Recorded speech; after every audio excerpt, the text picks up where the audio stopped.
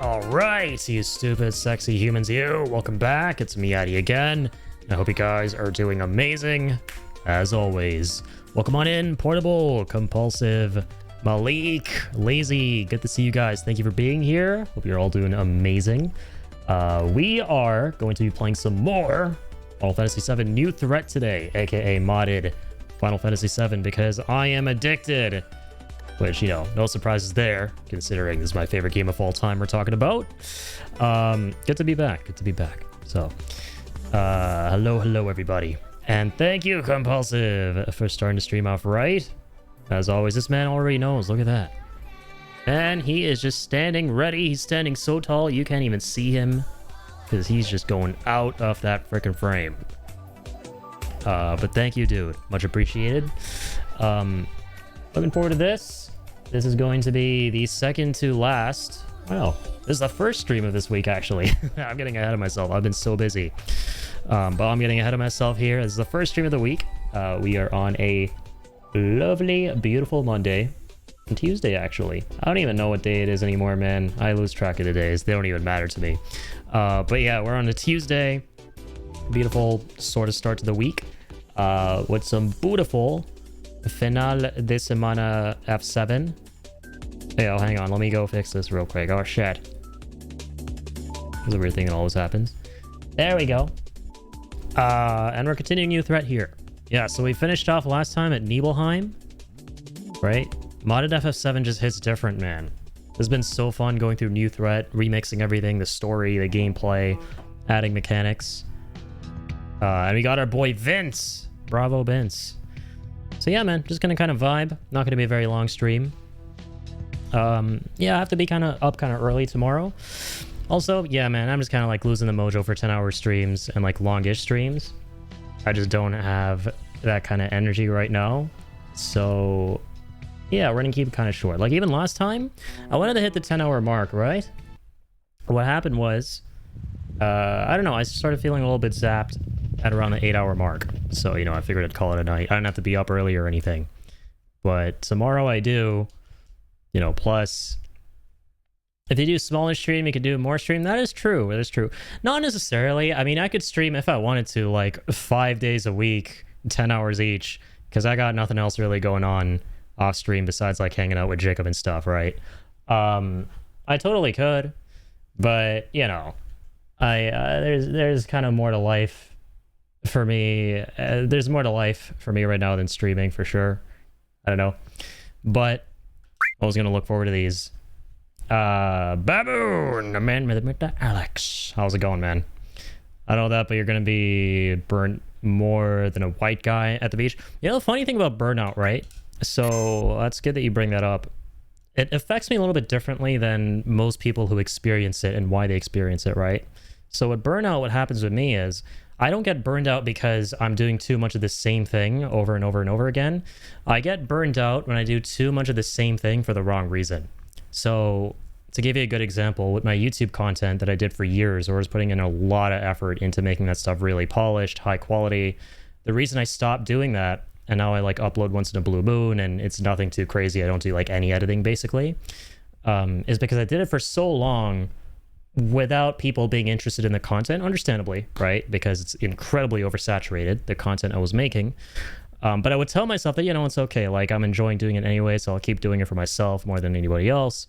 And at a certain point, you're, like, hit with the reality that, like, okay, you can't keep lying to yourself like that, dude. And that's what burnout is for me. At that point, I just get completely exhausted and friggin' famished with making that kind of content, you know? Happened to me a bunch. With streaming, I don't think that'll ever happen. The furthest I'll ever get with something like being exhausted, quote unquote, from streaming is if I get to this point in my life where I start feeling like, what the fuck am I doing in my life? Just like sitting here, you know, playing video games, like streaming them, like there has to be more to life. There must be more to life than this. Like there's got to be more, right? And as I get older and as everyone gets older, they'll start to like feel that gradually, more naturally, you know, regardless of what it is that you're doing. But the thing is, I love streaming so much, I don't ever foresee there being a day where I completely abandon it. It's never gonna like totally leave my life, if that makes sense. You know, taper back on it, but it'll never be a point where I go, all right, I'm going to sit down and write out some, big announcement for my Discord saying that, I'm stepping away from streaming. I don't see myself coming back, catch you on the flip-flop. That's never, ever going to happen, right? At most, what'll happen is I'll kind of just stop doing a schedule. I'll be like, I'll come on like every now and again, that kind of thing. But to kind of like get to the actual point, the thing is that like I'll never get burned out in the traditional sense with streaming, where if I do it too much, I'm going to get really tired because I just enjoy doing it that much.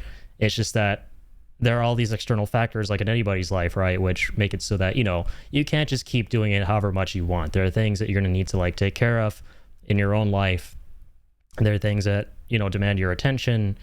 There are things that'll take you away from living in a perfect world where all you do all day, every day is your favorite thing in the world, which is, in my case, streaming, right?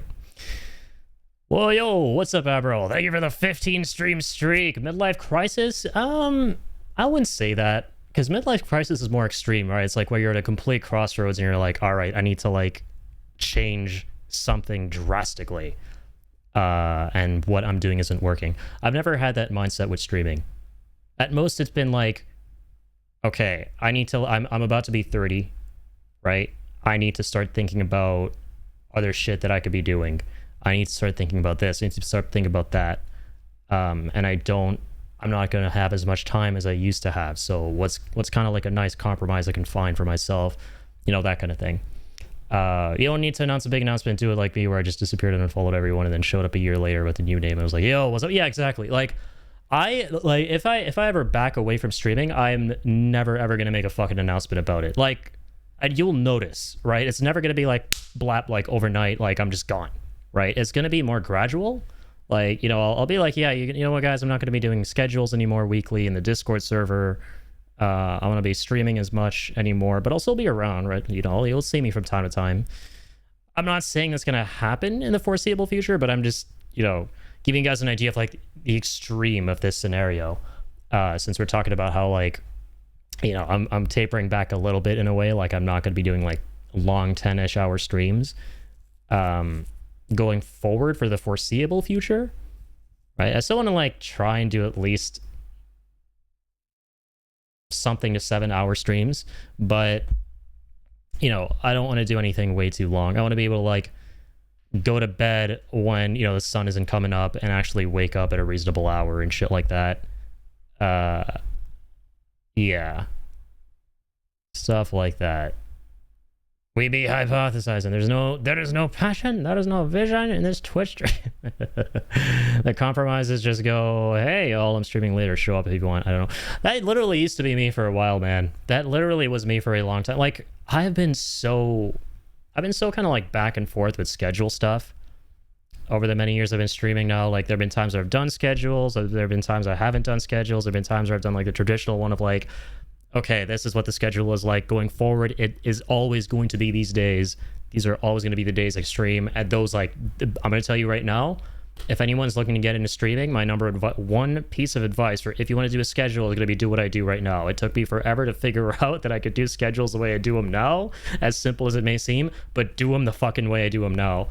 Don't adhere to like a rigid set of days for the foreseeable future. Just go, okay, every weekend I'm gonna like think up whatever days for like the following week that I'm gonna be streaming. Do that, and like that way, there's a nice middle ground of like there's some structure. People know when to show up.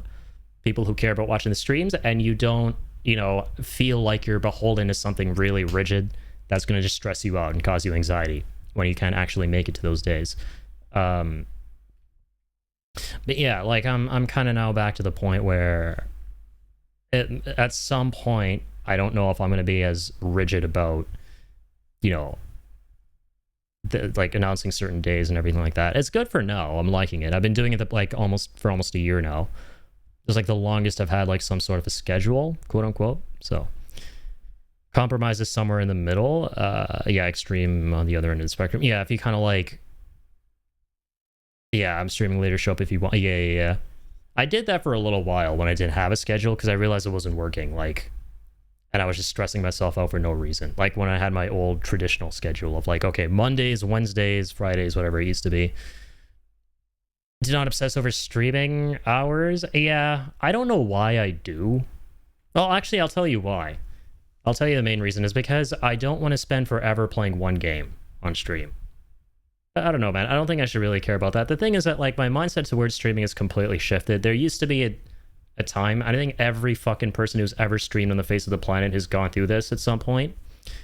There used to be a time when I was like, I would dream really big with streaming, right? Of like, yeah, this is going to be like a full-time future. It's going to be sustainable. Like, this is what I want to do forever. But, you know, at some point, like, you start realizing that your head is in the clouds a little bit too much. You should keep your head there. You should dream big. I'm not saying don't dream big, but you have to be a little bit more grounded and practical about shit as well, right? And being honest with myself and, you know, how I approach content, how I make it and everything, I've kind of now at this point where I've like, accepted that, like, when it comes to making content, I kind of just like to tune in, sit back, relax a bit, talk with you guys, and kind of leave it at that. You know, I've accepted that because I enjoy that aspect the most, that I'm probably not going to do X, Y, and Z things that is required to actually elevate streaming to something more, right? And I came to that conclusion a long time ago. So everything that's kind of like, you know, crumbling apart, if you will, you know, as a result of that mindset shift is happening because, you know, I've kind of had that realization. The reason why I've like stopped doing reviews, the reason why I like don't spend a lot of time doing anything really, I don't even upload my clips anymore to like YouTube and TikTok. I really just put them into Discord and that's about it. Is because I kind of just want to like, I don't know, man, look at streaming as some kind of a hobby, just enjoy it, like do it whenever I can. But I'm never going to abandon it, you know? So I just don't want to take things as seriously as I should with streaming anymore. Middle is I'm busy, then I'll be able to stream later this week. See y'all then. Yeah, that's basically where I kind of want to be with it. You know, just be like tentative. Knowing so now it's a schedule even. Yeah, you know, literally a few hours before, just be like, yo, I'm going to do this soon, just grabbing dinner. But it's more for consistency for your own sake. That is very true. Like I mainly do it for myself more than anything to kind of have there being some structure for myself, because that's incredibly important. If you don't have structure in your life, you're kind of fucked. In my opinion, which is correct, schedules are only for people who want to grow streams, and it can't be a schedule that changes. It has to be the same week. Same every week. Week every month. Yeah. And dude, I tried that for a long time. And, you know, I get it. You know, I'm not upset about it or anything. Like, nobody gave a shit. It's just my experience. Everyone's like, streaming is the most inexact fucking science in existence. Like, what works for one, like 100,000 people may not work for one. That's been my experience with streaming. Like, if we want to talk about growth specifically, I'll give you a great example. Everyone and their moms, if you go and ask them, how do you grow on Twitch? How do you grow a successful Twitch channel? They'll be like, oh yeah, don't stream on Twitch because, you know, there's no proper algorithm there. Upload to YouTube, upload to Insta, TikTok, all these other platforms, grow your shit there, funnel people from those over to your Twitch.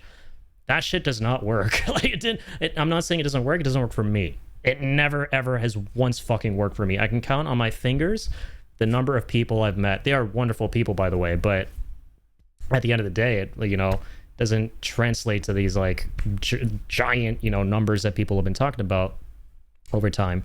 I can count on my fingers like the number of people who have tuned in as a result of that, and it's, you know, not a lot. What worked for me, funnily, is just showing up to fucking Twitch. Like, all this time I used to spend making videos for YouTube, like reviews, like highlights, let's plays, all this shit. If I'd spent like even half that time on Twitch, I'd probably be like a lot further than I am now. Like, not dramatically, but it's a big takeaway that, you know, I kind of experienced was that, you know, you need to like just spend the most time where you notice people actually spending time, like watching your content. And for me, that's just Twitch. Like, historically, for whatever fucking reason, whenever I've gone live, I've almost always met somebody new. Whereas other people have been less fortunate. You know, they like stream for like weeks, months, years, and like nobody really like tunes in, right? It's weird, dude. Like, yeah, it's a very your mileage may vary kind of thing. Like, but yeah, ultimately schedules are still important, regardless of all the metrics and shit. Just for, like Jacob said here, like for your own sake, just to keep some like, you know, structure in your life, it's really important. So, can you teach me, please? I wish. I'm learning myself. All I know is 7 p.m. is good p.m. for streaming. So, send an info. Shenanigan subplot. Right now, I can't It's about standing out. How can you follow a formula to be different and unique? Jacob Nusker. Yeah, that's literally what it is, man. You have to like stand out where it's very hard to now stand out. And where historically it's been easier because fewer things were covered back then. And now every single niche is no longer a niche, right? And everything is so oversaturated. So now it's about doing what other people are doing, but doing it your own way that's interesting. That, you know, has you making content other people want to see that they can't really get elsewhere in a way. But they kind of can. But it's different enough to where you can still stand out. That's what it is now. That's kind of the whole meta. Yo, Soul, how are you doing, man? Welcome on in. I like streaming when no one can watch so that I can complain that no one ever makes it to my stream. And then I get donations. Kappa. Yeah, man. I just think that with streaming, at the end of the day, like, how much time you dedicate to it, how much you want to kind of like go into it, how much time you want to spend being live, that's all going to depend on fundamentally, like, do you just enjoy the fucking act of hitting the go live button? How much do you enjoy that? You can literally measure it, right?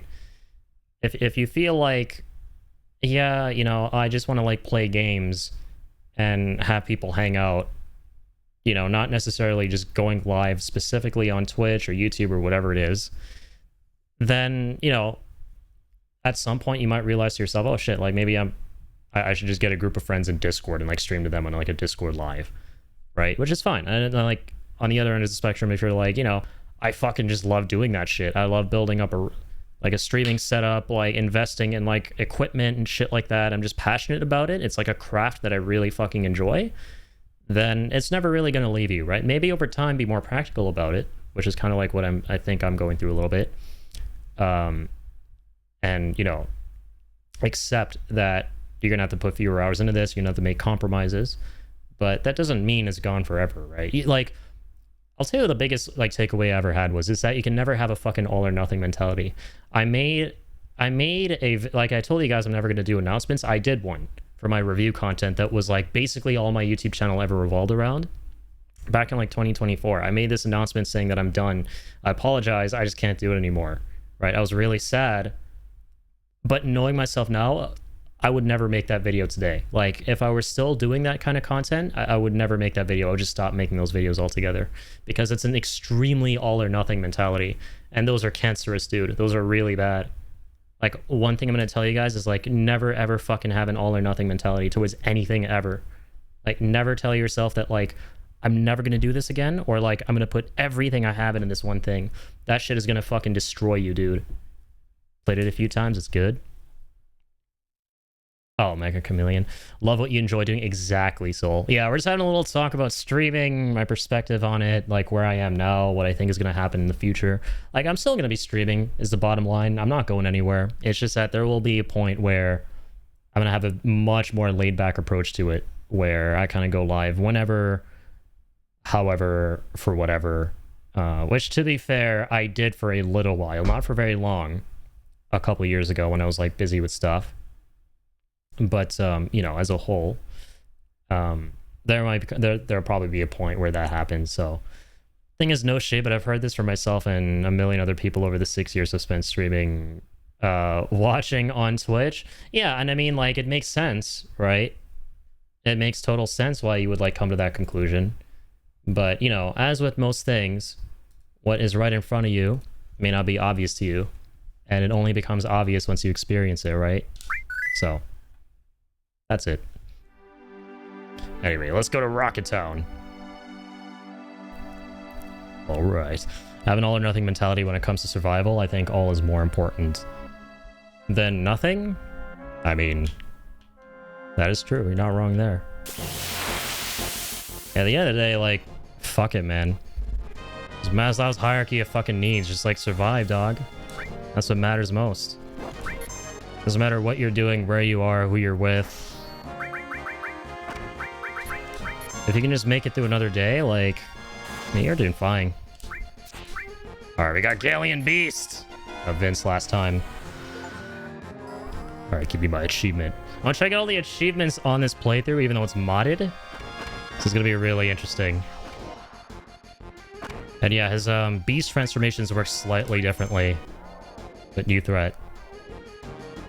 Very philosophical stream. I don't know what's philosophical. It's just someone who's done something for so long, sharing his experiences with it, and the mistakes he's made and what he's learned, really. I don't care what happens as long as Portugal keeps doing what they did today for the rest of the World Cup. I'll make it through to the other side. God, I love that song. Death Gigas already. Holy shit, what the fuck? You only have to use Galleon Beast once? Can't remember if that was the case in vanilla.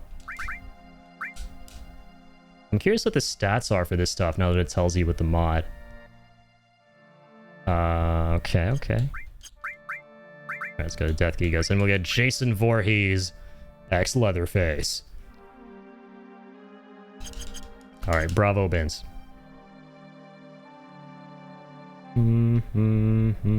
Alright. Let's go up Mount Nipple.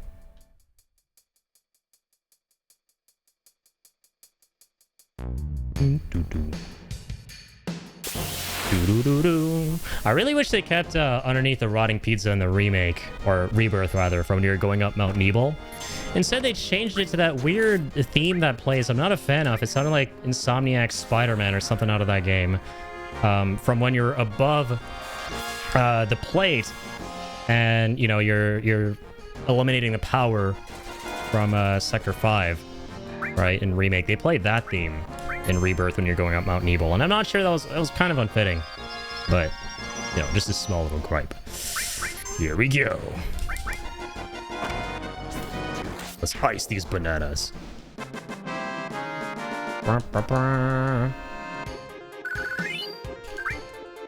Lovely.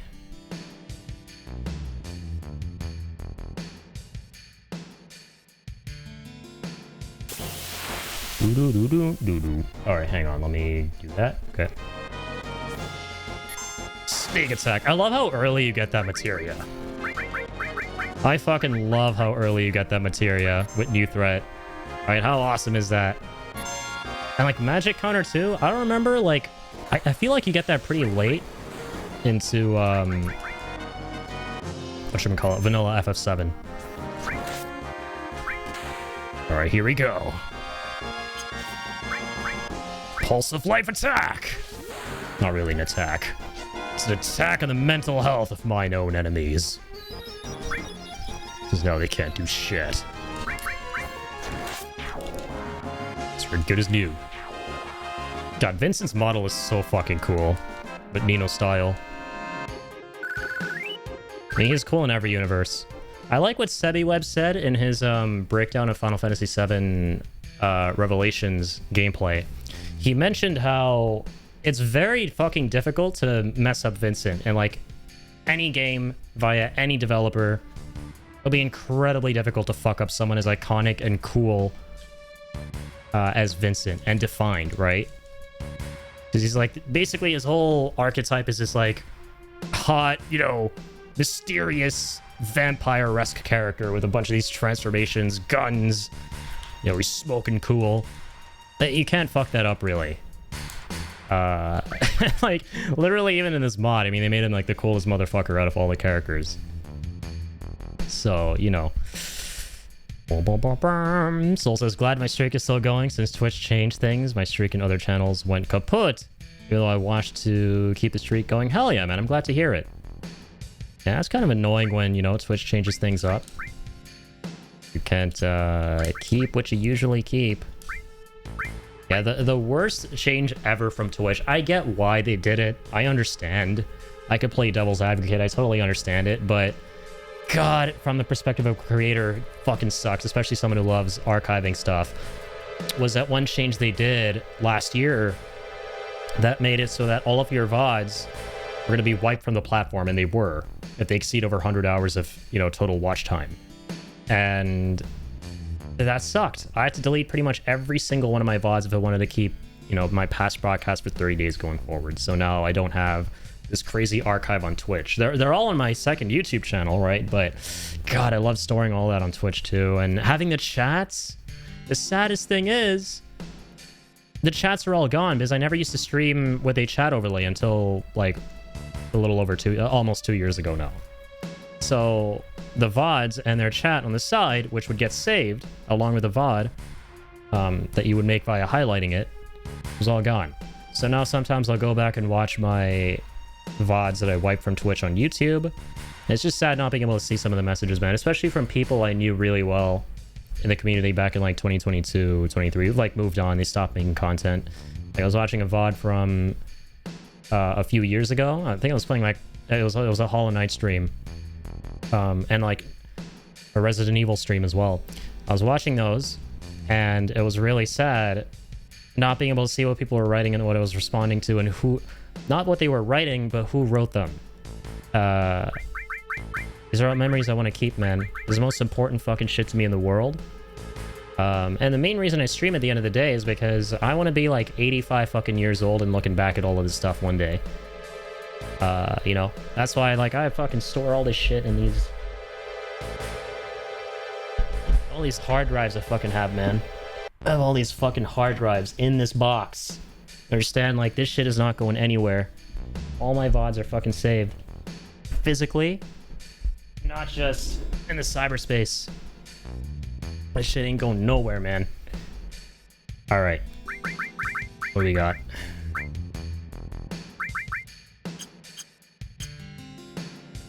Oh, Runeblade for Cloud. Oh, it has double growth? My dude, I forgot about that. Dude, Runeblade is so fucking cooked. Cooked. Runeblade cooks. You're cooked without Runeblade. Wait, it changes his attack percent to 255? That's new. They changed the stats. Holy shit. So this is like giving Vincent his sniper in vanilla FF7. Okay, wait. Let me equip that. I'll restore sneak attack. This is all fine still. Beautiful. Nothing really changes. Fuck, so what are we going to get instead of Vince's sniper then? Or we probably will. But yo, what are the stats going to be on that? Let's find out. Like that name, I like that sword.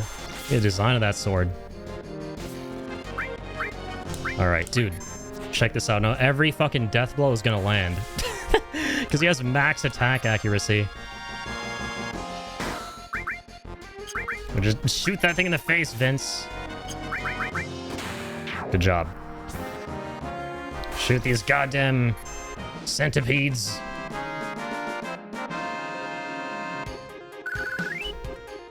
Okay, give me my Potion. Finally go this way. Bravo, Vince. Oh, you know what's crazy? I remember I did a stream of Final Fantasy VII literally on fucking Valentine's Day. It might have been my first stream through of the game, like back in like 2020 before the remake came out. And we just so made that coincide with the part of the game where we recruit Vince. His name is Vincent Valentine. Of course it is. Alright, what we got here. These guys give you some good shit in vanilla if you try and steal. I can't remember what it is though.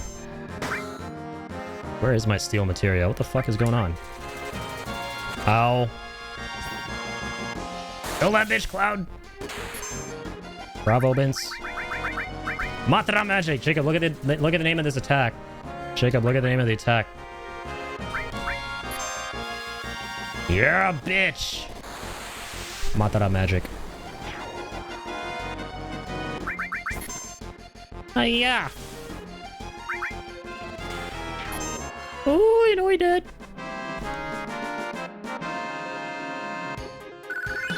Matara. Alright, got some new enemies in the mod. The fuck are these guys? This mountain is off limits. Ain't getting through here. Alright. See what you got, boy. Wait. Heal up. Everybody heal. Basic soldier. Shinra Beta! I stole a Shinra Beta from them. Matara. You're just trying to eat your food in peace while the Matara assaults you? You want some more Matara? Holy shit, what the fuck was that? It's a crazy ass bomb. Vince, shoot him in the face! Yeah, let's go, Adisu. Here we go. Ching! Death blow attack! God, I love getting every single hit to land with Death Blow and Cloud. I swear to God, there's no weapon he has in vanilla FF7 that gives him 255% hit rate, or hit accuracy.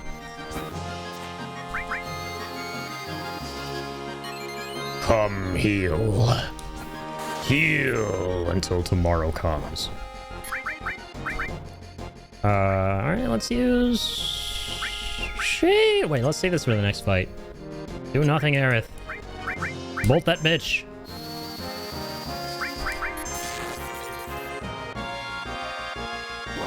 Ow. Cool. Geckos are so fucking cool. I was obsessed with a kid. Glad there's no lizards in this game. Certain someone doesn't like lizards. That's true. I wonder who that is. Did Shiver get here before us? Let's be careful. Yeah, Jacob does love lizards. He did have this gecko. That was an awesome gecko. Mark Zuckerberg, everyone's favorite lizard. Deathblow and added attack. That's actually a really good shout. Hang on. I think I gave him sneak attack and Deathblow. That's not bad either. That's actually pretty good. But added attack, added cut, that's gonna make it so he does it all the time. Yeah, let's give him that instead. That's crazy. So now every Deathblow is gonna land and you'll still follow up more. Dude, Cloud is a fucking OP beast right now. That's nuts. Geico. Keep seeing those Geico ads. That's the only lizard I like besides Jacob's lizard. The Geico lizard. Pinset attack. Pinset attackeroo. Oh, climb hazard attacker. Let's go. Let's go, climb hazard Matt. If N Bardic / climb hazard Matt ever watches these VODs, what's up, dude? Cannot unthink your name whenever I use climb hazard now. Alright, let's heal up. Geico sponsorship incoming? Oh man, I wish. Brr, brr, brr, brr.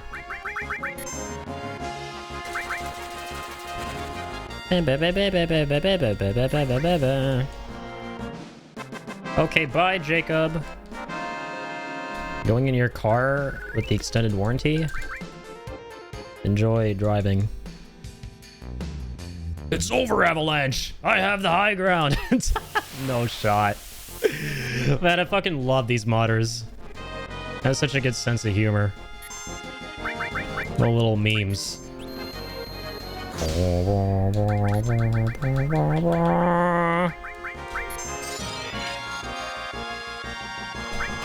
Alright, here we go. Death Gigas. Death comes for you all. And now, a Dr. Victor's creation. The Gigadunk. The Gigadunker. Forgot about Gigadunk, man. Look at that shit. I'm gonna fuck him up once and for all. With Aqua Lung attack! Alright, what do these guys have? Wall. Oh god. Pulling us off. You have to finish the movie. I paused it too many times. It's good. Yeah, that's a crazy stupid love, man. It's a great comedy. Yeah, Jacob's been watching that today. Holy shit. Dude, Vince is fucking crazy. The New Threat mod. This man is cracked the fuck out. Look at that. Dude, I can't wait to see Death Gigas and Hellmasker. That's the name of the Jason Voorhees one. Ah, there it is. There it is. Speak of the devil. Bro, I can't wait to see that in Revelation. How exciting is that going to be? Alright, limit. I just want to see the fucking design. Okay. Hellmasker, poison. It's... I see the stats, man. It's so cool that you can now. Death Gigas gives you so much HP, though.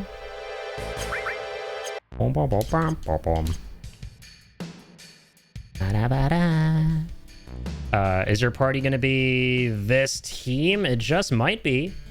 I was gonna switch back to Barrett because I really like Barrett's passive in this mod where he can shoot multiple characters at once or enemies, but I just went to Vincent to get the achievement for using his limit break.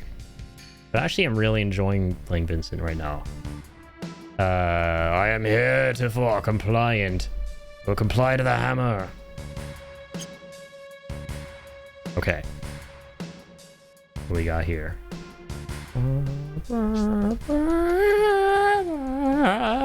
And yes, I know I can use the pipes. We're gonna use that in a second.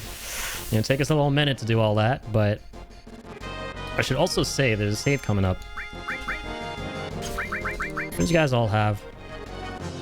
Stop laying flat and teabagging Aerith, you perv.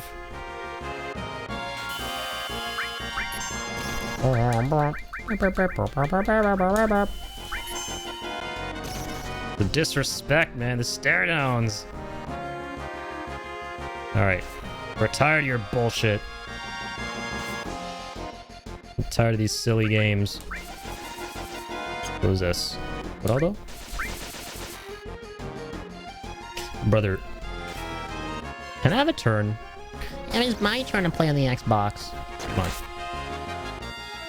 Bro. Aerith, stop getting fucked. Thanks. Huge counter. Just Glock that shit, Vince.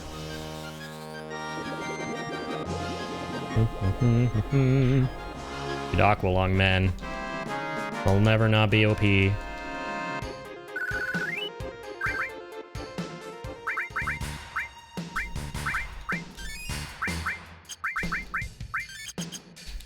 Do-do-do-do. Oh yeah, this is a shortcut. It just falls down.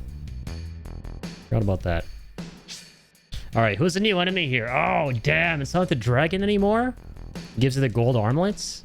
It's like the Shinra mech. That's cool. Boom, boom. Boom, boom. Alright. Get this bitch on. Alright, let's bear witness. Oh wait, this is a random encounter first. What the fuck? I got cock blocked. Oh, I forgot to use a special attack. Matara. Your friend and lead modulator, aka Hemorrhage, okay, wants to... The what? The pet the lead mod emote in 7TV. Will you comply? Yes. In a second. Got you guys. Come on. Alright, alright. What emote do you guys want? Oh, I got some new shit. Oh, wow. Master all materias? Huh? No, that's one we don't have yet. Mastered a materia. Which one is that?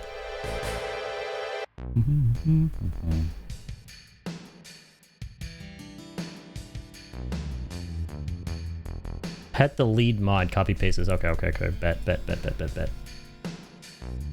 What y'all want with this?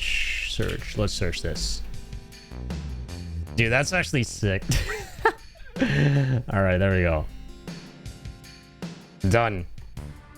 You're welcome. That's actually an awesome emote. Pet the lead mod. Pet the mod hammer. Pet the mod's hammer. Ayo. Yippee! This is it! We're the last line of defense. But guess what? I can now pet the lead mod, bitch. Oh, damn, we're sandwiched! Nothing to steal. Asshole. Commencing counterattack. Oh god, he's shooting his penis at me. Wow, he did a lot of damage.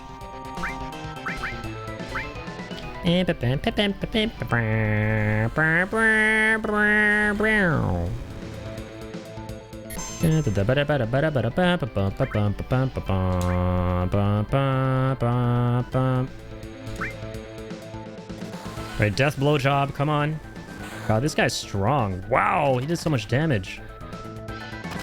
Missile ammo depleted. That serves you right, you fuck. Better be out of ammo. Okay, huge, huge, huge. Yeah, Cloud. Instant counterattack. That was a back attack, too, so holy shit. Ouch. Nice counter. Limit. We're gonna do... Wall plus regen.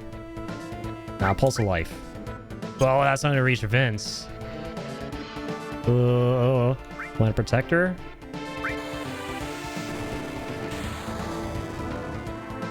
Wait. Okay, fuck it. This is on both of us here. Climb hazard. Just heal. Heal us, Harisu. Fucking love this theme. Alright,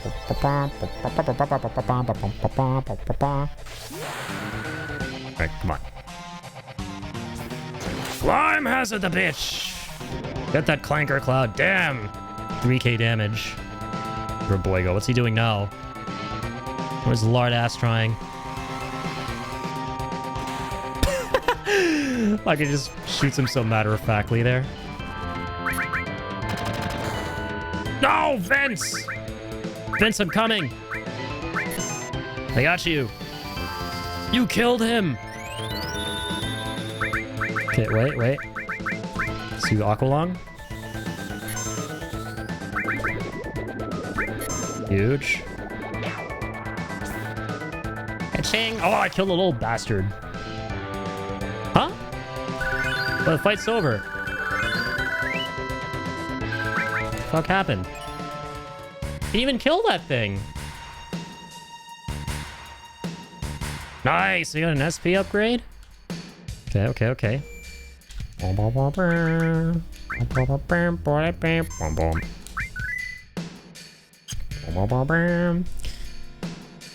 What's going on? 7 TV editor controls. Guy Moffer couldn't be arsed and just give me editor controls for 7 TV. Rip. Pepperoni. Imagine not doing that. Imagine not bestowing power to your mod. SP upgrade. Alright. Time for more stats from Mr. Smile. Dude, look at how fucking awesome this mod is, right? The fact you could do all this. Cloud current rank. Choose upgrade. So last time... Ooh, what did we do last time? Check character stats. Well, we mainly want to make him like a damage tank, right? We want to make him like physical damage. Physically inclined. I'm going to look at the stats actually. As strength, magic, strength, vitality, commando. Love all the class names, by the way. Strength 15. I think mercenary would be good. Strength, vitality, luck. Because luck is nice to have for shit like mug and everything. Because I think the way it works... I read something. Now, you can correct me if I'm wrong. I read something that said somewhere that in New Threat mod, they change your chances of successful steals from level to luck. Like, in vanilla, it's based on your level, right? So the higher your level, the higher your chance of stealing something. But in New Threat, it's apparently tied to your luck. And I kind of want Cloud to be, you know, mugging everything. So, yeah, let's give him mercenary here. Why not? I like this. Item. Luck source. It's so creatively implemented, the whole skill point system. Because they thought very resourcefully about it. They didn't, like, completely overhaul anything. You wouldn't even really be able to. They took the source concept and turned that into the skill points, which is so cool. Power source, here we go.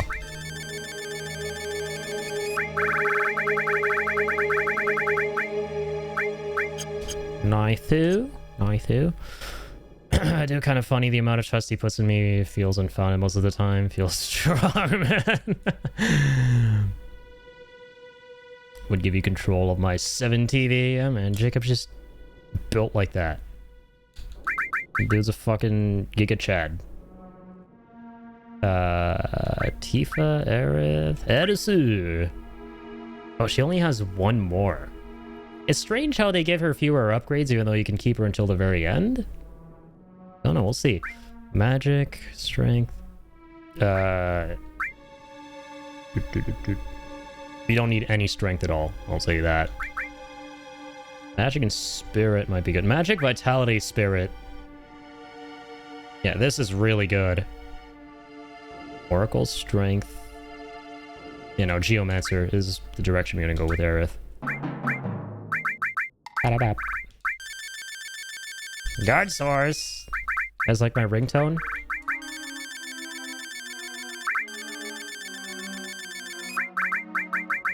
How it feels to stand in line at an Indian office. Alright. Lovely. Aerith, 2 out of 2, done. No more upgrades. Cloud, Aerith, Kate, Vince, Bravo. Hey, you know what? Barrett. Getting Barrett here. Big B. Good. Good baby is super good. Strength, vitality, spirit, strength, dex, luck. Strength.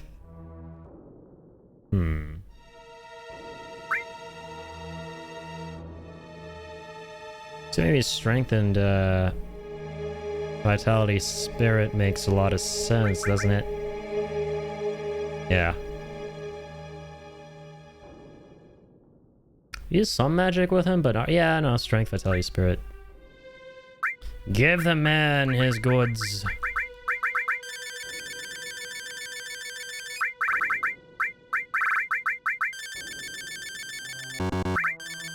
It's so satisfying, it makes you want to gamble. It actually does sound very casino coded. Playing the slots. Yuffie, Kate Sith, Vince. Okay, horror agent. Yeah, let's read these class names. Beastmaster, Berserker, Former Turk. That's cool. Quick draw. Oh, we've seen these before. I'm stupid. Strength, magic, dex, luck, plus 10.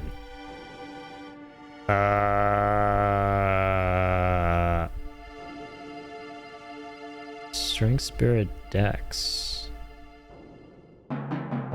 Gives him a lot of speed. Yeah, that's why it's called quick draw. Should do that? Should give him a lot of speed? Why don't we, right? Let's make him absolutely cracked up. Just Jesse McCreefy this bitch.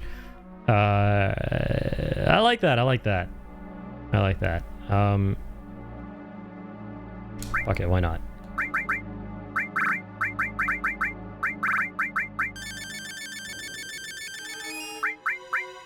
Mind source. I swear this isn't a... I'm not endorsing gambling. Not one of those streamers. A sponsored stream. If anybody weird.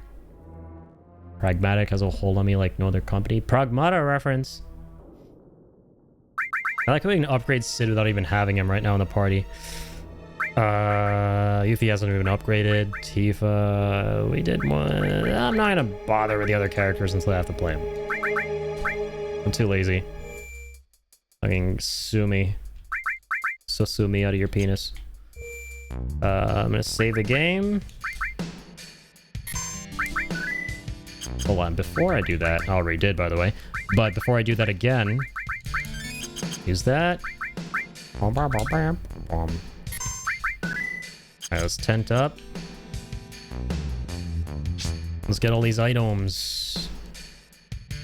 Get all the items. You broke the curse. You broke the slots. The curse of the slots. Broke the addiction. Twitch predictions and playing XCOM 2. The lesser of all evil gambling. All the evil gambleisms. Alright, well, that ain't it, Chief. Never an addict, but I haven't gambled in you. Oh yeah, obviously, yeah. Oh, we can still fight the dragon here? Shit, bro. Okay. Let's see what we can get. Green breath. Green door. What's that sound that they're making? Already got the gold armlet, brother. That's crazy, though. That is crazy. Aqualung, because he's a dragon, so he'd be weaker to that shit, maybe? Double death blow! Rah! Look at that shit, bro. Sense. Let's get some information.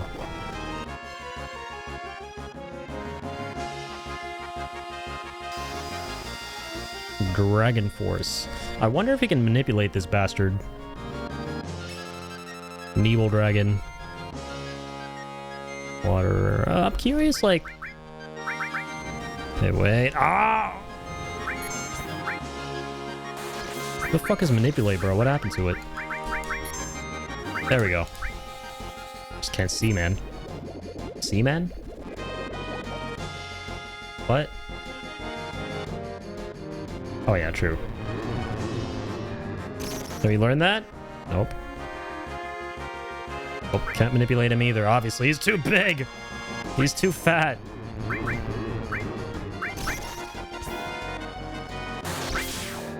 God, I love double death blow and added caught dog. In what world is that not just hashtag sexy?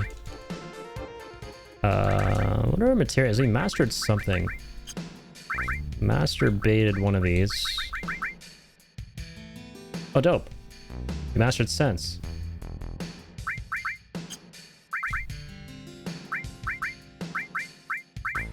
Nice, we're leveling 2 copies of all. Dog, there is an achievement in this game to get 99 million gil.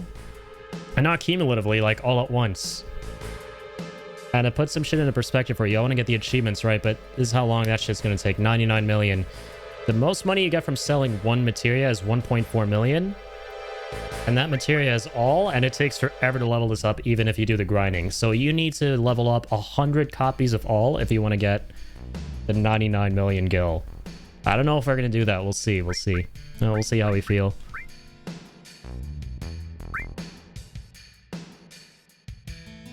What does bastard do to warrant such harsh words? Like cozy, wholesome streamer. He does hold a FIFA gambling site, I believe. The Doppelganger, Addy? Oh my god, Addy predictions. Yeah, I keep fucking forgetting about that stupid shit. That's funny.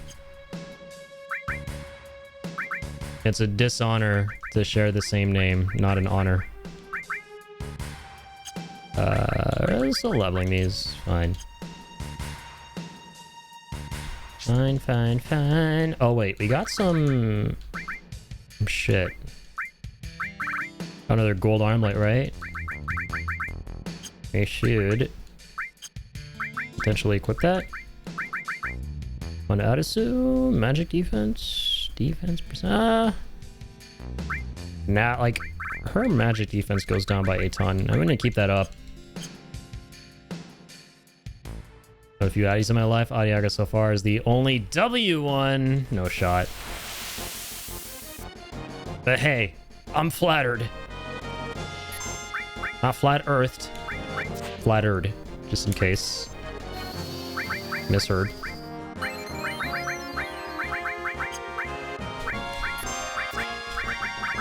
Blah, blah. Oh, wait. Attack!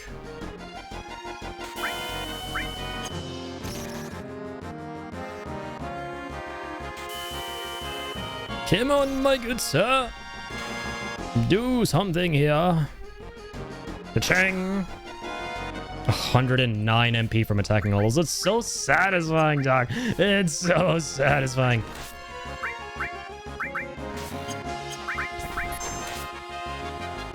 Cloud, please kill things.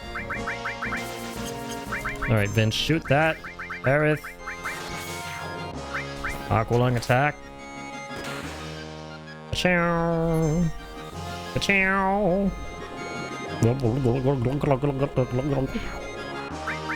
I think they're dead. I don't know, what do you guys think? I think they're dead. What? Don't we get an ether from that? No shot. Nice. Alright, pipe number 4. What you got for me, bitch? Whee! Okay, great. That's just over here again. Oh, I'm gonna cheat a little bit. I'm gonna turn on battles for a second while I do this whole thing. Oh, absolutely, dude. Yeah, this is modded Final Fantasy VII, so it's looking absolutely peak at the moment. Yeah, we got all sorts of mods up and running to upscale the textures, redo the models, revamp the gameplay, the story, all of it, just for funsies, right? Played Final Fantasy VII before. This is the best way to go through it again. Makes it feel like a brand new game. They got like 60 FPS as well. Enhanced UI things, so you got proper button prompts, everything looking really crisp in the UI. And yeah, obviously the big one is 2.0, baby. New Threat, which just changes everything with the actual gameplay. So you can actually put skill points into the characters now. There are a couple story changes for funsies. Stats are all different for things. Me likey. Hit him hard, Corrado. 3 attacks is wild. Kill the Durgan. Okay, let's actually speed this shit up. I don't got time for you. Out of my way.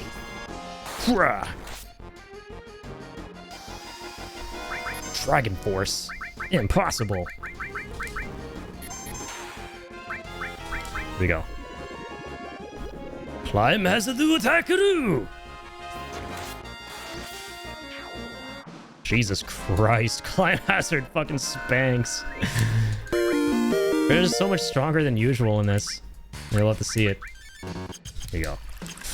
Lazy, thank you. Thank you, thank you, thank you. To the #1 treatster in town. Thank you. There you go, my lord. I'm gonna go watch and play Wordscape. Sounds good, my man. Enjoy, enjoy. Alright.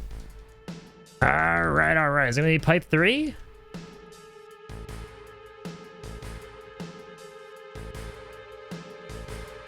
Oh yeah, this is some bullshit. Always takes a little second when I play this game, this little part right here.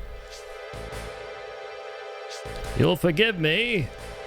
Can't be expected to remember the pipes. There we go. Gem ring, okay. I forgot what this one does. Vitality 20, block, petrify, resist earth. Not bad. I really like the power ring though, or power wrist. Strength 10, block, confusion.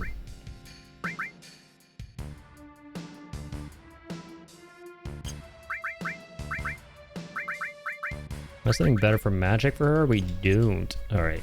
We'll hold on to the gem ring. It's not essential to have it right now.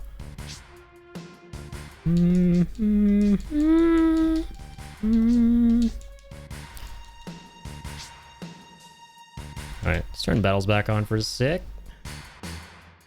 Let's go #1 now.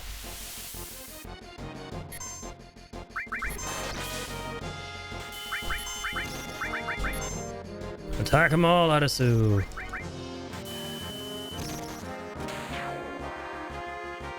Get some MP. Don't got nothing.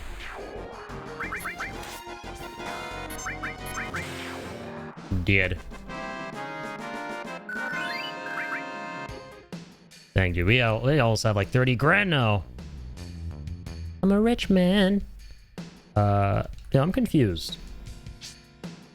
Pipe all the way to the, like, on this side. Leads onto that material. I always forget how to get up the down there. I think might have missed one right here. All right, keep my eyes open.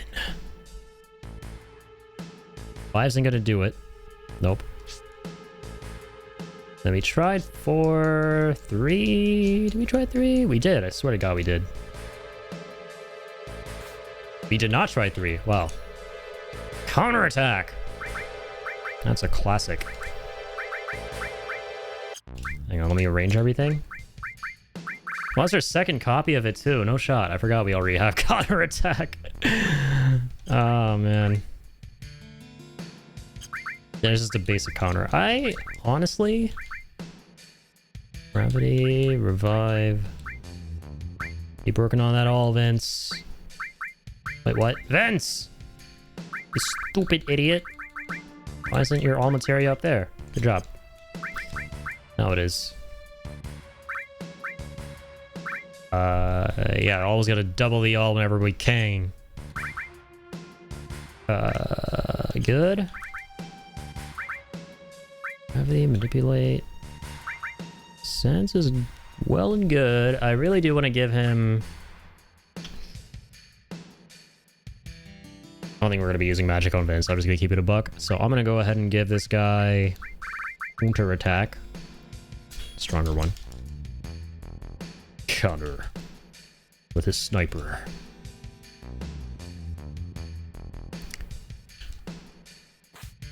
There we go. Now let's go back and save.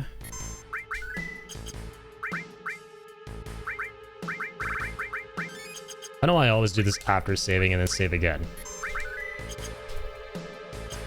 I have an interesting brain. Let's enable that. Another Durgan. Mug him, Coraldo. Mug him well and mug him good. Okay, or don't. Ka-ching! Go. Wall and regen, baby. Hit us with the good stuff, Adisu.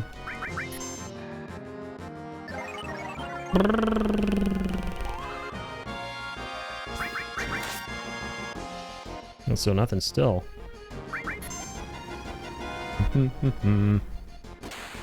Ching. Ka-ching. Oh, wrong thing. My bad. My bad. Come on, Otisu. This one. There we go. I mean, these gold armlets like there is no tomorrow.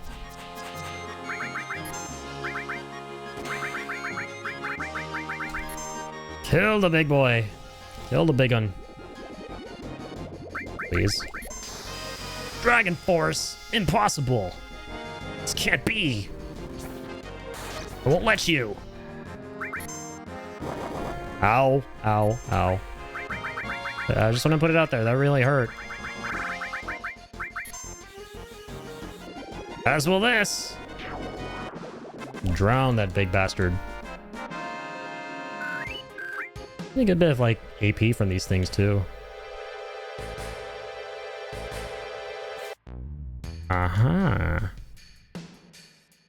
Alright, now we're where we want to be. Let's see if the sniper is still here. In the Mountain Nipple Caves. Alright, Mug, Hell Masket time!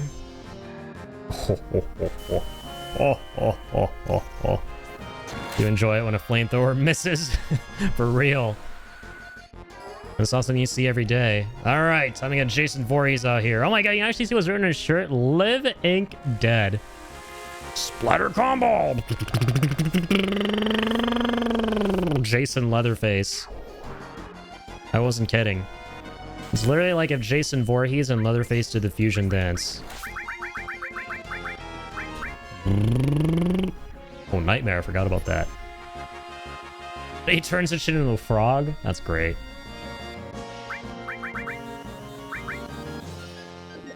Aquarung!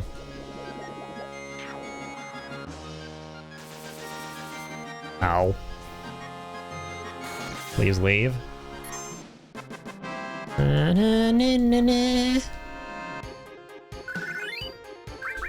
da, da, da, da. Them potions.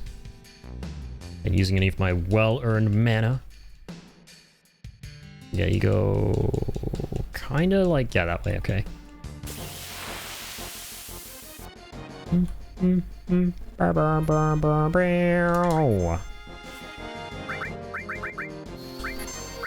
Okay, Mug. Oh, she's only gonna hit one of them. Why, Aerith? Why?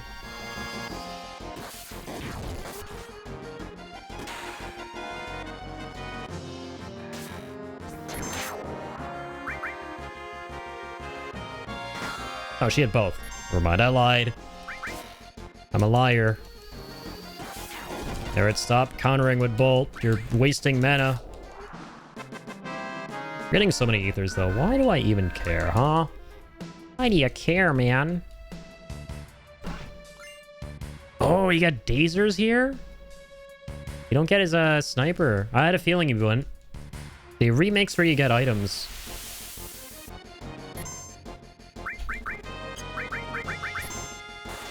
Ka-ching!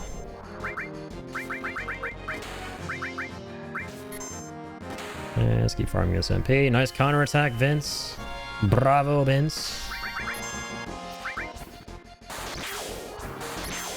Oh my god, the criticals! Get some more MP. Fuck that guy. Oh, you already did. I mean, you already got the MP. You didn't fuck. That would be concerning if Aerith fucked an insect. I'm gonna move on.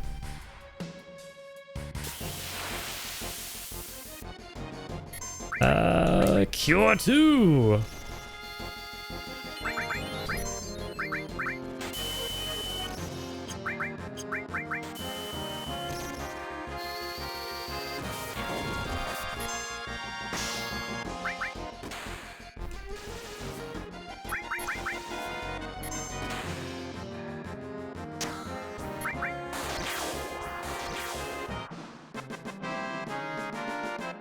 All right.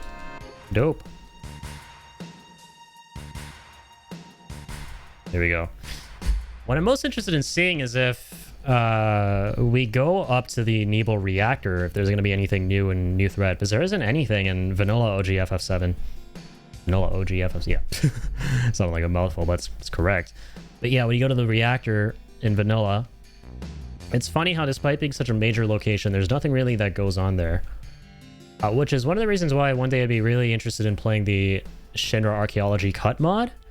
Because when you go to that location, it almost seems as if they had like a bunch of story stuff planned, but then they cut it at the last minute. And we never really got to see some like key narrative stuff there because it's such a significant location. Added effect materia. I feel like they added this over here. Pun intended. They added this here too in the mod. Yo, how's it going, Ian Junius? How's it going, Ian? Welcome on in. My streamer looks different. Yeah, I'm definitely looking more confused, that's for sure. Because this isn't an FF7 I recognize. This is an FF7 with a new coat of paint. We're playing a heavily modded Final Fantasy VII, which has been really fun to go through. He hath no glasses! Yeah, that's right, I forgot. I don't think I ever told you, but yeah, for the past couple weeks I've been wearing contacts now. I switched to contacts, gang. Just for streaming because I really like wearing these whenever I can on stream. And as you may know, if I were to wear glasses, that would be 10 times more uncomfortable. Wearing glasses on top of glasses, which I have done in the past. It's not the worst thing in the world, but it's not as nice as if you were to, you know, just have one pair of glasses on your face, just one pair of shades. So I decided to look into contact lenses for streaming. And they feel really weird at first, but then you get used to them and, you know, it just becomes second nature putting them on. Because at first, like, dude, I pretty much never even touched my eyeballs, ever. So if you're someone who's not really done that, then it feels really messed up putting them in for the first time. It's kind of terrifying. Like, it's interesting. They don't let you leave the office until they spend an hour teaching you how to put them in.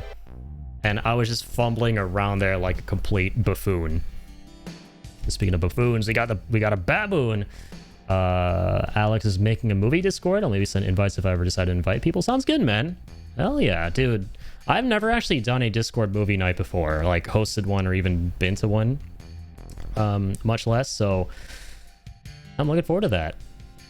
Definitely do. Dude, it's a game changer with the lights and monitors. Glasses big hurt eyes compared to contacts. That's really true. Yeah.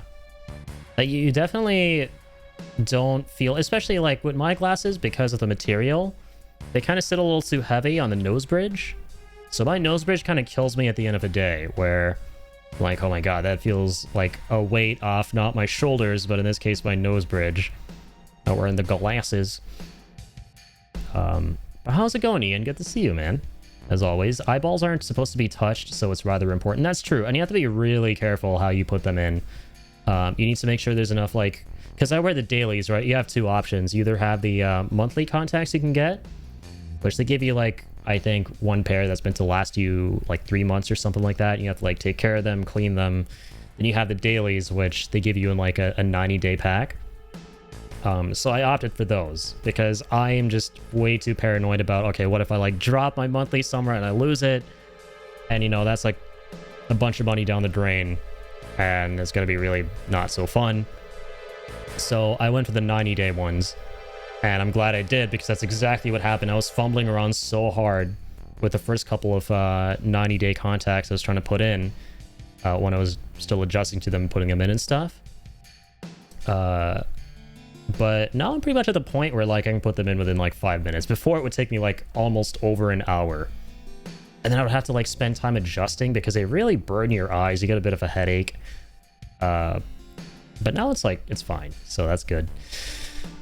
Yeah, you have to be careful, though, because there's, like, a right way of putting them in and a not-so-right way, which can damage your eyeball. And, you know, you don't want to, like, cause damage over time to those bad boys. So... do them all the time. I literally did one on Sunday. Watched Toy Story and Bug's Life. Hell yeah. Yeah, I know you've been doing the whole Pixar marathon, right?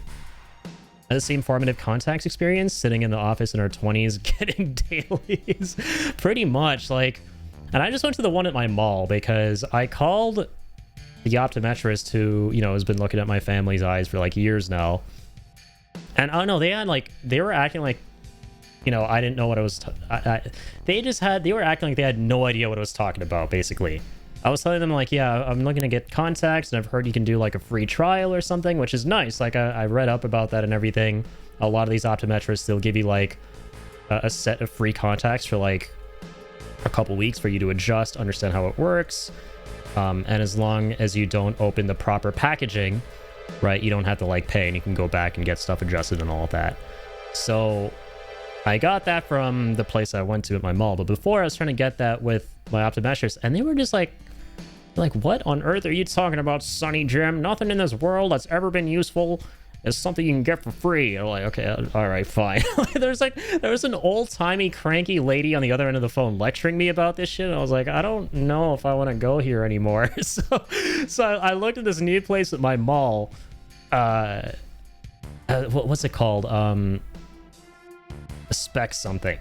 So I looked at this new place in my mall, which is right next to where my mom goes and gets her hair done, and I'm like, okay, cool.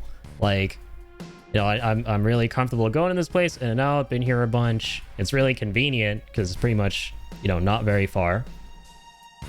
So I went there. I went in, and I was like, okay, it might not be as professional and, you know, all of that because it's a optometrist in a mall. Like, I don't know, that seems pretty unusual to me. But no, they were wonderful. Like, they took care of everything. They did, like, a whole eye test because I hadn't had one of those in a long time. They gave me my new prescription. Gave me a whole, like, free trial with them. Your dentist is in a mall. Yeah, a lot of these, like, I'm not gonna lie, some of, like, the best doctors and whatnot are actually in the fucking mall, man. Like, they're actually a lot better. I like just the whole experience of going there versus my family optometrist that we've been going to for a long time, which now I will never go back to. Was so much better as a whole. It was, you know, they were really thorough. They were really patient, quick. You're basically in and out, and that was that. Whereas, like, if you go to, like, these places that, you know, your parents would take you to growing up, and you're like, you still swear by them and everything, a lot of them are just so, I don't know, man. They're, like, really old-fashioned where you gotta go sit down for, like, almost an hour to 2 hours. Like, really long wait times. And you go in, and it takes forever to do the test. You come out, and you ask you a bunch of questions. You have to fill out a bunch of, like, paperwork and stuff. It's so much faster where I went into to get all my eye stuff done and the contacts and stuff like that. But yeah, you're gonna last me a long time because I don't, like, stream daily or anything like that, and I got, like, the 90-day thing, so it's nice. They're gonna last me a minute. Only really put these on when I stream. Otherwise, I wear my glasses.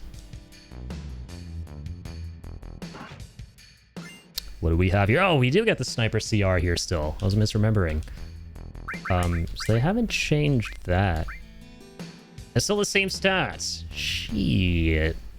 255 attack percent. And it's also double. Gotta love Bince's weapons. Let's see. Manipulate. I feel like I want to give him sneak attack. Definitely sneak attack. Since we confiscated that from Kuraudo. Not sneak attack, gravity. Oh man, hold on. I see death blow is gonna be really good at him too, but Cloud is way stronger. Cloud's way stronger. He drinks way more milk. He's got bigger biceps. Actually, we don't know. We've never seen Vincent shirtless. We don't know what his biceps are like. All right, I'm just giving Square some ideas right now for, you know, when you go back to Costa del Sol, give us a shirtless Vince, all right? Then that game's just gonna get Game of the Year. Steel, man counter. Yeah, here's what I'm gonna do. I'm gonna give. Let's exchange this.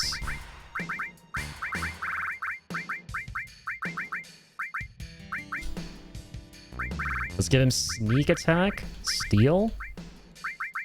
So he starts off every fight trying to mug people. This is a hungry vampire. He's hungry for your gill, not your blood. Starts off every fight trying to steal shit from you. Is it me gravity and command counter? That's a weird one. Store. Let's go fire, command counter. Vibe. Okay, good. Me likey. Spent too long in that coffin, he's gonna catch up to inflation. Ain't that the truth? Okay, where to now?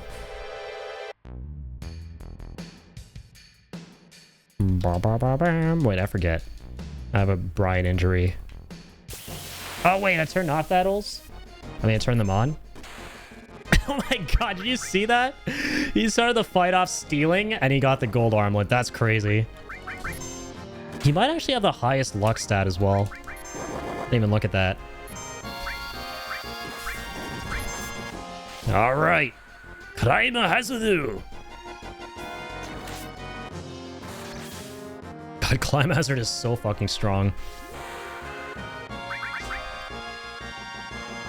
There we go, Arisu. Who, by the way, Ian, we can actually keep her alive. This is going to be a really fun playthrough because we're using this mod called New Threat. So it changes up a bunch of the story, a lot of the gameplay. It allows you to actually put skill points into the characters too. Introduces new materia. So it's kind of like playing Final Fantasy again for the very first time. She died! She not dies in this mod.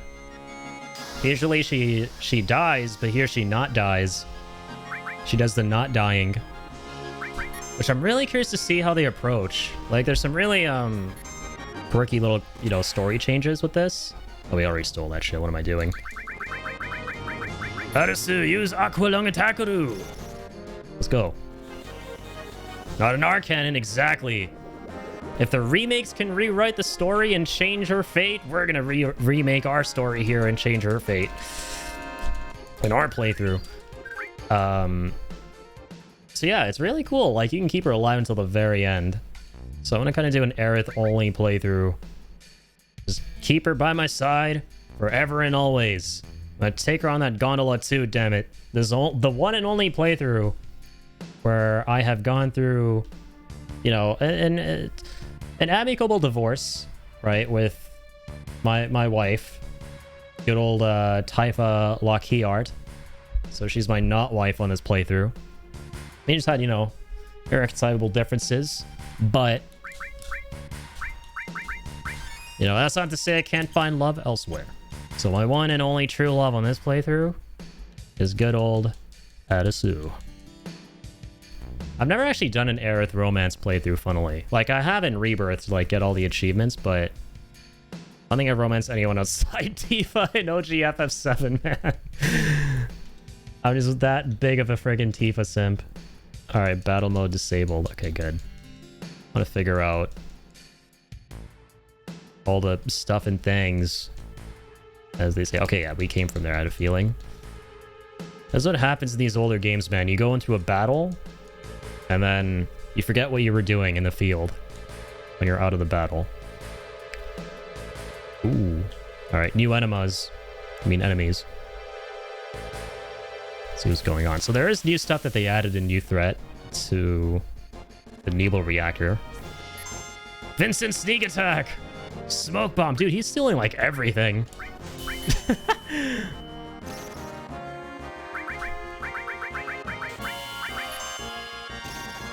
Alright, let's fast forward this. Aqua Lung attack! Arnold's not dead. Alright, fuck you guys. I'm gonna become Jason Voorhees now. Live ink dead. Living dead. I thought that said ink. I can't read. Like Sephiroth in Remake. When you try and assess him in the Remake games, because it doesn't want to give you any of the information, and he's unreadable, it goes can't read, which is the funniest thing ever. As I know we can't read him, but it makes it sound like he's illiterate. That's one of the biggest jokes in FF7 Remake community.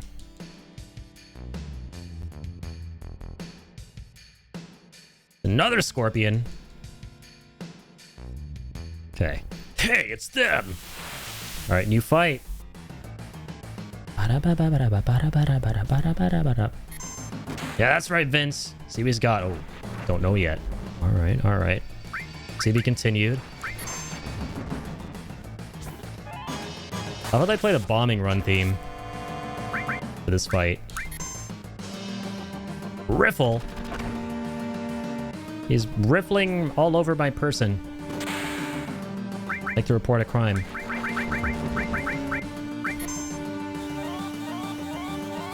What if he didn't read the history scrolls and just saw and understood what the entity was telling him?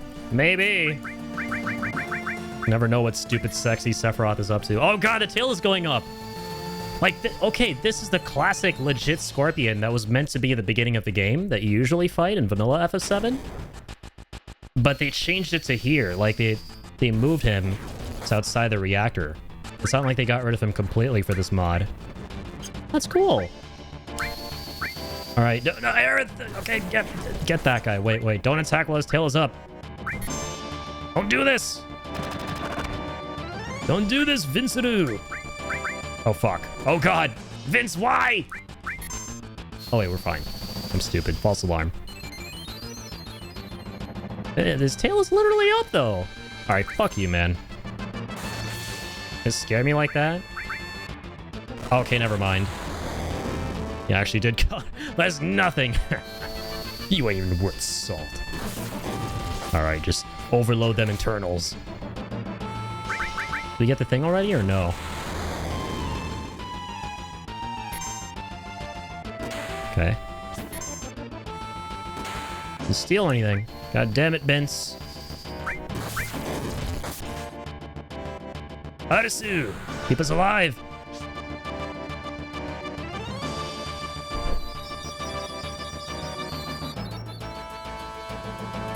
Very nice.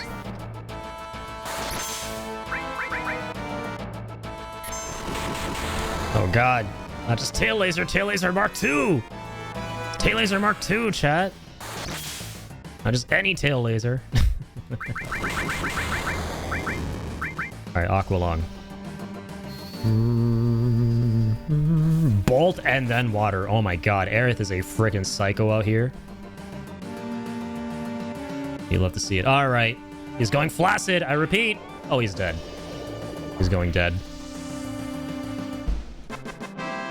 Sponsored by Viagra. Oh, nice. We leveled up all. Beautiful. Oh, no. Only 2 more stars? Alright. Okay. We're close to being millionaires. Gillionaires, if you will. So yeah, I'm really curious. Did they add anything to the reactor? Like the inside?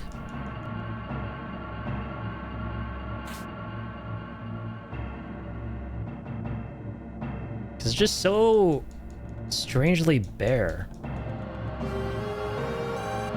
in vanilla when you come here.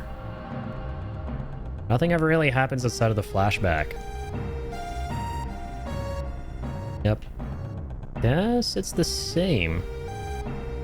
In mod here. Oh, wait a second. Power wrist. Was that always there? I can't remember. Maybe. This is really good on Cloud currently. We already have one. Dex 30. Oh yeah, we'll give it to Vincent. Makes a lot of sense.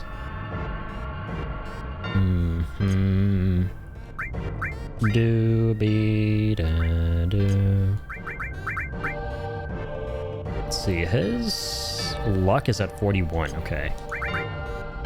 96! So it might not actually be tied to luck then. Like someone was saying, because I'm not sure. Like, there's very little information on how New Threat works online. There are no guides or anything. You're gonna have to discover a lot of this for yourself.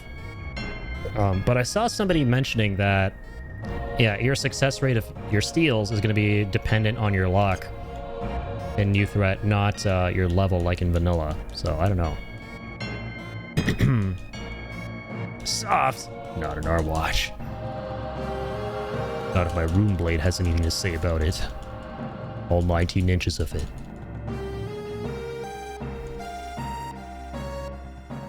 Alright, let's head on up there. The shorty cut. Oh god! Maybe not. Who the hell is this?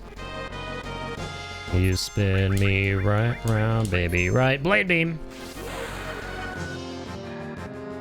Take that! Cool beans. What's the guy at the back have?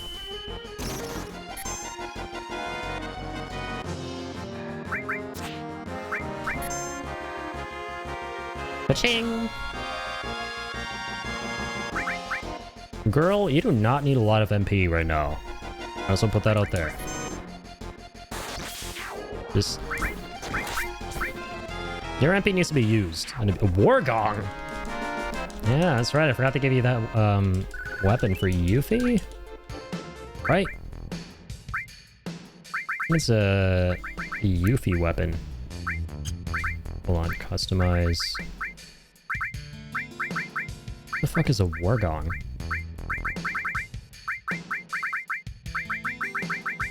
Oh no, it's a throwable. Grant's Berserk. Berserk. Berserk might actually be sick on Cloud, because we're going like full physical with this build we're doing. Alright, beautiful. This is how you know Miyazaki worked on this game. There's your Souls-esque shortcut in Final Fantasy VII. In the fresh! Alright. Beautiful. Let's go save. And I'm gonna be off. I also got like 40 grand. I'm a rich man.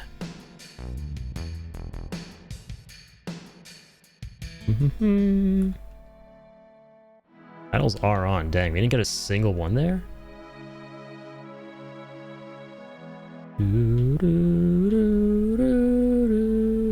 Check this shit out. I love how we can zoom out all the way, man. And it looks like an actual globe. Actually, there's actual curvature. Man, these mods are something else.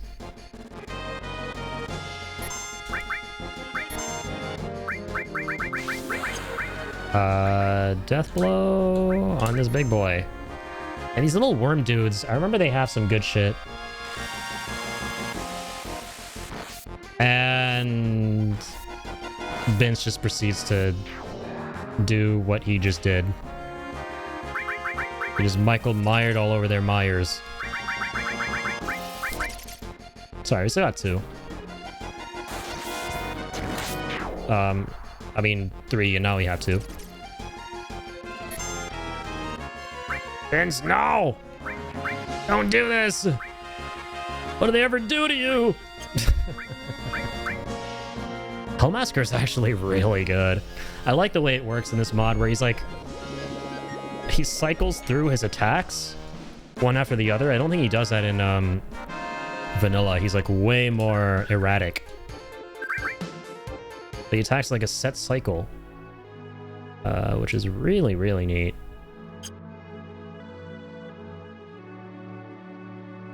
Alright. Time to go to Rocket Town. Time to get to Rocket Town. These guys have. These chubsters. Muggenbins. Oh god. Oh dear. Paris not looking too hot. I mean, she is hot, but just not, you know, hot in the HP sense. That's usually what the H stands for in HP. Stands for Hot P. Wait, she already healed? What happened? Is that animation? Okay, hold on. I want to try and see if I can do this. Poison Blow. I want to say that's an ability we can learn. Ooh, that works. That worked, baby. Ching. Let's go the other one. Oh, he's using it on Aerith already. Oh, she can't learn it. Aerith, why? It'll poison your stupid friend right there. I'm pissed. Oh, okay, that heals him. You're just gonna keep healing Aerith. Oh, that's why she got all her health back that one time. That makes sense. That makes sense. Jesus, how much frickin'... How much HP sauce does that guy have? Not enough. Okay. Apply yourself! Death blow attack! Go cloudy.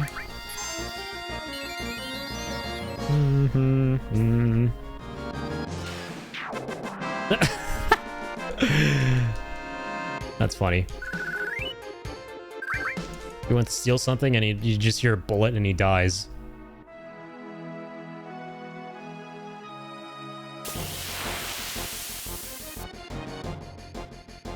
Oh my god, we're sandwiched! That's her attack.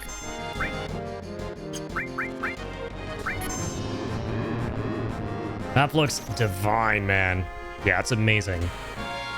With the Cosmos mod, that basically makes it have all these high-quality assets. Allows you to zoom in and out, have way more leeway over the camera. Has actual curvature, it looks like a globe. It's great. Yeah, you gotta love the mods. Fantastic. Alright. Okay, this is gonna be the definition of overkill right here. Never be too overkill. What? You summoned another wolf! Well, good thing I did that. Playing 5D chess. Poison blow. Man, enough with these jobs where you blow with poison. Hey, yo. Hey, Kira? Let's mug this guy. Nothing? Come on, Vince. Don't do me like that. Damn it! You still don't know what they have. How's life blessing you, AA Gamer? Life is lifing in the most wonderful way, my friend. Thank you for asking. How about you? Golden saucer ribbon farming is needed. Oh, for sure, man. FF7, and there's so many spots to grind. There's so much stuff to grind for. And grinding is just fun. That's one of the reasons I love this game, because you can make it kind of interesting. Especially if you do the good old Northern Crater grinding strat, which is like, you know, end game, you go there. There are all those like magic pots and stuff. And then you use like the item duplication glitch, which has been there since the OG game on PS1. To just keep duplicating the mega elixirs, tossing them at the frickin' magic pots, getting all the AP. Oh man, it's just I just love doing that. There's something about that whole loop that just, you know, Makes the whole thing feel unique and fun.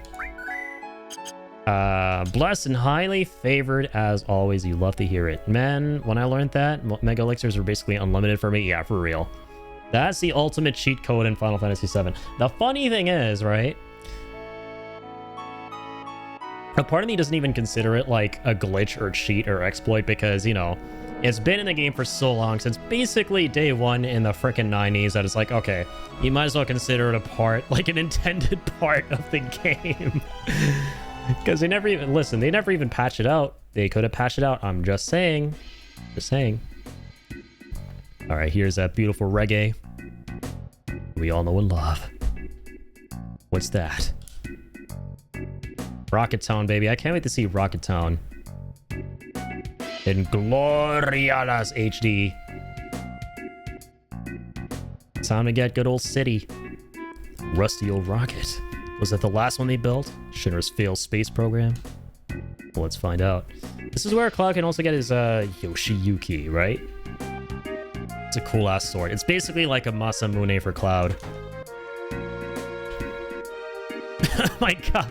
See, the thing I love, the thing I ultimately really like about these high quality textures is the fact you can now actually see what the fuck things were meant to be originally, because before they were like these, you know, low res like paint smears, understandably, but you couldn't make out what half the environment even was. But now you can tell these are all just a bunch of AKs and like all sorts of freaking guns and trinkets and odds and ends and all that. Let me handle all your weapon and accessory needs. Get my gun.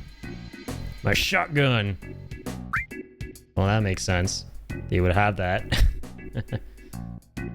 Normal growth. Nah, dude, I'm gonna sit that out. It's worse. Only got normal growth. They can get a gold armor for everybody, too.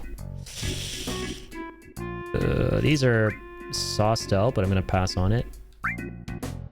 Power wrist is great for if we ever go back to Barrett. I don't think he has one.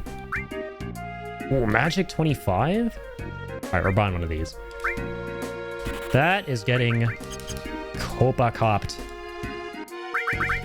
as they say. Okay, instead of star pendant, earring. And that's that. Oh yeah, the Yoshiyuki thing. You have to talk to that old dude at the entrance and he gives it to you. I forgot. I always forget. I'm looking at the Mona Lisa. Is it real or is it fake? Last I checked, Mona Lisa wasn't standing in front of the set of Predator Badlands, so I think that's fake. Welcome to the Shanghai Inn. It's $100 a night. Would you like to spend the night? Sir, I'm on a quest for 99 million gil. Don't ever charge me $100 to sleep in a bed. Like something to drink? Hear your story. The captain already? The town's representative. Good old Sid. Oh wait, that guy's taking a dump. I'm in here. Imperative dialogue. Secrets up here.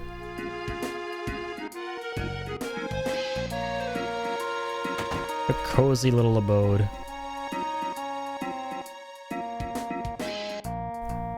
Well, maybe not so cozy. One of the things I absolutely love about the Final Fantasy games, or especially this one right here, right? When you go to the ends, it's really just 2 rooms with 3 beds next to each other. Number 1, that's not a lot of rooms. And number 2, that's like, okay, if multiple fine folks are trying to stay at your fine establishment, you know, I'm pretty sure they'd want their privacy. I don't know if that person A wouldn't be sleeping next to person B, with 2 beds next to each other like that. Just sharing 1 bathroom? What is this, a freaking dorm room from college? Man, I'm so bored. But worse than a dorm room, because even the beds aren't even in their own individual rooms. Even in dorm rooms, at least you have that level of privacy.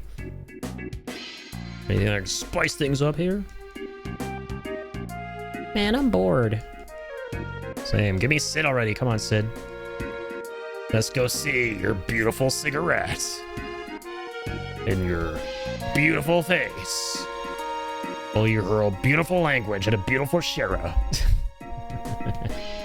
I'm curious how they handle Sid in Revelation. So far, I understand like the quips certain people have about the character, because he's definitely not the same as in OG FF7, but I'm reserving judgment, right? There's a chance that he goes through some shit in Revelation that kind of makes him very cantankerous and, you know, shitty, essentially. But the thing that needs to be the icing on the cake of it all is a cigarette, man. If he doesn't have the cigarette, I swear to God, Square. I swear to God. This used to be a Shinra base. They launched... Oh, that's an old guy. This used to be a Shinra base where they launched rockets, Sonny Jim.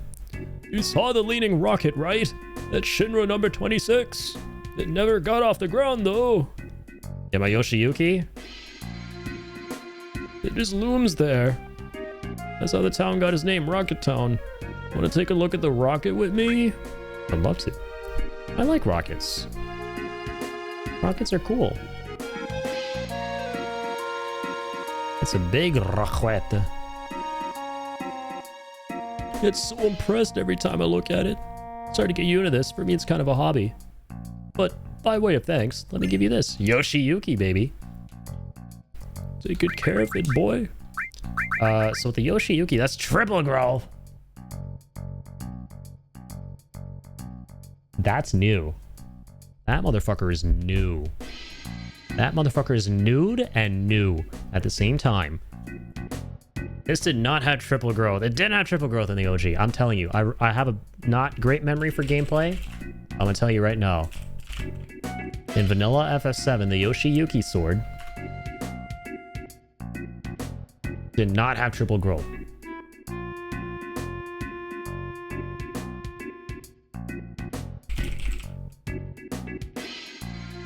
Come on, where's the materia slots?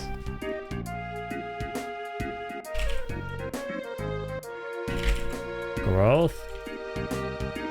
How do we see that on the wiki?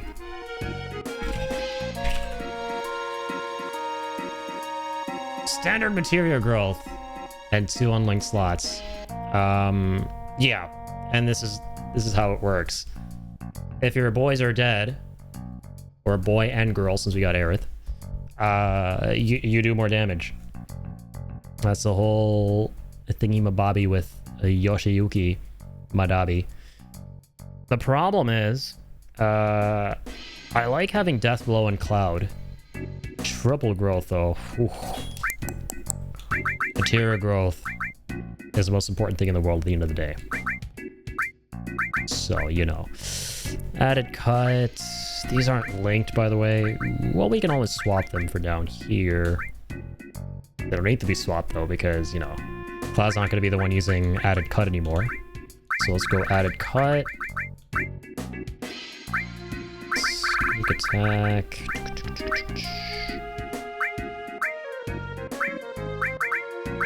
There we go. Sneak attack, steal. Men counter fire, all restore, gravity, revive. Okay, good. Good. Triple growth on gravity is nice too. Revive.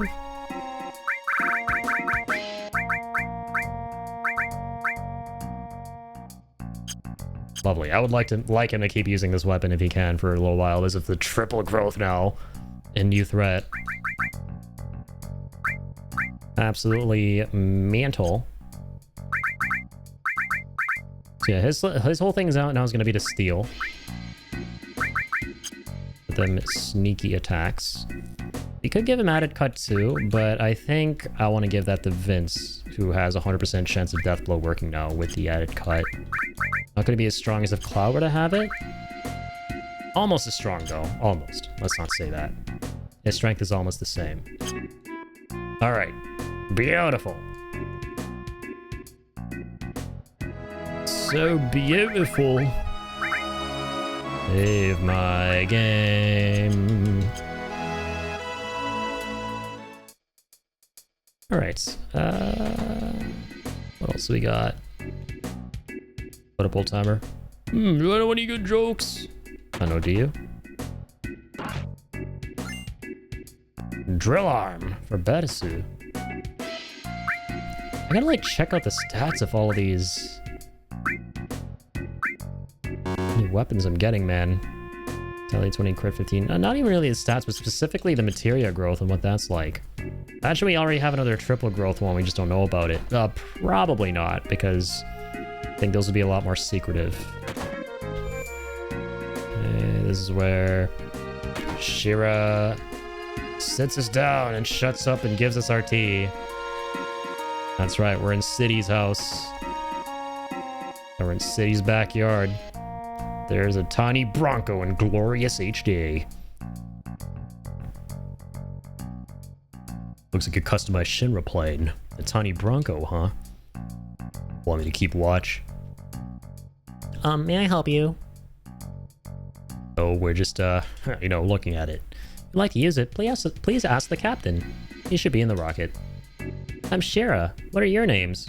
I'm Cloud, former soldier. Vincent. Well, no, never mind. I'm Aerith. Don't travel here from Midgar. Well, not all of us. Not Vince. Come on, Aerith. You gotta be a liar now on top of, you know, dead, usually. Well, we're gonna change that, but please don't be dead. Usually. Even though you are. I think we're gonna change it. So you're not with Shinra. Thought you were maybe with Rufus's entourage. He's coming here to see the captain. What? Captain's been restless all morning. He's been dreaming of going into space ever since, you know, well... Rufus. God damn it. Ah, new Fort Connor battle. Just in time to get my mind off. That ruffian. Rufus the ruffian. Alright. There was a captain about this town. He's the one in charge of it. Did you see Sephiroth? Well, I think he died years ago. He was the captain. He was sad. He was in charge of the space program. There's a problem during launch, and now he's sad. All right, there's the Fort Condor guy before he leaves. Never mind. What the fuck? Is he in Shira's house? Is he having an affair with Shira? Where's the Fort Condor man who teleports me back to Fort Condor? Looks like you. I know a face. I remember a face when I see it. Oh, there you are. My god, he's got a clone in here. That was his long-lost brother out there, apparently. Where Connor needs help. You guys available? Yep. Let's do it, Preston Gravy.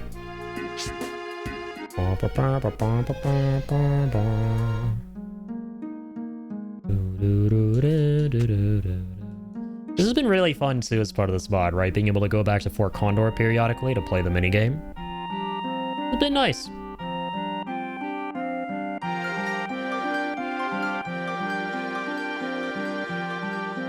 I don't know why I talked to that guy. I was lonely. I just wanted some company. Da, da, da.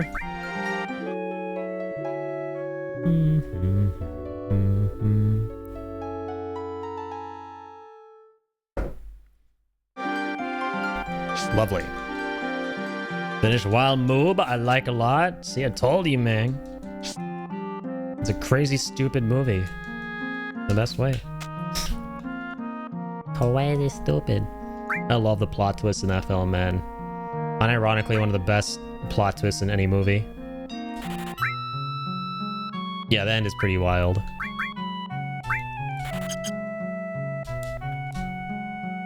It was really fun, good comedy, good movie. And I need to watch Kung Fu Hustle. Yeah, watch Kung Fu Hustle.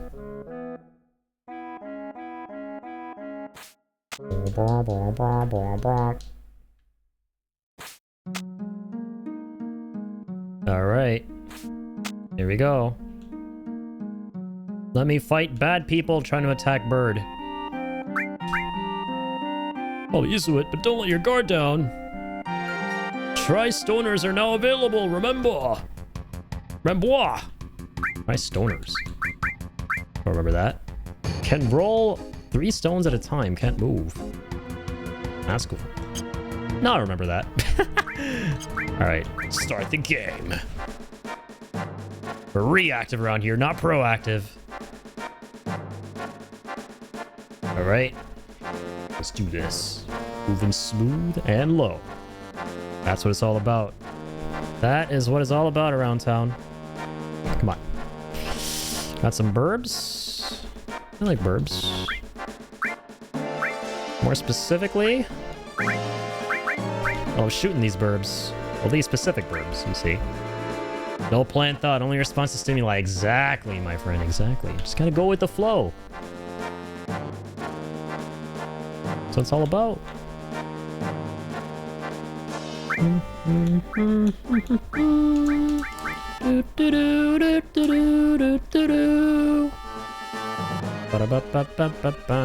Oh my god, there's some assholes down there who need the fucking defenders.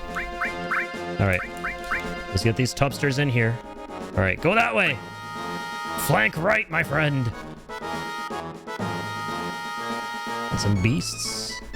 Love this minigame battle. How was it in Rebirth? It was phenomenal in Rebirth. It's massively addicting, I'll put it that way.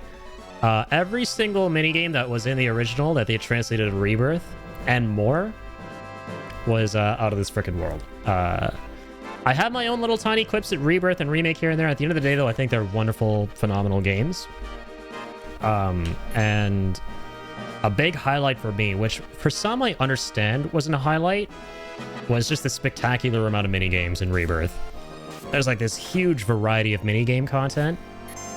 And I enjoy each and every one of them. Like, I think whatever you can do to spice up a gameplay experience and keep the player from going down the beaten path, you know, from beginning to end, that's great. Do that. And Rebirth just does that continually from start to finish. And the way they do the Fort Condor minigame is awesome. Basically, the whole premise of it is it's actually a board game. Because in this, you're actually defending a fort from, you know, real soldiers trying to invade, get to the Condor at the top. But in Rebirth, that's not actually happening in the narrative and is instead kind of the premise of this one board game that everybody plays. So there are two sides, and it's about deploying your units to destroy the commander and the fort at the other side before they can get to yours. And it gets harder over time. You get new units, you get new ways to play it. It's great. And there are like difficulties and everything. But I do think that for Revelation, they're actually going to go ahead and make a large-scale battle in the story itself. Kind of like what we get in the original here. That would be really cool. That would be. Like, it's definitely going to happen. Like, that shit is pretty much inevitable knowing what happens in the story. So, there's a lot to look forward to there. Defender!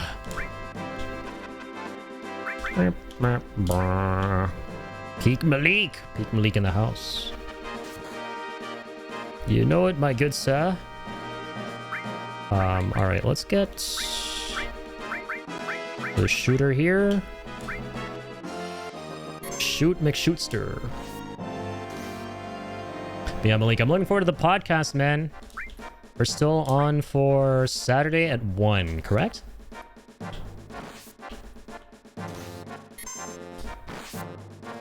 Very excited. Done another podcast once, a year ago. And that was a really good time.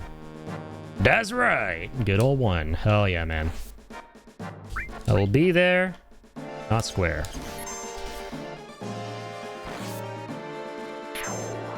Yeah, we did a podcast with... Or I was on an episode of Moose's podcast in the community. Also an amazing streamer. And yeah, it was really fun, laid back. I like the way I like the way you all structure your podcast, right? Like with Moose, what she was doing back when she was running her podcast was she would start it off by, you know, just asking some fun questions, like would you rather questions, like would you rather have meatball for feet or meatballs for hands, like stuff like that. Just really chill, laid back questions. And I like what you guys do with your podcast, where you also have like a Q&A thing going on, but there's like a structure to it as well. And you know, you reach out beforehand to ask, you know, what's okay to ask, what isn't, all that kind of stuff. You guys do your research and everything. It's super professional and, you know, laid back at the same time, which is exactly the kind of atmosphere that, you know, you want to create. So that's awesome, man. Keep it up. And I saw your announcement too that you're doing another one in August, right? With people who've like already been on it. Like, that's so cool, dude.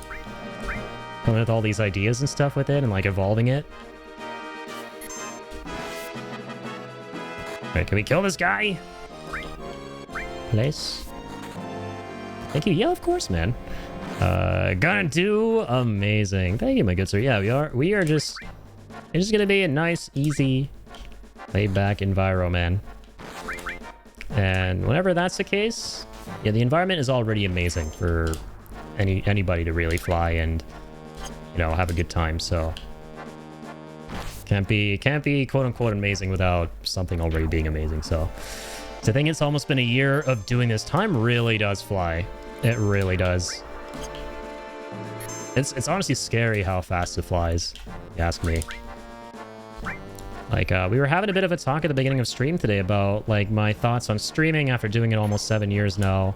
It's almost a decade, and, like, where I think I'm going to be in the future with it and everything like that. Which, like, you know, as a quick, like, just recap, TLDR, the whole thing is that it's never going to be something I leave. It's never going to be something I completely walk away from.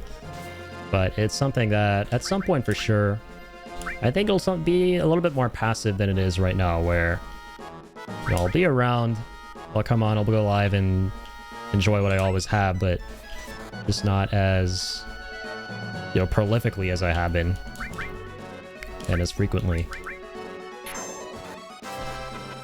But that's okay. Like, at a certain point, I think what happens is you realize that, oh man, I'm getting older, and I don't know if I have all this time I used to have.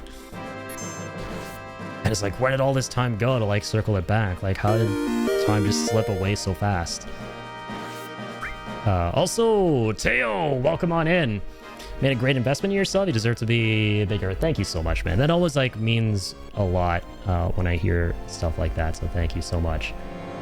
And regardless of where I'm at with content, like, I'm never gonna quit. It is genuinely the most fun thing I've ever done in my life. And I'll always, like, dream big, have my head in the clouds, but at the same time, for sure, the older I'm getting, the more time that is passing, the more I'm kind of, like, realizing that, yeah, it's also important, like, be a little more realistic about things, but always, you know, never stop dreaming big, and anything that you put your mind to, you can get, and more. Mateo, how are you doing, my good sir? Thank you for the treato, for the Lancarino. This man has just been grinding that treater board recently. You love to see it. What up, what up? How's it going, Teodachi life? Oh my god, dude, I'm gonna start calling you that.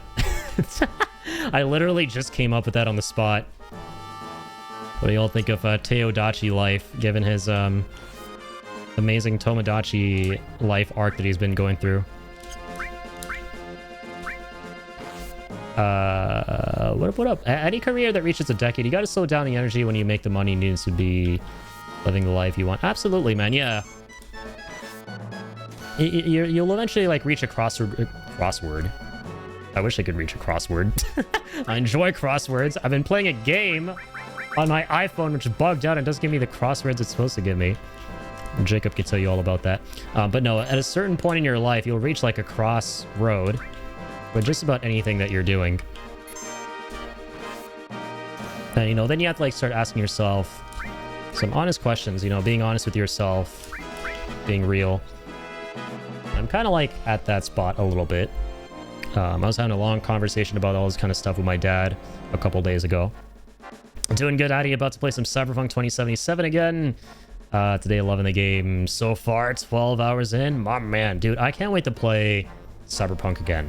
I only played it back at launch when the game wasn't in the best shape, like I said, and so, you know, I didn't really continue beyond that, but I've heard and I've seen it getting, you know, super patched up over the years and being in a amazing state now. And I've heard really good things about the DLC too, so yeah, I'm hyped for that. That's definitely gonna happen. I'm thinking realistically, like, far into the future, whenever, like, the next Cyberpunk is on the horizon, which they're working on, that's when I'm gonna be going back in. Teodachi life, love the name, right? It's such a no-brainer.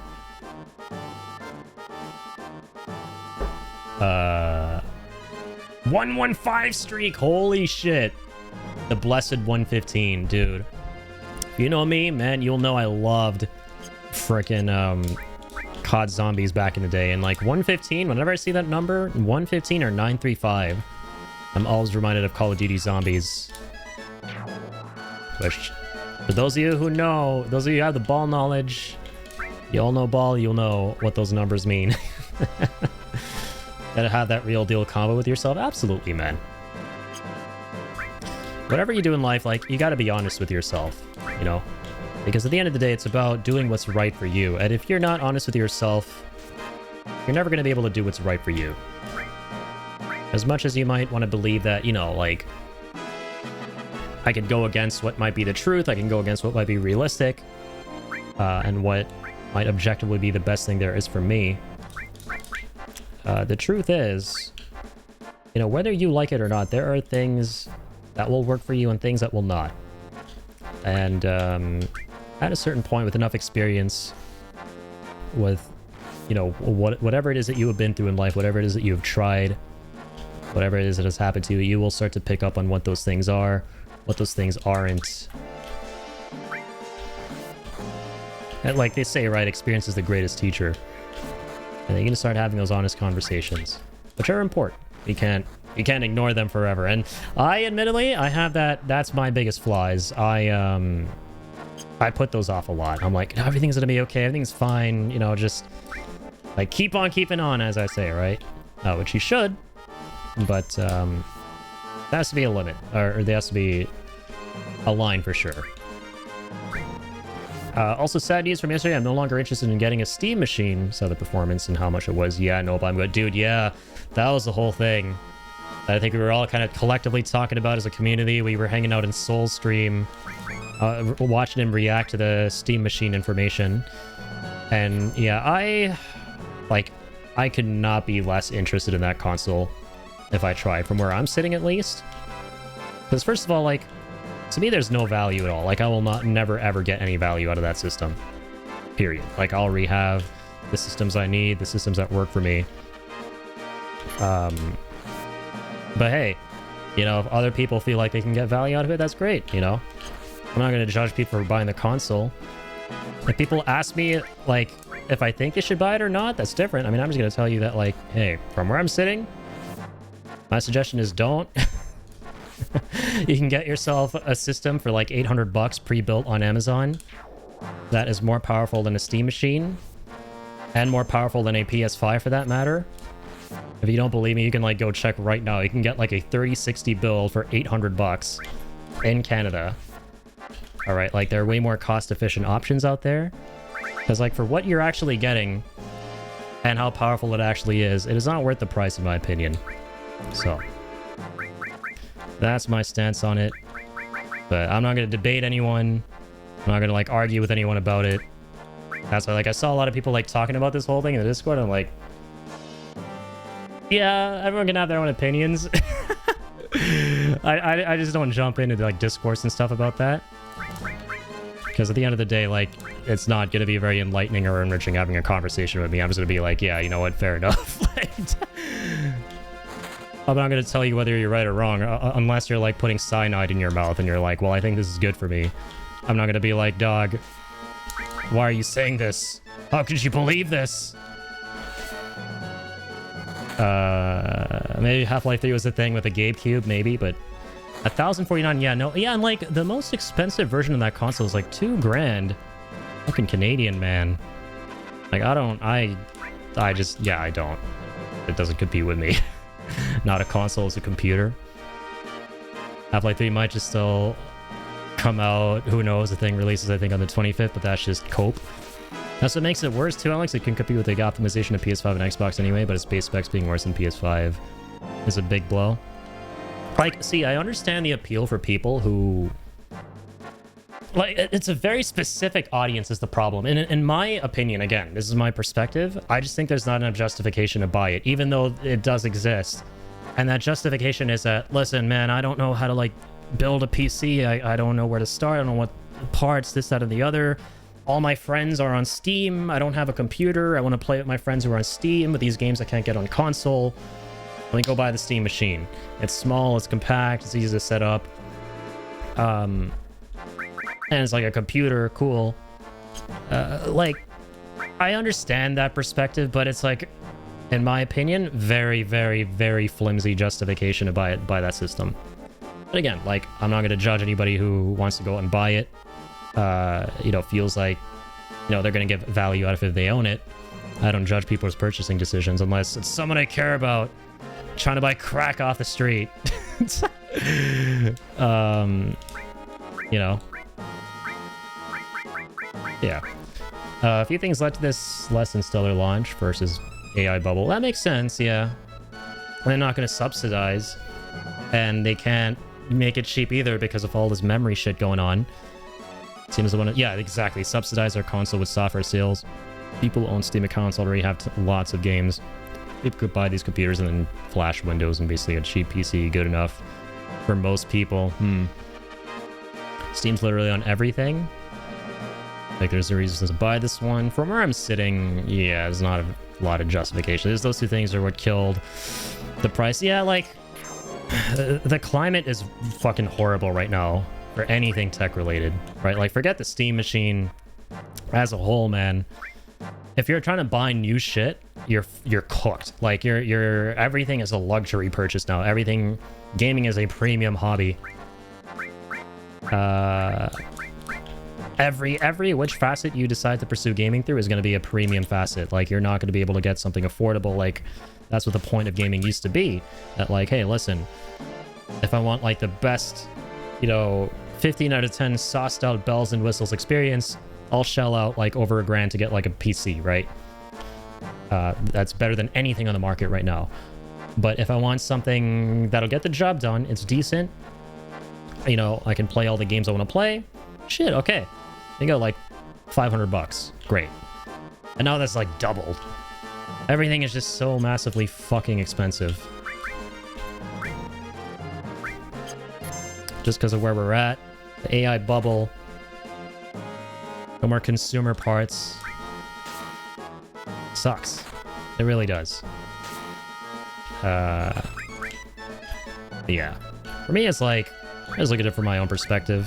From where I'm sitting, shit, there's no fucking universe in which a Steam machine is like, makes any, like, even a single lick of sense. FF7 Revelation should have been a GameCube co-op exclusive. Oh my god, can you imagine? Dude, I saw IGN playing FF7 Rebirth on a GameCube, right? And that thing, they had to crank everything to the lowest possible settings. Do you all see that? It's all my FF7 Andes out there. They had to crank everything to the lowest settings to play Rebirth. Which, if you're gonna do that, like, go... Why would anyone buy a Steam machine? Go buy a fucking Switch 2. It's the greatest fucking marketing I've seen for a Switch 2. Well, whatever, you know. If you already own a PC or console, just stick with it for a few years. Was it at 4K? Because, like, the thing is, that thing struggles to even get to 1080. I could be mistaken, though. Like, that's my mistake if I am. If it's a 4K, then, like, okay, never mind then. But I did see that they had to, like, crank that shit to low settings. Gabe Koob.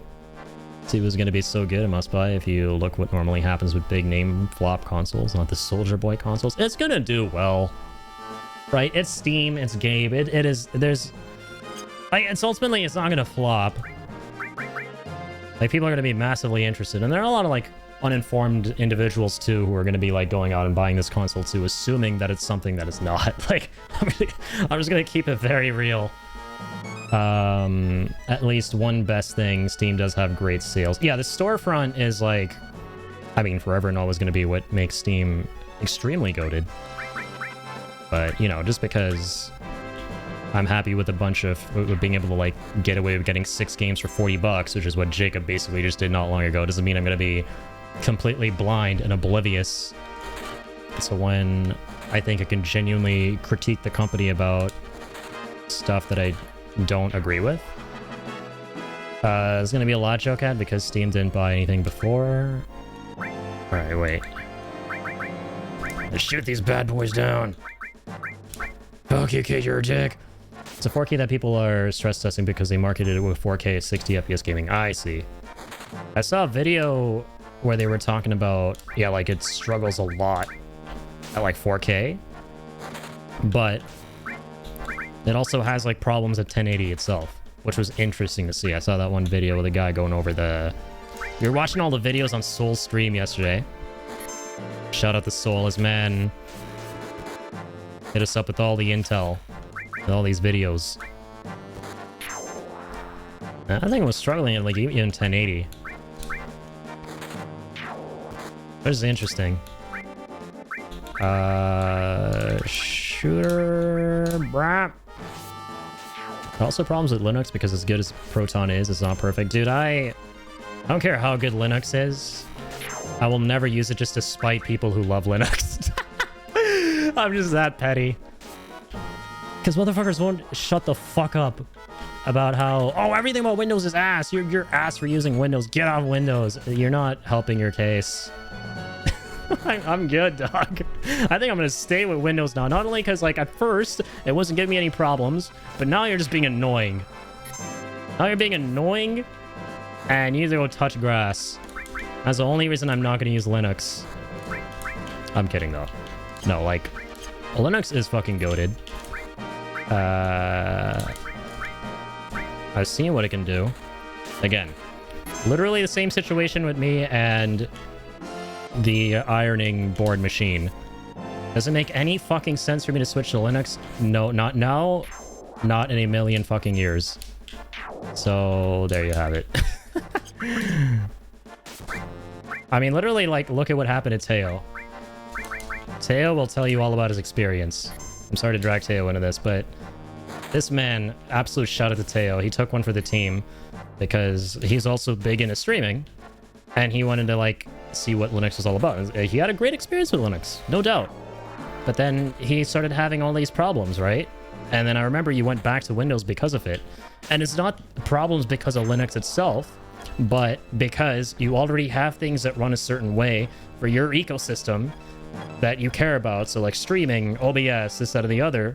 And there are all these like issues that don't make any sense now that you've switched to something else, regardless of whether it's Linux or not. I'm just talking more generally about like, if you try and switch to something else very radically, that, you know, you have no idea whether the stuff you're using right now is going to be compatible with that or not, there's a very high possibility you're going to shoot yourself in the foot.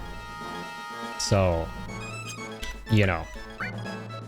Basically what I'm saying is, if it ain't broke, don't fix it. Ronaldo fans of PC users. Teo's nice. Teo is amazing. What if they release a FF7 themed Steam machine? Dog, they could have like a naked Tifa Steam machine somehow, and I still wouldn't buy it.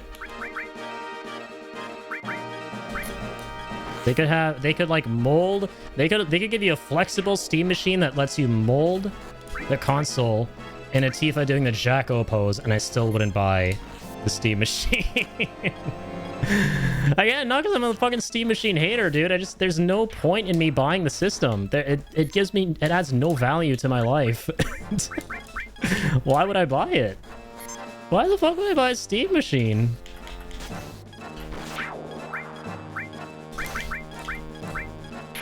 No gimmick can cover shit. For real, for me.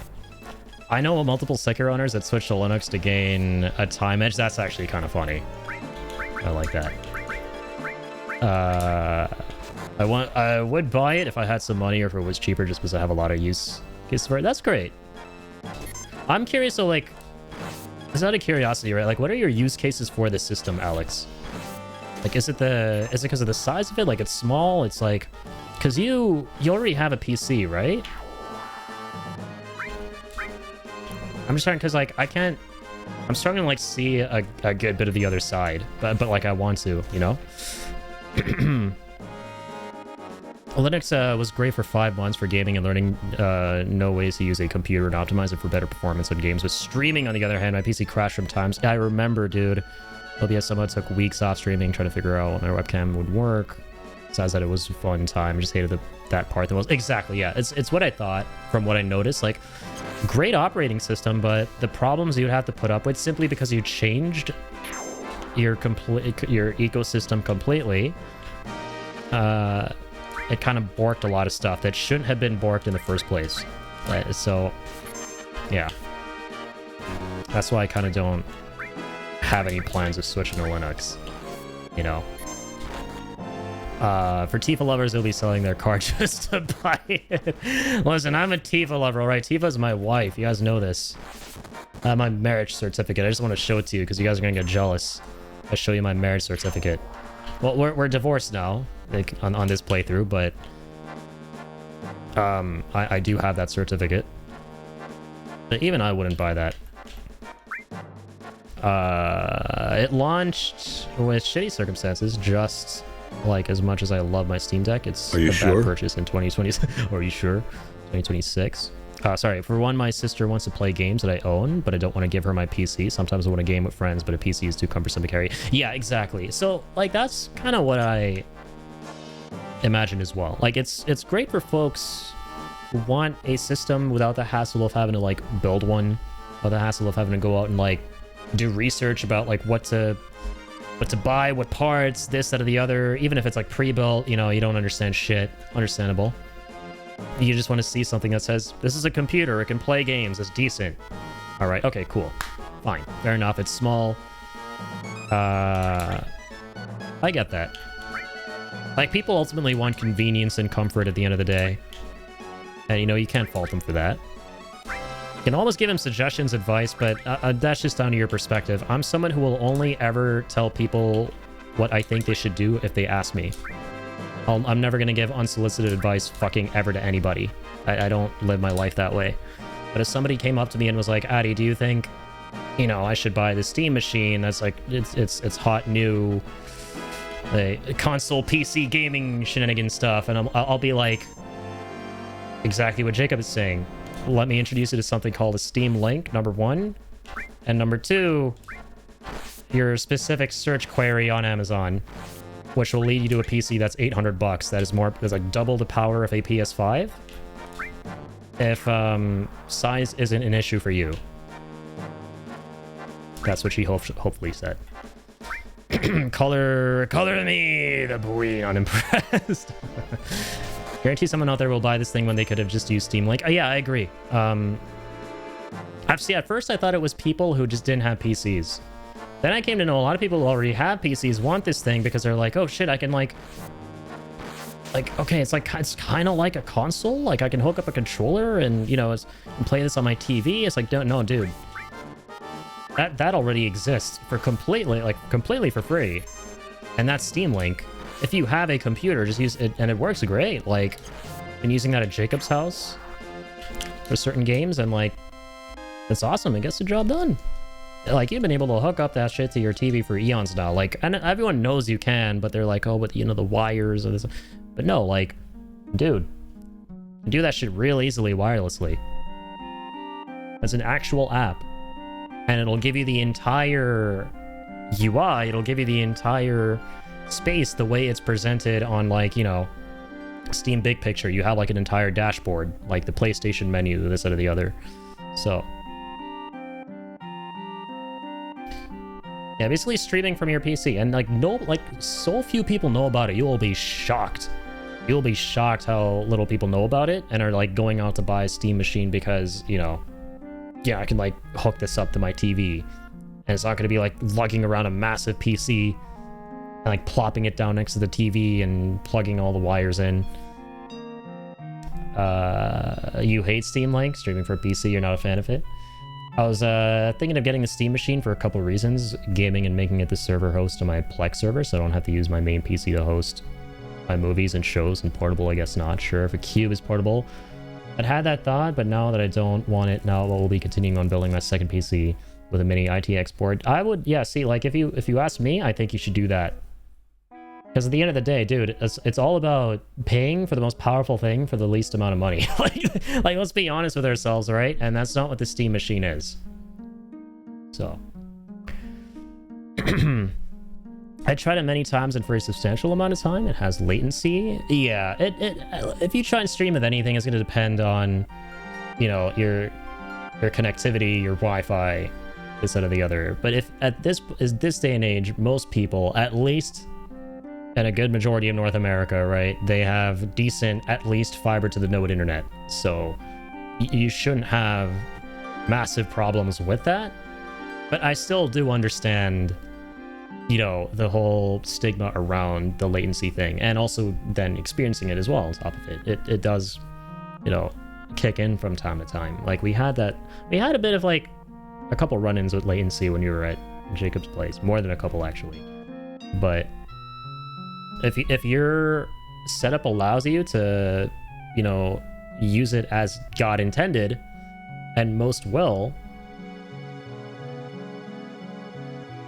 then that's good enough. I have good internet, it's just not good ammo. I'd rather just buy a long HDMI cable. Very anal about latency, so fuck Steam Link. Fair enough. Use Steam Link for my TV sometimes, works pretty good, but latency is kind of bad. But not too bad. Yeah. Like, if you do any kind of streaming, mileage will definitely vary. But, you know, my point is, very few fucking people know about it and haven't even tried it. You know, and I just feel bad seeing them, like, dropping $1,000 on something that they may not realize it, you know, they don't need to do. I use Steam Link for my TV sometimes. Sorry, I read that. Streaming any game is a no for me. There's some hearing of Steam Link. Yeah, it's basically an app. It's a literal app that allows you to stream Steam to, you know, your smart TV, whatever. I'd rather just not play anything. I'll stand firmly on that. Deal with latency over spending $2,000. Thanks, Anna. $1,000, $2,000. So no Steam Link is games you own being streamed for that. It's just setting up for streaming services for games, which is fucking dumb. Don't spend $2K either. Get a console or move your PC.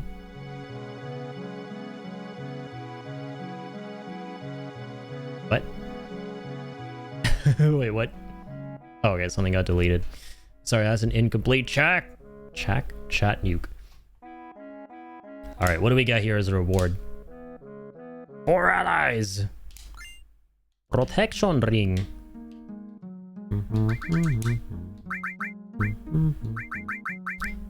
Vitality 50, resist blunt. Auto wall! Oh shit. Oh shit, this is why you come back for Fort Condor, dog. Ow! You mean to put that on? Hold on, power wrist. Auto wall is really nice. Just saying. Just saying. Can't heal though. There's that. Alright. Make a mental note of it. Dope ass reward though. Warfare part that you were doing looks kind of weird. I hope it plays well. The warfare part? Oh, like the mini game I was just playing?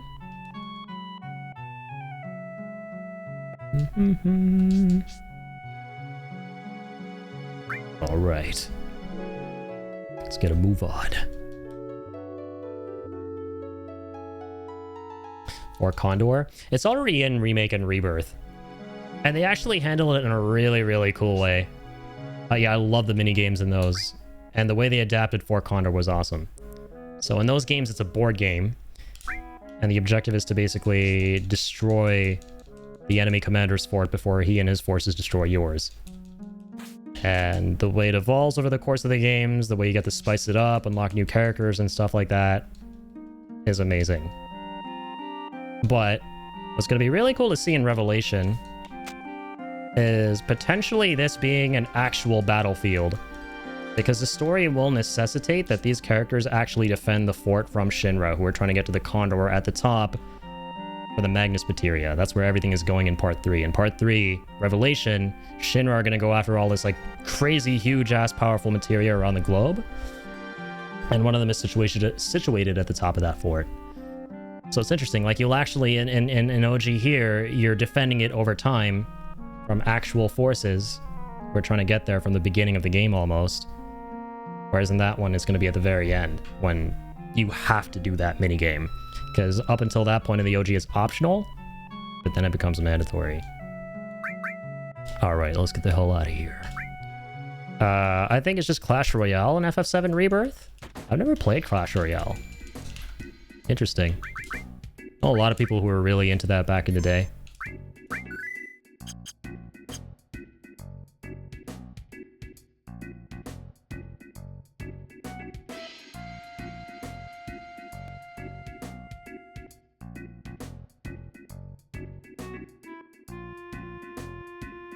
God, this reggae will never get fucking old. It's such a fucking tragedy it only plays once in the FF7R games. I really hope it makes a comeback in Revelation. It plays during that really small segment when you're leaving 7th Heaven as Cloud. Right? When he's done the mission. He's like, alright, I'm out of here.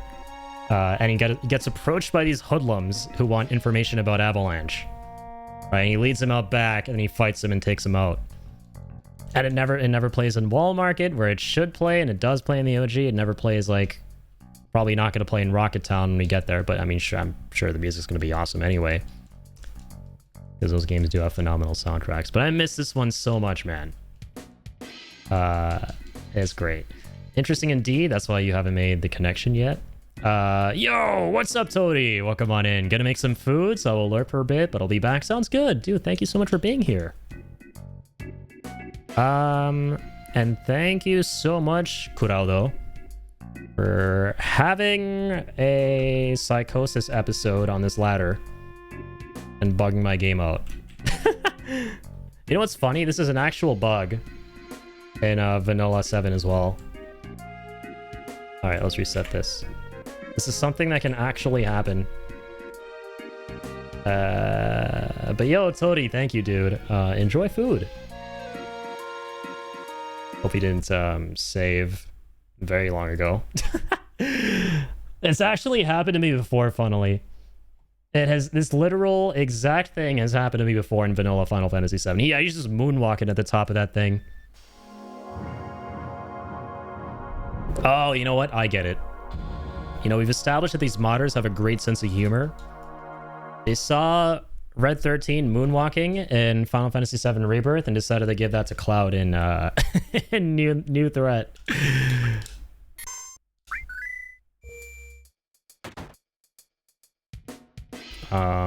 Nice. Okay, yeah, we literally just saved. What the Cloud doing? For real.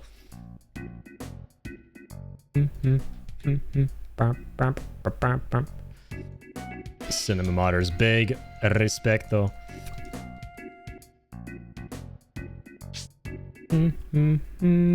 Oh, hold up. Let me give a shout out to Toady. Big shout out here to the man, the myth, the Toady. If you haven't already followed him, please consider doing so. Awesome fellow streamer. Got great taste. Also a big FF7 fan. Zelda fan. Ocarina is his favorite game of all time. One of my favorite games. And we're still bugging. We're still bugging. If I speed this up. Gonna get food now for reals? Thank you. Of course. Of course, my good sir. Hopefully we can, of course, get Cloud off this goddamn ladder. Oh, come on. You can't get off this ladder. Your bladder is going to make you want to get off of it.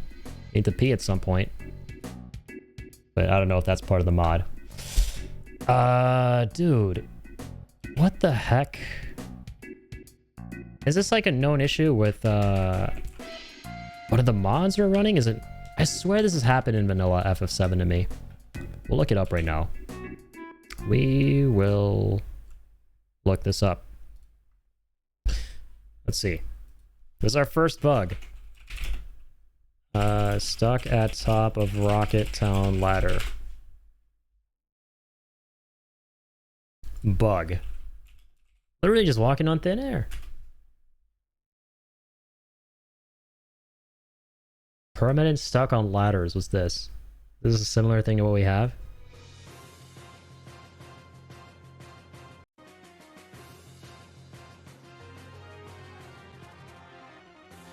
Yeah, this is literally what we have. See, I told you guys. It's in vanilla as well. Happened to me on the original one. See, this guy's literally playing vanilla 7. And he has the same problem. Because I swear I've ran into this issue before. And I think you just have to get lucky and not run into it. I think I ran into this issue. Dude, you're lucky. You're one of the lucky ones.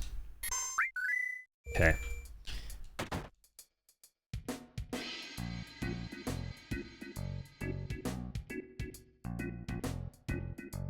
Let's speed this up.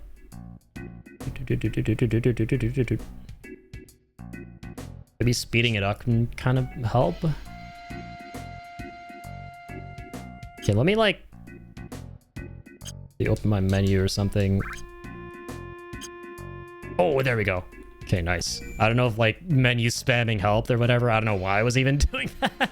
I just wanted to try doing something rather than nothing besides climbing up the ladder. Thank God. Does it happen twice? I was scared we got soft locked. Yes, sir.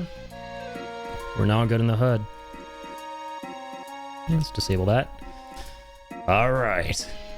See everyone's favorite cantankerous pilot. In glorious HD, Glorialas HD. What are you guys doing here? Or the captain was here. Is that right? The captain? I'm the captain. Damn, man. The modders did a great job with Sid's portrait. Look at that artwork.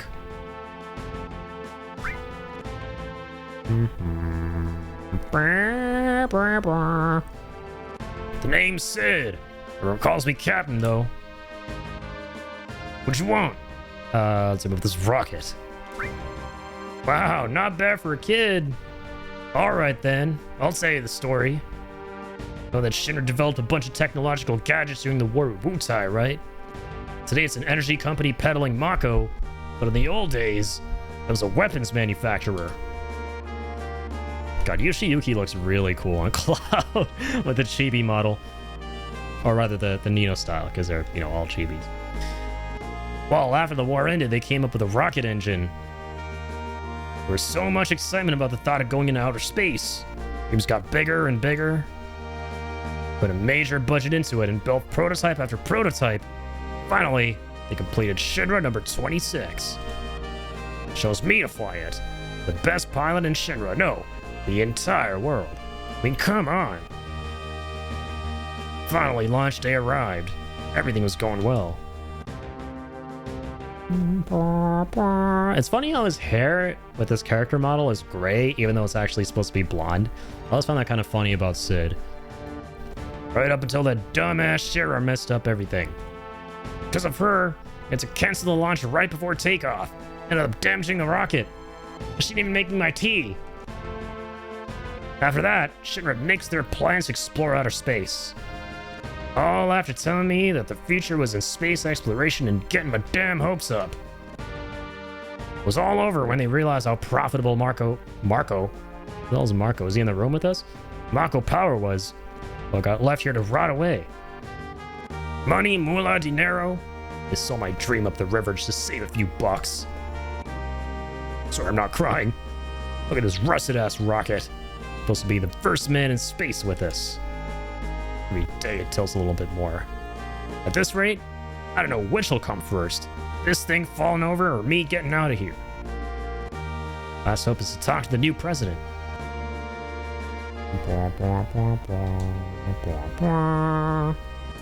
God, Sid's theme slaps so hard.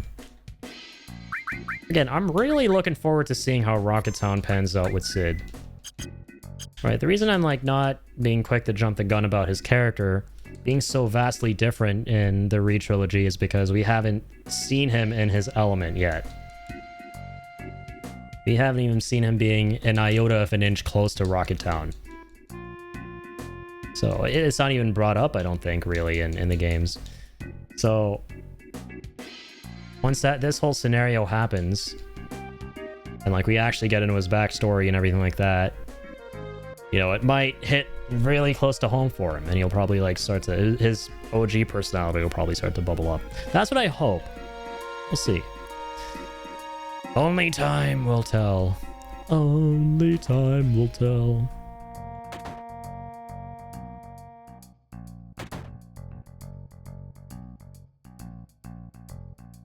Excuse me, Cloud?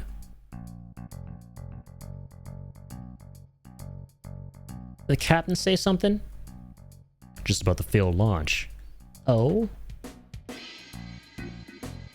Alright, iconic moment incoming. Shit, Shira, were you blind? Got some guests. Get some tea. Sorry. Shut up and drink your goddamn tea. Well, really don't mind us. Shut the hell up. Sit your asses down in those chairs and drink your goddamn tea. God damn it, I'm fucking pissed, Bob Saget. Sure, I'll be in the backyard tuning up the tiny Bronco. Serve these clowns their tea and then kick their asses out, right? Murder, fucking dirt. Fuck you guys. Why does this game have so many houses? It's not got enough houses. Those are rookie numbers, man. It needs more houses. Did you know there's a voice acting mod for this game? Yes, it's called Echo S. I want to play it someday. I've heard some of the characters in Echo S and they sound hilarious, like some of the side characters. They actually did a pretty good job. Another person I saw playing this used it. Yeah. Unfortunately, I can't use it with this one because, well, the major mod I have for this on top of all the other ones, because they're not compatible, since this one rewrites a lot of the dialogue and it isn't the original vanilla dialogue. So obviously there's like no voice acting for it, but I do want to do a playthrough with Echo S someday. Sorry, it's our fault. Well, no, he's always like this. It's like this all the time. I have to take it, you know. It's because of what happened on the day of the launch. What the hell happened? God, I love this theme. Shinra's on its way. Let's hear the whole thing. I like that you can skip over the flashbacks, though, in this mod. Hey, get your ass in gear. Work like a snail. Even the moon get tired waiting around your ass. Sid, you can't say stuff like that, alright? It's 2026. I'm sorry. There's always so much time checking that fucking oxygen tank, damn it. Being careful's good, but that thing won't break even if hell froze over. Sid's really trying to get canceled out here. Can't talk to ladies like this. But no buts. Not stupid. So be more efficient. I'm sorry. God, these textures and models, man, they look great. How you enjoying your summer vacation, Addy? Dog, I'm loving it. Just like that one clown says from McDonald's, from Mackie D's.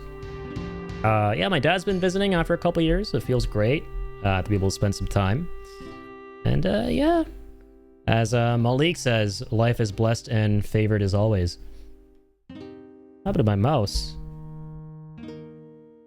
Oh, there we go.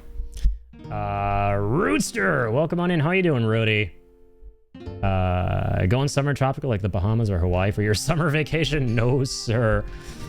Anyone who knows the Adiaga lore will know I am the most hermetic hermit of all time.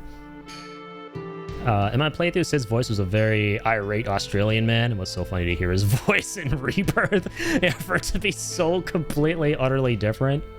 Because, yeah, like, for Sid, there's not a whole lot to go off of historically with the compilation of FF7. He's one of those characters like Red, where before the Re-trilogy games, there's only like 1 or 2 voice-acted lines that he has to, like, base whatever voice you want to give him off of. Like Red 13, for example, at the church at the end of the Advent Children movie. That's the only time you ever hear him fucking speak before the Re-trilogy games, as this old sage guy. And then Sid, he has this like funny like southern accent, right? And you actually do hear more of it in Dirge of Cerberus, which, you know, we don't talk about. There's always Costa del Sol. True. If Costa del Sol was... It is real, by the way. I'm not kidding. Costa del Sol is real. But if it was real, it's not like FF7 real, then I might make an exception for travels. Captain, our dreams are finally coming true. We're so proud to be part of the launch of Shinra number 26. Shit. Captain, preparations are complete. All that's left is liftoff. Was I not supposed to enjoy Dirge? It is against the fucking law to enjoy the story in that game. But to think the game is cool and looks cool and has cool gameplay, that could be better. That's the only legal, valid critique that you're allowed to have of that game. There's that, and then there's everyone who's wrong. No, I'm kidding, though. Y'all can enjoy what you want to enjoy. Because freedom's badass. I haven't actually said that in a while, man. That was becoming my new catchphrase, and I forgot about it. The story was kind of cool, though. Fair and valid, have a wonderful day. I want to go on a trip, like a trip into the woods with nothing but 2 matches, a Bowie knife, a hatchet, some rope, and a water filter. See what happens for a month. Live off the ocean, eat caribou, fresh salmon caught from the jaws of a bear. Drink fresh water from the streams of Mount Anita. Oh, that's my mom's name. Minus the A.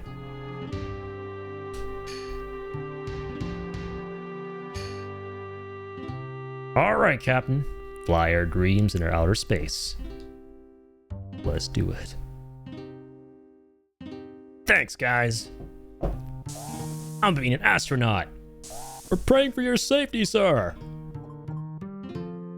Instrumental panel all clear. Shinra 26 ready for launch.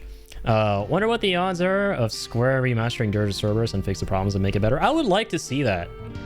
Like, low-key, I would love to see a Crisis Core reunion style treatment for Dirge of Cerberus. They don't need to like change anything with the story and stuff, fine. My main issue with that game was the dog shit awful gameplay, man. Like, compounded by the terrible, awful, no good, very bad story. Like, the only saving grace, I'll tell you this, right? I'm not like just a blind Dirge hater, right? I play the game.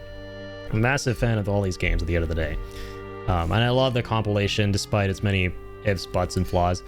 Like, some of the really cool, you know, diamond in the roughs about Dirge's gameplay were things like the customization for the weapons, how you could tinker around with Vincent's guns, right? And like change the materia in them and stuff like that. And the moment-to-moment, you know, action combat in that game, that was cool, right? It's just that the way things meshed together was extremely clunky. And a lot of it didn't feel intuitive, right? Like that one level, my God, where you're like, okay, typical early 2000s video game set piece. You're at the back of a truck. You're like shooting down people chasing you. Fine, cool. Then after that, you have to like stand in the middle of this field with some of the worst controls, having to face off against a bunch of like bikers like, trying to like run you over at the speed of light, like zipping and dipping from like all sorts of angles. And like, yeah, there was just so much stuff in that game that had a lot of potential to be fucking fabulous in terms of the actual like action combat gameplay, right?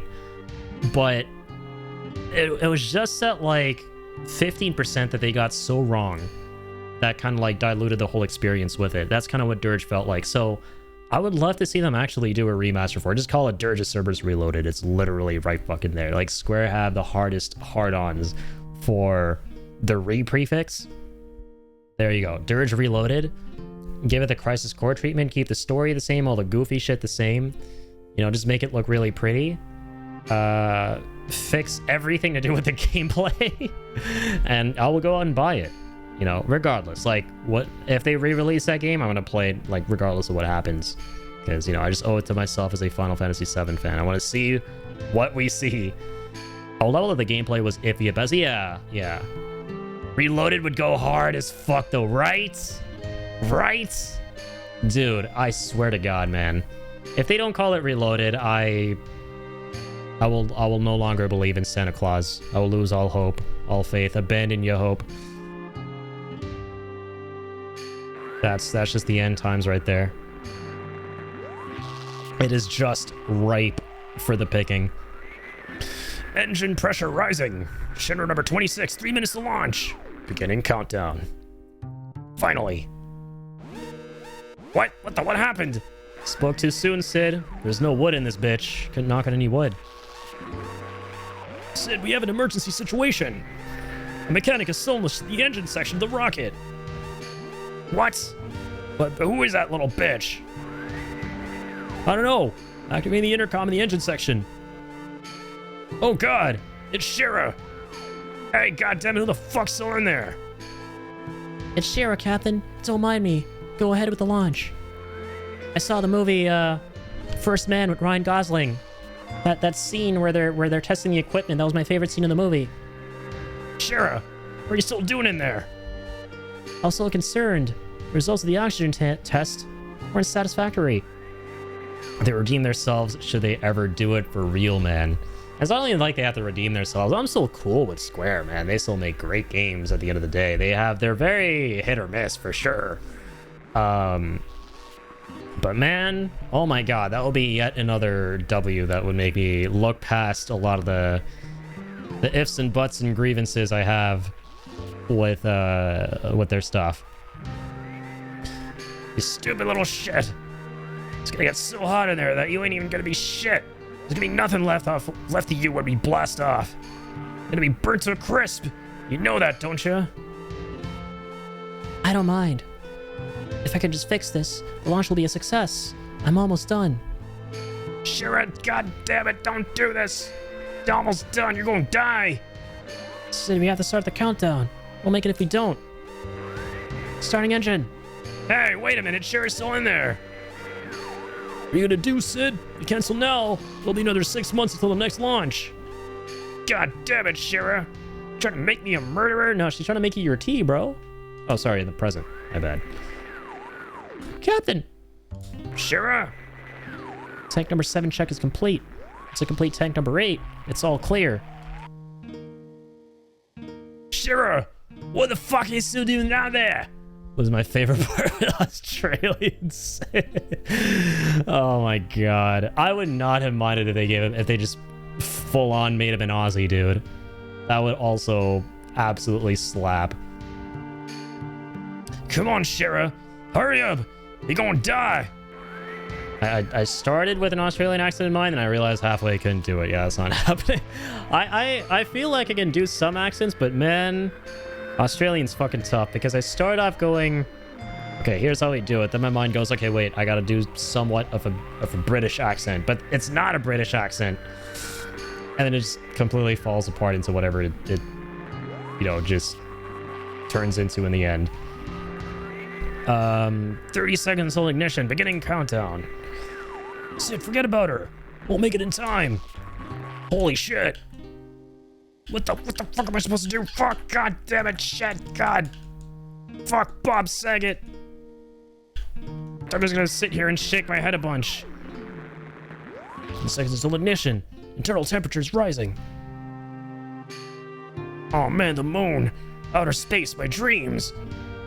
Can't end like this. God dang it. Ignite engine. Shit. Yeah. And that ain't happening.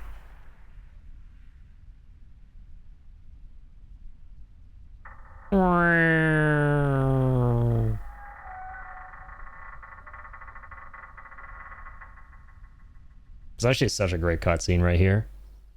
See, man, these are the little things that make me appreciate the OG so much. It's so fucking simple yet effective. That's it. Rocket tries to go up, doesn't go up, tilts over a bit, then you see the passage of time. It just sits there, rusts away. Nature reclaims the area at the end. The end. That's it. No musical numbers, Dementors, the Sephiroth walking in, the screen trying to give you a seizure with like flashing every 5 seconds. Like none of that. Oh man. Like I'm sure, you know, Revelation will do a great job with his backstory, no doubt. I'm looking forward to that. But I think so much of like what Remake and Rebirth kind of have going is this idea that things need to be so much more elaborate, so much more expanded to their own detriment. It's a good idea to flesh things out, and for the most part, it's great when those games go for that. But sometimes, man, like more does not equal better, right? When that rocket tilted, I had to say 45 degrees, like Brooke from from One Piece. He aborted the launch too late. The rocket was damaged when it fell back onto the platform. It was around then that Shinra began to focus more on macro production, and so the space program was shelved. If the rocket had launched, it would have been destroyed by a mechanical fault. But as far as he's concerned, I'm the one who destroyed his dream. I need to leave the past behind, and when he's ready to do that, I'll be waiting. I'll be there. Oh god.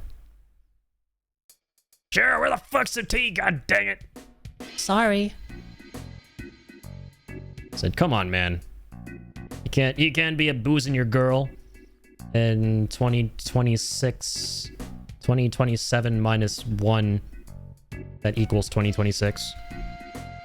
Hurry up and sit down. Was my hospitality not good enough for you? They're late. Where the hell's Rufus? Where's that ruffian Rufus?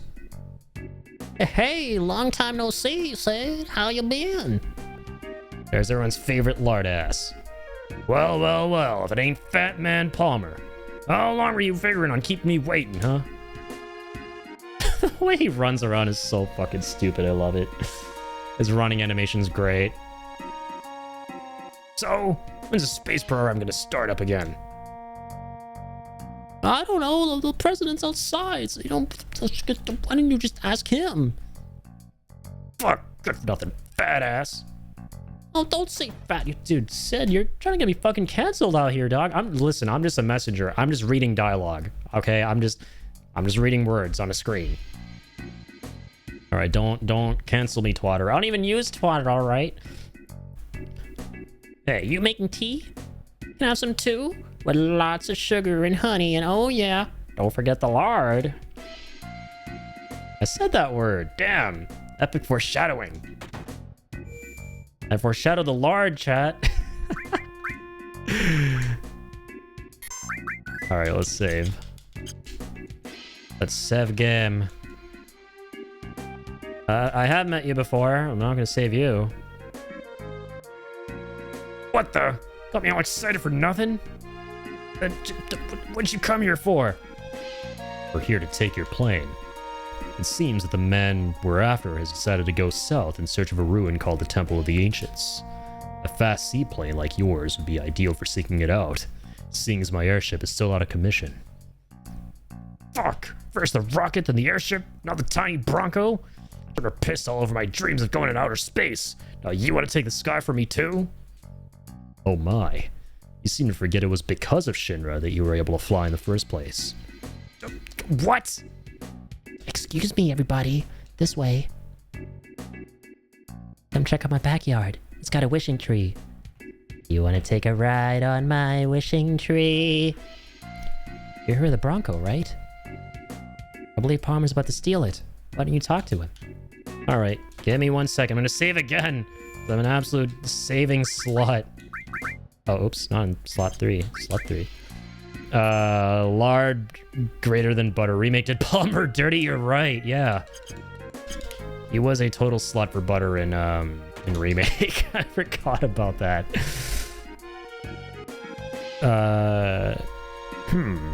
Why do I have to do this? I'm the head of the space program. Alright, time to see him get hit by a truck or whatever happens in New Threat B. It's gonna be a different fight here. We'll be taking that tiny Bronco. I've seen you somewhere before. Oh my god, I know! The Shinra building, when the president was killed and shit. Oh, the security! They're right there! Dumbass. Ba-da-ba-boom-ba-boom. Alright, here we go. Got the Yoshiyuki, baby. Start with some good old-fashioned mugging. I'm not getting nothing. Sniper CR attack! That's my favorite weapon for Vince. Check that shit out. Bolt his ass, Arisu. Here we go. Aqua Runguru! Arisu! Holy shit, these guys are built different. Is that all you got? Try this one out. Blade beam attack! Motherfucker's still standing! Oh my god. Aqua Lung again. HE grenade! Okay, he just killed himself in a blast, I guess. Based? Oh god, ET MP grenade. That kind of fucking hurts. I just want to put that out there. Alright. Everyone patched up. Planet Protector Aerith. Planet Protector. Keep us alive. Steal from the bitch and get to the party. Come on. What's he got, Cloud? Protect vest. Okay, not bad. Alright, shoot him in the face, Vince. Should be able to finish him with Bolt 1. Ka-ching! Okay, maybe not.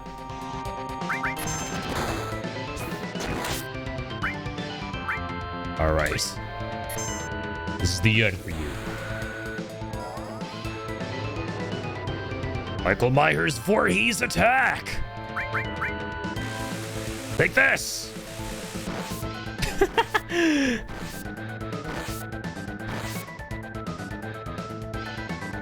Not Michael Myers.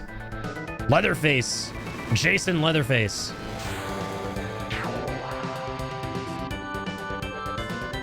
Good job, Jason Leatherface.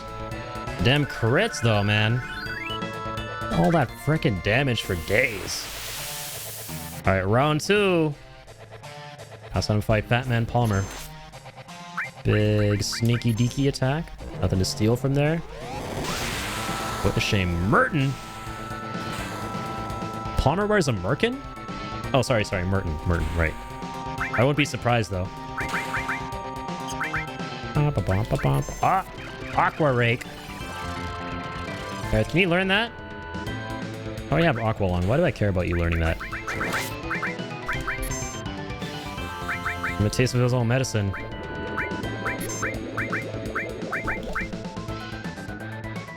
Shoot his ass! Cap his ass, Vince. Bravo, Vince.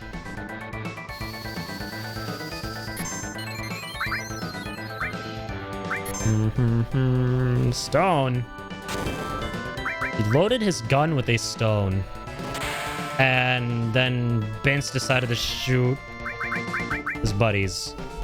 And now he's laughing at us. Vince, snap out of it. Vince, don't do this. Vince, goddammit. Hold on. Here, everyone.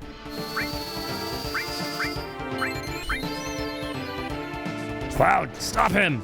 Good job. Yeah. Oh my god, that was sick. He counterattacked on Palmer after he snapped out of his confusion. Alright, I'm excited to see this in HD here. Bye-bye, Palmer. I think you're going, huh? Nowhere. That's right. Whoa. Used to be that I would keep forgetting that he doesn't die here. That was a point where I was like, yeah, that's the end of Palmer. It's hilarious. He just dies so fucking truck. But nope. That's yet to come.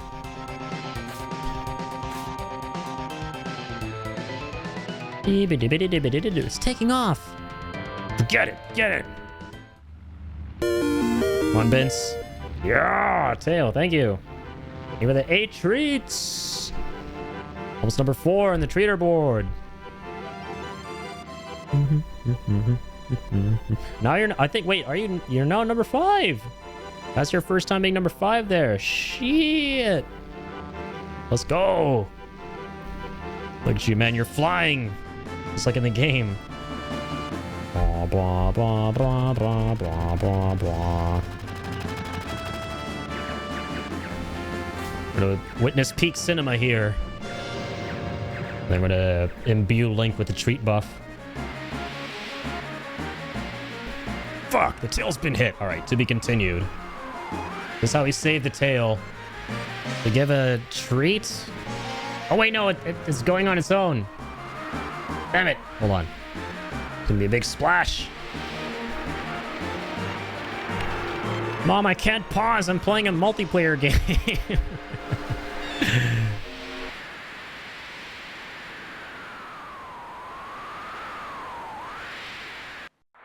Yeah, Rocket Town is going to be completely different in Revelation because you already have the tiny Bronco. This moment has already happened, right? When a plane gets shot down, it hits the water. Interesting to think about. All right. Here we go. Let's get ourselves out of this situation. Link, what do we do? We're in the water. May the treat grant us wisdom, grant us eyes. Oh man. Grant us eyes. Water. Water. Water. Put your plane away, Water. Thank you, Teo. The plane is now in water. She won't fly no more. Well, it's floating. Can't use it as a boat. Shit, a boat? Do whatever you want, man. So, Sid, well, what do you do now? I don't know. I'm history with the Shinra. I've given up on that town. Well, what about Shira? You're just abandoning her? Shira, don't make me laugh. Just thinking about that broad gives me the chills. Sid, you can't say stuff like that. Stop. What are you guys gonna do? Going after a man named Sephiroth. We'll have to stop Shinra and their Mako reactor someday too. Man, Sid's trying to get me cancelled on stream. I don't know about any of that, but... Gonna make Nacho Varga on Tomodachi Life next? Hell yeah. Yeah, soon we're just gonna have the whole Breaking Bad cast. Gotta make his interest nachos. What the hell? Sign me up. Pilot might come in handy later. How about it, everyone? Really taking this jerk along? Really, Cloud? Alright, what's Sid's innate? When time has passed in battle, the mix ability will become available and triggered by using the defend command. Several effects may happen. Mix effects. If HP is below 50%, use High Potion on party. If MP below 50, use Eye Ether on party. Eye Ether, that's new. Barrier and Barrier not active. Uses G Curtain. Else will use H Mine Physical Base 24. Cool.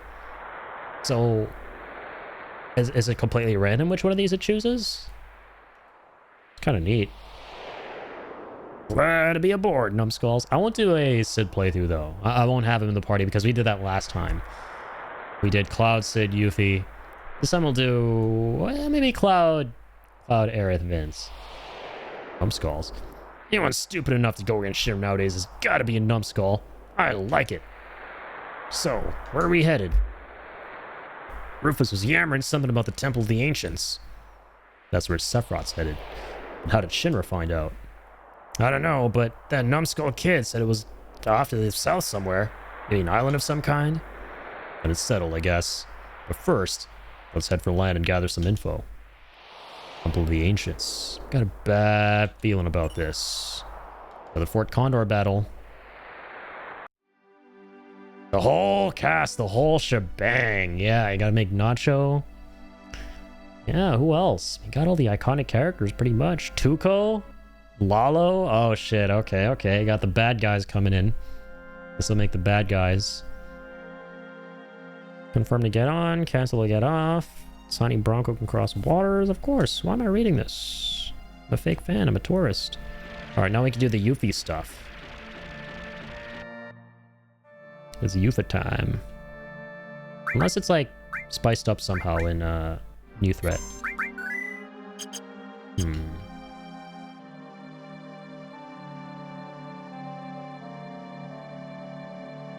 Okay, sure battles are enabled. Yep, here we go. Just bear witness to the world's greatest robbery. Something amiss, miss? I know this area pretty well. It's super tough past here. Better put your best materia on. Is that so? Don't see any signs of danger? Something unnatural about the way you're acting. No, I mean, come on, it's really tough. There they are, catch them! Shinra? Hey, this isn't them. These guys are Avalanche. What's the meaning of this? Well, if they're not me, I had nothing to do with this one. What do you mean this one? Got something else in mind? No, it's not like that. What should we do? Grab them! And questions later. Yet if we still have our materia at the beginning of this, probably not. Already been taken. Nah, we good.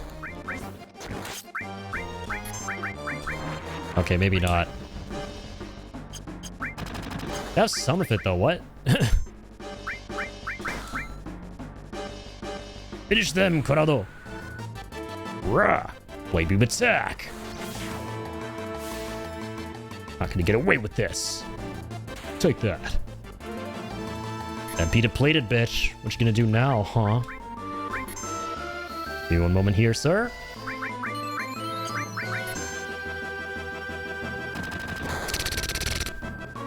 Yeah. Finish Cyberpunk. I really like this game so far. Like, there's different choices you make, and it kind of changes how the story is. Yeah.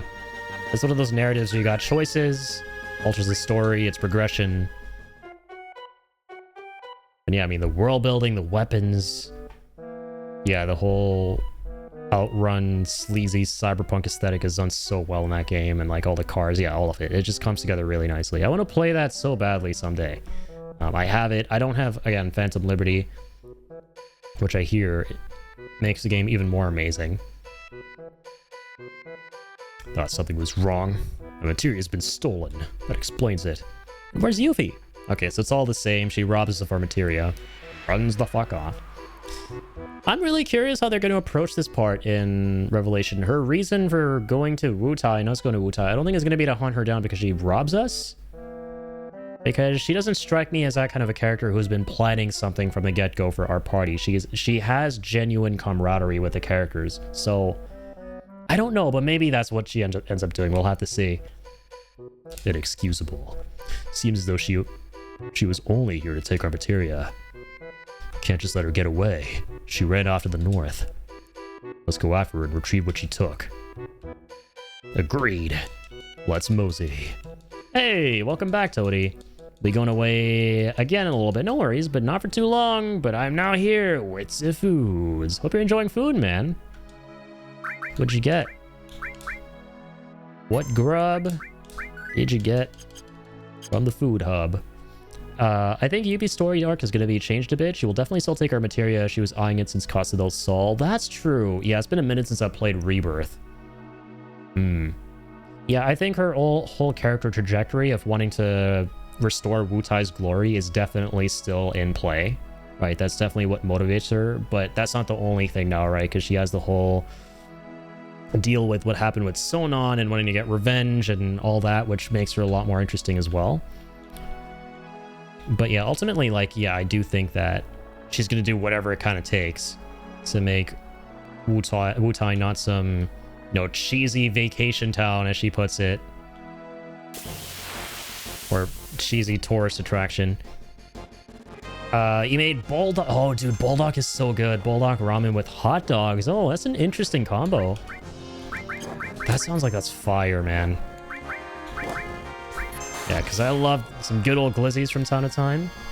But alongside Bulldog ramen, that's so unusual, but it sounds like such a good time.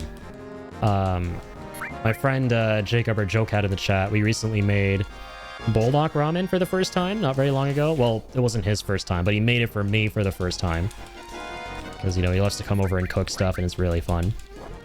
And man, that was delicious. Like, the spicy noodles. And I love spice, so... exactly, I think something's going to shift in the party, or something will happen that will cause her to steal materia from everyone, for sure. They'll set up some kind of new plot line, and there'll be some new characters, too, that come into play. Because that's what they seem to kind of have going for them as their shtick in the remake games, is setting up new characters that kind of throw a wrench in everything. I got a question. You got a question about Final Fantasy, Teo? Shoot. Go for it. I chopped up the hot dogs. Nice. Okay, okay. I thought, like, when you said hot dogs, like, you had the hot dogs separately in the buns and then also the Bulldog, which that would have been cool, too. But that's super cool. Like, interesting. You actually added them to the ramen. Bulldog I'm having is... Oh, nice. Creamy carbonara. Delicious. What Final Fantasy game would you recommend for a new player of it? So, yeah, this is a question that Final Fantasy players will get asked a lot. You get a lot of different answers, responses, opinions. My perspective on it is going to be kind of a weird one. I think you should start with Final Fantasy X, even though I haven't played Final Fantasy X.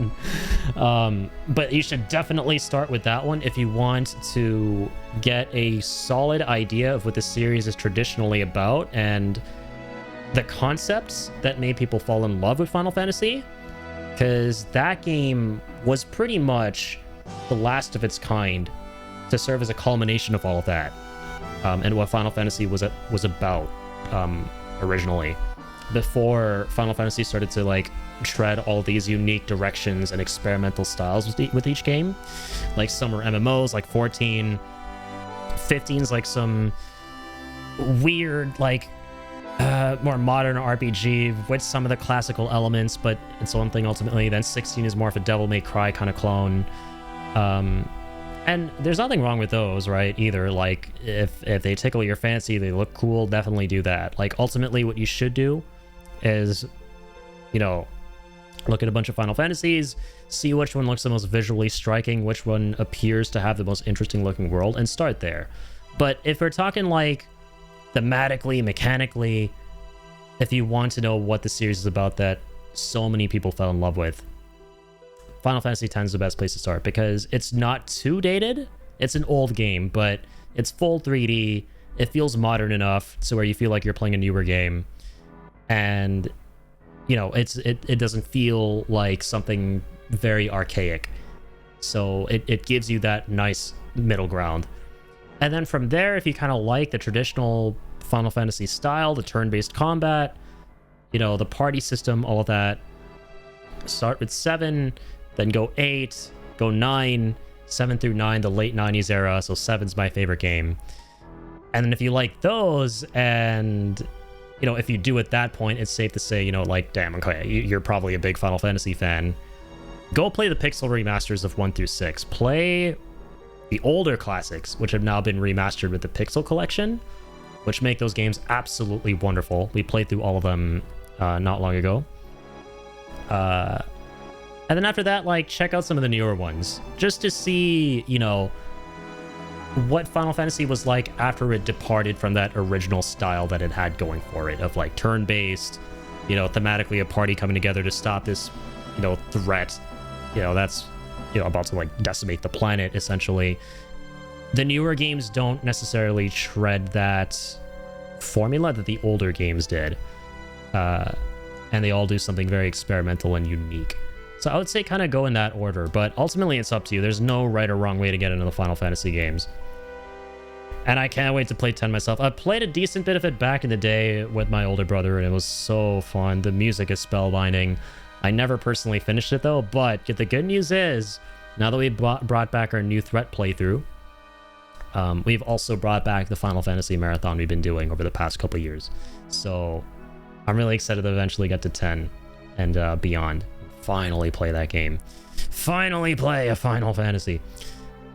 I hope that answers your question, though. I know I kind of went like on a bit of a long spiel there, because I can talk for hours about this stuff. If you can play the international version and not HD remaster, the models are much better with the facial expressions. That's a really good point, Tony. Yeah, HD remaster is cool and all, but what happened was they lost the original character models, which looked beautiful on the PS2. So they had to like quickly kind of, you know, cook something up with the character models, the facial expressions for the remaster, and they didn't exactly look the best. Also, hot take, but also not a hot take. I love 13 and still do. Didn't deserve the hate it got. Yeah, I always say this, but the Final Fantasies I look most forward to playing as part of this marathon are the ones that are more contentious, because I'm so curious to see what I'll think. Like, that's the thing that makes Final Fantasy so cool and interesting at the end of the day as a franchise, is that you'll have so many diverse opinions on the games. You can learn so much about other folks through having interesting conversations. Like, maybe your favorite Final Fantasy is someone else's least favorite Final Fantasy, but then you can have such an enriching conversation about why, right? And you'll come to learn their favorite is your least favorite, because the games are ultimately, even the ones that are more similar to each other than not, like Final Fantasy 1 through 10, right? Even they, at the end of the day, have really unique, distinct identities. And they're so subjective. They're so subjective. For whatever reason, one of them will really resonate with you, while another one that resonated with like 9,000 other people doesn't. A great example. I think Final Fantasy VI is a wonderful game, but I don't love it. I actually, like, 6 is, you know, unanimously considered to be one of, if not the best Final Fantasies. And while I think it's Definitely one of the better ones. I don't think it's like one of my favorites. I don't. It's not even a top 3. I actually think from like early FF, Final Fantasy V is my favorite one. You don't hear a lot about it. It kind of goes under the radar a little bit, understandably, because 4 and 6 kind of overshadow that one with, you know, how they establish these really hard-hitting narratives with very memorable characters. And 5 is more of a happy-go-lucky, like kind of simple adventure, but I like that a lot. I love the job system. I love Gilgamesh. I love the music. X-Death, Galoof. Like, I think, funnily, 7's my favorite game of all time. I still think 5 has a better death scene for one of its major characters. So yeah, sorry, I'm just ranting at this point. Point is, no right or wrong way to get into the games. And don't let a controversial Final Fantasy prevent you from playing it. You know, see what you think. You might actually really like it. Like, I'm looking forward to 8, 13. 8 I never finished either. I didn't love it. There are parts of it that I really, really do like a lot, though. So I want to see what I think as a whole when I complete that game. Thank you for this information, man. I'm thinking of getting into the Final Fantasy series soon. I know that you love Final Fantasy, so I thought, why not ask the GOAT himself, Adiago? Of course, man. Yeah. So, TLDR, start with 10 if you can. Start with 10, and then go from there. It'll be the most informative. Like, you'll learn the most about what you will think of Final Fantasy as accurately as possible through 10. That makes sense. It answers my question. You're a good bro. Love the we're freaking yapologists out here. If you like the story of 10, you could give 10-2 a try and they implement the job system, but get the international last mission version of 10-2. True. Yeah, 10-2 as well. Which I hear, again, like, wasn't received as well. It was more of a lukewarm game to several folks, like, compared to 10, but still, you know what? Like, shit, if you like 10, you want to see more of 10's world, like, definitely play that. See what you think. And yeah, I saw that. It's incredible. Are you going to stream it? Absolutely. I cannot wait. And Trax, bless him, in the community, gifted me 10 recently on Steam. So now it's easier than ever to stream it. So it will end up being the remastered version for me, I think. But yeah, at the end of the day, 10 is still 10. So I'm excited. Last mission is they change it up to a dungeon crawler style gameplay. Okay, for 10-2. We'll definitely be streaming it. Hey, I'm looking forward to that, Tony.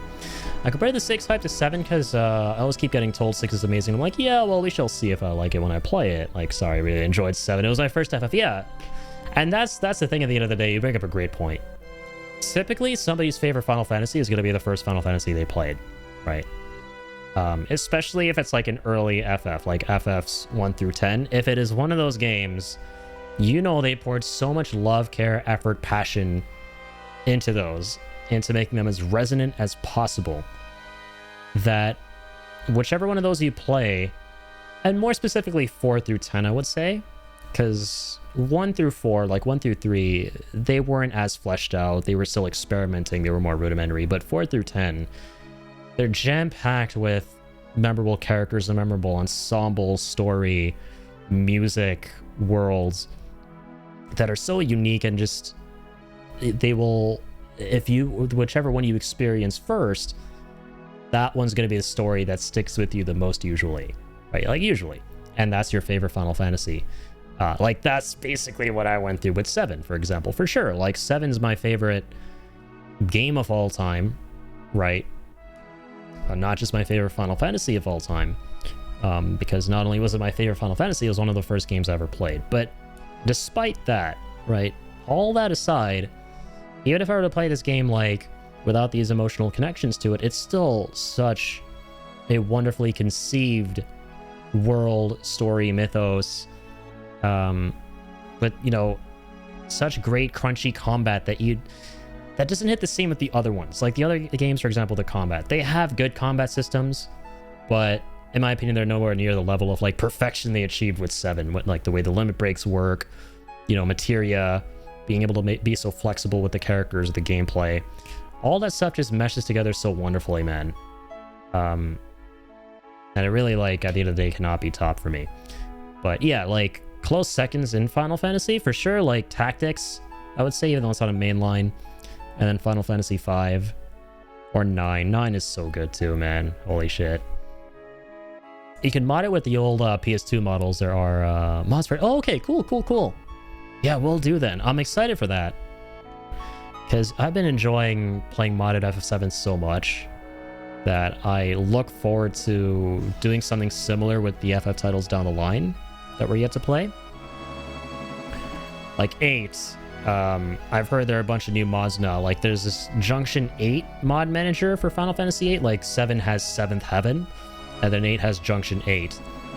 And there are a bunch of new mods for it now, which pretty up the game a ton, so that's exciting. And for 9, you hear a lot about like the Moguri mod for the graphics. And 9 I've like played a ton in the past. It's one of my favorites. But dude, one of my favorite aspects of this playthrough is holy shit, like it looks so good with all the mods. You know, it looks like how I thought it looked as a kid. And I want that for FF9 now. Like I'm hyped. Because we've also been playing Chrono Cross a ton recently, which is another favorite from my childhood, which I never finished, but now we're going to finally. And Chrono Cross, the remastered version, man, they make that game look so wonderful. It's like playing with the upscaling mods with Final Fantasy VII. And it just makes me fall even more in love with that whole vibe. That is my favorite, basically, from that era of gaming, of the hand-painted 2D backgrounds with the 3D characters. I think those are the most beautiful looking games ever made. And now they get to be even more beautiful. So, you know, I'm now addicted to like these upscaling things. I need to get the Ivalice Chronicles. It's really good. Also, I'll be streaming 9 as I never got all the way through it. So I'm really hyped for that one. 9 is so good. You will love it, Toadie. Especially since I saw you play a little bit of 7 the other day, and I saw how you find this world so emotionally resonant and impactful, right? If that's you, then oh my goodness, 9 is going to play with your soul too. It is going to play with your freaking heart. I think it's arguably even more touching than Final Fantasy VII in a lot of ways. I'll put it this way, right? Final Fantasy VII, favorite game of all time, but Final Fantasy IX, it's one of the only 2 games, 7 isn't one of them, where I actually cried at the end. That shit had me bawling, man. I still cannot listen to Melodies of Life, which I guess you could say is the main theme of FF9, without getting misty-eyed. It's just on it, that just messes with me on a spiritual level. I know I'm sad that I know a heavy spoiler for 9, but I don't know how it happens. Yeah, that happens a lot. Like, I've been through that too. Like, knowing a big spoiler for a story and then still wanting to play because I want to see how that unfolds. Funnily, it's funny you should mention that. That was literally my experience with Final Fantasy VII, being totally honest. I knew you know what's hilarious? I knew the whole thing with Zack and who he was to Cloud and the story before I even played Final Fantasy VII, because when I was a kid, I played a bit of this game, but I never got all the way through. And I kind of forgot about it for a little while. And then I played Crisis Core when it came out. Like, my brother got a PSP, and then we played it at launch. I was like, this game's awesome. I love this shit.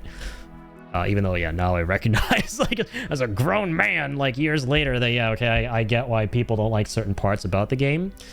When I was a kid, I thought it was the coolest thing ever. So, like, seeing Zack, and I loved his character. Literally, like, Zack and Cloud are my favorite characters ever. I got them just hanging out back there. And then I was like, I didn't realize until Cloud shows up in that game that, wait a minute, this is a prequel to Final Fantasy VII. I didn't even know it was a prequel until halfway through. And I was so much more excited after I finished it to then go back and play OG FF7. And I did. And yeah, literally, like, that whole game is the spoiler for Final Fantasy VII. Zack as a character is a spoiler, right? Pretty much. So, but it's interesting, right? Because I didn't feel like it ruined the experience of FF7 for me, because the mystery then became like, okay, why can't Cloud remember Zack exactly? What's wrong with him? Why doesn't he remember the Nibelheim incident? Like, all this stuff we see happening in Crisis Core. And you start piecing it together, like, how all this shit fucked him up royally. And then you start asking new questions. The mysteries become a little bit different. It goes from, like, what really happened in Nibelheim to, like, how's Cloud going to deal with this information? Like, why is he like this? Why is Tifa withholding this information, right? It's still such a interesting, compelling story.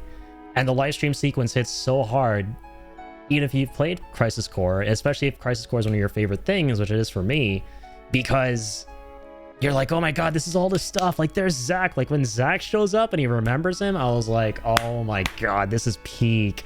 This is so cool. Because I was playing the game and I was like, maybe they didn't think of Zack's character back then, and like how much of his character was fleshed out here.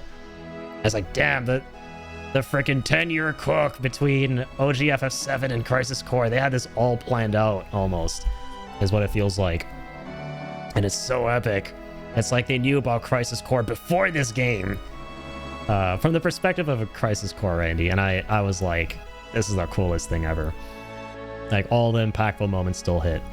I know people like to knack on Tifa for not saying anything, but the thing is, if she did, her psyche would be his psyche would be in utter chaos. Yeah, and it's not just that, right? Like, her character is so, like, beautifully complex because she's basically afraid of losing Cloud. She's like, he's the last thing she has of her past. He's like the remnant, the last remaining remnant of her past life. And she doesn't want to lose that. She doesn't want to lose him. And at the same time, it's like this deadly cocktail of gaslighting is what it is from Cloud's side to her. Like, Cloud is unintentionally gaslighting her, and it's like horrible. You feel so bad because she doesn't just want to withhold the information in fear of ruining Cloud, but also because she genuinely doesn't know whether what he's saying is bullshit or not, right? Like, what Cloud says with so much pitch perfect clarity and recall makes her think that, wait, what if I'm mistaken? Like, wait, what if Zack wasn't actually here and I'm just cuckoo bananas, right? So, and it's like the whole flight or flight thing, right? Or fight or flight, where there's like a third one too, and that's just freezing up and not doing nothing. And that's basically Tifa. Every character has such a believable flaw that has consequences in the story, right? And Tifa's is, you know, her inability to talk about what's on her mind and withholding information because of her fear, essentially. So, like, I love Tifa's character.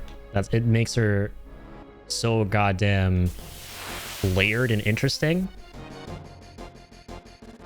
Yeah, and like, all the characters have some kind of flaw like that, but ultimately, like, what they share in common more than anything, I think, that makes them so good is the grief, right? They've all been through something that has involved loss in some way, like loss or tragedy, and then that, like, tragedy kind of brings them together.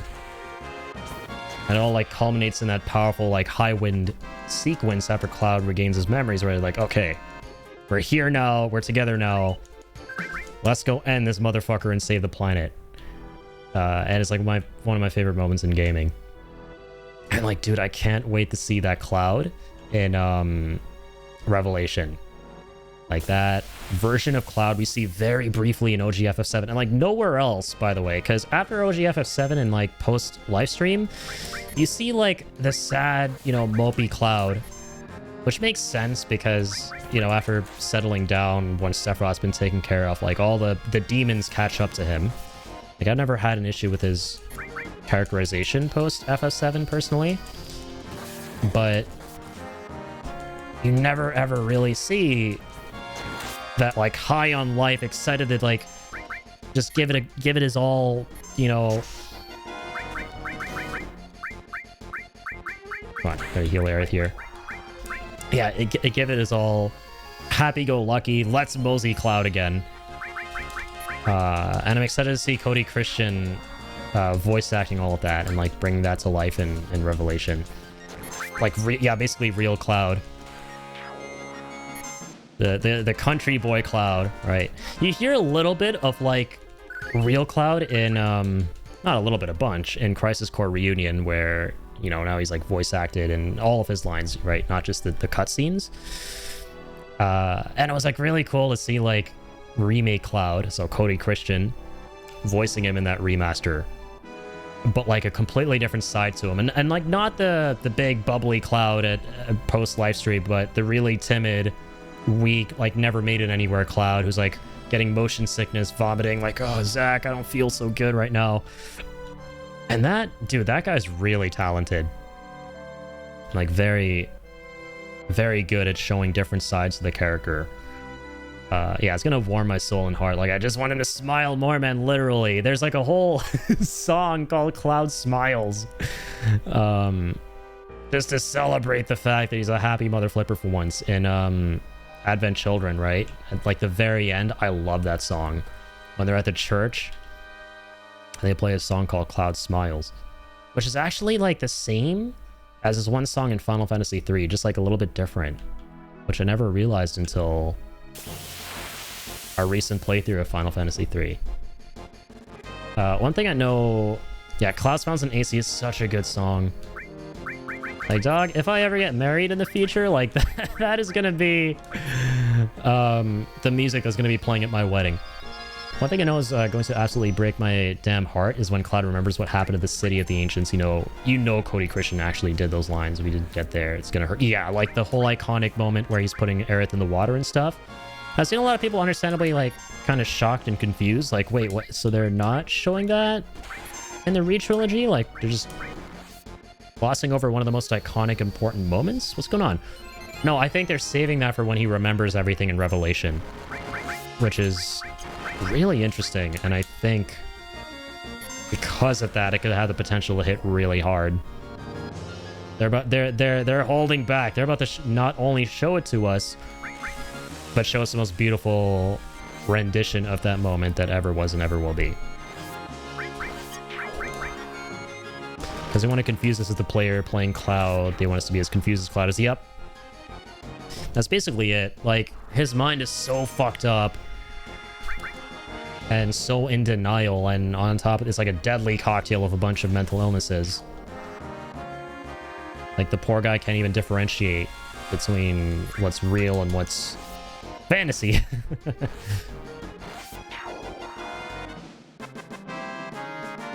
Some really interesting theories, right? Like, there's that one that Aerith at the end of the game isn't actually Aerith, and is actually Genova, and she's gonna be leading the party on about getting to like the North Cave, and then like past the Whirlwind Maze, giving Sephiroth the black materia. That's gonna be how they get that point across. And there's so much stuff that's interesting to look forward to. That theory is nuts. That theory is crazy. I don't know if I personally subscribe to it, because like, for the simple fact that the ending of Rebirth is so touching, and like just thematically, for that to not be Aerith when she's saying her goodbyes and stuff to the party, it doesn't sit right with me that wouldn't be the real Aerith, you know? That like, oh yeah, that whole Aerith at the end of Rebirth that created such a beautiful moment and closure for the game, that wasn't actually Aerith. Like, I don't know if I would be a fan, because that's what that would kind of get across to me. But at the same time, like, that could be a really crazy twist. Like, I get where people are coming from when they're like, yeah, but if you look at, you know, how she's speaking here and her behaviors and stuff, they don't really add up. Maybe back in a bit sounds good. Thank you for being here, Toady. All right, I'm gonna hunt down this materia thief. Uh-oh. Oh, what the hell? Apparently I was going the other way on my analog. So I know my directions. The Turtle's Paradise! The happy turtle. And you actually see this massive happy turtle in Revelation. I think WUTAI is gonna look crazy. Special promotion! Yeah, collect all the flyers. We find 6. Have you ever... I feel like we have done that. You can win a prize. All you have to do is read them. Yep. I feel like I've done that on one of my playthroughs. I always forget about the whole turtle flyers thing. Hello, Elena. How goes the Turks? You? How'd you get here? Never mind that. Guess it's fate that brought us together like this. Get ready to die.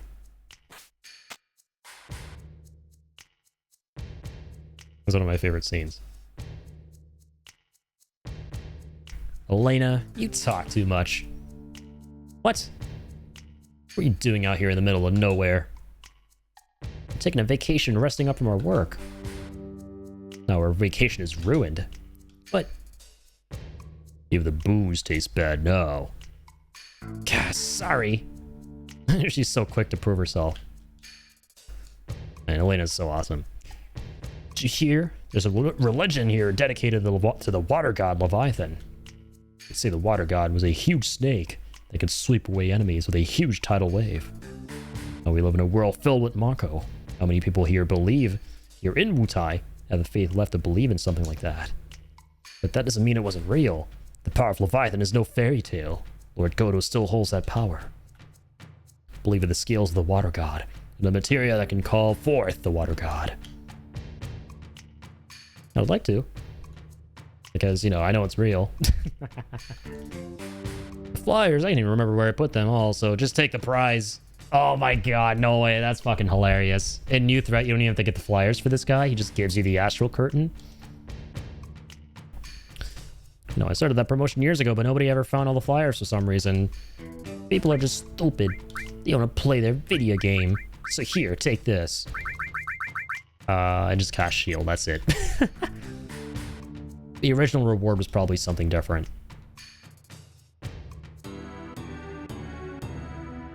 God, WUTAI looks so good.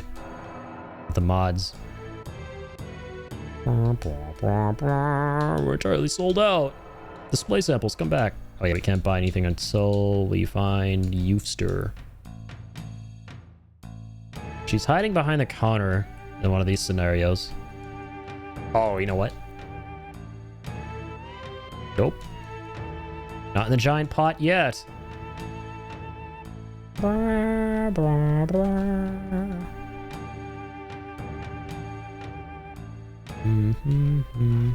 Ooh, this shop in particular looks insanely crisp. Ooh, added steel is good, and she stole it.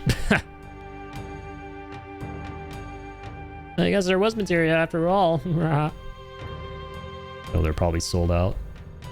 Just finished your script for a movie. It's a Sonic movie where Sonic and his friends Amy, Tails, and Knuckles hang out a lot, doing trivia and stuff, and Sonic wants to ask Knuckles out, but is too afraid. So he makes a wish, and Knuckles goes crazy. It's called... You echidna me? You echidna me, man?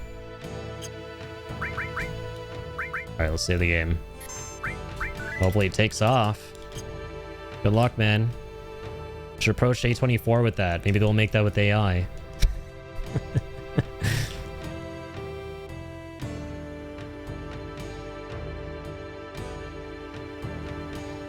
Ba-da-ba-da-ba.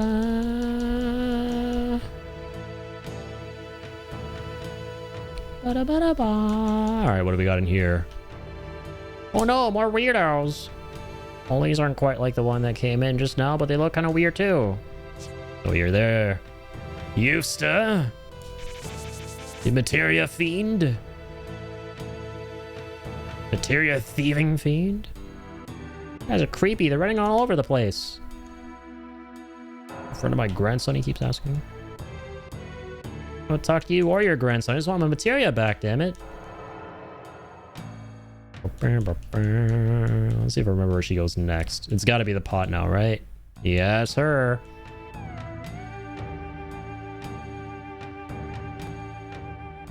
Da-be-da-do. Don't hear this sound. I mean, the last time you hear this sound is like really early on in the game. I'm stupid. Never mind. That's the sound Aaron's staff makes. I was confusing this with another sound.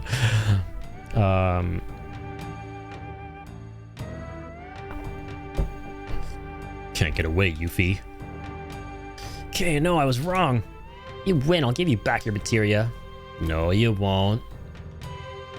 You're gonna trap us now, aren't you? Oh, the police. The police are here. Out of there, quick.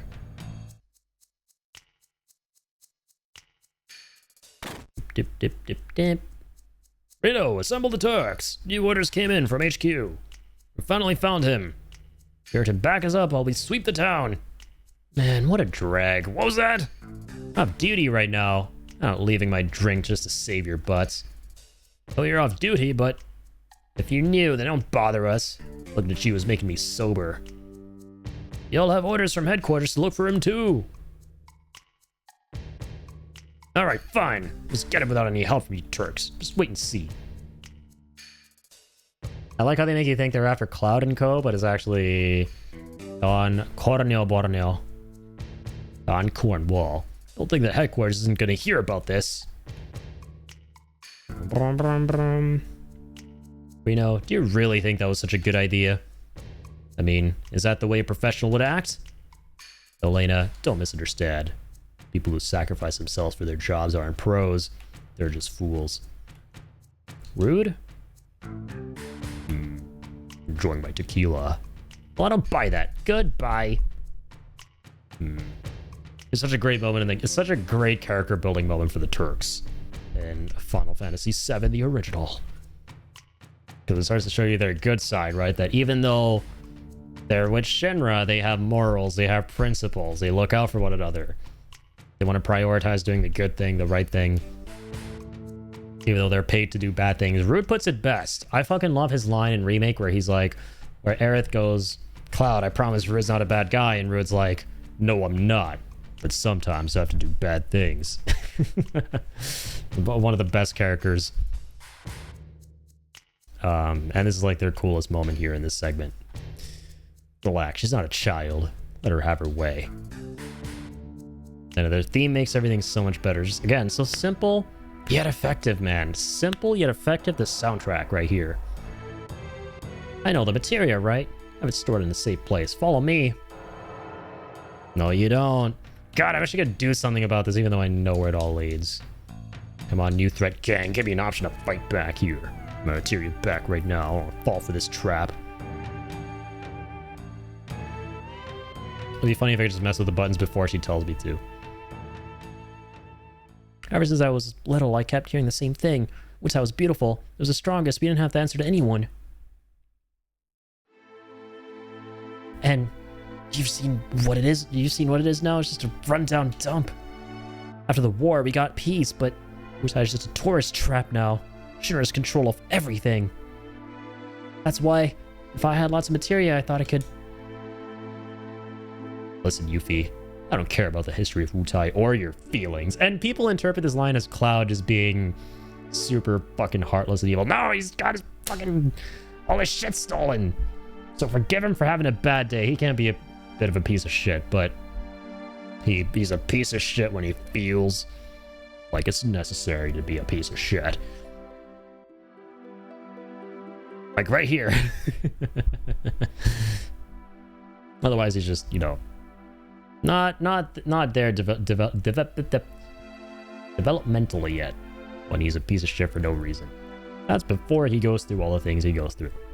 You realize, oh, wait a minute, not a piece of shit, I'm just confused. I'm lacking like 5 years of emotional maturity and development because of being locked in a Mako tank. We're fighting for the planet here. We need that materia. I know that. Let's switch the lever there. The material's in there. Ah, sure it is. Flip the left. Oh my god. I never trust anyone that easily. The materia's mine. Bye. Oh shit. Hey, materia, go find it yourself. I mean, tell you where it all was if I wasn't so cagey. Get it? Ah, show him let's steal it. Oh, whatever. See ya. Alright. Well, stupid stoopster. Not this time. And pour one out to all my FF7 homies who back in the day didn't go through any of this stuff because it's all technically optional. Some really fun shit. This is not fun shit. Small room surrounded by cats. For people with allergies, that is. Not fun shit at all. But I might actually have allergies. Kind of rough, man. I have 26 years and now 27 years of my life without that problem, and now... Damn, man, I cannot stop sneezing like a mother flipper. Given this season and around my dog a little too much. Or any little small animals for that matter.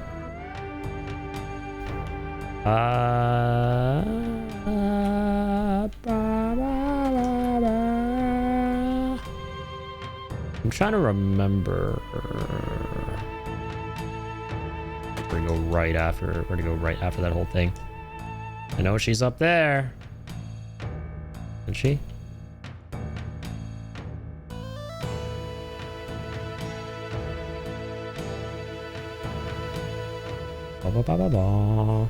She didn't go up Mount WUTAI just yet, did she? Rough duty, man. You meet Don Corneo and this. Oh, bro, I'm done. There are way more buildings down this way. The giant pagoda is all the way down here. Yep. Where you work your way up to talk to her dad and kick his ass for her final materia or limit break. They're like 3 times. You find Diddy's dungeon. I mean, Don's dungeon. There we are. Let go! I said let go! You think you're a freaking jerk? I'm turning into Jamaican jerk chicken, bitch. You! Yes, it's me. The one and only sleazebag Corneo. Corneo? Things are finally looking up for me. Again, I love his HD model here. Nino style model where he's literally wearing Converse, man. It's so fucking stupid. I love it. He's got his outfit inspired by his remake version, I'm pretty sure. I think the Nino style models came out after remake. He's got that like halfway button down shirt. The white one. Maybe on the run from Shinra, but I've snagged a new bride. 2 for 1, in fact. 2. Hey, let go of me. You're gonna regret this. Oh my god dang. Alright, hold on. Let me get some booty here first. Viper, Halberd for good old City. And then Graviball. There he is! It's Corneo! Don't let him get away! Attack! Alright, so far so savvy. Ta-da-bee-boo! Alright, let's take him out. No materia, no problem. Come on, right between the eyes, Vince. Ow. Get some MP back, don't mind if I do. I was gonna kill you, as is Bincy. Bincy boy. Bolt 2! Dibbity-doo!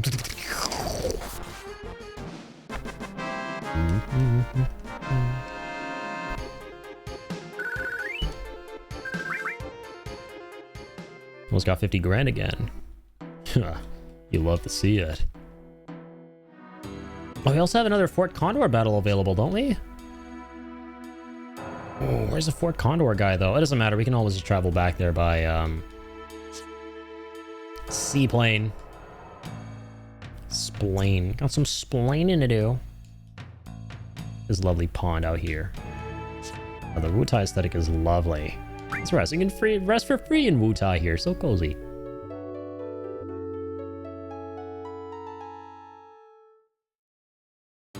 Basically in Japan. WUTAI's Japan, dog. You'll have to see it. Doo doo doo doo. Elena, where's she at? Corneo's good at escaping. Elena. Let's go, Rude. We'll give him a taste of what the Turks can do. Sounded pretty good. If he has Elena, that's gonna make things a little difficult. And, okay. Corneo took Yuffie from us. Without Yuffie, there's no way we'll get our materia back. Don't misunderstand. I have no intention of joining you. We're only agreeing not to bother each other for now. That's fine. I have no intention of cooperating with you either. Now, which direction did Corneo run off? Nice attitude. Here's a clue. Staring at you. Giant big boy Buddha. That, huh? There he is. I see you up there, big boy.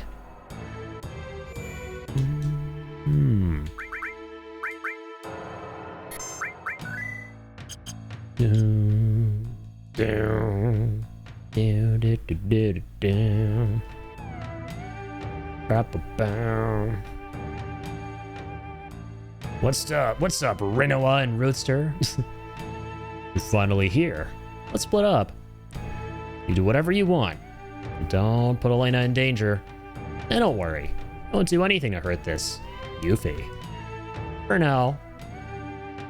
Cheerio. What's up, Rude? My favorite Turk.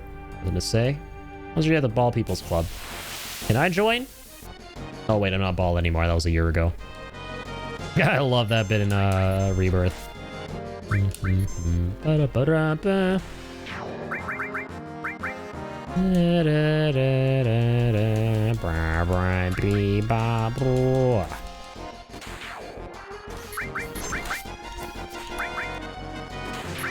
Actually incredibly easy to fight these losers without materia. I remember kind of struggling in vanilla Final Fantasy VII. That's kind of funny, isn't it, that she leaves you with a lot of the green stuff? Not nothing. Not nothing. Yeah, let's restore fire. Like triple growth some of these things. Since we can for a little bit here. Ice, restore fire. I like Osmos, yeah.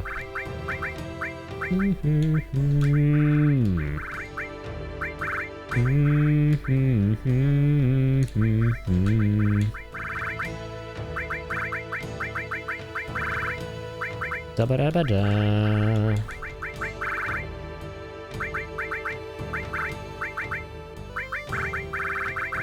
Aerith, alright, Vince. Lightning. And ice. Cool. Got a ton of green materia right now. Nothing is here.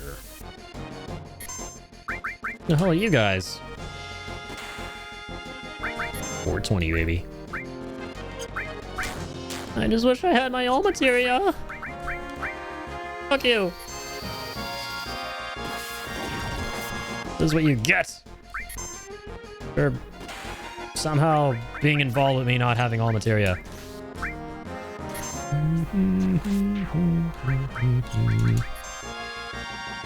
Listen more to Erdasu. Get all that MP back. God dang, Vincent hits hard now. Gotta love to see it. Ching! Triple sevens, baby. Yo, Abhay, welcome on in, man. Good to see you. Hope you're doing well.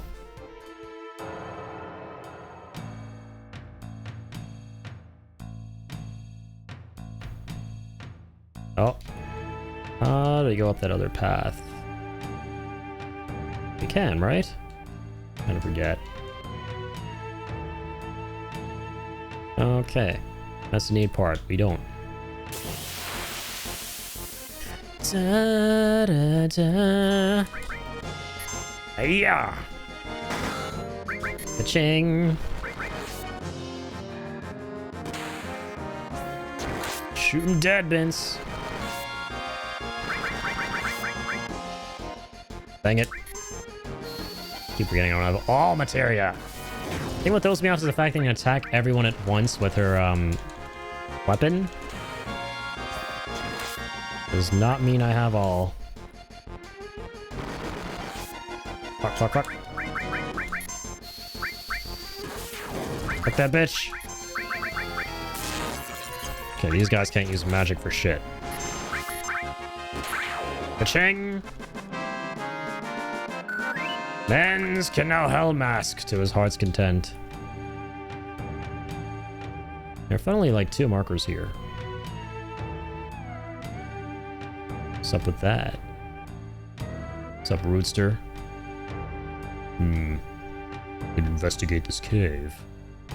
Just gonna be on fire. I forgot how to put out this fire. Ah, it's on the tip of my tongue. Trident, right, that's where you get the weapon for Sid.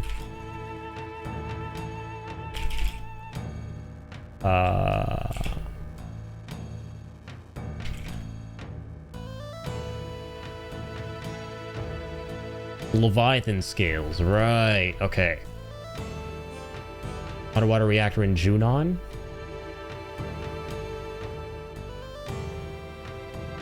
Oh, you got steel as well. Okay, okay. Which is basically like what's called added steel in this new threat mod, I guess. That Eevee took from us. So you like attack and you also steal.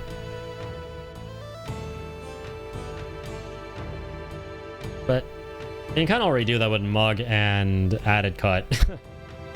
Or there's Mug in general. I think it's the same exact thing.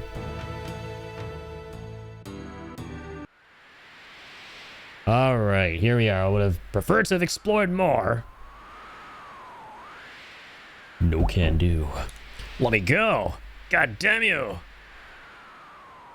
Delicious, scrumptious. I think I just found a new hobby. What shall it be? It's funny that Fred Tatasciore actually sounds a ton like Mark Hamill's Joker, right? With Don Corneo. Should I take her? Hey, I'm a Turk. Can't get away with this. Or maybe her. Oh god, I knew this was gonna happen. I'm taking escape lessons more seriously. Alright. Let's fight this pedophile already. I've made my choice. My completion for the night will be a cheerful one.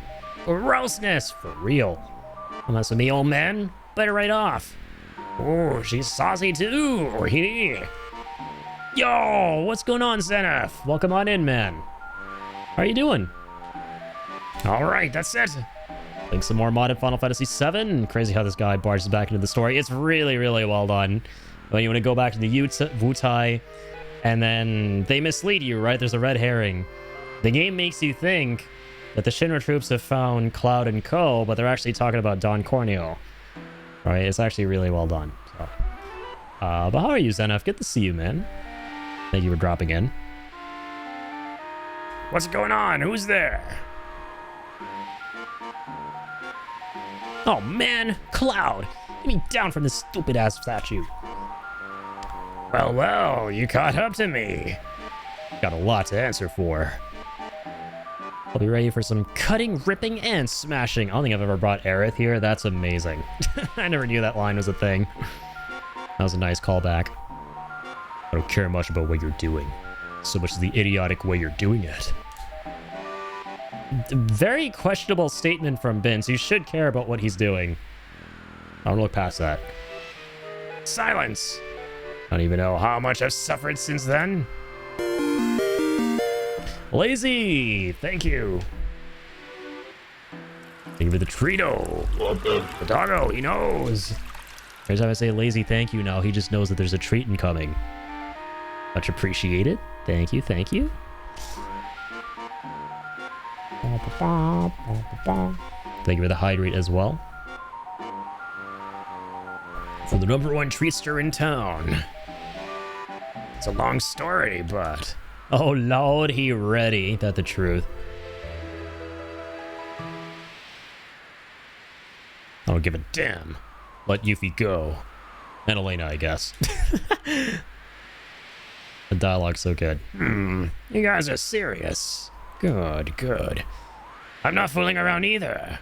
Not this time. Yo, 10 stream streak. Zenith streaking in the house. In the Twitch chat, No, view streaking, to clarify. Or not. You're doing both. Two birds, one stone. Getting naked in here. Respect. That's what we call absolutely based. Freedom's badass. Hey, thank you for the 10 stream streak, man. Why'd you have to kill my poor Raps? Yes, it's Raps instead of apps in the sewers. And now they're going to swap it with this mod. And we're going to fight Apsu here, I think. I already need my new pet. Won't survive this one so easily. See about that, fat man. App! Psst, come here. I knew it. Funnily, he might be a little bit easier to deal with without materia in this mod. Let's see. All right. Big apps hole. Look at someone who's Jason Voorhees' size. Or should I say, Jason Leatherface. This should never get sold. All right, we're gonna do that for starters. Bolt 2.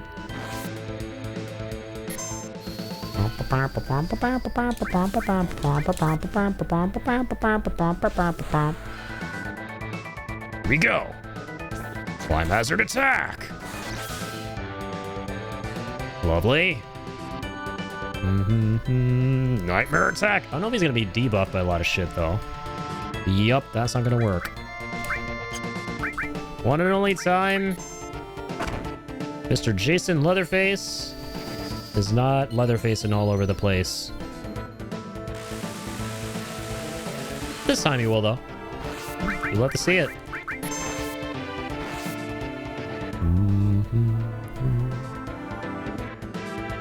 Sewer spring. Oh god, how is he summoning the fucking sewage water up here? This shit is really fucking funny.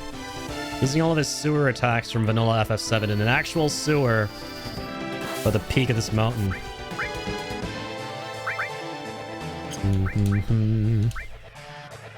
Jason, stop using fucking nightmares. This thing is a nightmare. Nightmares don't do anything to it. He gets pleasant sleep.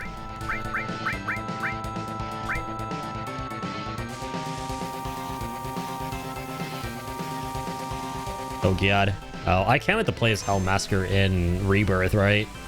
Just running around as a crazy fucking 7-foot-tall serial killer. With a chainsaw. No, I want to heal Vince. Miss input. It was a miss input. You calm down.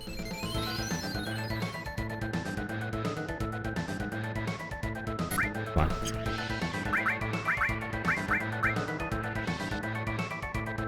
Oh, we actually put him to sleep. That shit worked. Okay, so sleep actually works on this bitch. Alright, let's hope for the best with Ice 2. Cloud ain't no magician, but... guess we could do... okay, that just killed him. Alright then. Alright then.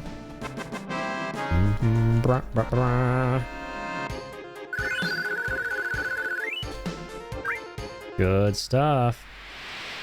Wait! Just wait a second! Just shut up. Listen to me. It won't take long. Why do you think a bad guy like me would swallow his pride and plead for his life? Because he's sure to win, as always, even though he's fucking clueless. Ooh, that's right. Yeah. This shit makes me so mad. If I push this button, he'll fall and we'll have smashed tomatoes. Not again. I hate this man. I really do. Or it's just being based. How ridiculous. What a waste of my time. Don't waste my time. Because the doggone girl is mine. Now, give me your women too. Let's have the last laugh. And here comes peak cinema incoming. No, that would be us. How's going on? Who's there? CIA, baby.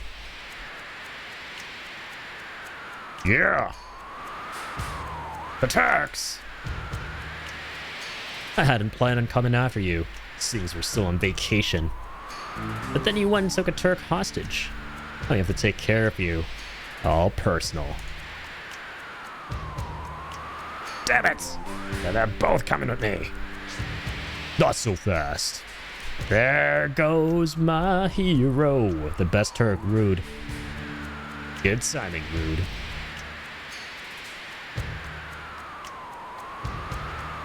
Just doing my job. Let's get to work.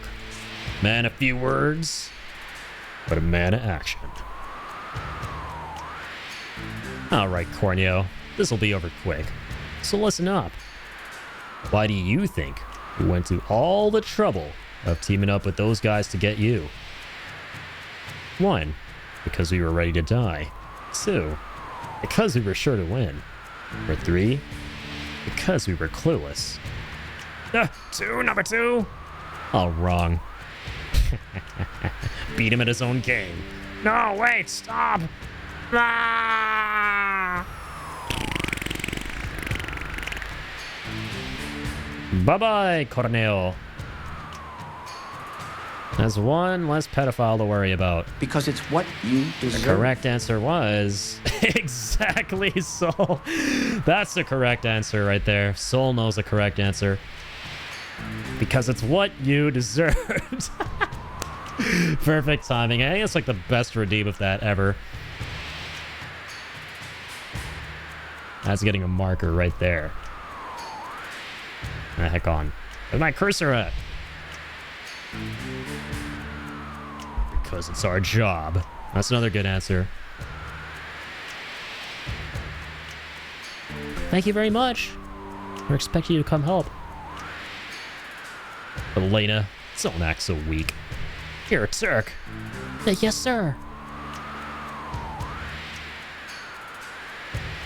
Guess we owe you one.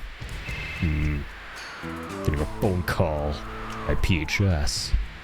Yeah? What do you want? Huh? Oh, okay, yeah, we'll get on it right away. Is that the company? Yeah, they want us to find these losers next. But it's their day off.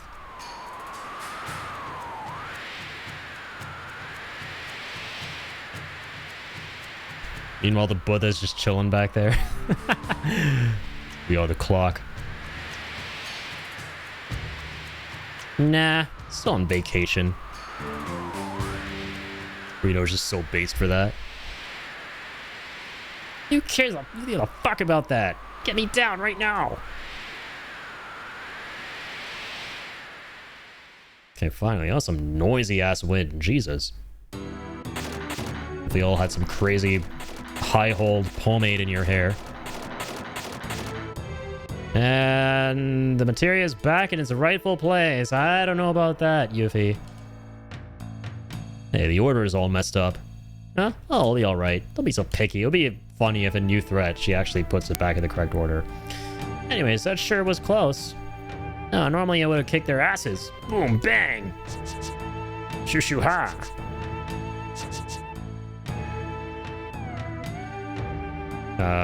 She just juked 3 fuckers in deadlock. You feel like a god, my man. You gotta put that into a montage and upload it to YouTube. We're running in the 90s playing over that. I'm just running in the 90s. Yes, I wanna run. Yes, I wanna sing. The court, you guys are real pain. I'll deal with my dad with that guy. Man, those tricks can be handy sometimes, huh? At least after all that, we got the materia back. Now, come on, everybody. Let's continue our wow. Hey, wait for me. Oh my god, I'll give this back to you. Hey, here, look. Added cut? Or no, added steel? Perfect. Beautiful. Beautiful. Come on, wait. No matter what you say, I'm going with you. Next time. And that's WUTAI right there. So... all this bullshit. Remove everything. Bullshit. Fuck you. As Terrence Fletcher would say. Okay, here we go.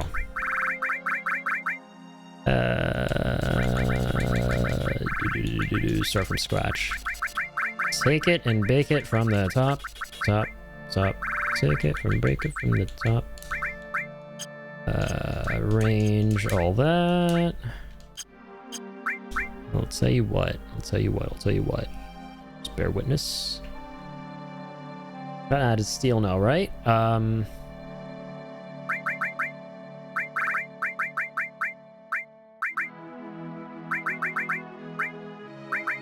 That is steel. Yeah, so you steel when the paired materia is used. Yeah, so we're gonna do this. Doop. Command Connor was good. I liked Mug. Yeah, we've like had that for a while. Cloud just kind of counters with a steel. And added steel could be kind of fun too. And it improves the strength as well because they're going for a strength build. So, you have returned. Welcome back, Toady. Just about finished up with WUTAI. Ridding the world of the evil that is Dornio Corneo. No, of course we were putting our materia back to where it was. Because Yuffie ain't doing that for us, so. And oh yeah, feel free to join the Discord, man. Thank you. Yeah, get rid of that gross-ass Dawn, for real. Don't want to tell me twice. There's like a little like Q&A thing at the beginning, but just don't worry too much about that in the Discord. It's just to like prevent there from being bots. So, you know, just put whatever you want into the little boxes that ask you the questions. And I'll get you right in. Alright, let's go restore. My beloved all materia.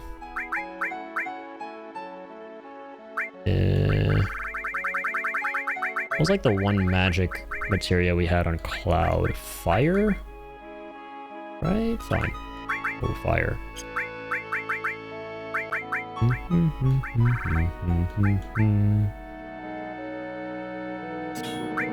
Okay, let's put steel since it's almost mastered.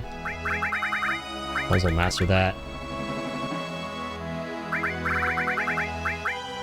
What else do we have on him? Man, I'm drawing a blank right now. That will be completely real. The steel was here with command counter. Sneak attack.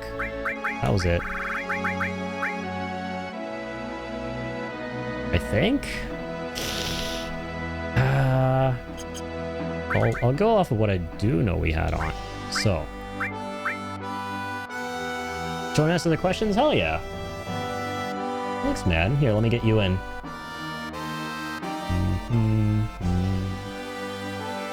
There we go. Welcome to the Discord. Thanks for joining, Toady. Got milk, we got cookies. Not really, but hopefully someday. On the remake and reverse done perfectly. He's so gross. Yeah, he's such a fucking sleaze.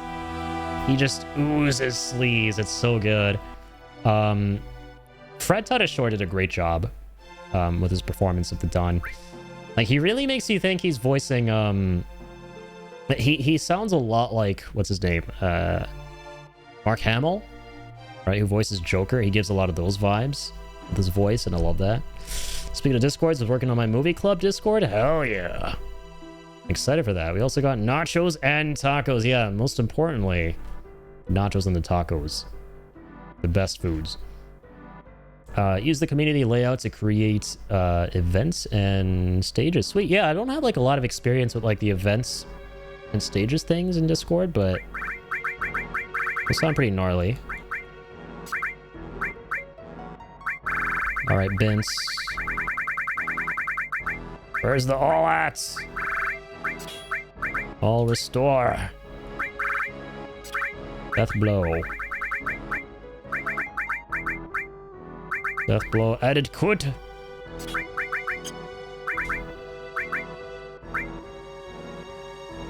Oh yeah, let's make Cloud and we could make him a total thief. Oh my god, that could be funny.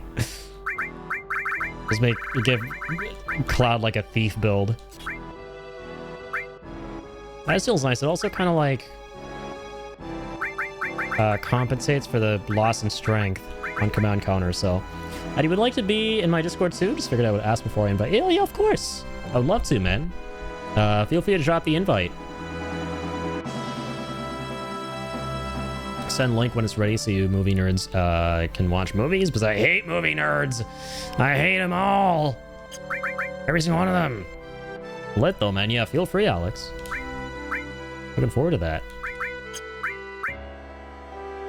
Steel. Say no to cinephilia. Oh god, that sounds fucking horrible.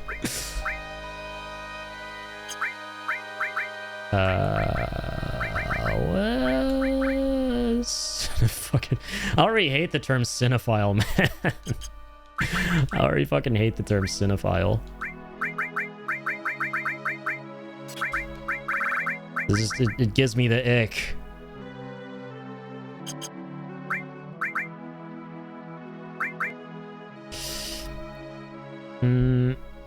Okay. Tell you what. I'm gonna tell you what. I was getting that. Oh, we had, Right. We had Demi on somebody. Demi Lovato. Gravity materia. We need to go swap this.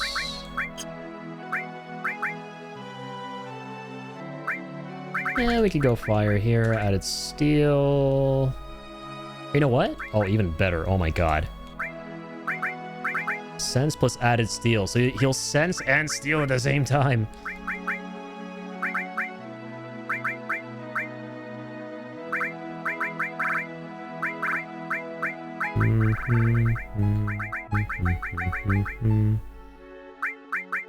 Oh, we need manipulate. True.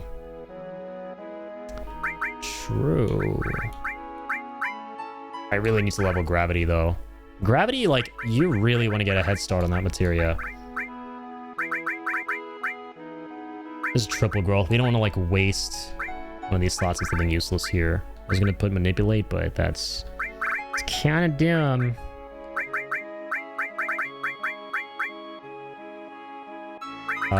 We'll keep that as fire. Why not? Yeah, it's good for Cloud. How to use a friend invited you to my server? Hell yeah, man. Thank you.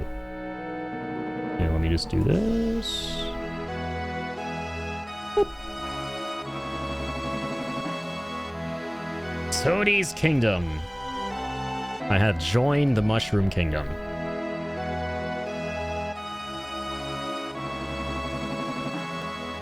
There we go. Hell yeah, select those. Lovely. All right. And I'm officially in. Happy to be a part of the Mush Toad Kingdom.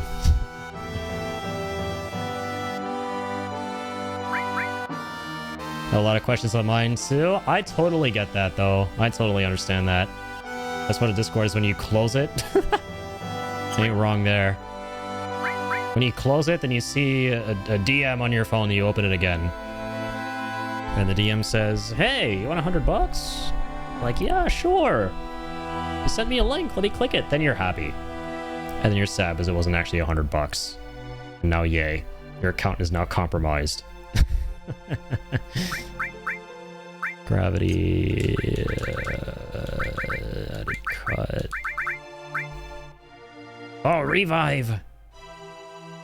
Need to revive people. Don't forget. Oh, and you forgot your revive material.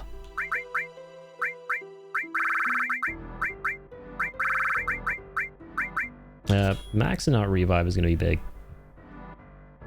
I would write up people send me links like it's a reward for all my degeneracy. I mean, that's how life works, right? You just be, you know, you aspire to be the biggest degenerate of all time. You get rewarded for it.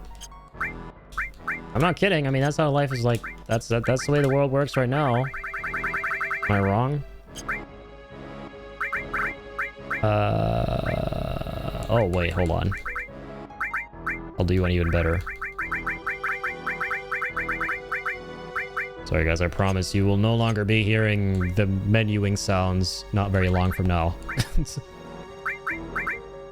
I know, these are lovely noises.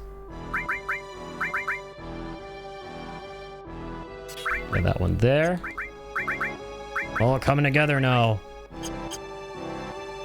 Oh, shit. Fuck. There we go.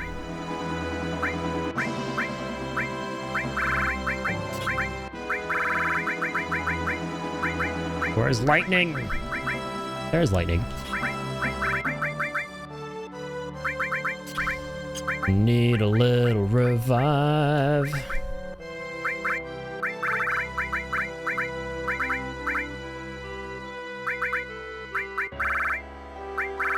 There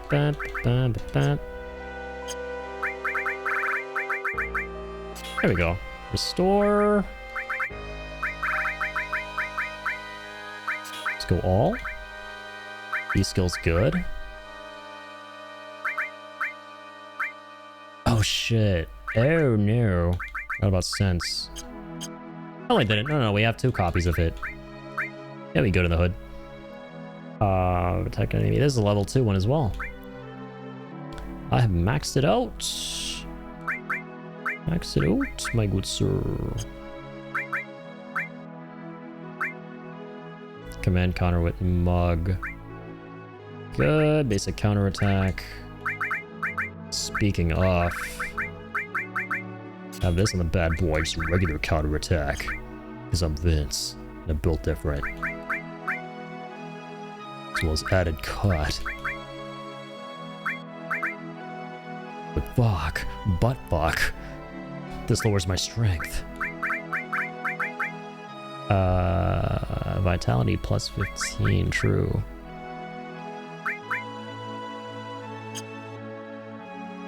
That'll be good. Let's go. There's so many link slots we're not taking advantage of. Who the fuck cares right now? Love that your material awards is the all magnify. Yeah, pretty much.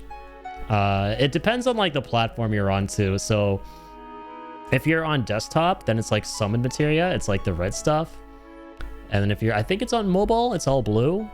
And somewhere else it's like green. Because it lets you like put in different like icons for the different platform, for the different sizes, which, you know, correspond to the different platforms. So that's kind of cool that you could do that. So if you're going to change it to the different materia colors.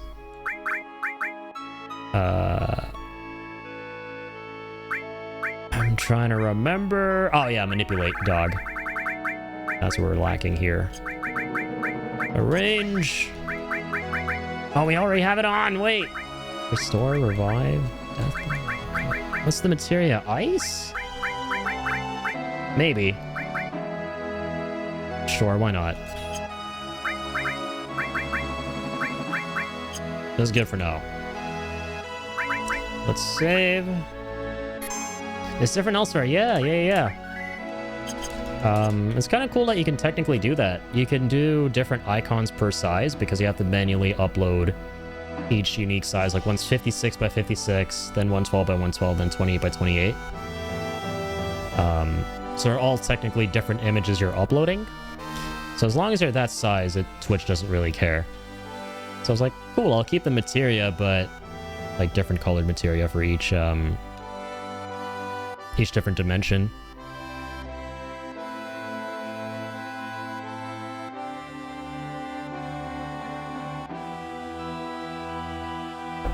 All right, here goes. That battle's off. Dang it. Just exposed myself. I'm cheating. A battle's turned on. A cheater.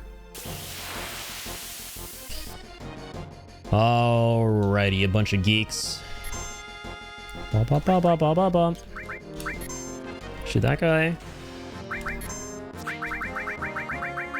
Just drown them all. We can finally drown things again. Ouch.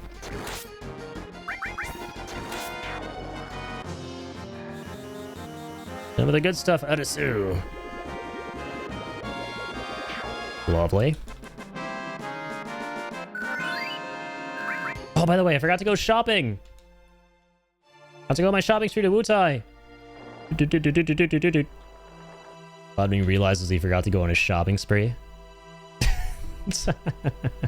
Yeah, so you can zoom in this far on the world map. It's actually really cool.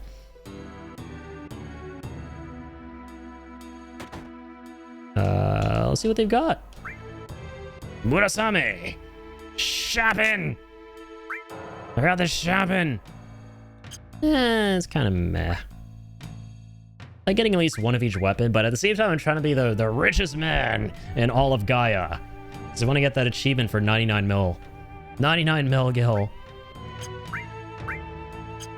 Aurora Rod. Chainsaw for bear. Wait, yeah, what are the stats again? Magic 15, nah. Nah. I'll tell you what, I'll get this for Tifa at least. This has only got normal growth, but still. They're gonna be playing as Tifa for a little bit. Magic 15, Spirit 20, restores HP, and Barrier 20% chance. We know about this one, actually. I just never got it, because I kind of like the playthrough we have going with Aerith right now, where she siphons MP and doesn't deal physical damage with the rod. Gold Barret. Slash Lance. God, this is why... Holy shit, Cloud, Sid, and Yuffie are the best party. Because Yuffie, for obvious reasons, she's just the most OP character in all the FF7 games. But Sid, oh my god, specifically in Final Fantasy VII OG, he's got the best weapons. Like, I think he's the only character, right, in vanilla who has a triple growth weapon. And on top of that, he has this other weapon where he can, like, attack everybody at once. It's quite nutty. Or he has something like that going for him. Spirit plus 50. That's a lot of Spirit. Razor Ring. Short Barrel. I really don't have, like, double growth for everybody. Yeah, big ooh. I'm gonna save my moolah. I'm gonna save my money. So I'm gonna check in to see what they've got here. Let's go to... Materia Shop? No, items, rather. 25 ethers now, not bad. Get more like 10s. I got 5. Still gonna do my best to save my money. Choco Feather Accessory. Dex plus 100. Wow. That's a lot of defense. Blocks. Haste, slow, stop. That's really good. I feel like I want to buy at least one. Maybe. Tell you what though, let me get... Just round that out to 40. Get more high potions. Fire Fang. These are all the new items as part of New Threat. So I'm trying to figure out what my final party is going to be. I know I want Tifa for sure. In OG FF7, right? Yeah. And my last playthrough that I did, I went Cloud, Sid, Yuffie. On this playthrough, I feel like I want to stick with Cloud, Vincent, and Aerith until the end, because you can keep Aerith alive on this, which is awesome, once again. The OG, yeah. Tifa could be incredible in the OG towards, like, all the way up until the very end. She's so strong. Especially with that one weapon, the Platinum Soul or whatever, I forget. She has that one glove that basically makes it so that when she's lower HP, she becomes a glass cannon. She does like a crazy amount of damage with it. God, oh my god, decisions. I'll buy one of them. Fuck it. Save it for a rainy day. I shan't be experiencing no buyer's remorse. I believe in my purchase. Okay, and that's WUTAI. Forgot where this zoomed in. Just keep it that way. I bet, and pair that with Final Heaven and you're set pretty much. Yep. If you're playing at 30 FPS, you're golden because of the little trick with the slot machine.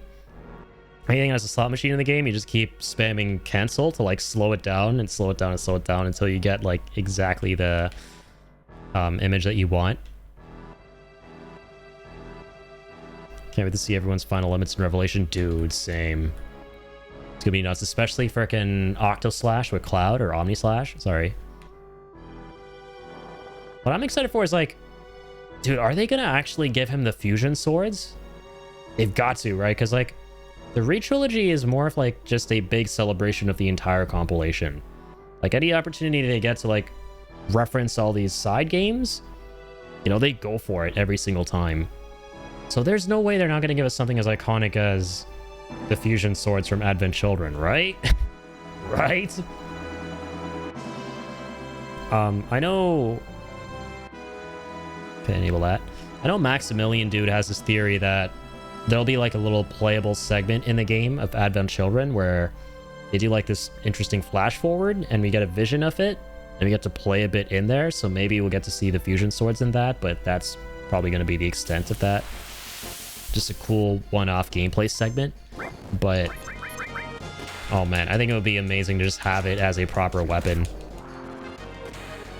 I don't know how they would implement it because those things are just insane. Like the concept is like one big Buster Sword looking thing that just splits off into like 1,000 smaller swords. But it could be freaking cool.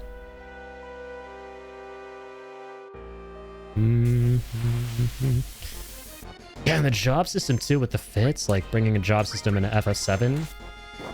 How cool is that, right?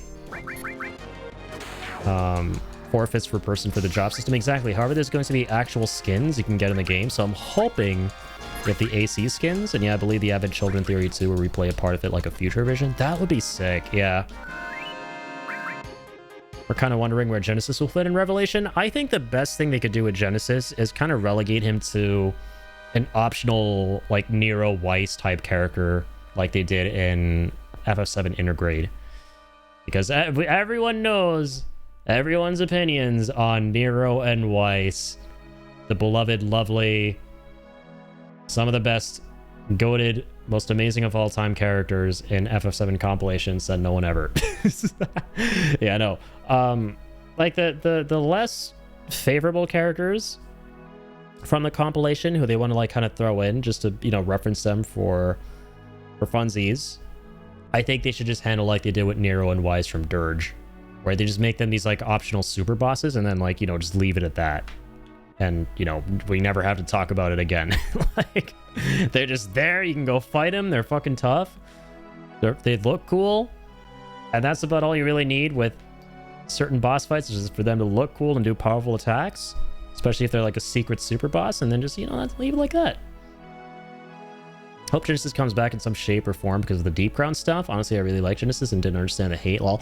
I do too. Like, growing up at Crisis Core, like I said, I liked all the characters. I thought everything was cool as shit.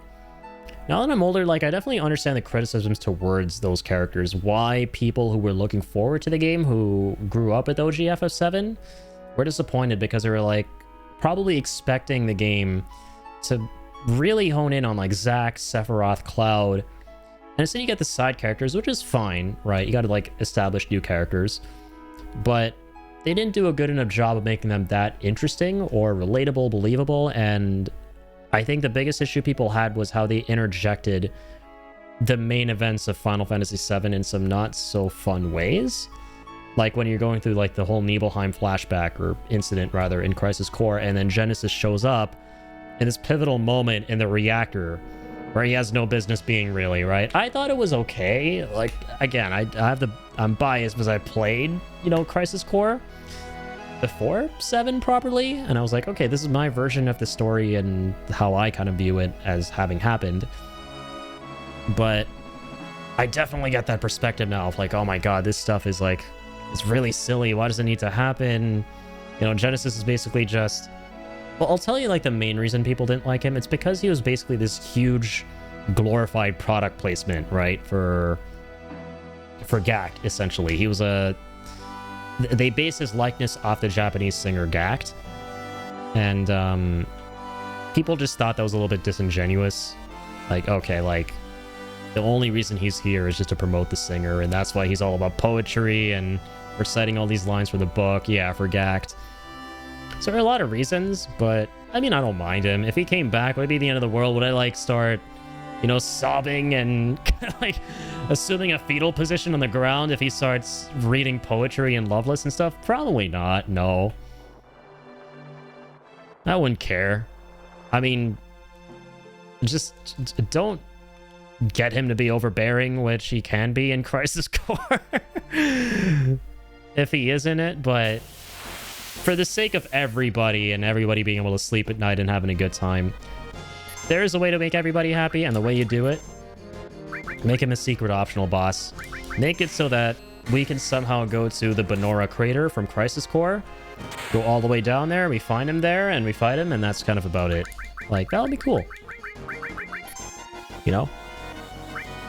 Exactly what they did with Weiss from Dirge of Cerberus in Remake. Because Weiss was another oddball of a character. I was like, do we need to see him in these games? And does he need to impact the story? Not really, no. And it's... But people are probably not going to be happy about it either if we do. So what do they do about that? Oh, well, you know, they put him in because it'd be cool to, like, give that character a nod. You know, we're celebrating all the games, the good, the bad, and the ugly. And showcase the coolest shit about him. Like, the coolest shit about the characters who, you know, not everybody loved. And I think everybody would agree, is their design and, like, their abilities, their attacks, all the stuff that has to do with combat. Like, Genesis looks sick as a character, for sure. This freaking red sword, you know, like the name too, Genesis Repsodos.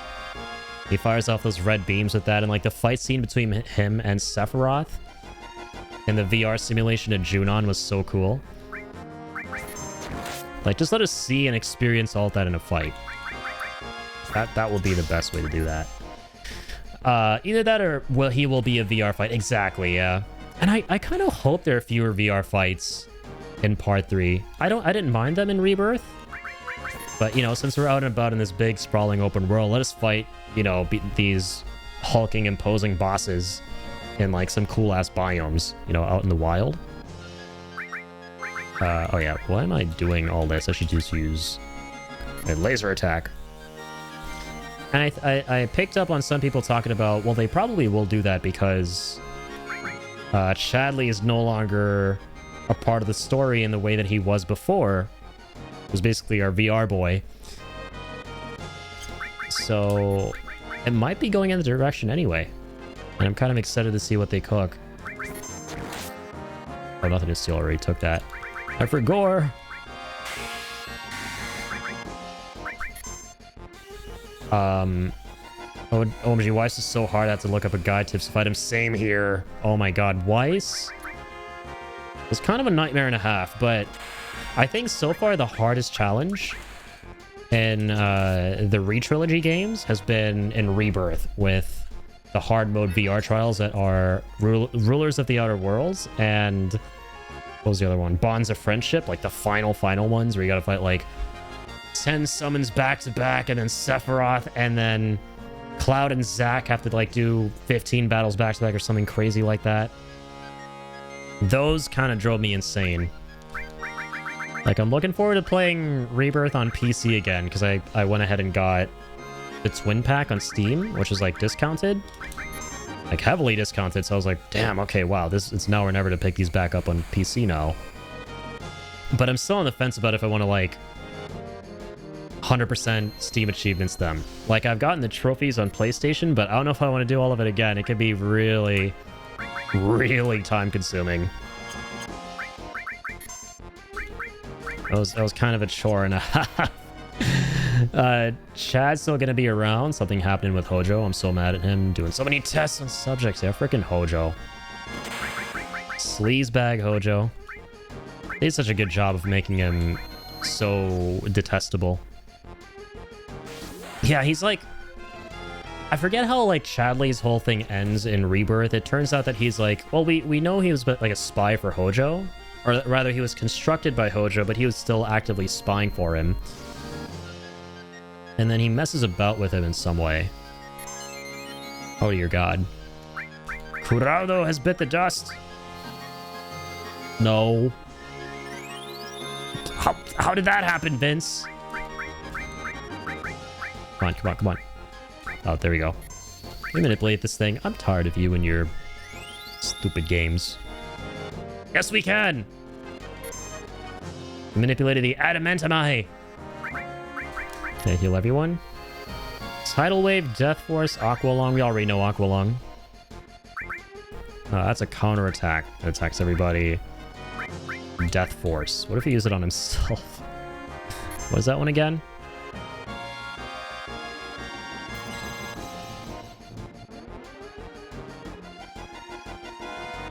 I feel like that's something Aerith might be able to learn.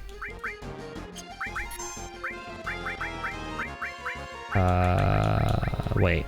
Come on. Is it like Doom?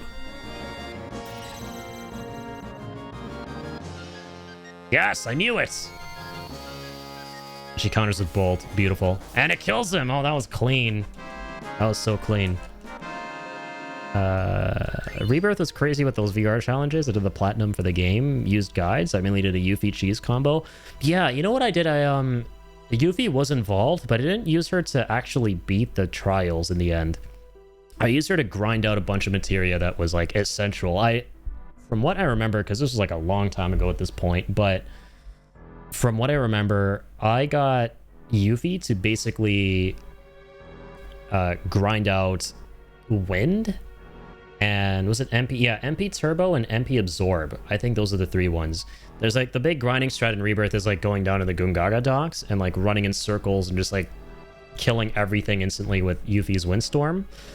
And you get a ton of AP from all of that. And like I did it so much that some of my favorite music in the game, the Gungaga theme, started becoming white noise. But I still love that music at the end of the day, so we're good. There's a really good AP spot there. Yeah.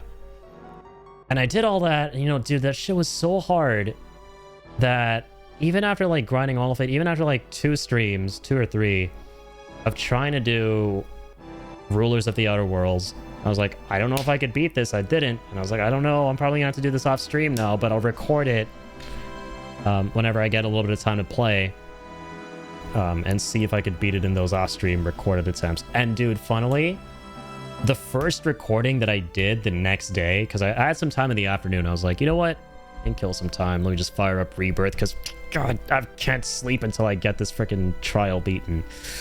I hit record, and I was locked in. It was the middle of the afternoon. I was feeling nice and fresh. I literally beat it on my first go. So ever since that experience, I'm a firm believer in this whole concept of, like, dude, just stop. If you try something for too long, it's not working, go, you know, get some R&R, like come back later and, you know, you'll give it a kick in the can. I literally experienced that firsthand. It can be hard to live by though, because sometimes you get so freaking engrossed in some kind of challenge, activity, whatever. You're like, no, I gotta complete this. I gotta beat this. I can't stop. You're just in that flow state, even though you know you should probably go take a break, come back at it later. Even though I went through that whole thing, I'm still not following my own advice. That is never gonna happen. Please and thank you. Have a nice day. I'm not one to learn from my experiences and mistakes usually. Okay, let's go. Oh, there's a new Fort Condor battle. Let's go do that. So I know how to navigate the world map.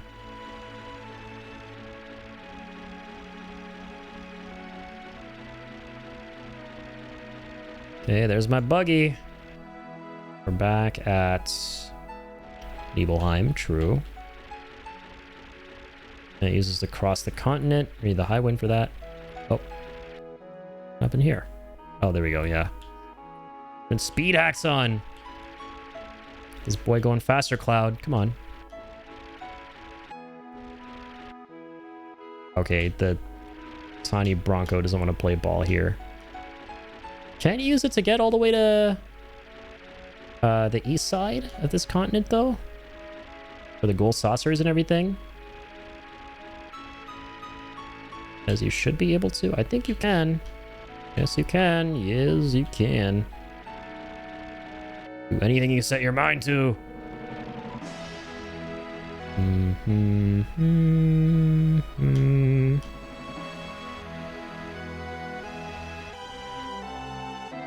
Okay. Might have lied. No, wait. Oh, God. I do love how they incorporated all this into Rebirth. It was done very well. So with the seaplane and everything. Okay, now we're back to Midgar.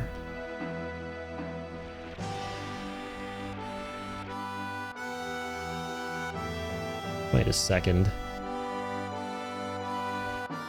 God, it's so annoying trying to turn the plane around. With the new camera stuff, gotta get used to it. Oh, there's Costa del Sol, my beloved! It's right there! Shit. Just about can't cross that. It was nice, but now I can't wait to fly the high wind. It's gonna be so fun for real. For freaking real, man. I cannot wait for the high wind. And dude, the way they all like parachute down and that's how the world traversal is going to work. Right? Where you kind of just fly seamlessly through Gaia now. Everything you've been through in Rebirth and more. You can choose where you want to drop. You just parachute down seamlessly. That shit looks unbelievable.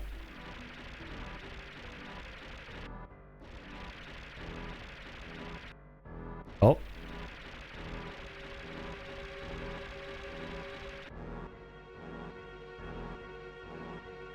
Wait, is this... Wait, what's all this again? Is this Medial? I forgot. It totally is. You just about can't get to it with the seaplane. That's funny.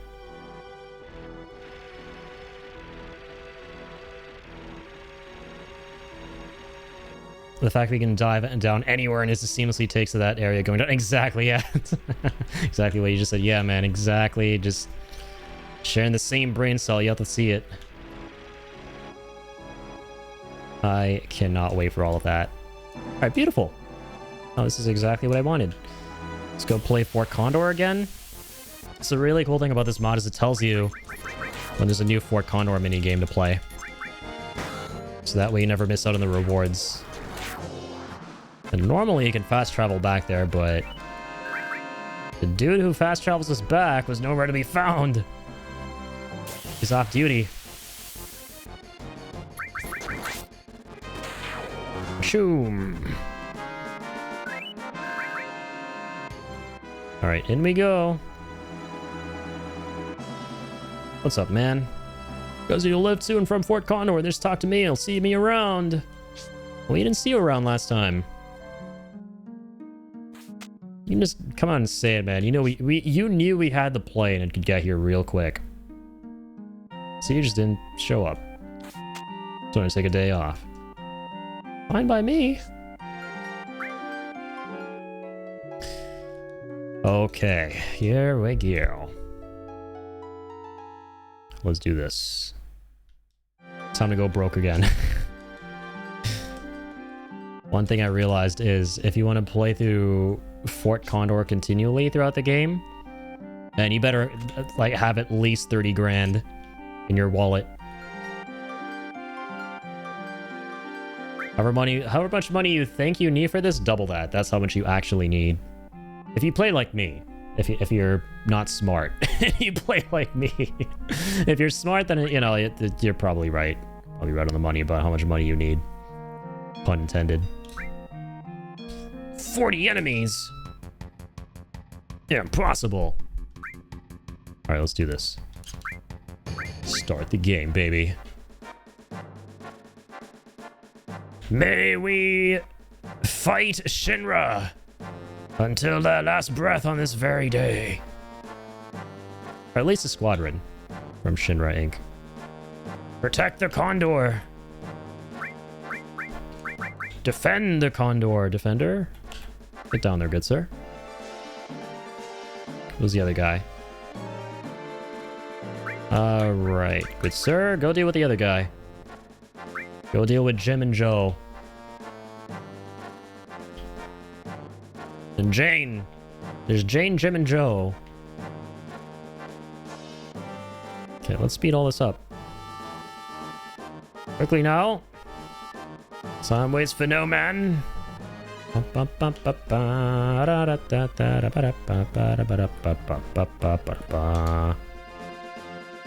Oops. It's only barbarians, wow. It was actually pretty cost efficient for me. I'm not gonna lie. Let's see. How many of these guys do you wager at least one of these dudes can take down? At least 2 before going down? Yeah. Disable the speed. Good old Fort Condor. Way harder in Intergrade Rebirth. Oh, absolutely, dude. Especially on hard mode, when you revisit the board games. Oh my god. Some of those games towards the end get so close. Yeah, I love the way they incorporated Fort Condor into Intergrade and Rebirth. Especially Rebirth and how they expanded on it after Intergrade.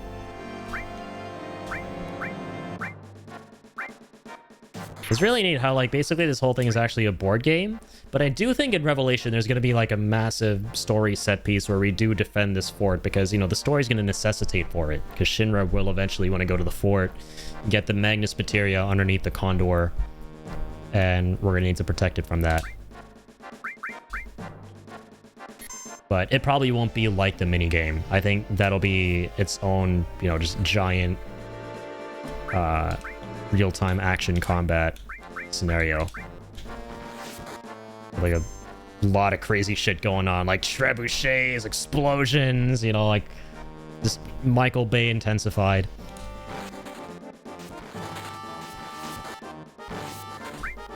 They're making like a big set piece out of that. I'm gonna be really excited for that. But yeah, all the mini games, all the like side stuff. God, it was like freaking so good in Rebirth.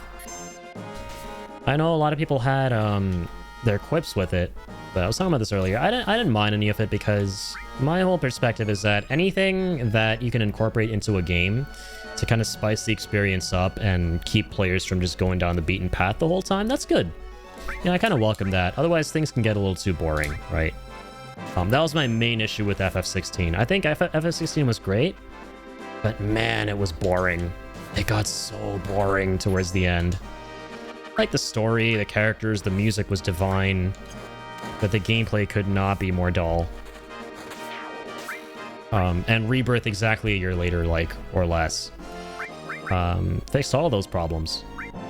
So and a big reason for that was because of the minigames, so I couldn't be happier. Enjoyed the minigames in FF7 Rebirth, same here. The only one I wasn't a big fan of was Gears and Gambits. I thought that was really strange, like it never really jived. And I looked up a guide for like the... Because I was like one of the final trophies I needed. I just said, fuck it. You know, I'm going to look up a guide for the best setup and complete this that way. Really, I love 16 and connected with it emotionally. I think it was a great game with a really good story. Absolutely. In terms of the storytelling, the music, the characters, the presentation, I think that game was phenomenal. I just think the gameplay itself was very dull. It had amazing moments, like, oh my god, the boss fight set pieces, like Clive versus, or rather Ifrit versus Titan. That's a boss fight for the fucking ages, like easily top 10 video game boss fights of all time, right? The presentation of it, the scale. God, the music just gives me chills just thinking about it. I thought those moments were the game at its best. Just not even looking at the game itself, but just in all of video games, like, damn, I'm playing one of the greatest games right now. But, like, the in-between moments, in between all of those really big set pieces, I think the game had some, like, pacing issues, for sure. There were a lot of lulls that didn't really have me feeling stimulated in any way. Like, I was just really kind of bored. Like, right after you fight Hugo, you're going on this, like, quest to rebuild a ship with Mid, right? And it's cool. Like, it's just some neat character stuff. It's kind of, it's cute. It's fun.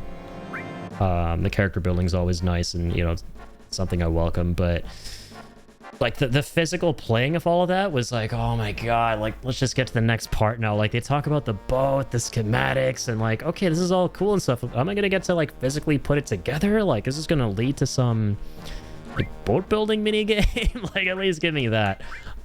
So, like, those are my biggest things with 16. But still a great game, and I would definitely recommend it. Get it, not for everyone. Yeah. I did love the game at the end of the day, though, absolutely. I was really excited for it. I walked away feeling like, damn, this was a really good time. Were certain things kind of, like, not up to my expectations, for sure, but liked it more than I didn't. And then I really liked that Rebirth fixed all my issues with it the next year. The music was sick. Yeah, Soken. I never played 14. But as I understand it, it's the same team that did 14, Yoshi P, and then Soken the composer. So I wasn't familiar with their work. And Soken, I hadn't heard any of his music before, really, and I was absolutely blown away. That game's soundtrack is spellbinding. Like, even when you're in some freaking fetid swamp at the beginning of that game, like at the demo and stuff, where you go through the marshes, I forget the name of that level. Like, it has no business just feeling as magical as it does, the music. Still Wind, that's what it was called. So good. Find the Flame is incredible. Getting your limit break as Clive, I had goosebumps. Yes, like the character moments and the journey Clive goes on, like, it's just the definition of peak, for sure. Like him facing himself, accepting himself as Ifrit. And then, you know, him coming into his own and embracing his powers on top of that. When he goes to finally fight Hugo, that's his name, Hugo Kupka, or as I like to call him, Hugo Kupo. Shit, man, it was like unbelievable. Yeah, I love Ben Starr. Yes, how can I forget to mention that? Ben Starr is the best thing to come out of 16. Yeah, just scratch everything else we've talked about with 16. Ben Starr, easily the best thing to come out of that game. That was his breakthrough role. And if there's one thing that I'm grateful to 16 for, if there's one thing I could like cherry pick, it would be giving Ben Starr a career. Yeah, it was an unbelievable performance for sure. Like, Ben Starr's just that dude who, like, the moment I see him associated with a game in any way, that he's involved in it, he's, like, voiced a character, I'm like, okay, you know what? I'm gonna at least check that out. And so far, like, 10 times out of 10, every one of those games has been, like, 10 out of 10s for me, pretty much. Or, like, as close as you can get to a 10 out of 10. Between, you know, Expedition 33, you know, the Tactics Remaster, because he's in that, too. And I was so hyped when they announced that he's going to be in that game. I was like, what? Like, one of my favorite games of all time. Ben Starr's in it, and he's playing a villain, which we normally never see. Dude, get the hell out of here. Like, we did see that in... Sorry, we saw that in Hades, but, you know... Prometheus is just, like, too fucking cool. If you haven't played Hades 2, I highly recommend it. And, like, the first game and the second. He's in that as well, and... his character is fucking cool. It's like the coolest depiction of Prometheus I think I've seen. Like, he's a villain in that, but you, like, don't want to view him as a villain. Because he has that complexity to him, and at the same time, it's just... God, he's so fucking cool. And his theme is so good. I have, like... Again, I have chills just thinking about it. Like, the Prometheus boss fight. Warning, who the hell's up here? What in Sam's hell is going on? Alright. Catapult these birdos. Fight! Fight, my comrades! Do not falter. For too long have they advanced. That all ends on this day. Oh shit, oh god. There's so many fucking burbs. Fire catapult. Fire! Fire them! Shoot him! Another one up here. Oh no. Come on, come on, come on, come on! Pew, pew, pew, pew, pew. Intensify the pew pew pewness. Pewness? I swear I didn't say penis.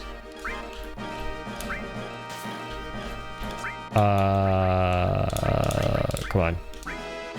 Alright, less pew pew pew and more bam wham wham. Get these guys out here.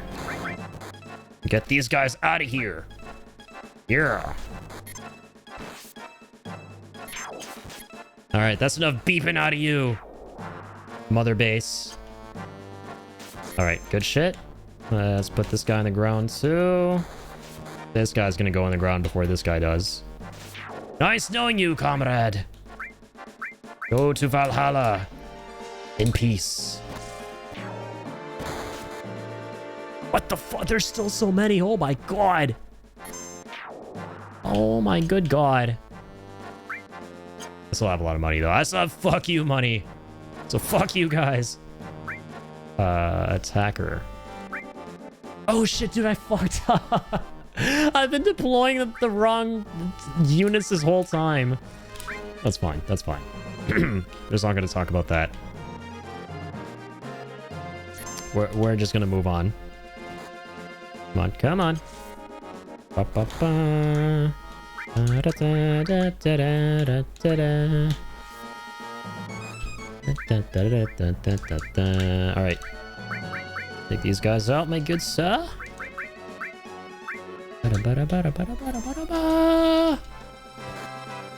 Hello? When you feel left out.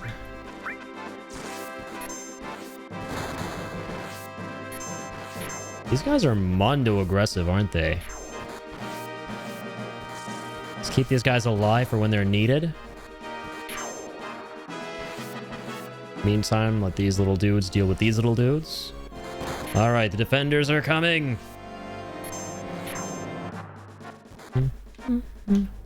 All right, you look like you need something to do.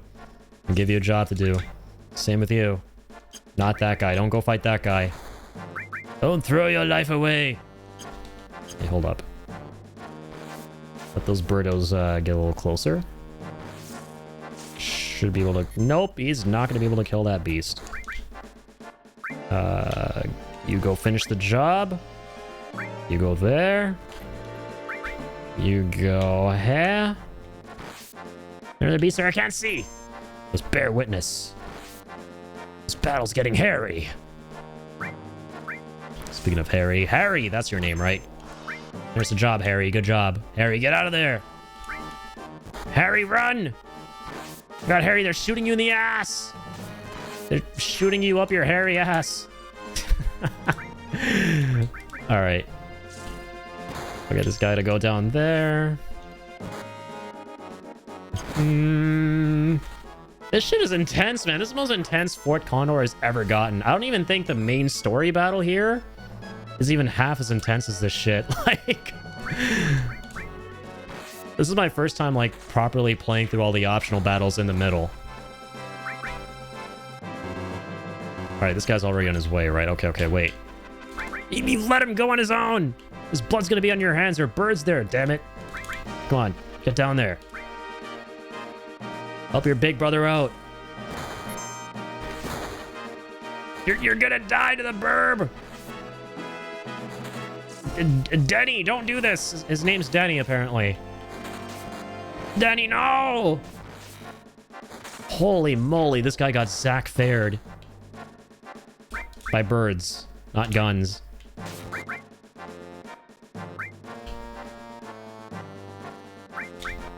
All right, we're gonna go... What the fuck? There's still so many, dude! What the hell? Not the Zach fair. I can't... I mean, am I right or am I right? BRB, it sounds good, Tony. Thank you for being here, man.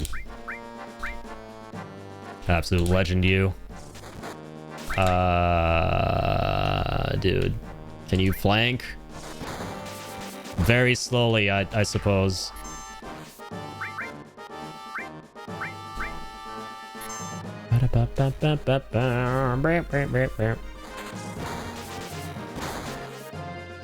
Okay, come on. Shit, this guy's just walking into walls.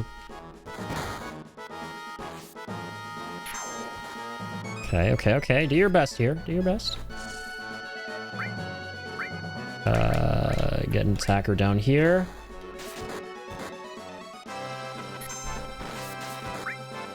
God, there are like 3 barbarians here. My God. Fire catapult. All right, okay. Dude. Help thine catapult. Go fight those barbs. Fight the Barbies.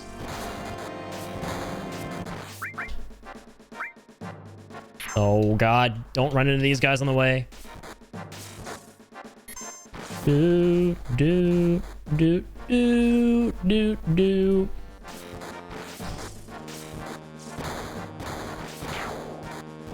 Is she even reaching those guys?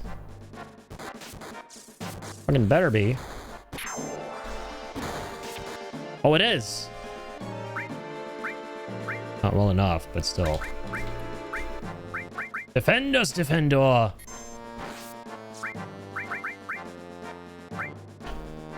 Okay, I can't place that down the way I want.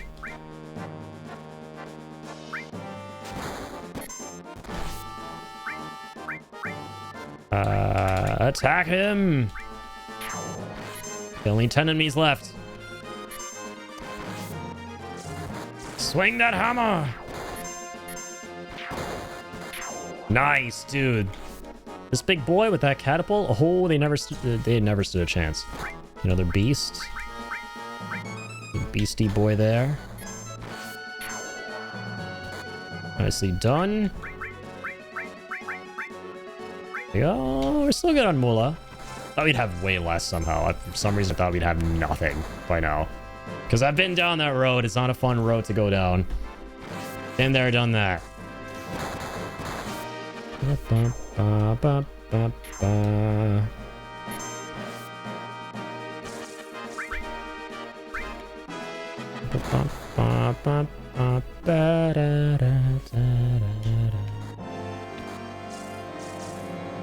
Uh-oh. Sir, I know you're qualified to deal with the beasties, but 3v1, it's like bringing a knife to a gunfight. Yeah, not gonna work out that well for you. All right, let's get him stoned. Fuck you.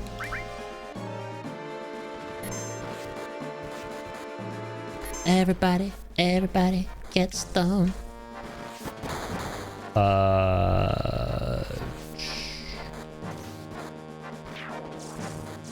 Okay, these guys are cooked. Come on, stoner! Yeah, just one more.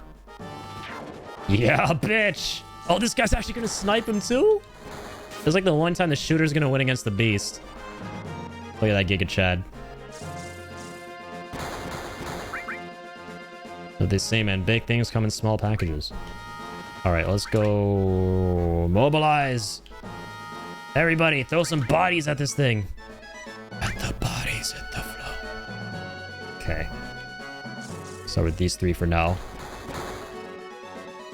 Movie sucks balls. Dead Don't Die. Fuck that movie. Dang, haven't heard that one before. Why don't the dead die? Do you not hear about why the dead didn't die in the movie? Is that what sucks?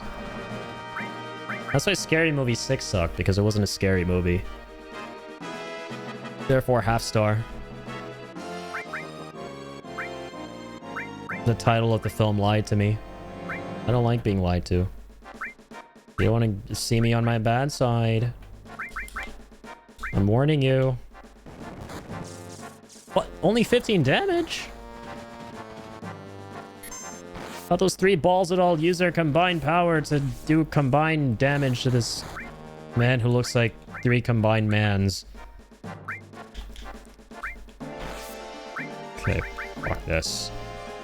Prepare an ally. Wait, I want to try this guy out. I normally never run these dudes. Can he, like, hammer his ass while he's fighting? Just, like, heal him up while he's fighting? That's how this shit works? Maybe? Well, I guess we didn't get an opportunity to really see that in action. We altered the enemy attack. That's what matters. Okay, what's our reward? A remedy. That's it? I mean, I won't complain.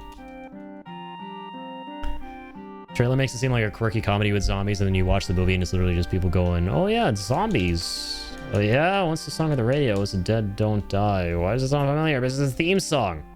Oh, okay. No, that was basically me with Scary Movie. I didn't laugh a single fucking time. I laughed for all the reasons the movie didn't want me to laugh.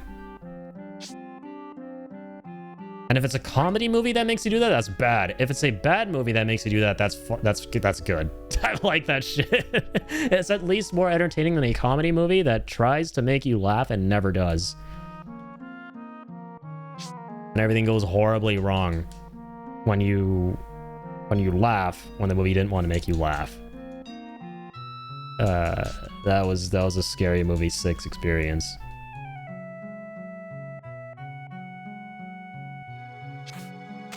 Movie is on par with Scary Movie. I'm gonna actually check this movie out. Because why the hell not? It has zombies in it. I'll watch zombie movie. If it's good, bad, ugly, or dog shit. Or just bad, ugly, or dog shit. Hell yeah. I cracked myself. Cracked. Alright. Put it on, I was so tired, and by the end I was wide awake because of how bad it was. I was so dumbfounded, like, it was so boring, it's insane. Oh man. That fucking sucks. Because, like, if something's bad, you at least hope that, okay, holy shit, it's gonna be entertaining. But if it's bad with, like, fucking nothing there to even redeem it, like, okay. Fuck this shit, man. Oh my god. What a waste. That's how I felt with Napoleon, dude.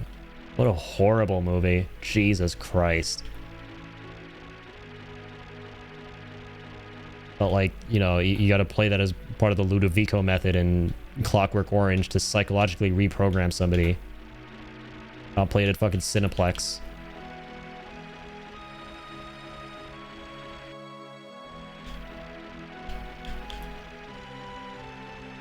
Wait, can I use the tiny Bronco to go the other way?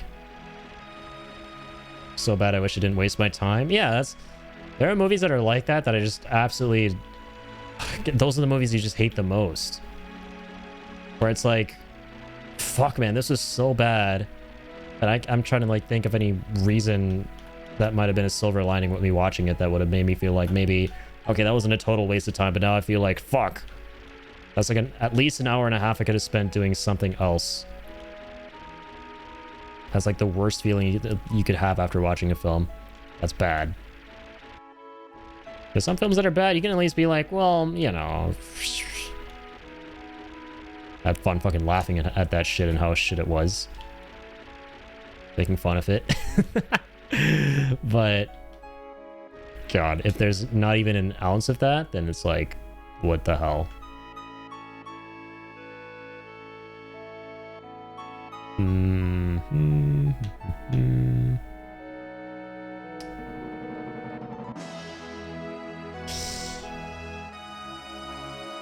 Yeah, I'm in the wrong continent.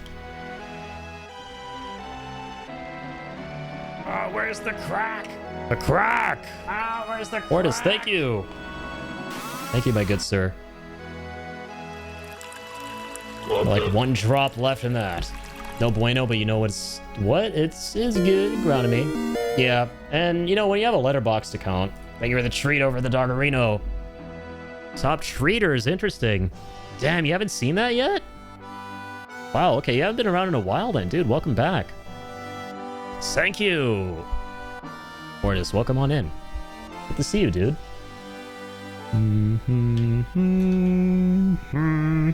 Don't come around much anymore, sadly. Don't come around much anymore. Totally understandable, man.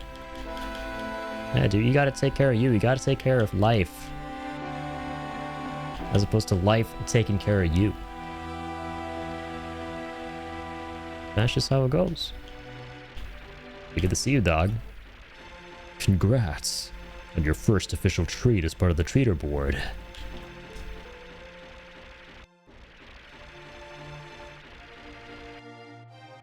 Oh, true. Of course. Oh! Hold up. Where, exactly where I want to be. Lovely. Here you are, my good sir. I wonder if we can give him the mithril now and see what we get from that. It's probably not going to be Aerith's final limit break with this mod. Huh. Oh, another customer. Not doing custom orders right now unless... It's the keystone you're looking for, then I'm afraid you're too late. I don't have it anymore. Keystone. What? Didn't come here for that? The keystone is some kind of artifact that unlocks some old temple. Not gonna believe your ears, but get a load of this. They say it's the key for the Temple of the Ancients. The Temple of the Ancients. Well, don't take it seriously. It's just a legend. Can you take a look at this mithril that I've got? Make weapons, right? Considered a master weaponsmith. I've clients from all over the world, but lately I haven't been able to get the materials I need. Hey, you wouldn't happen to have mithril on you, would you? Could do something good if you could spare some. Give it mithril. Alright, you can help yourself to either the big box or the small box. Yeah, I forgot that whole thing. Hang on. Let me save scam. I think I'm gonna go for the big box usually, right? Obviously. Out of the way, senor. I'm entitled to my big box after giving you the mithril. Right, the javelin for Sid. Alright, let's load this again. Which my 80th movie of the year be? It should be what your heart and soul desires as a free man. A free man, severed from the chains of fate. What to choose? What to choose? Alright, let me open this. Give me a real answer. I gave you my recommendation the other day. If y'all haven't seen Kung Fu Hustle, watch Kung Fu Hustle. It's a great fucking movie. Been trying to urge Jacob to watch that one. Wait. The oh, the box upstairs. This one. Yeah, Kung Fu Hustle's a good film. Silver M phone. So this motherfucker just doesn't have great gospel at all. Yeah, I wonder if I do wonder. Yeah, I'm reloading again because I'd rather take the javelin. But I do wonder if every single final limit break you can get in disc 3. Or if they've made them mandatory. Interesting, interesting. I'm gonna go with your first answer. See, that's why it was my first answer.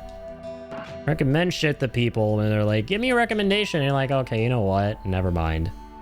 I don't want to be recommended anything. I just want to be told what I want to hear. I just want to be told by somebody to go watch Fortnite the movie, which I've always wanted to watch my entire life. But no one will ever recommend it to me. They recommend me some absolute slop. Like There Will Be Blood. I don't want to watch that. Amogus the show looks good, no cap. I already forgot they're doing that. That's crazy. That's true. For it's like nanosecond I thought you were memeing as usual. And then I was like, oh no, that's a real fucking thing. Yeah, we saw that. Oh man. It was actually out? What the fuck? Motherfuckers need to slow down, dog. Jesus. Smothering us in all this content you want us to consume. Like slaves to society. I'm no slave to society. Extremely hardworking, productive member of my house. Off-grid, where I grow my own food. And don't adhere to the societal societies. And I don't consume anything they make. I'm trying to think. It's not something I do very frequently. Yeah, okay, we're gonna fuck off back to our boogie. Where's our boogie at?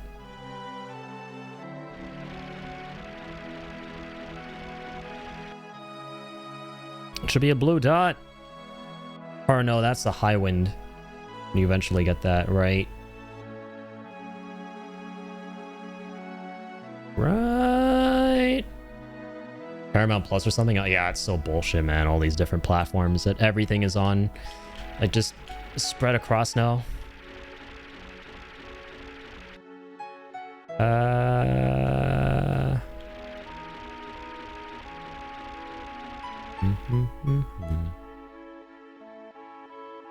Dude, what the fuck happened to my buggy?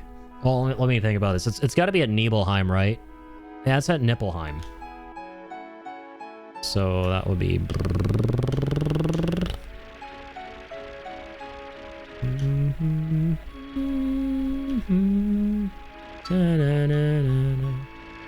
go all the way back around there and get the buggy and come back. Yeah, I'll be... You know what? That is all such a massive waste. I'm gonna tell you what. Here's what I'll actually do. Since we're here... This bad boy. Let's get up there the way our grandparents did. Via... Corel. Hey, welcome back, Toady.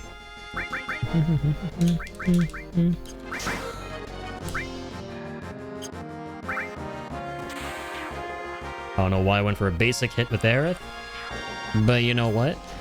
Happy little accidents. God damn, that one really pissed off Cloud.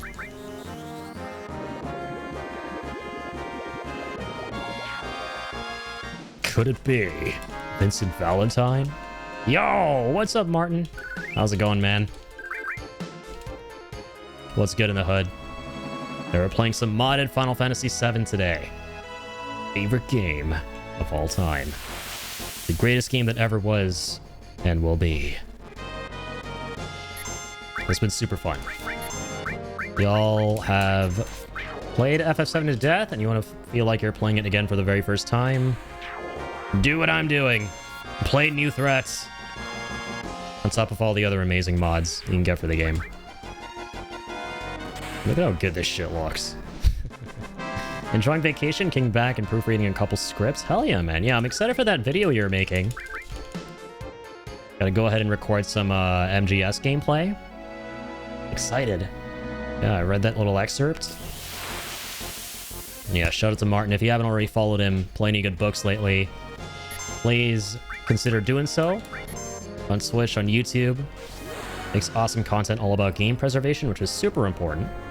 So, please go show all the love and support. Among Us Show does the invincible title card thing. Holy shit. Is it at least like, you know, clearly trying to make that, you know, like a reference to it? So like self-aware about it? There we go. That's what I'm trying to ask. And a chainsaw zombie? That is indeed good old Vince Valentine transforming into Jason Leatherface. You love to see it. Final Fantasy is just all the genres at once. It really is. In a lot of ways. It's just the ultimate video game, man. It do be the ultimate game that does the game things. Alright, speed through these bozos. This is 8x speed! Faster than the human eye can comprehend! Oh god. It's literally your Final Fantasy, this is all of them at once. Yep. I didn't even think of it that way. That's a good one. Alright. Let's turn catnip mode off. The first episode on YouTube, it's timestamped to the intro title card. Let's check this out. Well, we go up to Disneyland. Yeah, man, these backgrounds are freaking sublime. Hold up, before I play that. Yeah, we're using mods to upskill all of them. The support for Final Fantasy VII through modding has been insane over like the past 20 years, and the strides they've made, the progress they've made. Because it's been out on PC since like 2000 now. So the modders have had a lot of time to understand how to mod for the game, to make them better over time, to make the game easier to mod for. And now it's literally as simple as being able to, through its client, which is called Seventh Heaven, I'll show you. Just look up a mod. So, for example, all the mods we have here, and then just hit the download button, and then you just have them. That's it. It's literally just download and play. That gold saucer. So yeah, we have stuff like 60 FPS, model swaps, which this mod for the new character models is the most popular one, because these just look incredible. It's like the original concept art for the characters. And this is the big one, Cosmos Limit Break. So it makes the game look like a proper remaster. It just upscales all the backgrounds. A lot of the textures have been remade from the ground up by the modders. Just the game looking insanely, insanely prettied up. I need to play these because Square Enix is notorious in preservation circles, and having that awareness is a huge blind spot for me as a preservation creator. Yeah. Speaking of all that, yeah, like recently Final Fantasy VII, I don't know if you heard, kind of went through something interesting where this version of the game, the 2013 PC release, got delisted, which was kind of a bummer because a lot of the mod support kind of broke then because they wanted to put like a newer version of the game on the storefront. And I don't understand what happened beyond that with the modding and everything. I think I saw somewhere that they figured out a system to make it so that, you know, they didn't lose all of their work and some of the mods are transferable to the newer version, which is, you know, good to hear. But yeah, that was really unfortunate. And anytime something like that is delisted, it's such a big bummer. And for like no good reason either. I think their whole thing was they just wanted to put up the PS4 remaster, but on PC. So like the 2015 PS4 version of the game. But yeah, this is like the best way to play FF7 is preferably through the 2013 release on Steam with all these mods for like the aesthetics, like if you played it before, the gameplay. So New Threat is the big one. This is the one that completely changes up the mechanics, the gameplay, adds new materia and items and that kind of stuff. And allows you to actually allocate skill points, like a newer RPG, and some funny little like story changes and everything. Yeah, there's like the sky is a freaking limit now with this game and modding.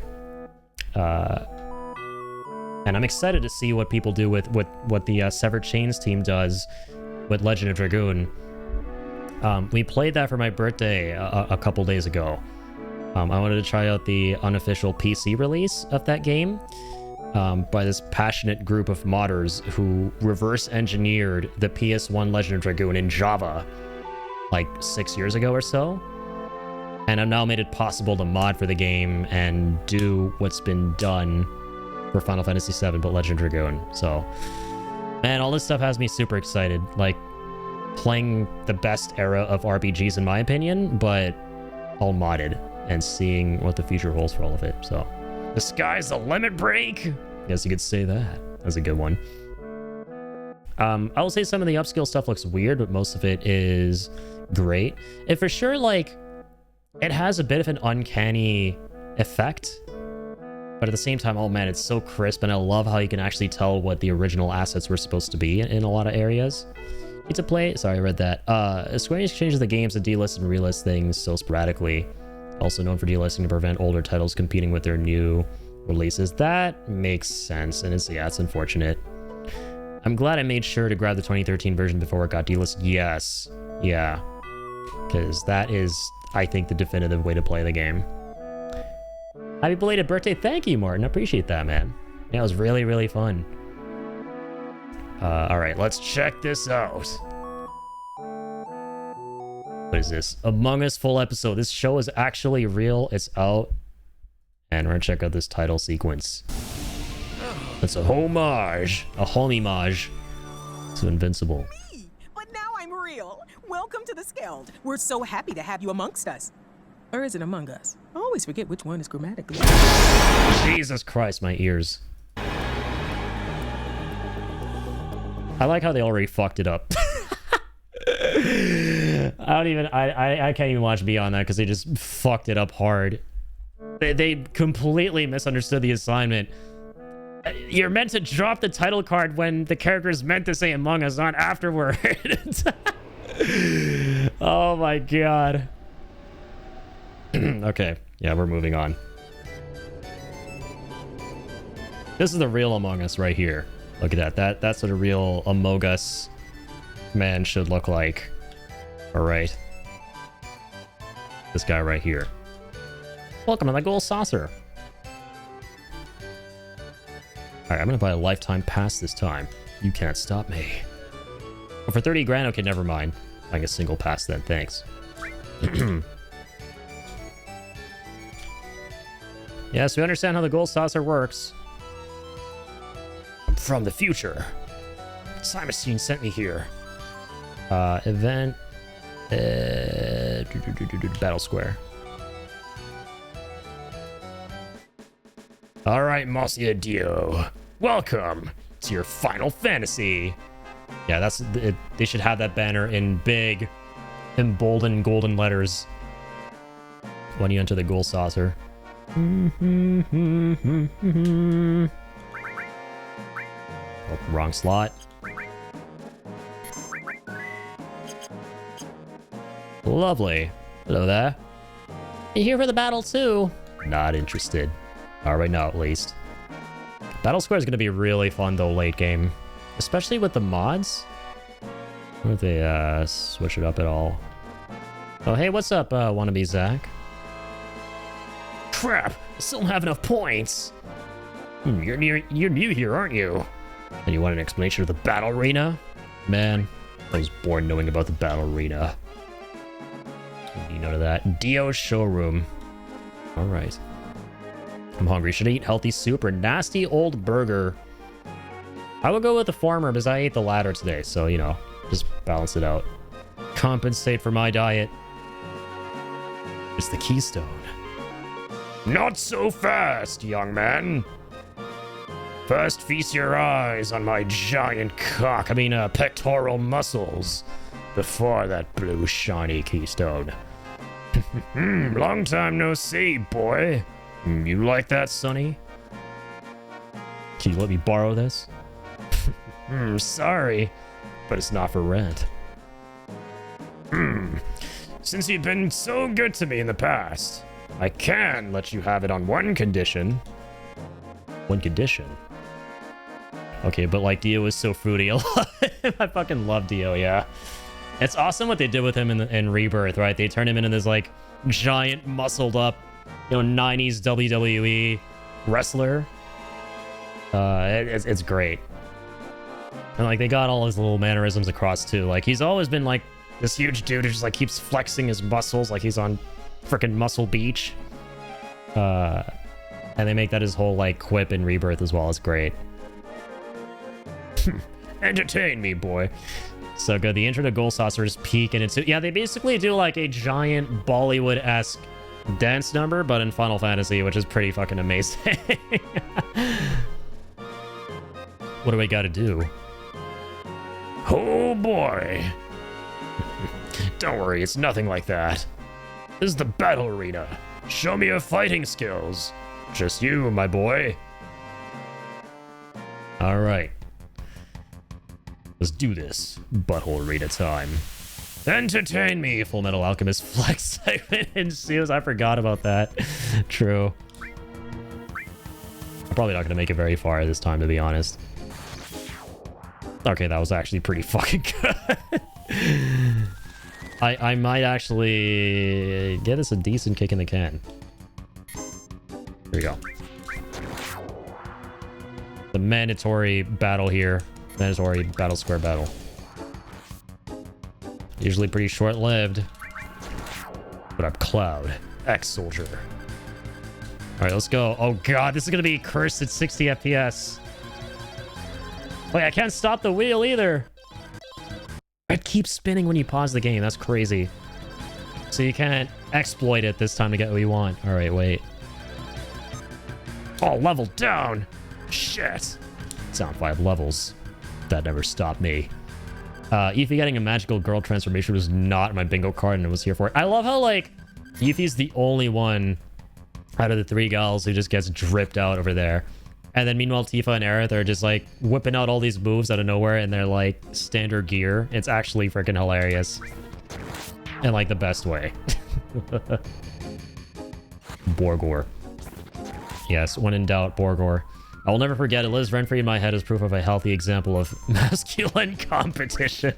Yes, extremely healthy.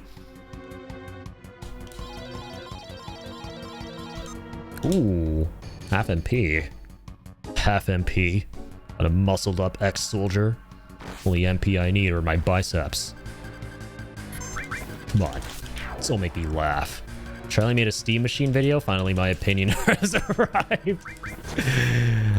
Man, that's so real. Can't form your opinion until you see a Charlie video. Armor's broken. Damn it. Just what I needed. Just when they brought the pizza cutters in.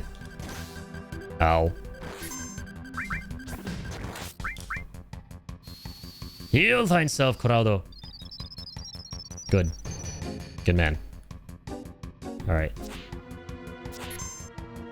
He's glazing Widow's Bay. Is that the show Guillermo del Toro was talking about? That we need to watch?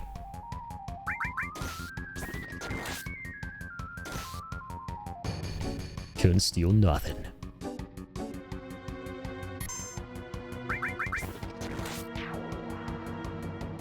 Guillermo and Kohima. The goats. Yeah, I'm looking forward to seeing that shit, man. And now Charlie. Dude, yeah, I can't fucking wait. The crit was moist, and it takes... Oh, as fuck. The crit was moist.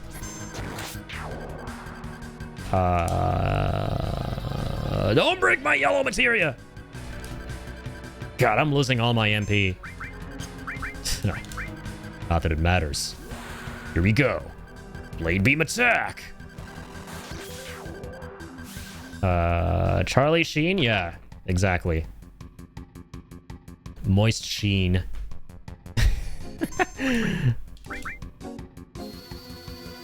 That's the Charlie we're talking about.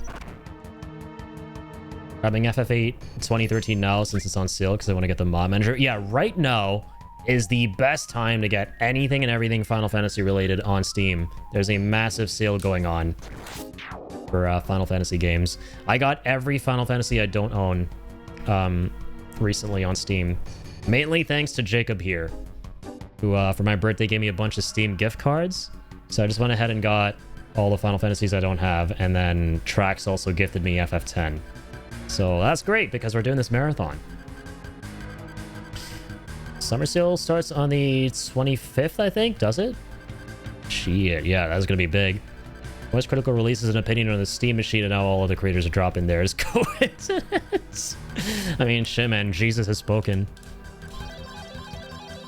Alright, level down. Shit. More of them. There's no end to this. Here's what's gonna be on sale. Dude, please just... God damn it, as I keep saying, bundle God of War 2018 and Ragnarok, and I will go over to Lord Gaben's house and be gay with Gaben. That's all I'm gonna say. But those are the only two games I want to double dip and get again on Steam really, really badly. Besides FF7 Remake and Rebirth. Oh shit, oh god.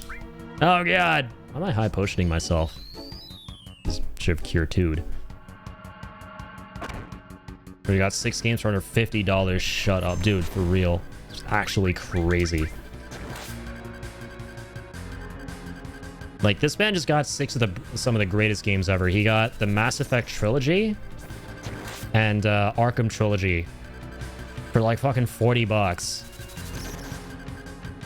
Like, if that's not crazy, I kind of don't know what is, you know. Remake and Rebirth on PC for mods? Yeah. There's some really fun mods, like mainly, you know, like model swaps and stuff. I think some other pretty neat ones that I'm not so familiar with. But I'm excited to kind of like check out. So I definitely want to do some kind of mods for my inevitable remake playthrough in January, I want to say. In January, I want to play through Remake and Rebirth again in preparation for Revelation.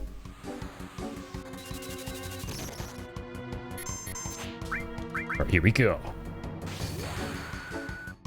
Not down for the count. Not yet. Blade beam attack. Consume. Yeah, man. If you're not consuming things, not just going out and blindly buying shit, dude. What a waste to society. Imagine not doing what is expected of you in a healthy, functioning society. Okay, but actually 1050 for that thing for less powerful console than Sony and Microsoft has me going like, why'd you make this? Yeah, we had a long discussion about the Steam machine earlier on stream today, and my whole perspective on it is, hey, if you think you can get value out of it, all the power to you. But if you come asking me what I think of it and whether or not I think you should buy that system, that's gonna be a resounding nope for me, dog. So that's kind of where I stand on that system. Weapon's broken. Okay, this is This is where we make our last stand. Somebody cue Price of Freedom. We're about to get Zach fared by 2 lizard dog things and a bird. No controller with that purchase like Steam sales, I get it, but it's tough to sell otherwise. Oh yeah, that was my big thing initially too. I was like, no controller included, over $1,000. Potentially 2 if you're in Canada, depending on the system you're going for. I don't know about that, Chief. And I get the argument that, you know, it's a PC, so, you know, not everyone's gonna, like, be using a controller anyway. Most people are just expecting to plug mouse and keyboard into it. But, you know, that's just my perspective on it. Way too expensive, what the hell? Honestly, better off just getting a PS5 Pro at that point. Yeah, or, like, see, I think that you can very easily get something for under $1,000 still that is more powerful than a PS5. Literally just do 2 seconds of research on Amazon. Listen, if your whole thing is like, I want it to be small, compact, convenient, by all means, right? But I'd wager most people just want like a decent PC that they can use to play games on with their friends who have Steam, and they don't until they get that PC. And for that, you can literally get a 3060 build for like $800 on Amazon. I'm not even shitting you. Like, you can go look that up right now on Amazon. You can get like a 3060, which is stronger, like almost double the power of a PS5 for less than $1,000. If like, you know, you really wanted. So that's basically just my whole take on it, right? Why spend that much on something that is weaker than a system that came out like 7 years ago? I think if you're rocking mouse and keyboard on that, you might as well do a full PC. The whole role of a Steam Machine IMO is to make Steam gaming accessible for couch gaming. Yeah, exactly. And again, like we were talking about this too, I'm not averse to suggesting Steam Link. Steam Link is not bad. I get, you know, the pushback against it, but not a lot of people know about it. It's something that people should know about. I'm not saying it's the greatest be-all end-all technology there is, but a lot of people are misinformed and are assuming the best way to like access Steam on a TV is by getting something really small, you know, that runs Steam on it, and, you know, doing that as opposed to lugging around this like giant PC with a bunch of wires and, you know, setting it up near a TV.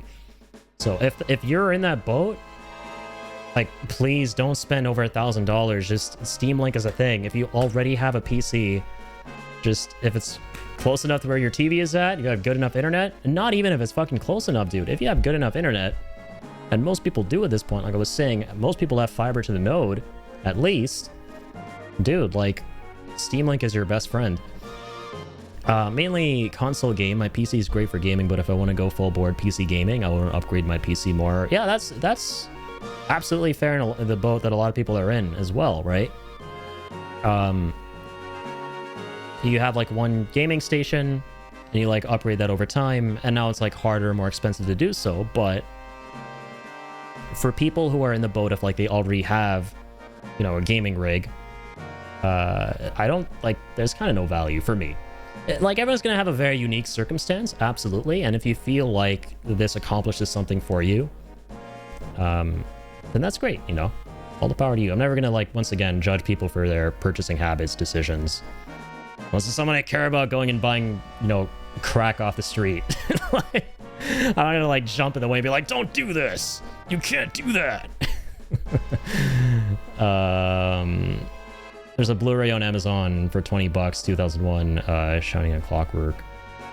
Main features like 8 or 9 to one account. Criterion Collection. That was like the other expensive thing, right? Like $400 for it. 4K and a Blu-ray that's 8 to 20, 10 discs with special features and is shorts.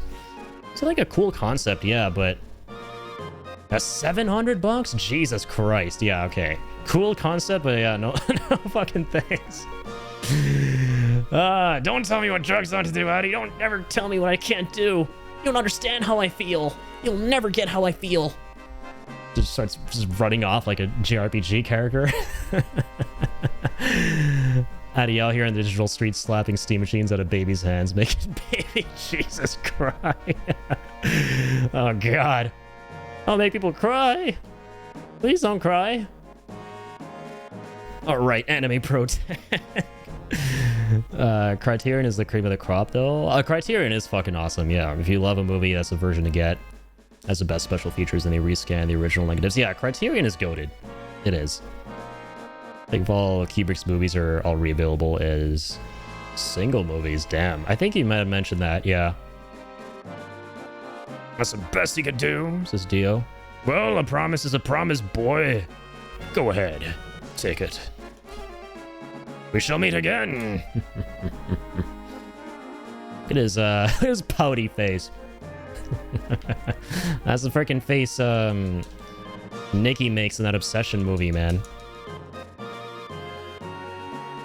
I like how you can see all their facial expressions now in, with the model swaps. Okay, that's it. Oh, dude, you know what I want to check out? Hold on. You already see the rewards, right?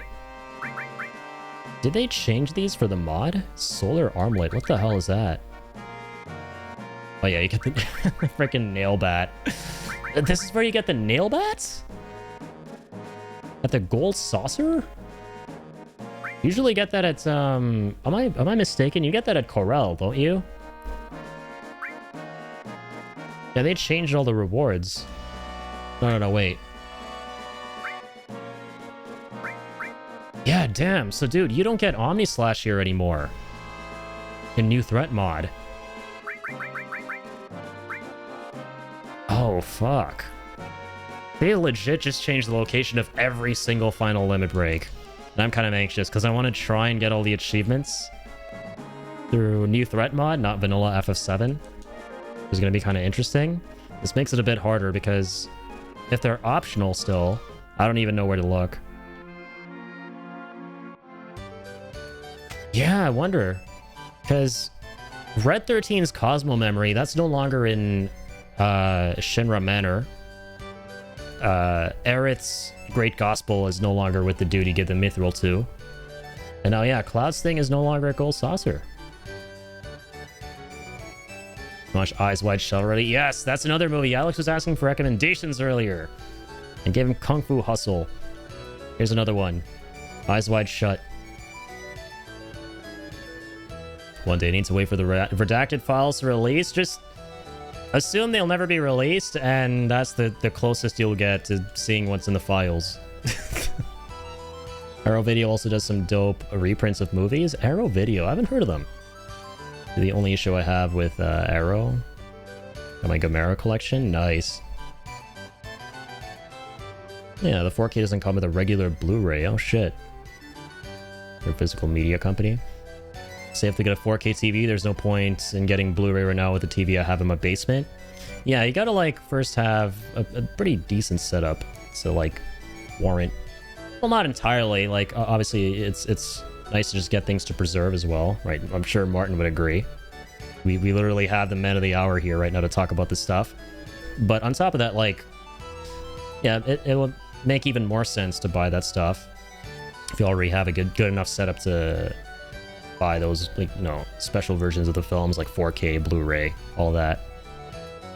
Arrow, Vinegar Syndrome, Shout, Criterion, lots of boutique labels.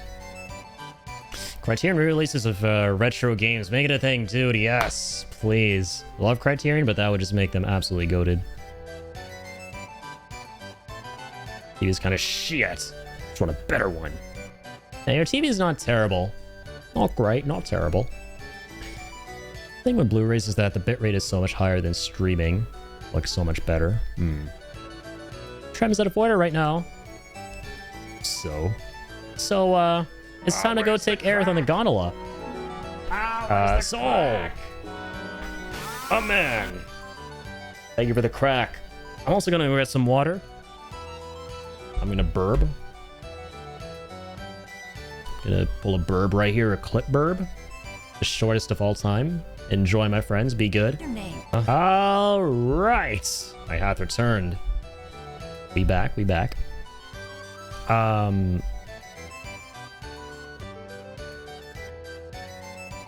Catch up here.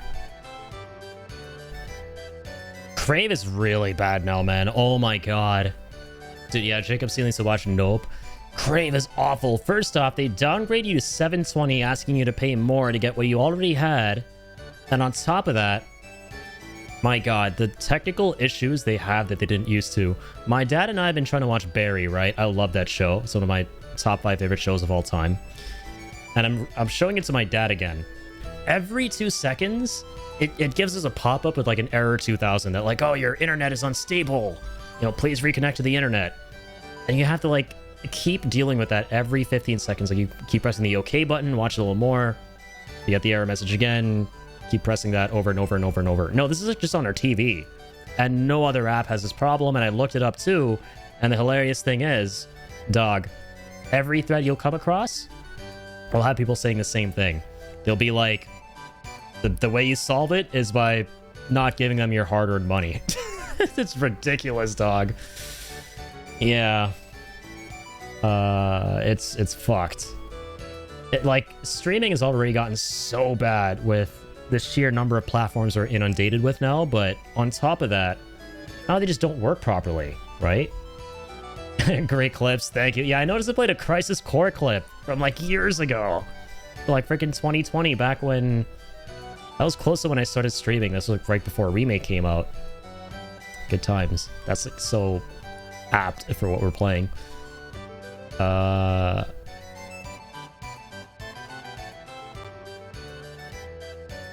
Having a physical collection is vibes too, like popping in a disc or a cart is just, I don't know, it tickles my brain. I completely agree with you, Martin. It hits different, man. Just having something physical, tangible to hold in your hands, nothing can, you know, trump that experience. Hear me out, I think subservices are out of control and need to be backpedaled a ton. Yeah, and that is just something we've been echoing now for like eons. It's just gonna get worse, sadly. But oh man, what can you do? Like, yeah, it sucks. But other than that, I'm all physical, baby. And you know, competition usually decreases prices and increases quality. Yeah, that's actually so fucking true. I didn't even think about that. Like usually when you have competition, it's healthy for this ecosystem, right? You got both of these companies, both of these platforms to try and keep one-upping each other, do better, you know, at least to a better experience for the consumers. But you never see that with streaming. They're all just shittifying one another. You know, they're trying to one-up each other to see who could do it worse, is what it feels like. Race to the bottom, yeah, literally. To be honest, streaming has the same issues as cable. You were paying for like a million things you were never going to watch that you were still paying for. Yeah, and therein lies the problem, right? The appeal of streaming during the dawn of streaming, the beginning of a new age, was that, oh my god, finally, fuck cable, we're out of here. Like, you know, dozens, hundreds, and thousands of these different places to subscribe to and watch things. Like, oh no, it's so nice to have everything in one place now. This whole Netflix thing, $8 a month, this is wonderful. Holy shit, they went from like doing the mail-ins to now, you know, they have their proper like platform and everything. This is revolutionary. Yo, like, just, Marvin, come check this out. Yo, like, only $8 a month, you watch everything on here. And then like Disney Plus came, and then, you know, whatever, HBO Max, and all these things started, you know, snowballing in towards the end of the 2010s, that eventually everyone came to the realization that, like, wait a minute, this is cable but worse. Like, we just circled back to cable, but this is worse. Yeah, Netflix used to be so good. It was the only thing that was there. They may just get IPTV, don't report me. Fuck this shit, you might get IP TV. Oh yeah, true. No, there's nothing wrong with IPTV. That's not illegal. You're getting a TV to watch Ip Man. It's a great movie. If y'all lived in the city, you would have to go to Bay Street Video for rentals. 4 rentals, you get a week to watch him. So good, dude. I like the old-fashionedness of where you're at, man. Like, and the way Bay Street Video does shit. Kind of reminds me of like Blockbuster, dude. It's like modern Blockbuster, who apparently, like, they're coming back. I don't know if you guys saw that. If you do the math, a year of monthly fees is loads of physicals you could buy. Physicals you choose and like. Yeah, true. And it's like sad because nowadays everyone is subscribed to so many different things. They just forget. And I'm guilty of it too. Shit. You forget to like what you're even subscribed to sometimes. You're like, wait a minute, I don't even use that service anymore. They haven't had anything on there for years, or I haven't been getting value out of it in whatever way for a very long time now. I'm still paying like What, like 12 bucks a month for this? What? People like are just losing money under their noses now. And again, I'm guilty of that shit too. I went through a big purge of a bunch of subscriptions I had to so many things I don't even use anymore. Like a year ago now. Just go to the fucking thrift store and buy the DVD unless it's full screen. Most DVDs are fine. I'm saving $10.99 times 20 subscriptions. You're like, OMG, it's 480p, and I'm like, yeah. 5 minutes into the movie, forget it's 480p because it's a movie. Yeah, like it depends, right? What you're watching. If it's serviceable enough, it gets the job done. It's not just some like loser in a theater recording the screen. As long as it's not that, 720p is fine for the most part. So like, I don't know, 480p, but you know, there not be a lot of motion in that bitch. Ever owned a Blu-ray player, just consoles? I had a Blu-ray player a long time ago, yeah. I think we still have it, actually. Oh, you actually... Dude, the PS3 was goated for Blu-ray. I mean, that was like one of the biggest appeals of the system back in the day. I'm sorry, I'm afraid you won't be able to leave until it's fully prepared, says the staff. What's wrong? Ah, too bad. It happens, though. God, this portion was incredible in Rebirth. Everything with the gold saucer date, the play. I know. Let's stay at the hotel. They know me here. I'll go talk to them. Again, we're not doing a Scottish accent. Don't ask. Let you know once the repairs are completed.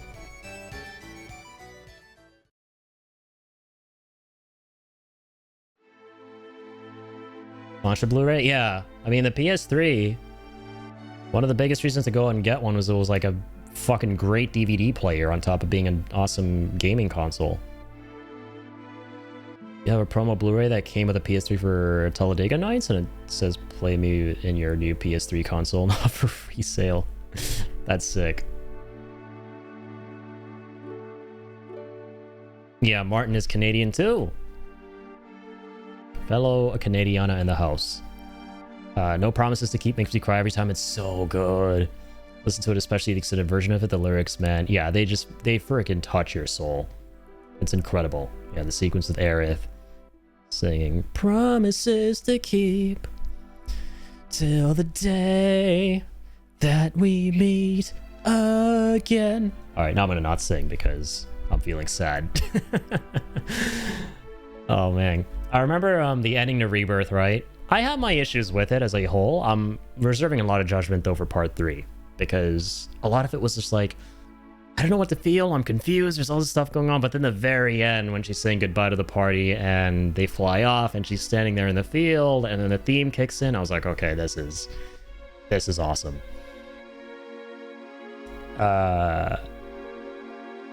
Food fight DVD at the thrift store. Yeah, I saw that. That was a fucking pull, I won't lie. The movie is so fucking horrible. It's one of those so bad. It's good. The story behind it is interesting. Peak. Don't usually get the chance to take it easy like this, huh? Wanted you guys to see how this fortune turns out, but there's a lot more going on here than I realized at the beginning. So how about a recap? Yeah, I'm for that. Why the hell are you after this Sephiroth fella anyway? Good idea. Been here since the beginning. I still don't know what the hell's going on either. Cloud, explain. Come on, tell us. All right, let's do it. Here's what Netflix wants to do every 15 minutes now, speaking of streaming services. I don't know if they've already started, but who the hell knows? I hope they never do. Reminding the audience what's going on, because I know people are doom scrolling while watching movies. Dude, we are so cooked. Okay, here it goes. In Midgar, we were fighting Shinra when we learned about their plan to find the Promised Land. It was like 5 a.m. for me. I was sitting there sobbing in my bed over it. While I'm like, great, this game just destroyed me, just casually. Yeah, and the post-game emptiness you feel. But what I love about Rebirth is, man, the achievement hunting is... And the optional side content can take up so much of your time too. So even though you finish the story, you're like, yes, let's go. There's plenty of more game. There's hard mode. But then after you're done all that, it's like... post-game emptiness. What do I do now? Sad face. Like, I remember I think the final thing I did in Final Fantasy VII Rebirth was something in the gold saucer, like right here. I can't remember. It was probably one of those Coliseum deathmatch things. Some of those were kind of crazy as well. And I was listening to like the gold saucer music. And that was the last thing I heard in FF7 Rebirth, the re-trilogy so far.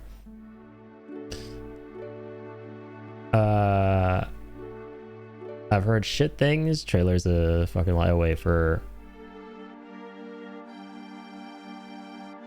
Oh yeah, you saw Crazy Stupid Love, right? Watched a lot of mid. Yeah, we've been seeing a lot of that. You gotta sometimes add mid to the mix. You gotta get that graph to look nice and dispersed on Letterboxd. You're craving good movies now? Yeah, we were about to go watch that new Robin Hood movie. With, well, not Russell Crowe, what am I saying? Hugh Jackman. And then, I don't know, like, the premise was just uninteresting to me. Then people were saying, like, it's okay, it's whatever. So I was like, I don't know if I want to watch... I'd normally watch it. I don't know if I want to watch something mid. Yeah, and then we just decided, you know what? Obsession, we fucking love that movie. It's about to leave theaters. I really want to support Curry Barker, the legend he is. Let's get this shit to 400 mil. Let's do it. Let's do our part. So we rewatched it. Yeah, let's fucking go. And it was actually really fun upon rewatch. My favorite part was actually, like, Jacob wasn't feeling too well, so we moved to the front. And so that was like kind of a first for me, because I never usually watch movies that close to the screen, and it kind of felt like watching a horror movie on hard mode, because you're closer, things are going to be louder, things are going to pop way more. So I got a bit of a different experience with it too. That was cool. Disclosure Day, He-Man, Robin Hood, all came out, and I wanted to see them. Also, that Paul Rudd movie with Nick Jonas looks kind of decent, but I'm sure they'll be available to watch soon at home. Yeah, Disclosure Day, like, there's been a lot of movies coming out that are not bad per se. It's just like they might not be what you expect. They're not going to be like these big, you know, hard-hitting, man, this movie's going to make you think for a while. It might be in the race for the Oscars, like, shit. They're not those. There's a bit of a lull period right now. Disclosure Day, I was so hyped for like a year. Yeah, that was Jacob's most hyped movie. It's funny how I kind of liked it a little bit more than he did. Wait, is a Digger teaser actually out? I know you sent that one thing. I didn't realize it was an actual teaser. I clicked it and I was like, I thought it was a little announcement from Tom Cruise about, like he usually does those, right? Where he's like, thank you guys. You guys are the real heroes. I'm like Homelander right now. Thank you for your support. We made this movie for you. Didn't see the teaser, but I'm not going to watch it. So I know the movie and know... Oh, you're going to watch it. You know, I know nothing about it. Oh, short teaser at the end. I didn't even see that. Very short, but they showed some stuff. Cool. I'm excited because it's Alejandro, man. I fucking love his movies. Birdman. What was the other one? With Leonardo DiCaprio, where he won the Oscar. Fuck. The Revenant. Yeah, Revenant. I like his movies a ton. Dude, Jacob, you need to watch Birdman. It's a great film. I realize you haven't seen it. And just after that, Sephiroth returned. He killed President Shinra and freed his mother, Genova, and left with her. Since then, they've been looking for the Promised Land together. Don't know what they plan to do. Whoa, hold up. The Promised Land? It's a land of unlimited Mako. Or at least, that's what Shinra believe. Also, side note, I love how detailed... I'm gonna keep going on like this, like a broken record, but I love how detailed the haunted house is in this mod here. You see all these, like... all these little props and masks and trinkets and what have you. You actually know what they are now once again. See the little sign on the right, on the left, and the giant Mr. Potato Head in the back, whatever that thing is. I love it. I love all the details.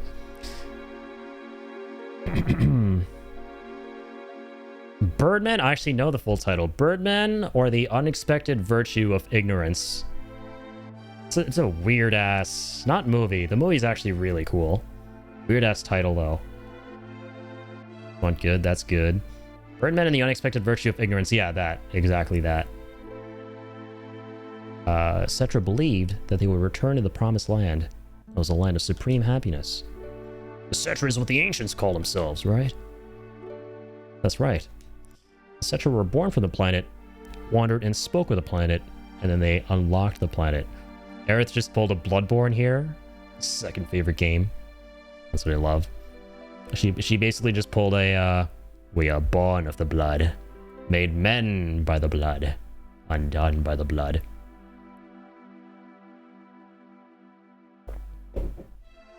Old Boy's Peak, dude. I need to finish that movie. I've seen it, but not all the way through. Full Metal Jacket's good. Memories of Murder. All good movies. All movies I gotta watch. Didn't know where the Promised Land actually was. Travel and search. Until the time comes when you just know that you found it.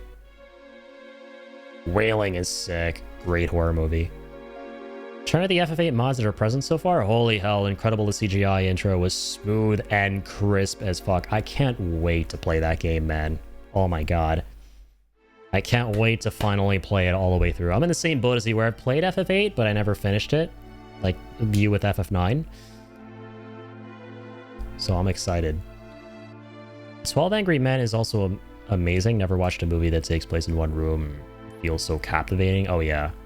Kind of like Reservoir Dogs. Although like that movie, I mean, in the present, in the film's timeline, it all takes place in the warehouse, but they show stuff taking place outside as well. I don't know if 12 Angry Men is like that. Probably is not. I think the whole thing is just in one location. It's great. One of my favorites. I love that you think that. Another great buddy of ours in the community, Trax, who's also a big FF7 fan and just big Final Fantasy guy. Shout out Trax. He also is one of the dudes who likes FF8 a ton. I need to see it. Reservoir Dogs energy is just on another level. Yeah. Gotta go decide the fate of this kid on trial for murder. Go away. That's Tarantino. Yeah.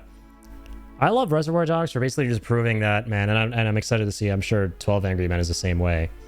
You know, you just need like a cool concept, great story, great characters, and nothing else beyond that with production to be able to tell a great story. Then they go in a room for an hour and a half and debate. Yeah, like you can make something insanely entertaining. Even if like the whole, you know, setting is like a tiny room, a piece of paper, and a pencil, right? You could still make that shit entertaining. Depending on how you execute it. Love those kind of movies once in a while. Aerith, can you feel it too? I think so, but I never traveled until now. So Sephiroth is searching for the Promised Land with Genova. Is that all we know? He's searching for that, and one other thing. The Black Materia. We heard it from Dio that people decked in black capes are going around asking for the Black Materia. The people in black capes, they're connected to Sephiroth in some way, working for him. I love how Sid's just sitting there like a 5-year-old child. I just noticed that. Like a little 5-year-old child in his high chair. That letter we found in Nibelheim called them clones, but I think there's more to it than that. Genova was being kept in the reactor. Some kind of experiment was going on. I don't know. Those people are definitely under Sephiroth's control now. They mentioned a reunion too. Is that what Sephiroth was talking about in Shinra Mansion? Perhaps I might interject. My tattoo number is 13. 13. How'd you get that tattoo? Hojo put it on me. The rest are just to hide old scars. But the number was designated by Hojo. So there are at least 13? But that also means they aren't actually clones. I don't get it. I call them clones then. Are they trying to turn them into something else? You know, I'll agree that Shinra probably did something to those people. But until we know more for sure, all we can do is guess. That's why I think we should just go after Sephiroth himself.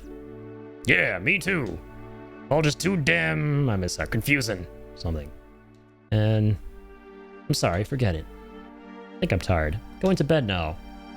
Everything mysterious, as always, since the fucking 90s. I love it. What was with that all of a sudden? Yeah, the hell with this. I'm going to bed too. Ify being a brat, as always, ever since the 90s. You just leave it at there. What about the black materia? You can stop Sephiroth, and it won't matter. Aerith was right. Till we find out more, we're just guessing. All we gotta do is take action. We're starting tomorrow. Oh, no, that's right, I forgot, dude. These little ghosts over here, they end up being Queen's Gambit, or not Queen's Gambit, Queen's Blood opponents in Rebirth. That was so sick, too, the whole Queen's Blood quest line, or storyline, rather. That was so sick, and I can't wait to see what they do with that board game, or card game. The best card game that there ever was in Final Fantasy, in my opinion. I can't wait to see what they do with it in Revelation. I think Hamaguchi said he's bringing it back. What am I missing here? How do you watch a good fucking film, you fuck? Bro, I'm seeing so many awesome movies. What's on about, brother? Get hype when one of my friends is logging something on Letterboxd, so I hope it's something I'd recommended instead it's some B-movie shit. Yeah, with Johnny, that's pretty funny. Gonna make a movie Discord club and do movie nights for good movies. That is really exciting. Yeah, fuck yeah. Some of my favorites and classics and stuff.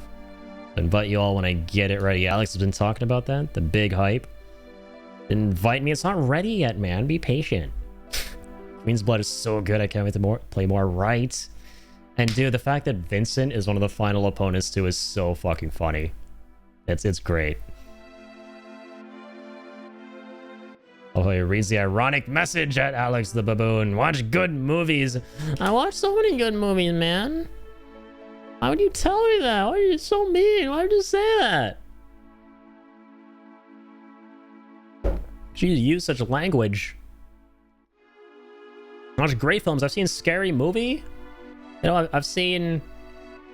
God, you don't know what I've seen. You'll never know what I've seen. I try to avoid terrible movies, you know, like Obsession and all that, but...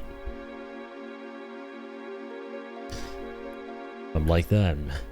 Am I going to go bad too? I don't know what Hoja did to you, but you've been fine so far, right? But... be strong. Oh yeah, I saw Requiem for a Dream. Shit movie. 4.5 out of 5. Okay, I'm not gonna shitpost. So I'm doing a weird shitpost right now. I'm playing Opposites Day. Well, I mean, in my defense, Alex played Opposites Day on me for no fucking reason the other day, so why not?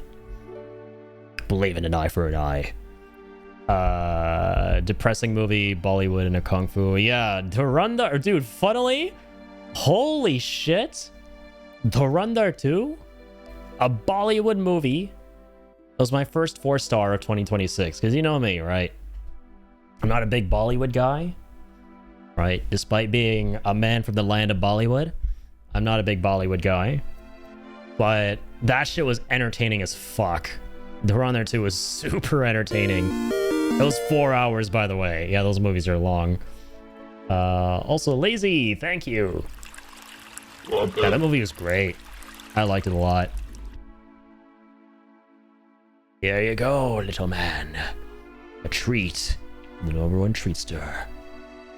Every movie is 4 hours long. Me when I lie. Thank you for watering the streamer. Very likely never, unless I start considering doing drugs and want to snap out of it. The rewatchability of Requiem for a Dream, I agree. I like being sad, but I don't like being sad. Yo, King! Welcome on in! Thank you for the raid! Welcome on in, Raiders! Welcome to the Adiaga Show. Welcome on in, King! Welcome, Pumpkin! Kabibo Raid! Thank you so much, King! Big shout out. Welcome on in, Raiders. And there we go! And oh my goodness, Tempest! Thank you for the follow! It's super kind of you. King, how's it going, dude? What were you streaming tonight? And there we go. I finally got you with my custom shout out. I remember to set it up this time. So, shout out King. Pumpkin, thank you for the follow as well. Absolute legends. How's everyone doing? How's everyone doing? On this night, tonight, we're just playing some Final Fantasy VII. My favorite game of all time, modded. Got this game absolutely pimped out. So if that's your cup of tea, you know, grab a cup of tea. What are you doing without the cup of tea? Shara, make some goddamn tea. Always Bubba, thank you for the shout out, of course. Just got done streaming MGS2. We just beat Fat Man. Dude, oh my god, I have such a funny story about Fat Man in Metal Gear Solid 2 when I did my marathon of those games recently. So I can play the clip. I'll show you the clip. Let the clip speak for itself. But to set the scene, I was trying to figure out how to beat him, right?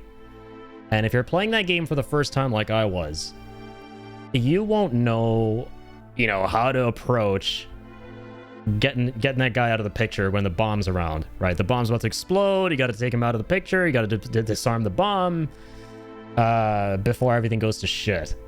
And the way I figured out what to do was so fucking funny. But hey, man, welcome on in.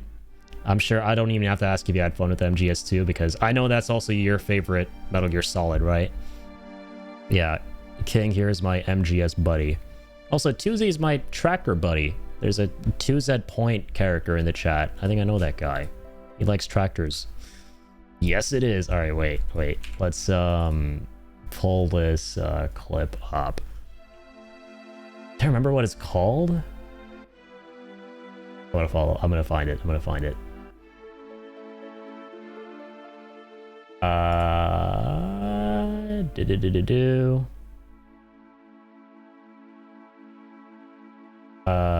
Okay. Getting closer. Okay, hold on. I'm gonna bear witness here.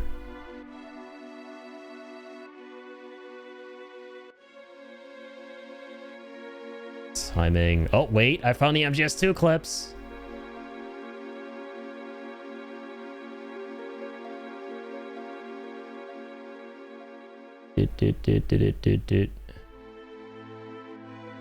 Oh, when biggest streamer comes in clutch. All right, here it is. Tell me. Okay, you guys ready for some cinema? Did I fucking love this? This is how I figured out what to do with Fat Man and MGS 2. Where I can find the bomb. That's your problem. This is the highlight of the party. I think that's a hint for where it might be. All right, this Baron Harkonnen wannabe. Let's get that final bomb. It's on him. Gotta freeze him. Where is it? I'm right on top of it, apparently. The bomb has to be somewhere on the heliport. Use whatever means I had the necessary sensor to locate it. Is he sitting on it? Oh, wait, can I move his ass? Yeah, he's a corpse. No, genuinely, wait. I was only joking, but genuinely. Wait, I can move his ass. He was sitting on it. I was only joking. Yo, let's go. W commentary. When streamer commentary actually helps you solve the fucking puzzle. Yeah, that's right. Get frozen, motherfucker. There you go. I believe that's how I fucking figured it out, by making a joke. Keep your mind focused Oh, is it just up his ass? What are my orders? Wait, Rescue the president. I can find out. There you go. There you go. When commentary comes in clutch, because I just go live and say shit, right? I just say the stupidest, silliest shit while streaming. And I was like, wait a minute, no. What if that's genuinely it? What if he's actually sitting on that with his fat ass? That was great. So there you go. That's my Fat Man story. That was the best thing ever. And yes, Colonel is Grandpa Max. Yeah, from Ben 10. It's the same voice actor. That's some of my favorite trivia from MGS2. It's late. I should sleep. Much love, Eddie. See you next time. Have an amazing one, Martin. I'll catch you in the flip-flop, man. And yeah, I'll be in touch with the footage. And yeah, speaking of Metal Gear, Books is working on a new video, and there's Metal Gear part in it that I'm helping out with getting the footage for, so I'm really excited for that. But have an amazing night, man. Keep on keeping on. Plays the Colonel, yeah. That is Grandpa Max from Ben 10, absolutely. Also, I saw something. Jacob! Jacobe! Thank you. Thank you for helping me find the crack. Crack me the fuck up. That's amazing. How I read that message as soon as I search for the crack, as we say, which is basically stretching. Oh, the camera's on. Camera is on. The camera's been What's on up, the whole DSP? time, huh? I don't even know. Hello. Good thing the camera's on. Thanks for reminding me, DSP Gaming. Never played it, I'm afraid. The Earth PS2 game. Protect the Earth. Oh, yeah. I think I liked Ben 10 growing up. That was one of the cartoons I saw as a kid. I don't know that I watched, or I'm sorry, played Protect the Earth. There was another one on the Wii, though. It may have been the same one. I played the Wii one. Well, let me look it up. Protector of Earth. Yeah, this is the one I played. Bro, I like this game a ton. I remember being so excited when I got this game because I liked the show and I was like, oh my god, imagine a game where you can transform into all the aliens. This game slapped. Yeah, for those of you who played it, you'll know this game was awesome.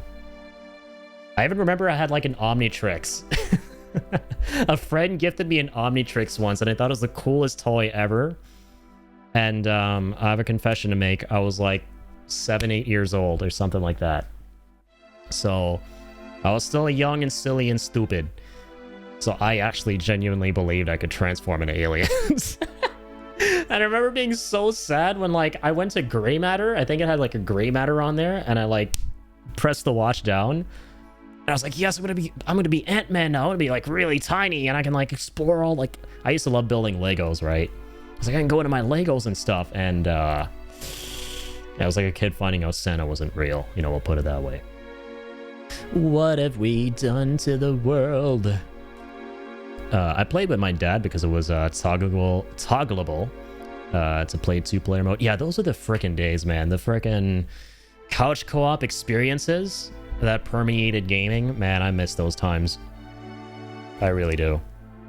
I had a lot of fun recently jumping in a Resident Evil 5 with our buddy Teo in the community. And co-oping that with him. By the way, Addy, I love the shades so much. I want an Omnitrix also. Thank you so much. Yeah, appreciate that. Yeah. The double A's. Yes, sir. I just thought it would be cool to get my logo, which I came up with back in November when I rebranded, on like a pair of shades. And then just, you know, wear them pair of shades, which I call the double A's, like A and A, right? And it was actually not easy to find a company that could do that. Like, it's funny, if you try and look it up, companies that can like print logos for you on lenses, it's like these big companies that offer these deals to like huge enterprises and businesses, companies like Coca-Cola and what have you. Like, they'll give you like a pair of 100 for like thousands of dollars. And I was like, what the hell am I looking at? And then I found these like small local dudes in Florida. I found some Florida men, the legends. And I talked to them, I reached out, they were super friendly. They unfortunately didn't have the black ones. So these are like not actually black, they're green. So I ordered green and I just decided to spray paint this myself, and you can tell. This is like probably my first time actually exposing my glasses and how they're not perfect. You can see some of the green. They did a really shoddy paint job. See if the camera can like focus this. Hello, camera. I can't. Damn it. But it's not perfect. That's my point. It'll never be perfect. But I'm happy with how they turned out. It was a fun little DIY sort of thing I did. YouTube video circa 2008. Addy transforms into... Oh my god, wait. I think I read that, but I didn't register. Yeah, dude. I feel like if I posted that, that would have actually popped off. All those stupid, silly videos from back then, man. They just eventually kind of got picked up by the algorithm. Yeah, and Jacob and I used to love watching those kind of things, like growing up on YouTube. The Omnitrix was fun, though. Yeah, could have fooled me. It looks just fine. Thank you, Tony. Yeah. I got 2 just to be safe. I'll be honest, I totally botched the first pair. I totally botched the first one. Because I thought what I had, I made a mistake, right? You need to get the primer and then the paint to like apply on top of the primer. So you apply the primer first and then the paint when you're spray painting. I didn't realize that I had gotten a primer and then a 2-in-1 primer plus paint. So I put the primer first and then more primer plus the paint from the other can on top of that primer that was already applied. So it totally botched the look of it. It turned out all crusty and gray and kind of just fell apart, like all depressingly. But yeah, then I learned my mistake. I was like, okay, second time around, just apply the black directly, the primer plus paint. That was a big oof. But yeah, if any of you guys are interested in like, you know, getting something like this done for whatever reason, if you want logos on the frames, then let me know. I will shout these guys out. Who are they? I kind of forget who they're called at the moment, but I'll let you all know. Stop it, Red 13. Be strong. We're playing some FF7, and we are on the hunt for Sephiroth, the Black Materia, and the truth. Tifa, what's gotten into you? Let's just say you're not the only one who's worried. Let's just get some sleep. I'll look better in the morning. Interesting. Sid, what do you think? Why does he care what Sid thinks? That's funny. Sid's just snoring. I forgot that detail from the OG, and it makes me appreciate Rebirth so much more. They just get these characters. They love the... No! You're telling me it was all pointless? That's funny. So this mod just lets you pick who you want your date to be. That's hilarious. I've been like very carefully... I regret everything. I've been giving my wife, who's my ex-wife on this playthrough, but my wife in all of the realities, Tifa, the biggest of cold shoulders, and I feel really bad now because I didn't need to do any of that. I could have just been nice to her the whole time and picked Aerith anyway. I'm gonna go Aerith. This is a celebratory Aerith playthrough. I want to like do Sid or Barrett or nobody out of curiosity. Those would be so fucking funny. I don't remember the Sid one that well. And Nope is... Should we do Nope? I know the Aerith one pretty well. Like, what if you just go with no one? I'm not very familiar with that. I think Trax mentioned he got that on one of his playthroughs and he died laughing. Like, just not even through this, just playing normally. What are we thinking?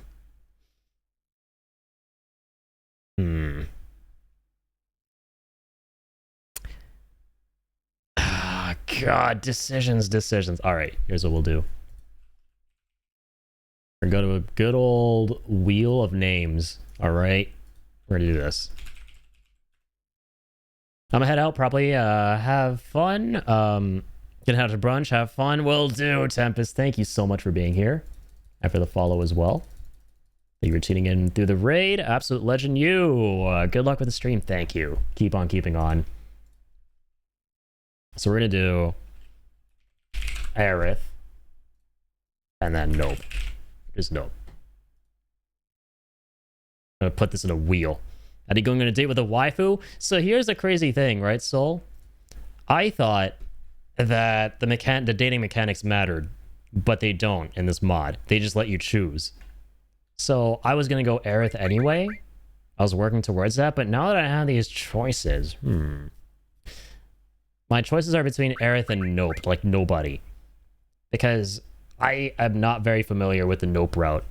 I don't know if I've ever seen what that looks like. I've seen the Barrett one, it's hilarious. Sid, not quite, I don't think, but I feel like I've seen that one before. Same with Yuffie. But Tifa, Aerith, obviously those are the two most popular ones, I feel. I've seen this one. I've played this one a bunch, the Tifa one. Aerith one I've just seen a bunch, but I've never played it. Alright. Oh shit. I'm spinning already. Okay, here we go. The Wheel of Fate. Oh my god. Oh my god. It was just about Aerith. Holy shit. This is lore accurate right here. The Fate Ghosts have spoken. The good Fate Ghosts who want to keep her alive. They just about beat out the evil Fate Ghosts who wanted to kill her. Or didn't want Cloud to date her. Alright, Aerith it is. That was so close. By like a pixel. Literally, Wheel of Fate was like, go on the waifu day. Here goes. Love than Rebirth, you can get Sid, Kate, and Vincent together. Yes, that was amazing. That was genuinely fucking awesome. I didn't ever do that on one of my playthroughs, I don't think. I did all the other ones. But, God, that one was fucking funny. It's basically just like a boys' night out. What's wrong, Aerith? What are you doing in my room at this hour of night? Let's go on a date. What? A what now? What is that? A DATE? Or haven't you ever gone on one? Man, she's so sassy, I love it. Don't take me for a fool. Well, you know, not a real one. I had no time for all that frivolous nonsense and soldier. I was a big boy. Ah, just a mixed up kid. Come on, let's go. Hey! I should watch the other day some YouTube's. Yuffie's is so sweet. It's really adorable. I believe that, like, there isn't a trophy associated with going with her on the gondola, but you need to do that to get something else to happen. So I did go for that one as well in one of my playthroughs. It's something to do with Johnny's treasure trove. Like, you open that up, then you get one winged angel from it. You have to complete all of his, like, requests or challenges, and what was it? Yeah, I remember now. I think one of the trophies you get from Johnny, or like one of the challenges he has for you, has to do with getting Yuffie to do something in the final play. And to get her to do that, or like show up and be with you in the play or whatever, you need to like go with her on a gondola. And that's how you get that challenge completed for Johnny. I can't remember. It was something like that, yeah. But anyways, the point is, yeah, you eventually get the piano piece for One Winged Angel, and yeah, that was incredible. The piano rhythm game, I don't know why I tortured myself. I made it a challenge on my stream through to like get all of the songs completed with like 5 stars or whatever the system was at the fastest speed. I just remember you could choose the speed, right? And I wanted like the best rank at the fastest speed. I don't know why, like, there's no trophy for that, no nothing. I was like, you know what, I'm doing it anyway. And it was kind of, it was painful. Funnily, One Winged Angel wasn't the hardest. The hardest was Let the Battles Begin. Like, I'll see if I have the clip for it. Dude, I was so hyped when I beat that. Speed, no, what's the keyword?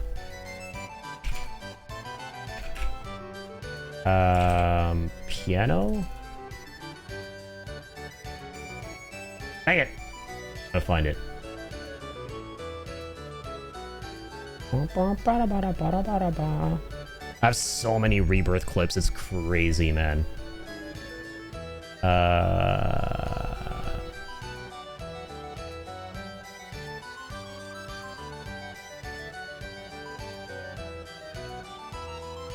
Oh yeah, my new greatest accomplishment. That's what I named the clip. Because, like, shit was so hard in this game that every clip was like, my greatest accomplishment in Rebirth. And, like, oh my god, I had to, like, I thought I one-upped myself and I named this one my new greatest accomplishment.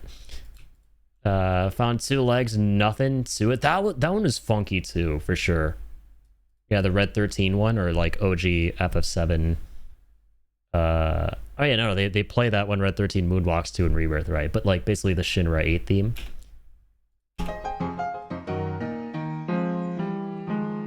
I'm so locked in.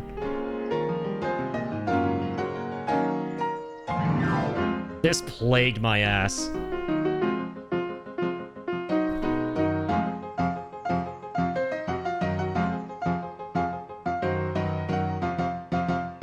Yes! Let's go! Oh my fucking god. I'm so hyped over a freaking piano. Yes, I'm so happy right now. I'm so fucking happy. The funny... I got the star on Let the Battles Begin, the hardest piece in Final Fantasy VII Rebirth. Misinformation. Oh, you sweet summer child. Well, actually it was, though, in the end. It kind of was. It was definitely, at least for me, harder than, what was it? Oh, One Winged Angel? Cameras been on the whole time, huh? I don't even know. Welcome back, Sayo. Matsuyo. Two Legs Nothing 2 was hard too, though, yeah. Yeah. How about it, you two? There's gonna be a show going on in Event Square. Come on, let's go. Had a long work call? All good, man. Hope everything's going good. Sad news. Oh no. What happened? Congratulations, you are our 100th couple today. You two will play the leads in tonight's show. What? Oh no, it's not hard. Just wing it however you like and the cast will cover for you. Come this way, please. Hey! This sounds like fun. Come on, Cloud, let's do it.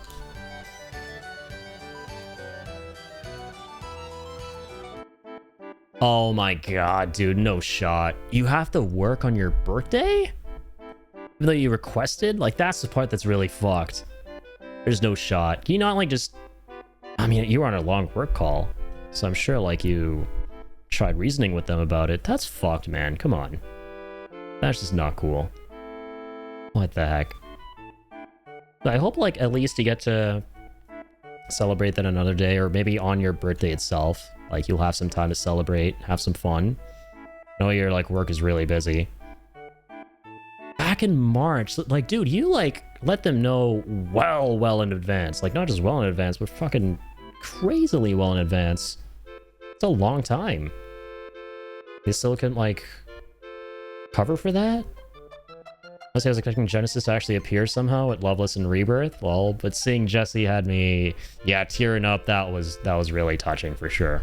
That would have been funny and kind of apt if Genesis did show up.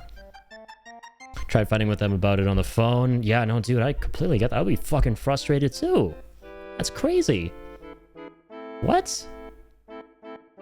Yeah, like, at least I hope you get to celebrate on, like, another day or something like that, like I said, or... No, but you shouldn't have to. It's so dumb. Or, like, maybe you have, like, a good amount of time still on your birthday. Long, long ago, evil shadow appeared over the peaceful kingdom of Galdia. A lot, dude. That is really the only day I ever call off is my birthday. Absolutely, man. It's so stupid. Princess Rosa has been kidnapped by Valvados, the evil Dragon King. What will become of her? Well, I hope they're able to, like, still maybe call back and, like... It's like, maybe is there, like, any hope in sight for them maybe to, like, budge, like, change their mind? I hope. But then, the legendary hero Alfred arrives in Galdia. Alright. All the simplicity of this play in the OG. And then Rebirth makes it this giant, extravagant event, which is amazing too. But it's like, again, everything about the OG is so perfect because it's simple yet effective, right? You don't need it to be big, lavish, exuberant. And there are plenty of moments like that anyway. Oh, you must be the legendary hero, Alfred. Okay, it's your line. She just completely botched the play. Yeah, I don't think I've ever performed this with Aerith on stage. Oh, you must be the legendary hero Alfred. By my soul, please save Princess Rosa. Please talk to the king. Also, their outfits were frickin' slapping in Rebirth during this whole segment. Like, Cloud, I mean, he just looks so fucking cool. Like someone straight out of Final Fantasy Tactics or something. Gonna try to work with them tomorrow about it, because it is kind of bullshit for the reason why I have to work on that day. Yeah, no, I hope, man, I really hope that they change their mind, because that's really stupid. What did I miss? Sorry for that. No, you're good, dude. What did I miss? Nothing really. Just playing some more good old greatest game ever made. Just modded. I was having a good time. And now we're on stage. Talking to the king. The king who isn't really a king, he's an actor. That's how acting works. Oh, legendary hero Alfred. You've come to save my beloved daughter Rosa. Think of a dangerous mountain dwells the evil Dragon King. Let's kidnap Princess Rosa. Please save us. But wait, there's more. Before you leave on your quest, have one of my men assist you. The way they like spin and send me every time. Let's head to the wizard. Arcane matters are my domain. What do you wish to know? The princess's measurements. We'll fucking do it. Oh, what is going to happen next? Oh, legendary hero, look out. All right. I now have my tact. The princess's measurements. This is going to help me beat EDK. I love how they abbreviate his name up there. What ho? You dare ignore the evil Dragon King? Yeah. So FFX and 10.2 remasters on sale on Steam. Should I get that, or is there a different Final Fantasy X? No, that you could totally get that one. Yeah. Some folks, like we were talking about earlier, they'll recommend the classic Final Fantasy X and like emulating that so that the characters look a little bit better. But I think Tody mentioned that even if you get the remaster, there are mods that let you make the characters look the way they did originally, which, you know, the remaster is kind of botched up a little bit. So yeah, you can go ahead and get 10 and 10.2. I actually got that gifted to me by Trax not long ago, WTrax. So that's the version of 10 I'm going to be playing myself. Yeah, there's a big FF sale going on, so I pretty much got every single FF I don't have, thanks to both Trax and Jacob, who gave me a bunch of Steam gift cards for my birthday. I'm the evil Dragon King, Valvados. The princess is yet unharmed, and I've been expecting you. Please, please help me, legendary hero. Did I nail it? Who's your enemy? Say it. The evil Dragon King, the king did not. I'm gonna betray the king. I'm gonna make this subvert expectations. Make this a good story. Come on, no more. Stop it, Cloud. What are you doing? It's a disaster. Now I'm getting mad. That slap was so strong, it shattered the fabric of reality and froze. Just froze the game for a second. Aha, you dare ignore me? When you shut up, blabbermouth. To the freaking gut. That's right. I can punch things with got fists of steel, not just the steel chair from Remake. There's mods for them. The only other suggestion is to emulate the PS2 International version, otherwise 10 HD, true. Didn't know if there was a better one or not, but thank you, man. Got you, dude. Anytime. Oh my, what an unusually strong princess. And so the new legendary hero Rosa, and our story ends happily ever after. Cinema. I don't know about you guys, chat, but that's at least a 4.5 on Letterboxd. Can I log that shit on Letterboxd? Let me see. Let me look it up. It's not on Letterboxd. Never mind. I'll give it a 4.5 though. The steel chair still has me screaming. I remember people pairing it up with the scene from Shrek. Give him the chair! Give him the chair! I forgot about that from Shrek, yeah.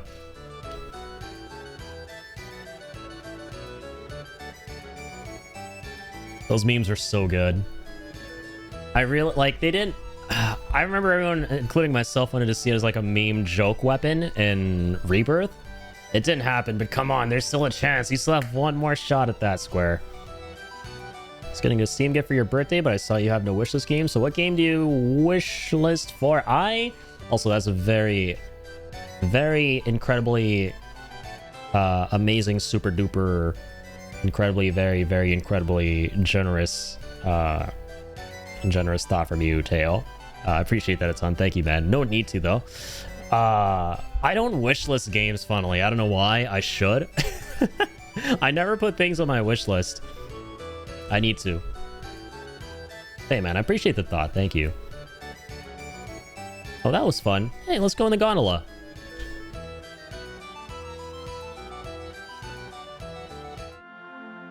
Hashtag Addy does not wish list again. I should. I need to. God, I really do need to. So that if there's ever a sale for God of War 2018 and Ragnarok, I don't miss it. Because as I've been saying, I really want those games again on Steam. You better get all the weapons that have been in the games. Exactly. That would be absolutely fire. Not just like in, you know, the original FF7, but, you know, funny little, like, goofy joke weapons here and there, like nail bat for Cloud, right? And I'll give Aerith her freaking steel chair, right? And stuff from the compilation, like shit. Cough cough, you know, fusion sword. Get with a Steam gift card. No, I tell you, you don't got to do that, man. I don't mind at all. I'm totally happy with that, but please, like, bro, there's no need. You don't have to do nothing. You just being here, supporting, being as amazing as you are, one of the realest of the reals in the community, and an awesome friend who I've had the pleasure of making myself familiar with over the past, like, over half a year now, which is crazy to think about. You know, that is already more than enough, dog. You don't got to do none of that. Here you are, 2 tickets. Enjoy the sights of the Gold Saucer. Almost 10 months is nuts. Almost like a year, dog. We were talking about this earlier on stream. It is terrifying how fast time is going by. Wow, how nice. Oh, this looks so lovely with the mods. My favorite date in Rebirth, but that's because Aerith is my favorite. It's so sweet. For me, it's obviously Tifa. Tifa is my one and only true love. But I'm not that guy who's gonna begin a shipping war. You know? I totally get the perspectives for Aerith too. In my opinion, both can be true. Cloud loves these 2 ladies for 2 very different reasons. And they love him for 2 very different reasons. It's part of what makes the story so interesting. Yeah, these graphics are graphicking. Beautiful, isn't it? At first, it bothered me how similar you both were.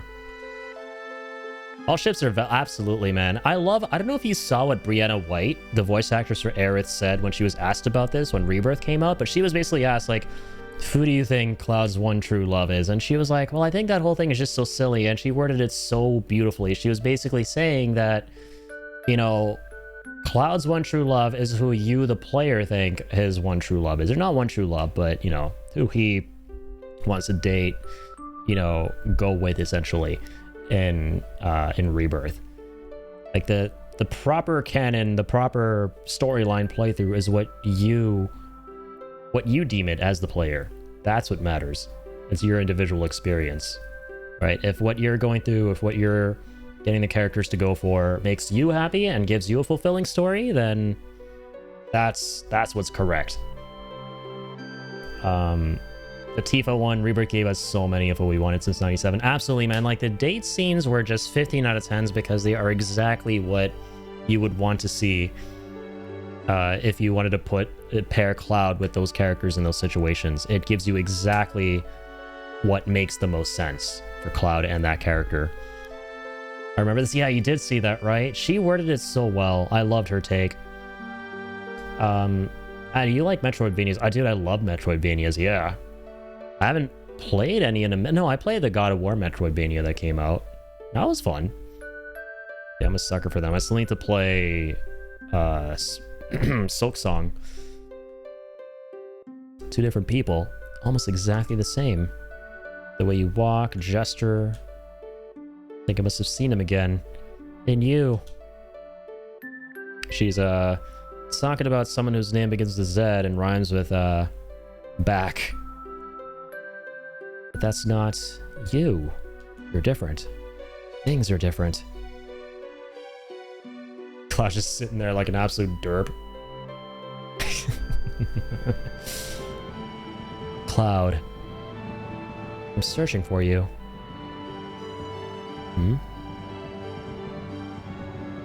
I want to meet you, the real you. But I'm right here. I know. What I mean is, I want to meet you. so much subtext, right? So much unsaid, but you know exactly what she's talking about. Maybe not as well if this is your first time playing the game, but that's what makes it so good, is like, again, the subtext. Like, if you're playing the game, if it's a repeat playthrough, you know, you understand the story a little bit better and the characters and what have you, and you listen to this dialogue again, right? The subtext just adds so much. Like, some of the best dialogue is where there's a lot left unsaid, but implied, but it's rather implied. And, you know, that just makes you appreciate everything so much more. Although she absolutely clocks him because he's not himself. Yeah, she just knows. She can see right through his facade, right? And, like, Aerith herself, like, her flaw is that, like, everyone has a big flaw in Final Fantasy VII. Aerith's is that, understandably, like, a part of her loves Cloud so much because he reminds her so much of Zack, who she cannot accept has died and become one with the live stream, right? Because I see people going like, wait, does Aerith not know he died? Like, what? No, she knows. She just doesn't want to, like, she's in denial, right? And she doesn't want to, like, confront that truth. And she wants to, like, hold on to him in whatever way she can, right? Without letting go. And Cloud allows her to do so. And at this point, right before, oh my god, it's going to be emotional, right before what's meant to be her end, she finally wants to meet Cloud and know him for the real him, but she never gets to. And that's, like, one of the, oh man, god, I'm just getting sad talking about it. That's one of the saddest things in FF7 too, is that Aerith never gets to meet the real Cloud while she's still alive. I had fun tonight. Let's do it again sometime. Like, yeah, this is where she finally accepts that, you know, I love Cloud for him. And even though he may not know himself right now, I know that the real him is locked in there somewhere. And I want to love that man. I know he's in there. And Rebirth does such a good job of blowing up these characters, right? And showing you so many more of those moments of the real Cloud kind of shining through. That Aerith kind of desperately wants to, I was gonna say tap into, but that would be kind of like awkward phrasing. But let's go with that. I'm learning new lore. Yup, you'll learn today. New lore about characters I don't know yet. This is all great because, like, everything I'm saying, if you haven't played FF7 before, it would, like, it's very spoilery, but it will make no sense, and it's just one of those spoilers that you will not remember when you eventually get around to the game. Don't you like being with me? No, I don't. Oh my god. That's not it. The way he shakes his head so fast. I'm glad. Next time we come here, let's take our time and go on more rides. I agree. But no, I don't. He'd be an absolute dick as Cloud. And, like, the great thing about his character is, like, for a majority of the game, he is, like, a dick, right? But that's not the real him. And you have, like, dialogue options that are tailored around that, right? Of, like, okay, you lean heavily into, like, being the persona that Cloud thinks he is, or, you know, being a little more, just a little more generous, like, giving both the characters and the player a couple of nuggets of generosity through Cloud that you normally never see, and that's who he really is at the end of the day. Oh, look at the time. We'd better get going. All right, we're off.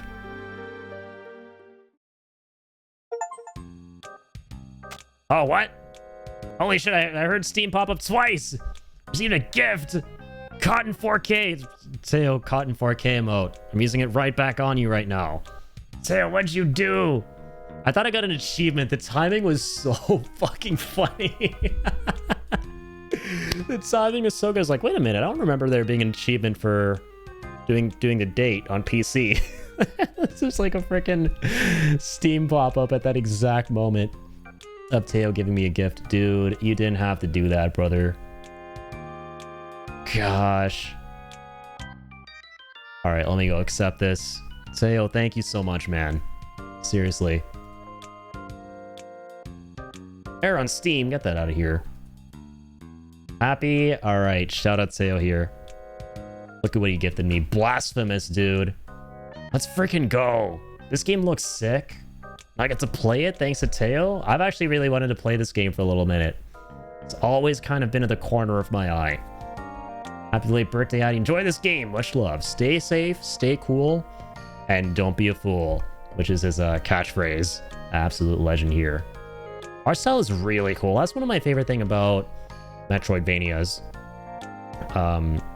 Is that one of the biggest reasons you look forward to them, at least from my perspective, is like the art and the art direction is so unique and is unlike anything else you've really ever seen. And really, you could like make that argument for a lot of indie games in general. Like the art alone is worth looking forward to so much. And just being able to like not only look at that art, appreciate it, but you could actually play a game in there. Dang, let's go. Thank you so much, man. For real.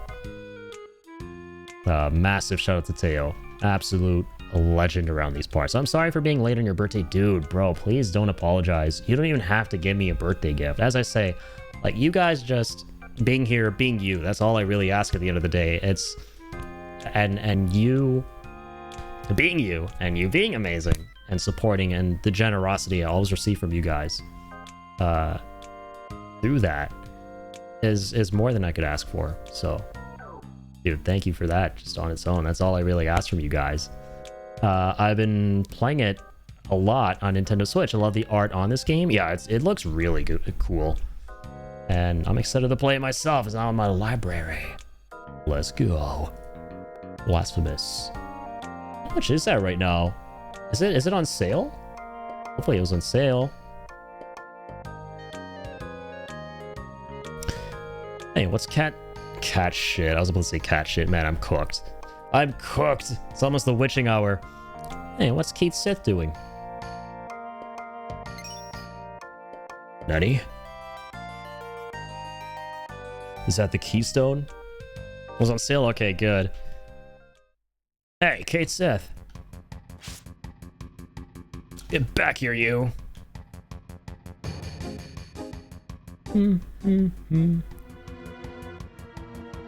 Alright. Not only the game, the deluxe edition. Let's go. Get back here. Feline. Where we go again? Oh, I'm blind. All the things I could forget about what to do in FF7. Oh, I can't wait to do the Chocobo racing later. I wonder if they changed up Chocobo breeding in New Threat. They kind of gloss over a lot of the steps needed for some of the more complex puzzles and stuff like that. Imagine if they just make it so, oh, you don't have to do the Chocobo breeding. Here you go. Just take a golden Chocobo. Excellent work. Continue your surveillance. Cheerio. Dude, how could you do this? This is why I'm a dog person. Wait a second. I won't run or hide. Yes, I've been a spy. I've been reporting to Shinra this entire time. I trusted you. I can't believe you. I'm sorry, I really am. Can you forgive me? Let me make it up to you. No way, cat. Got a lot of guts asking us to forget this. So what are you gonna do? Kill me? Well, you'd just be wasting your time. This body here is mechanical. Controlling it from Midgar. You got plenty more standing by to replace it. So you're a Shinra employee. Who are you? Tell me. Good old Keanu Reeves. Oh, sorry. Not supposed to tell you guys his name. Whoa, I can't tell you my name. I just doxed him. Yeah, forget it. You'll never tell us. Exactly. Got a lot to lose if anyone finds out my true identity. So long as you're all right, huh? Listen to me. Maybe working for Shinra, we're not entirely enemies. First I thought you were just a bunch of terrorists, but something bothers me. It's your way of life. Guys don't get paid or praised, but here you are, risking your lives to save the planet. It makes me think about my life. I don't think I'd feel too good if things ended the way they are now. And so on and so on. You'll never tell the truth. Once a spy, always a spy. Not taking a shit or spy along with us? Come on, get real. Oh my god, I forgot he says get real in FF7. That was my favorite thing to say for half a year after Metal Gear Solid 2, because that's Raiden's whole, you know, catchphrase.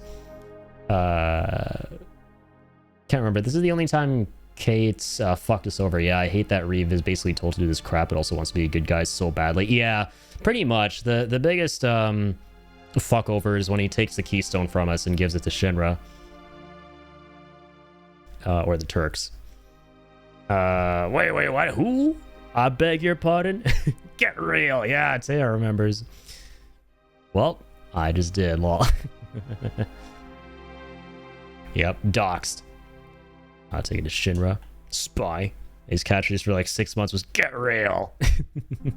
I love that so much. We could zoom in to Raiden in the middle of like a character talking to him and like press the right trigger and you like say some random shit. You're beginning to get on my nerves. You're not making any sense. You're a real egotistical woman.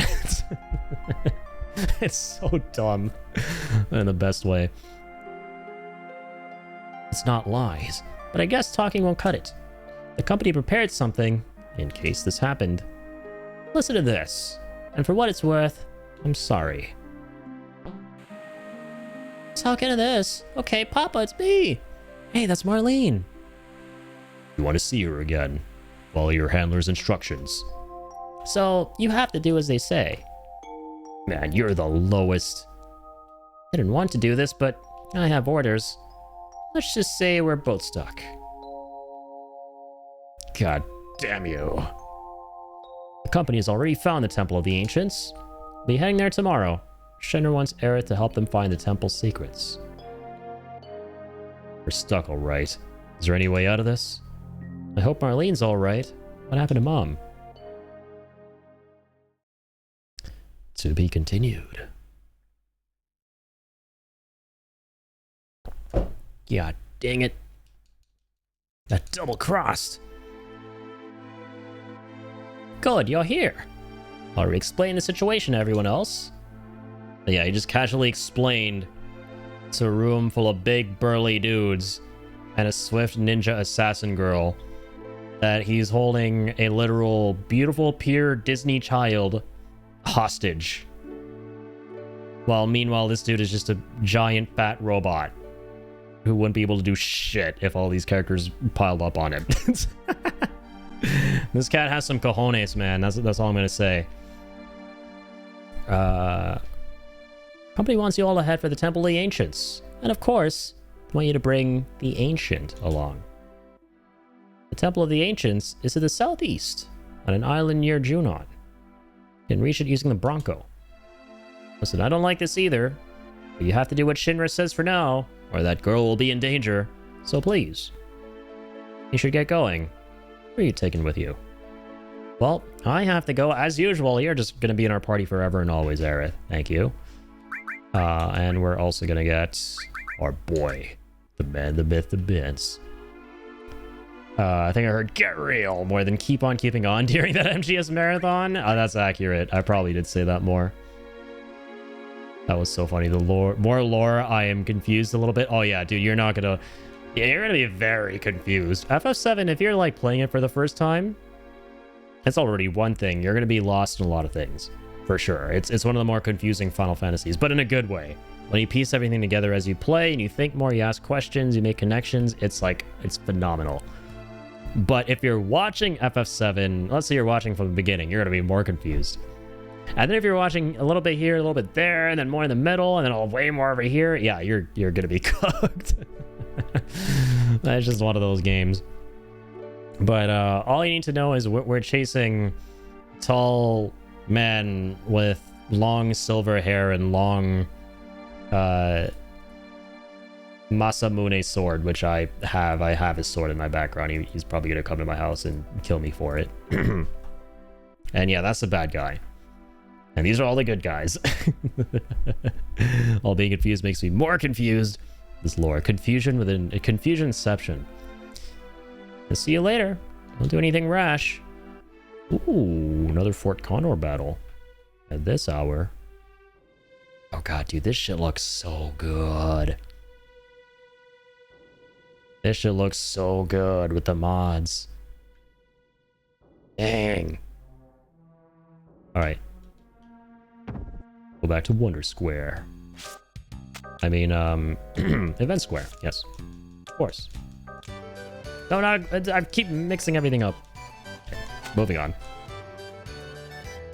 Gazillions of playthroughs later, I still mix up some of the locations of the Gold Saucer. You'd love to see it. So the price of the new Sound Hill Townfall? Oh shit, hit me with it. I'm excited for that game. Damn. I love how they're releasing a new Silent Hill every year now, and they've all been really good. $50? That's it? Wait, that's really good. Is that really good? Or am I tripping? That's good, right? Because, like, I think the last one was full price, wasn't it? Which, I mean, fair. The AAA game and everything. It then it added a good bit of replayability. That's what Silent Hill games are known for. But $50? That's like a AA priced game almost. Last two were 70. Okay. Like USD, right? Yeah, so it's gonna be a little bit more in Canadian, for sure.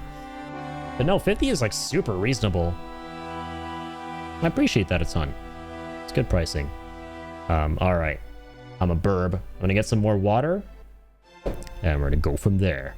Let's see, what's the time? Oh, nice. The night is still young.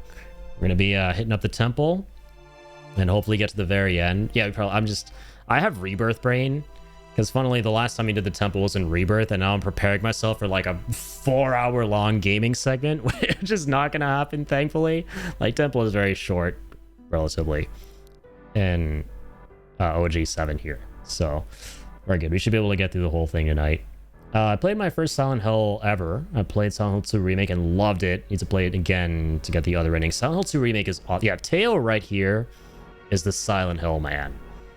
This dude right here is a Silent Hill man. I know he loves Silent Hill 2 Remake a lot, obviously. I really enjoyed it myself. That was my first Silent Hill game. I'm with you, Toady. 2 Remake was my foray into Silent Hill back in... When did that come out now? It's 2024, right? A little over 2 years ago.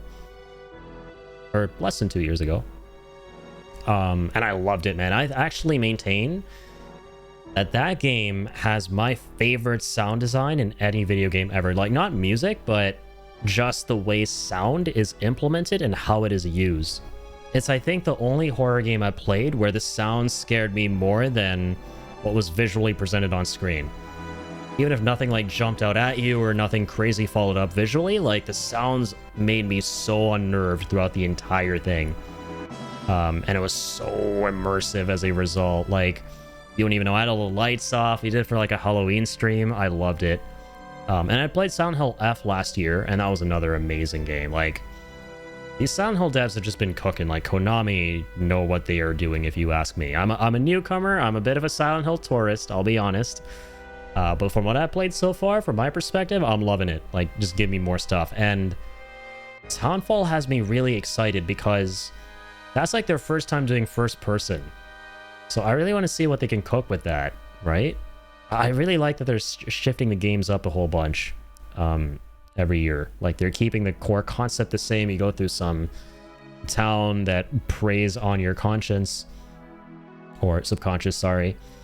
And that's what the paranormal horror is all about. But then, you know, what you encounter, the characters, and the gameplay styles, they like remix a lot of that stuff. And it's like, it's really exciting. I like the concept a ton. Silent Hill F was great, yeah. Instead of that, Bluebird's doing Silent Hill 1 Remake. Yeah, I think that after Silent Hill 2 Remake, I'm really hyped for what that dev does with 1. And I think they're also doing 3, right? 1 and 3? They're planning on it? I can't wait. It's really smart they started with 2. I was like, I looked into it, right? I was confused. I was like, why did they start with 2? Not 1? And the reason is 1 and 3 follow a specific character, right? There, it sets up a narrative that spans multiple games, but 2 is standalone. So that's basically the whole thing. Experience 1 is such a great story and gameplay, really good. You know what I really regret? I finished the game and then I looked up the endings on YouTube. I don't know why I did that.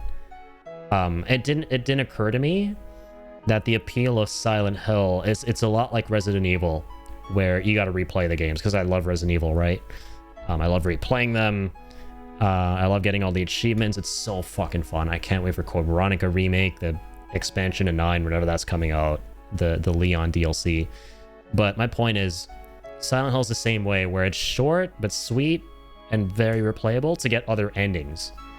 I like that they tell you the requirements. I wasn't aware that they did that, so I was like, you know what? I'm gonna probably have to do a lot of homework for that stuff, and yeah, you know, we'll just like YouTube the endings, and I regret that a ton. I did the same with Silent Hill F. Townfall, we're not gonna do that. I kind of want to spend some time with that game, like, assuming it's fun, and I hope it is. I have high hopes, because so far I've been liking everything. Technically the first person Silent Hill, except for Silent Hills, aka PC. True. Oh my god. Man, the greatest game that never was, PT. How tragic. Literally Kojima and Del Toro, the two greatest creatives in my opinion. I can't believe Konami, like, they had, you know, a literal Michelin star meal on a silver platter, and they just decided to trash it. That was, I think that'll be forever the saddest thing that's ever been canned, that's ever really happened in the games industry. PT was so good. I remember playing it multiple times and something different happened each time. It was phenomenal, man, and it still looks so good too. Like, that demo, that 2014 demo, it's like they predicted the RE engine. It's like they saw into the future and just saw the RE engine and just grabbed it and like slapped that onto PT. That's what that game looks like. It's nuts. I remember I saw that demo.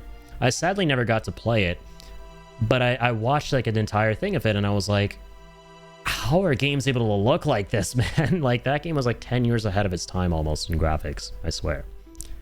But yeah, lots of good games, man. I'm excited for Silent Hill Townfall. All right, burp. Oh my god, it won't play this clip? That's crazy though. I went over my Be Right Back clip player, right? As like a preview. It hasn't transitioned to that screen yet.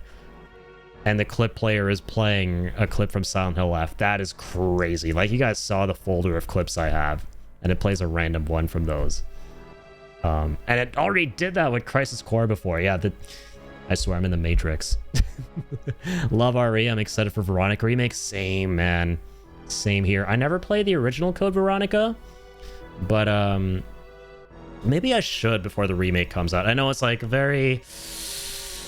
It's kind of an ugly experience. It's not the prettiest gameplay experience going through it, but that's what has me excited, because we usually don't get remakes to games that were notorious for their issues. We usually get remakes for games that people love, because, you know, why would you remake something not a lot of people played or really enjoyed? You gotta go for the golden geese and, you know, re-present them as, you know, for example, Final Fantasy VII. You know, the most popular FF game besides, you know, 14 for Square Enix. That's why they remade it. It was most influential. But you never really see that for games that genuinely need problems to be fixed. So I'm very, very excited to see what Capcom does. As with everything else before 5, if they end up actually... I might honestly, I've seen the cheesy voice acting that sells me for that. Yeah, a lot of early RE was just so cheesy and campy. I mean, RE has always been campy, right? But especially the voice acting. Oh my god. It's so bad that it's good. It just adds to the charm. It's lovely. The gameplay, and some of them, from what I hear, I haven't played any of like the quote-unquote bad Resident Evils yet, from like what I hear in the community. Like Code Veronica, for example. So that'll be a fun little experience to see that something that's not great, that doesn't add to the charm, that might make me go, oh god, why is this like this? God. I'm all for it. I want to see what it's like so that I can be more excited while I'm playing Code Veronica to see how they're, you know, actively fixing up the problems as I go through the game. They're doing everything else before RE5 Remake if they end up actually doing that. I saw, you know what's interesting? I saw like a little... Alright, I'm gonna go on a quick BRB and I'll be right back, because I also need to piss really badly. Alright, I have returned. Sorry for the wait. Oh my goodness, my bladder was destroying me. But it's no longer destroying me, so, you know, that's good news. What were we talking about? The Baba Bun Bun. Baba Bun. Wait.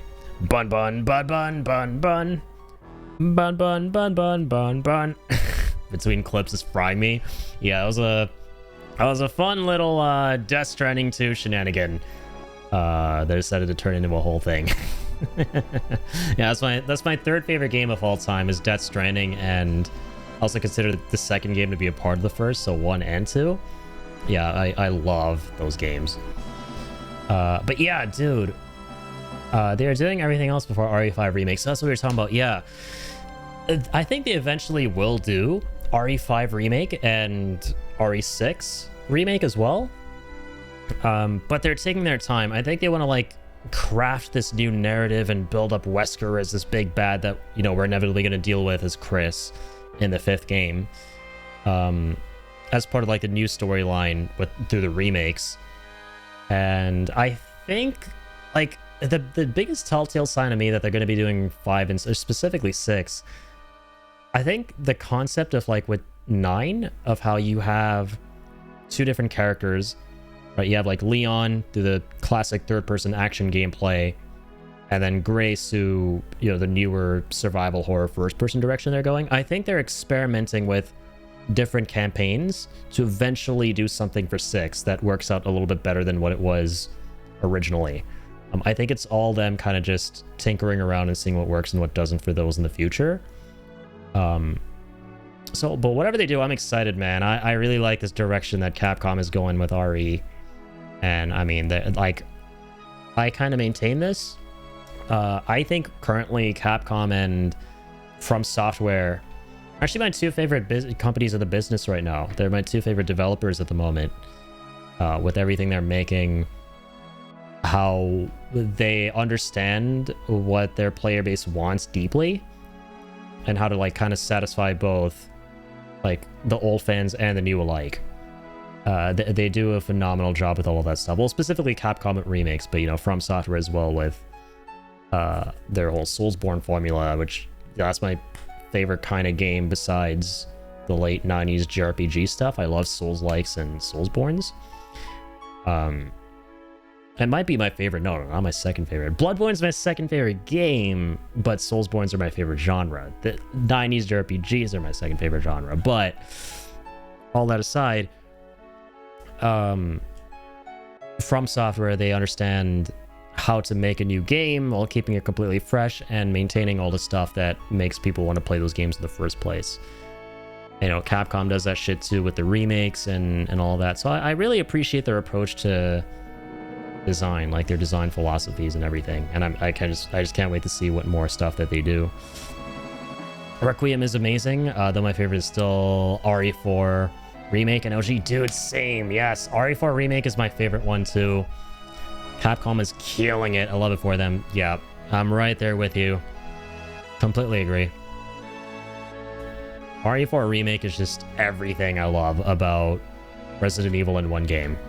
Right? It's got like the creepiness. It's got like I just love the more action-coded facet of the series, like being able to play as Leon Stupid Sexy Kennedy, the best boy, and just pull off all these crazy backflips, roundhouse kicks, house round kicks, left, right, front, and center on all sorts of SCPs, man. Just give me more of that. Let me just John Wick it up in that bitch.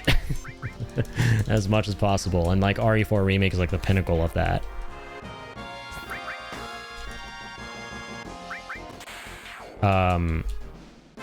Yeah, I was talking about like when I was playing RE9, I was like, this might genuinely, whenever the Leon parts were what I was playing through, I was like, this genuinely might be the most fun I've ever had with action gameplay in anything I've ever played. It's extremely crunchy, responsive, fluid. There are tons of animations. Nothing's ever unsatisfying. And I mean, the coolness factor of Leon just fucking amplifies everything. Always, without fail. Right? Leon is my favorite and he's so hot. Well, I love his humor. Yeah, dude. Leon is just that dude because, like, I'm straight, right? But he's one of those dudes where I'm like, okay, if I were gay, like, dude, that's my that's my husband right there. I want to get into the Souls games too. I mainly have played Souls-likes. They're really, really, you know, just the best there is at the end of the day for me personally.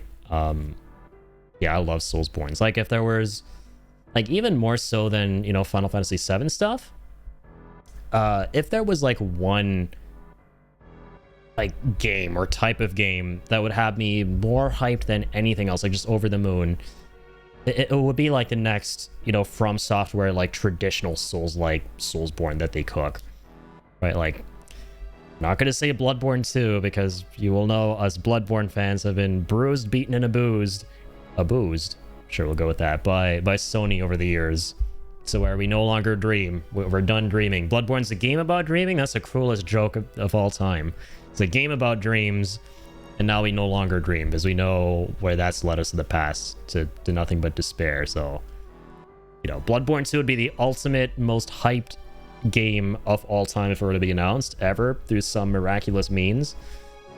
But that said, like anything From Software might announce that has to do with like Soulsbornes and Souls-likes, that would be me just over the frickin' moon.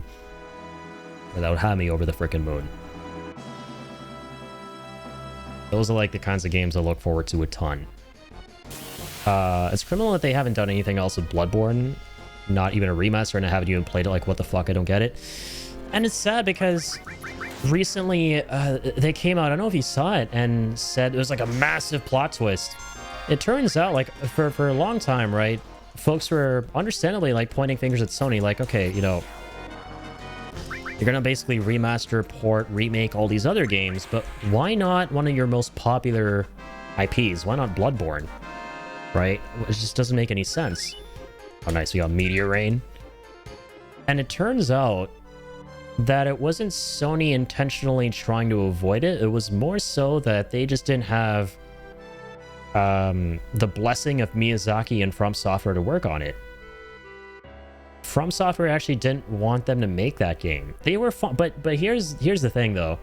Miyazaki is not at all averse, like the director of these games, to the game getting ported or getting some 60 FPS patch. Like anything technical with that game and going on other platforms, like he's not opposed to it. He's only opposed to them like doing some kind of Blue Point Demon Souls radical remake without him being involved. Which I understand. It's like his magnum opus, it's his baby. He would want to be involved with whatever it is they're doing. Or he would want to make it himself somehow, right? But yeah, it turns out that he was the one who didn't want them to do it. And Blue Point actually pitched it. And Sony were interested. They had them like pitch a bunch of ideas. But yeah, because that it never went through. So yeah, they pitched a remake for it, which was like a massive surprise for everybody. Like, what? Wait, Sony actually remembers the game exists? Like, they talked about it? What? No, Miyazaki didn't want it to happen. And then, like, obviously everyone started melting down. Well, not everybody, but a lot of people like, oh my god, Miyazaki, how could you? It was your fault. No, it's not like that. He just didn't want, again, his greatest work from his perspective to have something done to without his, you know, say-so. Or without his involvement. And that's fine. But, you know, just because that's the case doesn't mean Sony couldn't have then somehow still been like, okay, well, let's at least port it to PC and just print free money. It's literally free money. Let's just put this thing on a platform that hundreds and gazillions are clamoring to play it on. And, well, you know what I think? Like, my theory, because no one will know at the end of the day, my theory as to why they didn't do it is because they lost the source code. There's literally no other explanation. They just don't have that code anymore. And I think it's it mainly has to do with Japan Studio getting shut down. Because Japan Studio were the guys who made Bloodborne alongside From Software. They were like that old studio owned by Sony. They made Bloodborne, you know, Legend of Dragoon, which is another one of my favorite games. And they got shut down like some years ago. I think back in like, was it 2019 or something? I can't remember. Yeah. And maybe through that, they like just lost the assets, the code, I don't know. And they just physically cannot do anything with the game. But it's very weird to me. They have like very... It's almost like they're deliberately giving it the cold shoulder. That's always the vibe you kind of get whenever it comes to that game and Sony and what have you. Now less so, now that we know the whole Miyazaki not wanting the remake to happen thing, but still. It's like they just don't want us to be happy. Why? Instead of Bloodborne, it's like, oh, here's Concord. here's this one game that nobody asked for that, oh, look, it came and went. It's past its bedtime. All right, I'm putting it to bed. Literally, yeah.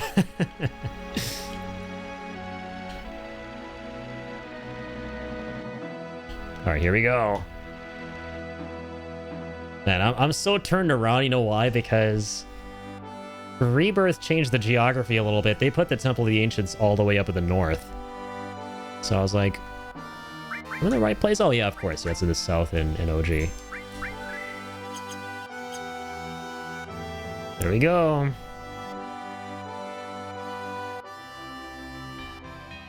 Oh, God, I love the temple theme. So mysterious and sinister. Here we go.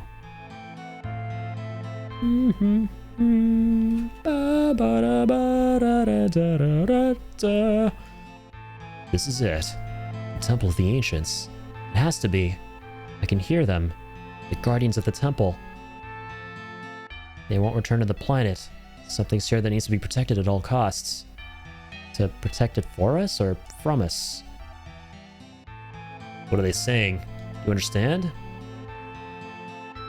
My favorite Souls-like was Stellar Blade. Oh, I still need to play that one.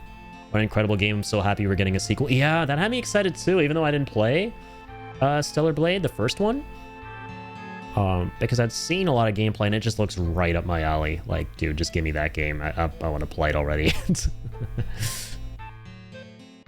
You're uneasy, but also happy? Because I'm here. Sorry, I don't understand.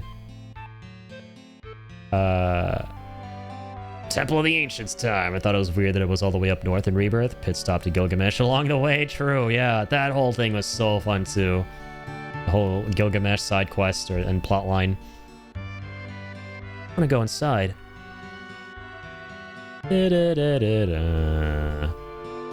I get why they changed it to being up north though. They kind of want to simplify it a little bit. It makes a little more sense that, you know, you would go to the temple and then you would continue going beyond that to what lies beyond, you know. In OG, it's cool too, right? It's its own little thing, completely disconnected. It makes it a little bit more imposing in a way. So I like it in both games, how they kind of approach that. Black materia. Look. It's number 9 tattoo.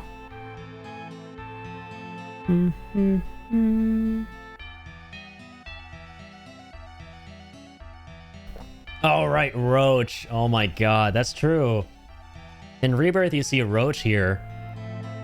That was another really cool addition. I appreciated what they did through Roach's character in Remake and Rebirth, like showing, you know, what it's like to actually be a working soldier underneath Shinra and the effects of like degradation over time. Like the way they bring in all these like tiny plot points from Crisis Core is so sick. Yeah, how like some soldiers degrade mainly due to like the G cells. I really love his character. I was sad about him. Yeah, that was pretty tragic. He goes from this guy who's like just completely high on life, like unhinged. It's like, yeah, I got this like Mako coursing through my veins. I'm this sick ass dude. To just being someone completely falling apart.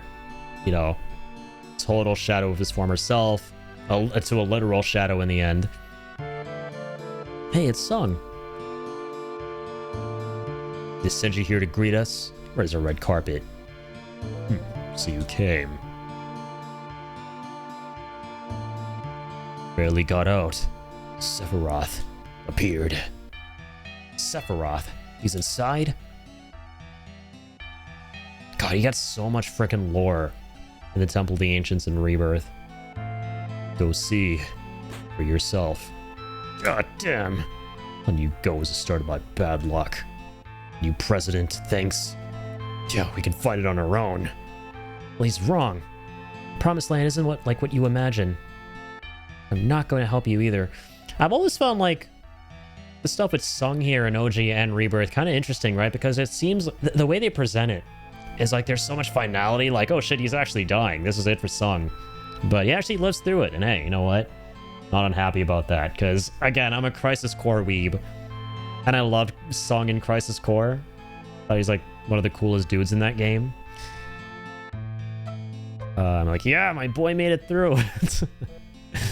And I was kind of sad that, you know, he turned out to be a total dick in 7 and like OG 7 and Rebirth, even though in Crisis Core, he's kind of like Zack's bro. You know, he wants to help out. He wants to do the right thing. But that's what makes the Turks so good, right? Like we were talking about this before in the stream too. They're good people at heart who are paid to do bad things. It's like Rude summed it up best in FF7 Remake when, you know, Aerith is describing him to Cloud. She's like, you know, I swear Rude's not a bad guy. And Rude's like, no, but sometimes I have to do bad things. And he's my favorite Turk, by the way. Rude is the GOAT. Him and Aerith's words to each other here in Rebirth. Yeah. This is a great scene in Rebirth right here. Really liked, yeah, younger Sung, man, with like the ponytail. Rude is fucking awesome. I will never ever stand for any rude slander. Don't be rude to Rude. Songs with Shinra. You'll always be my enemy. How harsh. But I don't need your help.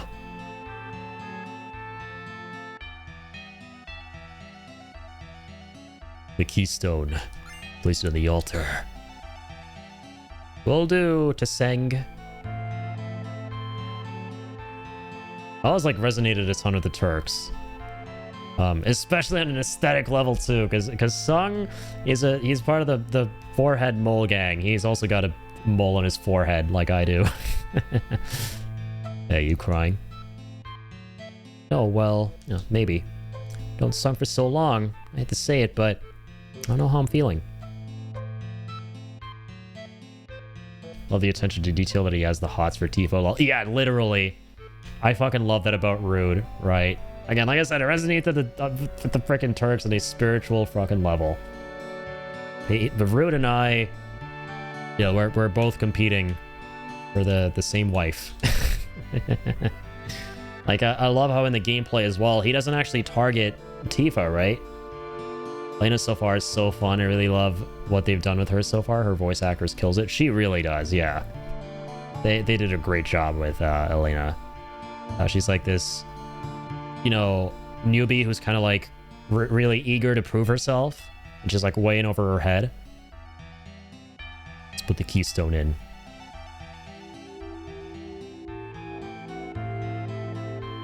Yeah, the scene where, like, Dyne's death scene in Rebirth, and, like, it shows her in the chopper with Sung, and she's, like, finally getting her ice cream. She keeps talking about wanting ice cream, right?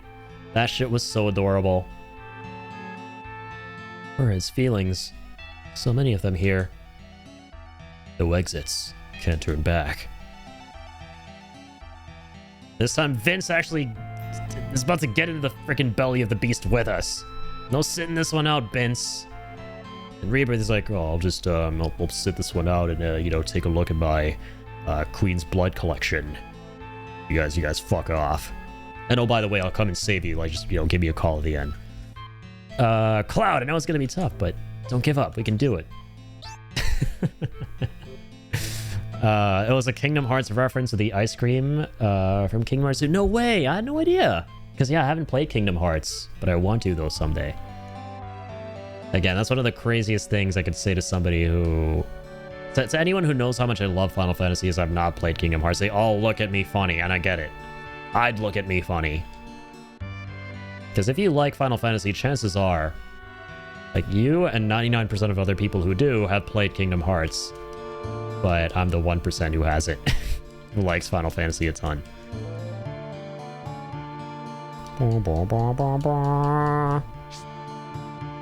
Alright, maze time. Prepare to be amazed.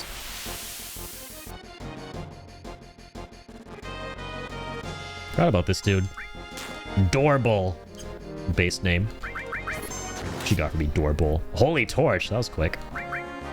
Manipulate him? Nope. Now, what does Death Force do? KO immune? No shot. It's a buff. I thought it actually inflicts KO. That's the last thing we learned. Interesting. It's all good. So many games out there to play, but Kingdom Hearts is incredible. Been doing my second challenge of the series, and honestly, it feels very Souls-like. Oh, that's awesome. Yeah, I've seen a ton of gameplay over the years. I've seen some homies in the community streaming through it as well. Yeah, I gotta catch some of those streams you're doing, for sure. It does look very engaging. It has like a really fun premise. It's just like a really fun idea, concept of what if we were to cross over Disney characters with Final Fantasy? And I kind of love it for that, you know? Beta attack! Donzo Bonanzo.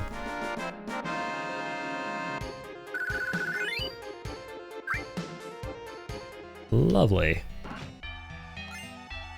Hairpin, oh true. That's always been there. No, it's not an accessory. Oh, you know what? Might be a Red 13 weapon? I forget what this thing is. Oh, what? No. Oops. Hold on, why can't I... Oh, is it already... That's already arranged. Yeah, it's a Red 13 weapon. Ranged style... Right, okay, I remember now. He does have that one ranged weapon, and that's what that is. In fact, it's all because two devs were in an elevator too. Lol, amazing. I don't even know that. That's sick. Yeah, some of those dudes at Square are just freaking mad scientists, I swear. Like Nomura, man. Oh my god. I get why that man has garnered the reputation he did. And all the memes and stuff. Like that. What a freaking imagination, man. And like, I mean that in a good way. That guy is one of the most creative dudes I've ever seen. We'll stand that man forever, lol. You and me both. Definitely my favorite character designer. He's up there with Yoji Shinkawa. I go back and forth. So Yoji Shinkawa did all the character designs for, you know, like Metal Gear, Death Stranding, all the Kojima stuff. And I went through a big art phase when I was younger, and I really wanted to like replicate a lot of the styles and draw a lot of those characters I love from these games I'm a big fan of. And I would frequently draw a bunch of like FF7 stuff, Metal Gear stuff, and yeah, like those two are probably my favorite like game artists for sure.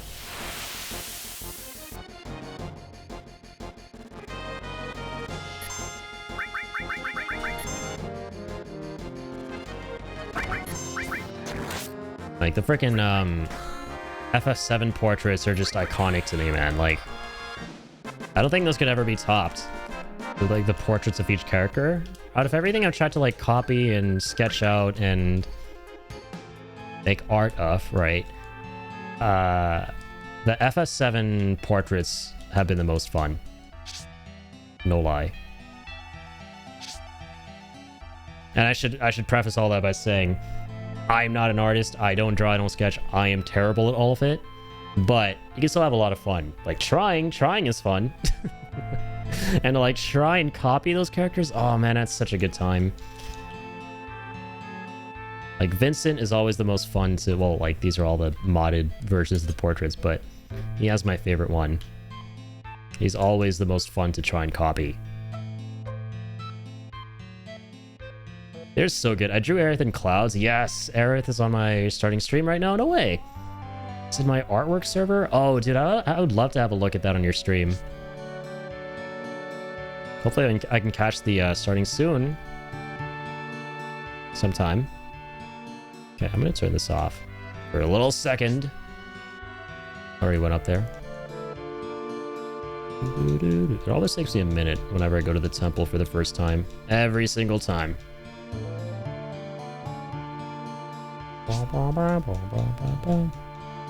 Man, the frickin' strings, like the harpsy, right? So goddamn good in this game. The strings of the bells, it's mainly those two instruments kind of like driving the soundtrack. Never gets old. What am I missing here, Mang? Why is my brain not braining this time with the TOA Temple of Ancients?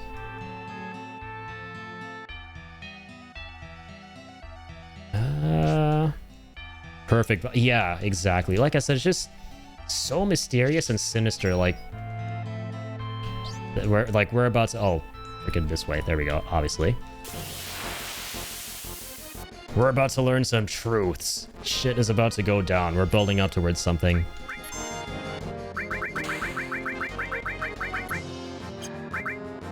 Liquid poison.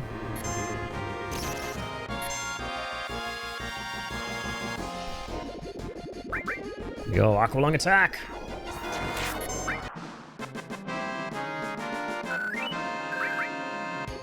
Full beans. Dip, dip, dip, dip, dip. Also, oh, I can't believe I didn't mention this. One of my favorite details in the Temple of the Ancients. This is the one and only time in the world of Final Fantasy VII that you see black mages. And I fucking love that. It's one of my favorite things about Final Fantasy games, right?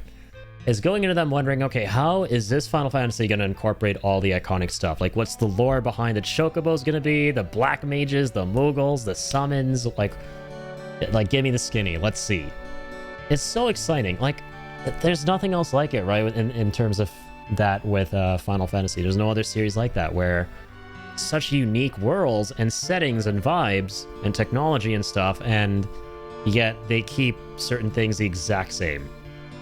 But they all have their own reason for kind of existing in that world. Like here, like in FF9, the Black Mages are like robots. And in this game, they're these, you know, they're part of the Cetra race. They're like these wise ancient elders who held the knowledge, all the knowledge for them. What was that? We got light gun. Kills ducks, not real ones? What? No shot. That's got to be a new weapon for the mod. I mean, obviously, just from that joke alone. It's a literal light gun. It's a literal joke weapon that they put into this mod. There's no shot. I love it. No growth. No damage. I love how it has perfect accuracy, though. That's great. No way.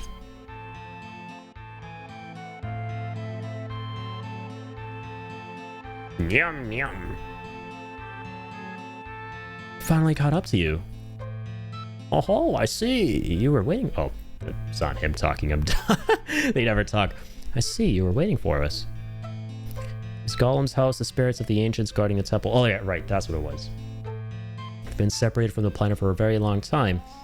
But be patient with them. I think they've lost the ability to talk. That confuses for enemies as well until we can reach them. Can't fight, but they'll trigger the traps in here to keep intruders from getting to the inner sanctum. Try and communicate again. It's no use. I don't understand. You're afraid of something? Is it because of Sephiroth? Shinra? Something else?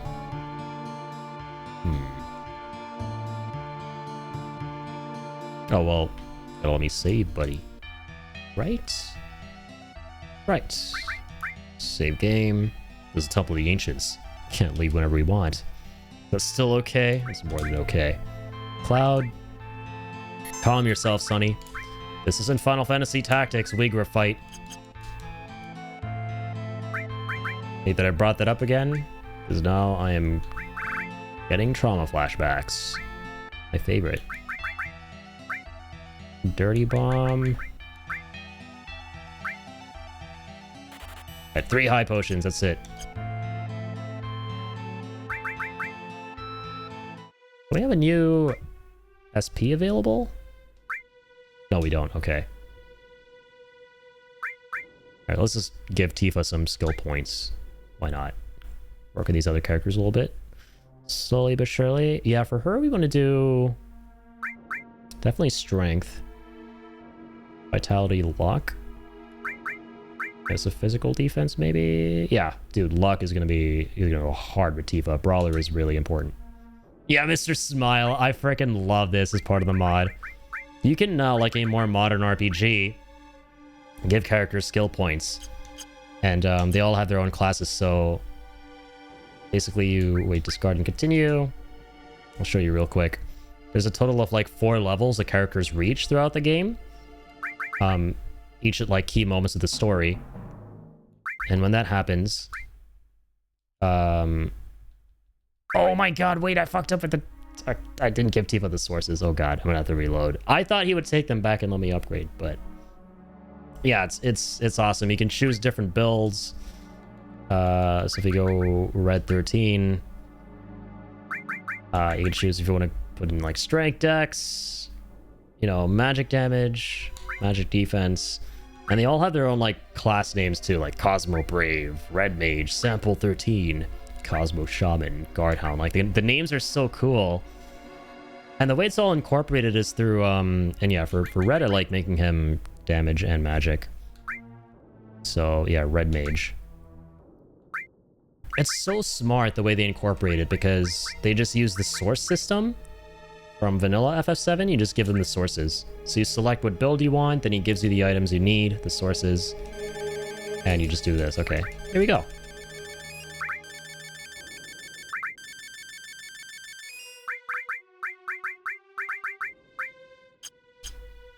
Did I use them all? And that's that. Cool. But I'm gonna need to reload. I need to reload real quick because I messed up all the stuff with Tifa. Doop. Hard reset.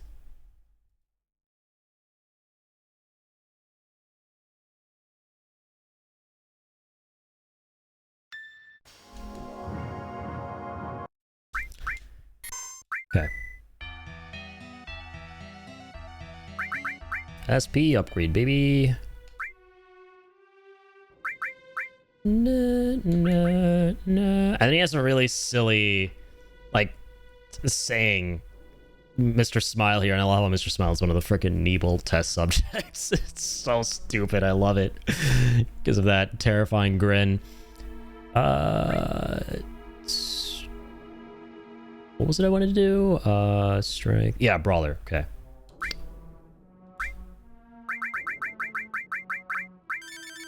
Eat up, Tifa. Need that protein. Maybe big and strong. Those fists of steel. And that's that. He gives off... Have you ever played Undertale? It's like Sans energy. I don't know why. This guy reminds me of Sans. Well, it's because of the grin. Yeah, Sans is just perpetually grinning as well. Red Mage. Tifa, more like Beefa, literally, though. Beefed up Tifa. Magic Dex Luck. Okay, cool.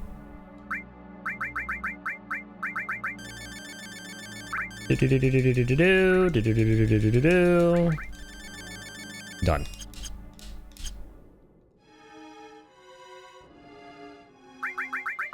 Played Undertale. My friend guided me through a pacifist route. Loved it. Yeah, same. I think a lot of people do pacifist on their first go because it's such a fun challenge, and the game kind of like leans you towards it too because, you know, you're going through this world full of monsters, but they're so lovely. They have their own culture. They don't want to hurt anybody. And it's like, oh, how can I hurt these guys? And you're presented with opportunities to do so, especially in the moments where, you know, you can defend yourself and fight back. But I love the concept of how in that game you don't have to like lift a single freaking finger if you don't want to. And just go through the whole game as peacefully as possible. And then the flip side of that too, if you'd like to, if you want to just be a total, you know, evil asshat. And like if you do that, that shit is hard. I love how like each route presents its own challenge, right? Because with pacifist, it's like, okay, there's specific bosses with that are really difficult to kind of like navigate around their attacks. And then with if you go full genocide route, oh my god, like the characters you normally befriend, they're amazing, awesome. Like Sans, I think, is actually the hardest character to fight in the whole game, which is super cool. And he's really terrifying if you do full genocide, because that grin never goes away. And he's like, I know what you've done, I know what you are, and this ends now. And you fight him, and he's so fucking strong. I never played that myself, but I've seen like gameplay. Damn. All right, that's that. But here it is. I don't know about you. I've never seen this saying before. Like, what is this? Money a mickle, max a muckle. I have no clue what that even means, but I love it. And I'm gonna leave. Goodbye, Mr. Smile. Right, let's rest up too. Don't forget. In case we haven't. Oh, don't change your mind, Cloud. It's so strange.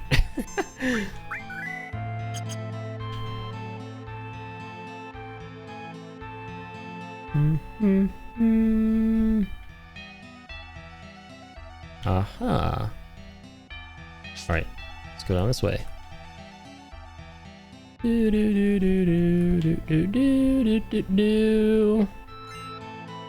Another X potion. Beautiful. Alright, I love I can move this camera around and like plan out my route. Okay. This way next. What do we got? Hey boys. Also live. Hold thine horsey, Aerith. Don't need that just yet. I have to use Death Blow, my bad.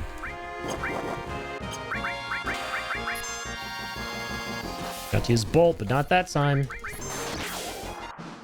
And we got the Holy Torch. Easy. Fun.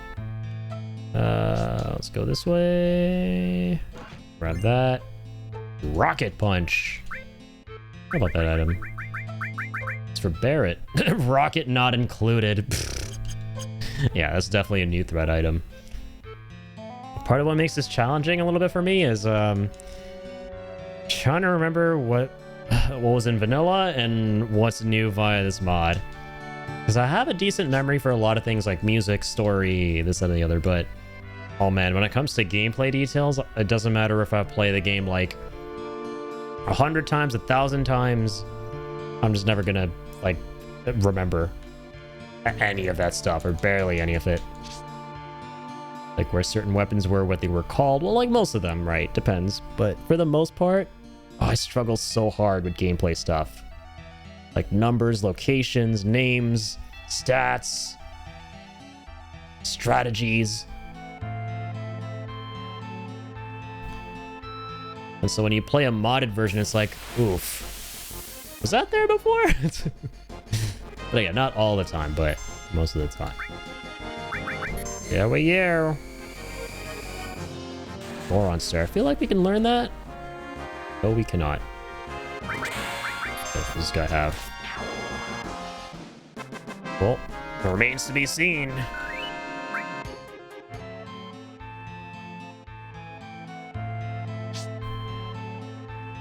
Ah, come to me. Ink materia. Most likely it probably wasn't. I wouldn't be surprised. Oh yeah, it definitely was not. HP plus. Let's go. Finally. Oh my god, dude. That reminds me, again, speaking of things I forget in gameplay a ton.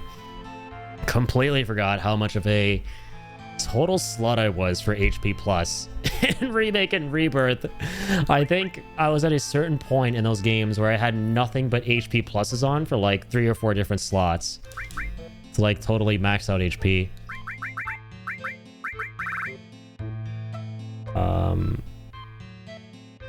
God, was this in vanilla? I don't think it was. I don't think this was materia in vanilla FF7. I think it was only in Remake and Rebirth. Alright, who needs this? Give it to Aerith. Wait, why is she missing materia here? What the hell? Intensifies. Let's okay, this is weirdly an okay start. Let's give her an HP plus. Even the level 4 limits are changed like that. Like what? Yeah. Like the level 4 limits, we haven't even gotten a single one yet. Like I've been to where you get it for Aerith normally. It's not there. Same with Cloud, same with Red. So I don't know. It might be that they just changed the locations to another part of the game that, you know, we just might have to stumble across on our own. I hope not, because I wouldn't know where to begin. Or maybe they're mandatory, you can get them part of the story now or something? Let's see. I hope it's the second. I hope it's the latter.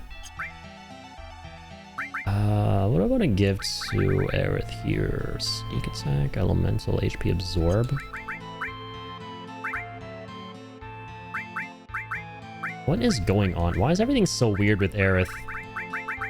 Aerith, what have you been doing? Yo, Spade, welcome on in. Nice mods. Oh, yeah. Been enjoying this modded playthrough a ton. I love Final Fantasy VII. It's my favorite game. And we've been doing a modded playthrough of it as of late.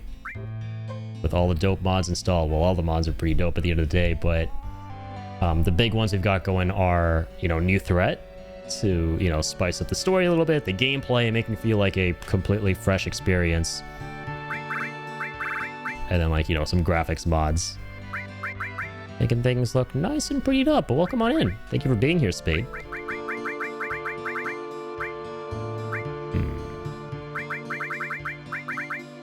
What else did she have? Oh, you know what it was? I changed... Was that her silver omelet? No, I didn't. That was her accessory that I changed earlier.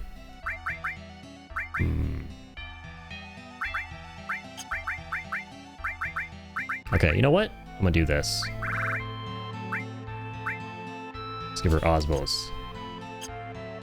Let's get her to get that MP back when she needs it. I2 mod of my game was gonna just be the voice acting mod, but then that led to 60 FPS mods, concept art style mods, remix sound. Yeah, that's usually how it goes. If it's your first time modding Final Fantasy VII, you'll go, that mod seems really cool, like the Echo S mod, for example, right? And that's what, you know, Toadie is playing through with as well. Like, yeah, that's a...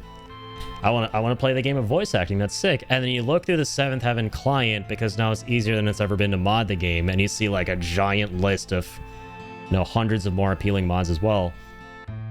And you're like, okay, apparently I can also make the game 60 FPS. Okay, apparently I can also make all the assets, you know, look like they're brand spanking new. Oh, wow. Oh my goodness, I can make the world look like a globe and now swap out the character models with their concept art. Oh, holy shit. It's such a massive rabbit hole, and I love it. Once you download one, you see more and are like, oh my, a piece of candy. Exactly. It's like being in a candy store and just tossing everything into your basket. Like, oh my god, what? Wait, but candy canes, whoa, gummy worms, oh, holy, like... Voice acting mod is, yeah, it's great. Like, dude, I was watching you play the part where you're in Corel prison and you come across Gus, and dude, the voice they gave him was so freaking funky. I love it. Like, they had a lot of fun with that. They put a lot of effort into it.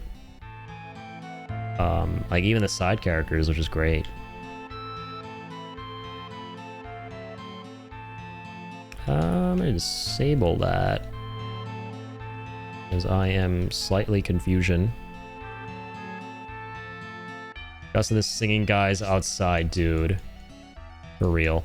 There's another really, really good mod too, which I disabled. It's like, it's so close to being a 10 out of 10. And it is the, oh, I forget the name of the mod. But basically it's the one that adds a bunch of immersive sound design. So you can hear footstep noises, you can hear... If you're in like a town, you can hear people talking to the backgrounds. It makes it way more immersive. And you can like customize what you want on and what you want off from all of that. The one thing you can toggle off though, which I'm not a fan of personally, but I respect what they did, is the attacks. Like, the attack noises are completely revamped. Like, I don't want to replace the iconic sounds of, like, you know, casting beta and, you know, specifically that sounds amazing. And like all the other spells and all the bells and whistles with that.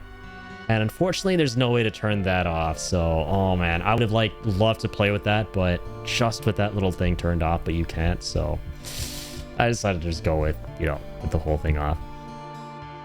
It really is my first time modding FF7. Figured since I got a Steam Deck, I'd buy it once again. Then I realized, hey, Steam Deck's a PC. I'm gonna spice things up with mods. That's sick. I didn't even think about that. Yeah, on Steam Deck, You could probably get 7th Heaven up and running and get all those bad boys to get into your game, but on the fly, which is sick. I love that.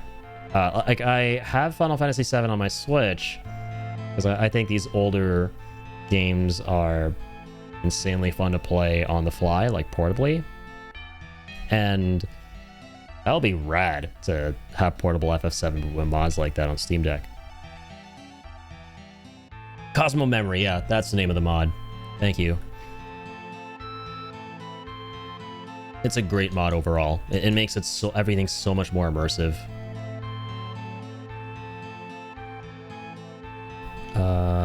There we go. Did I miss top right? Yeah, the only way to go there though is from going up this way. Yep. Here we go, past all the traps. I actually really enjoy this obstacle course here.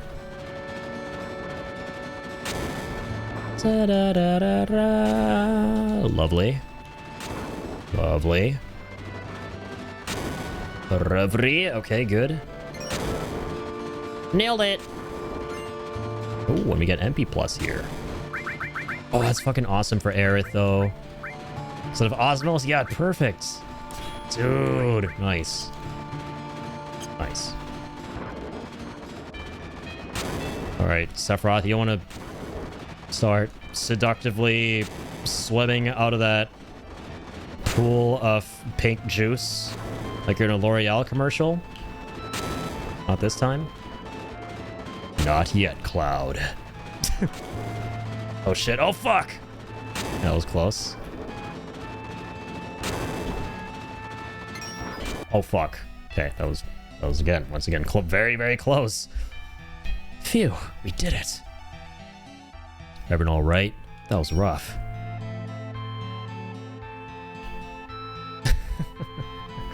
It's really nice. Yeah, my grep is the magic sounds, particularly when Aerith does Healing Wind. It isn't the OG sound. It's just like, yeah, the OG noises are just, oh man, they always scratch an itch, right? They're just very iconic to me. You bought it on PS4 years ago, but I kept getting sidetracked with other games like Cyberpunk, Final Fantasy VII Remake, and I got it on my Switch, but again, I got sidetracked. Since modding it on my Steam Deck, it's been holding my attention. Plus, I'm hyped for Revelation. My man, let's go. All great games.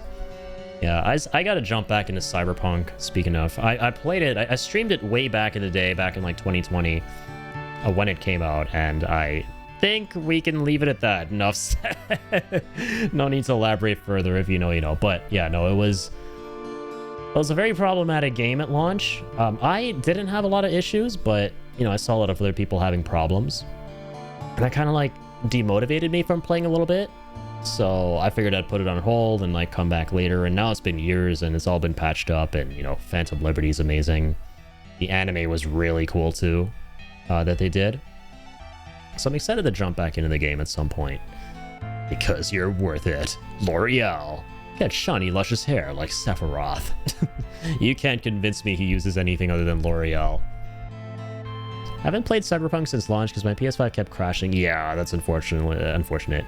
So I said, F it, I'll wait. Glad I waited. Gonna play it at some point. Same. It's like, I said I have it still in my Steam library, and the only thing I don't have is Phantom Liberty, which I was debating getting it the other day because it's on sale, but it's not down by much, and you know, there were a couple other games that I thought would make more sense to get.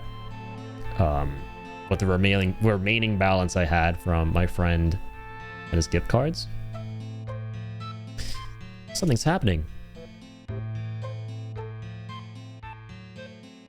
But yeah, same spade. I'm super hyped for Revelation. That's why we're doing this Final Fantasy VII playthrough right now. Figured it would be a fun way to celebrate. Hurry, this way. I think I'll reread that. It's the witching hour. It's 3 a.m. My brain is cursed. See, clearly, I got ahead of myself. I thought Sephiroth flying out of there was supposed to happen on the way down. Always nice to do a refresher, yeah. When I got the the gumption to build my PC. The difference between it and PS4 was night and day with Cyberpunk. Then it got me into modding. Basically become my Skyrim. Lol, I'd love to hear that, yeah. That's one of the most appealing reasons to build a PC, right? Is the modding scene. And like, historically, I've not been super big on modding myself, but with stuff like this, like Final Fantasy VII, and now I'm excited once we play Final Fantasy VIII to mod that game. That always gets me really amped, so. And I'm hyped, like, when I eventually go back to Remake in January to kind of, like, prepare for Revelation to come out, because I want to do, like, a replay of that game and Rebirth. I'm looking forward, because now I have the games on PC. I got them again, because they were on sale recently. The Twin Pack, which was like a great deal on them. I got them again, and I'm excited to see what we can do with the modding for those games. I know there's, like, not a ton of crazy mods or anything like that, but there's some stuff. There's some stuff, so I'm looking forward. Modded on my Steam Deck. It's been a real treat. Lol, gonna mod it again when I get my hands on a Steam machine. Heck yeah. Yeah, that's gonna be exciting. Knowledge stored here. No, not just knowledge. Consciousness. A living soul. I'm trying to say something. If you played Final Fantasy VII before Spade, and you're looking for more mods, I definitely recommend New Threat, which is one of the mods we're running that basically makes it feel like you're playing FF7 for the first time again. With a lot of remixes to the gameplay, the items, they add new materia. They change up a bit of the story if you want. There are like 2 options with that mod. So we're kind of going with Route B, where they change up a bit of the story, and you actually get to keep Aerith and stuff. It's great. I'm sorry, I don't understand. What? What is it? Danger, the calamity is here? You're gonna show me? The hell's going on? Wait, look, it's showing us. Sung, what is this? Looks like the end of the world. I wonder. Anyway, it's time to file a report. I'll stay here and keep looking. Okay, be careful, Sung. Of course. You be careful too, Elena. Oh, I have to go. Oh my god, that's right. It's so fucking weird. Doesn't he, like... Is this the promised land? No, it can't be. The way he fucking looms in the background's always been a little funny to me. He just comes into frame. It's so great. It's like, oh yes, you thought right. You're so fucked now. Sephiroth.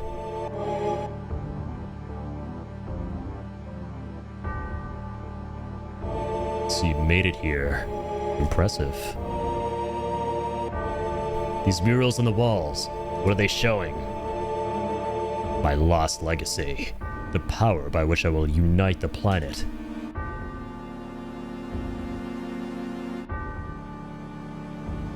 The ancients hid it well, but soon it will be mine again. Looking forward to hearing Sephiroth's new voice in Revelation. They recasted him. And normally it'd be like, unfortunately, but I do know that the actor who is taking up the mantle of Sephiroth is an extremely talented, prolific voice actor. And he's on Critical Role as well. And you know what's really funny? Some fun trivia for you guys. Every actor who has portrayed Sephiroth in the past, this new one included, I forget his name, I apologize. They have all been Superman in the past. They have all played Superman in some way. Like this guy voice acted Superman. The last Sephiroth voice actor literally played him. He was the Superman from Superman and Lois. And I forget, like I think George Newbern, the first Sephiroth voice actor, who, that's my favorite Sephiroth. He voice acted Superman at some point too, I think. Not my first time playing 7 start to finish. Played the PS1 version shortly after Advent Children came out. Hell yeah. Played it again on my laptop via emulation. I'm aware of the new threat with this current configuration. Lol, that makes sense. Yeah, that's fair. Man, I'm a man. Advent Children. Good old compilation of Final Fantasy VII. Yeah, I love all that stuff. There's certain things that I get that people may not be big on, but me personally, man, I'm on board for the ride. Just give me more of my favorite characters ever doing some awesome shit. Now that I did not know, that's some nifty trivia. Yeah, it's actually amazing. It's almost like it's part of the application process, the audition process, to have played Superman in the past. You must be Superman to be Sephiroth. It literally says that on bold, in bold. Advent Children Complete is so good. It really is. Yeah, Advent Children, the base version, it's okay, but Complete, and the way it retroactively fills in the gaps with Crisis Core in mind is phenomenal. The planet is dying. There's only one way for it to survive. All of its wisdom and power, it must come together with me. It will meld with it all. I will meld with it all. I'll become one with it. It will become one with me. Believe that if you want. Shinra always wins in the end. Song just... It's not about Shinra, damn it. Love you, Song, but you're stupid. The way lies here. Only death awaits you all. But do not fear. For death is not the end. As spirit energy, you will live again through me. He's ascending to godhood. At least he plans to. Only played 2 Final Fantasies start to finish, 7 and 15. I don't count Dissidia, that's a fighting game cosplaying as Final Fantasy. Yeah, fair. I have a bucket list, but I really love 7. Yeah, I mean, 7 is like a classic for a reason. It's as goated as people say for a very good reason. It's one of the most resonant games of all time to so many people, myself included. Again, it's my favorite game ever made. But there are plenty of other really great Final Fantasies too, for sure. I think that the late 90s era of JRPGs in general, which included Final Fantasy, was the best era for JRPGs. Like everything from Final Fantasy 7 through 10, or specifically 9, right? Because 9 was the last game to fit that aesthetic, even though I know 10 is wonderful.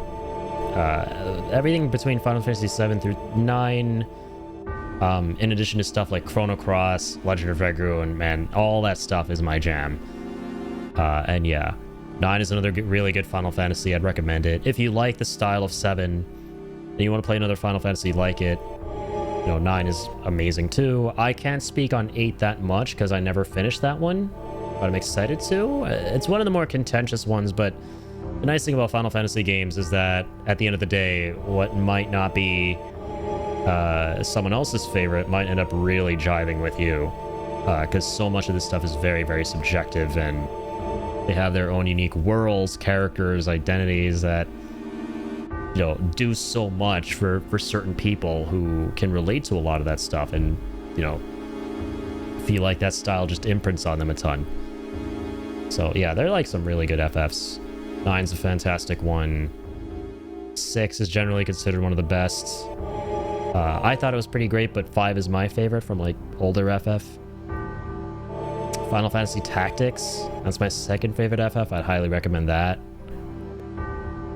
16 is good too. Great story, you know, fun combat. It gets a little repetitive. That's my biggest quip with it. Cutscenes, music, all of that. Really, really phenomenal stuff. Did you see it? He's here. Where's that place where Sephiroth was? Not far from here. It's the Inner Sanctum. So you might have found what he's looking for. Well, it doesn't matter what he found. It's ending here. I'm taking him out. Come on, let's go. Cloud, there's still 2 more discs. Not ending shit here, man. Alright, let me rest up real quick. Thanks.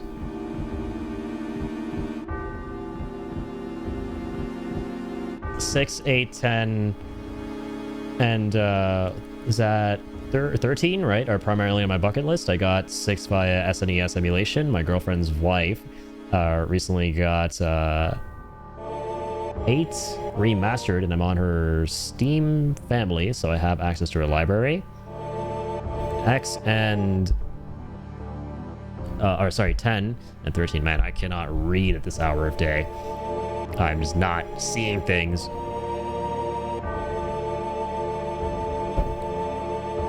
10 and 13 I'll acquire via emulation whenever I get a new micro SD. Yeah, sounds like a plan.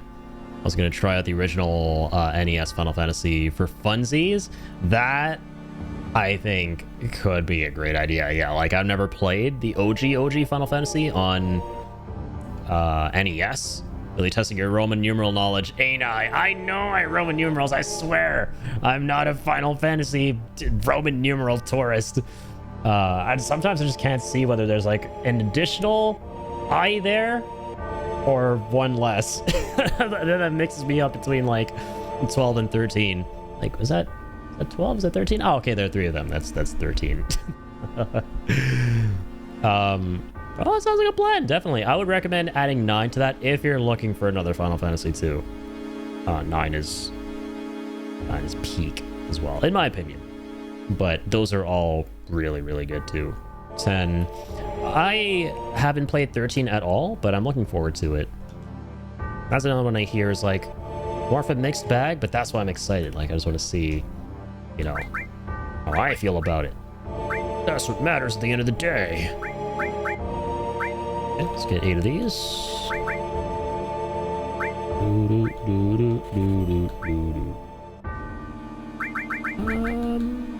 That's all good.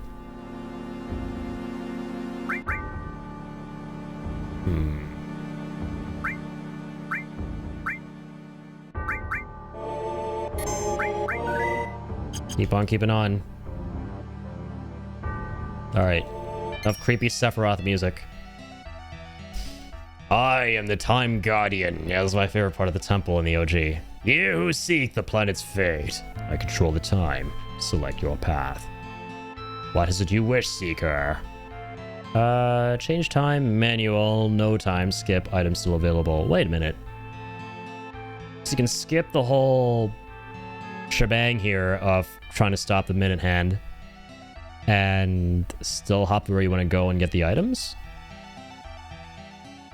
Okay. Hang on, hold on. I selected the wrong thing. Reset this.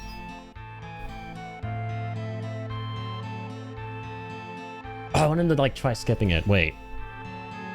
Let's see what happens. It says item still available. Oh, fuck it. Let's just play. I want to actually go through the whole process as normal.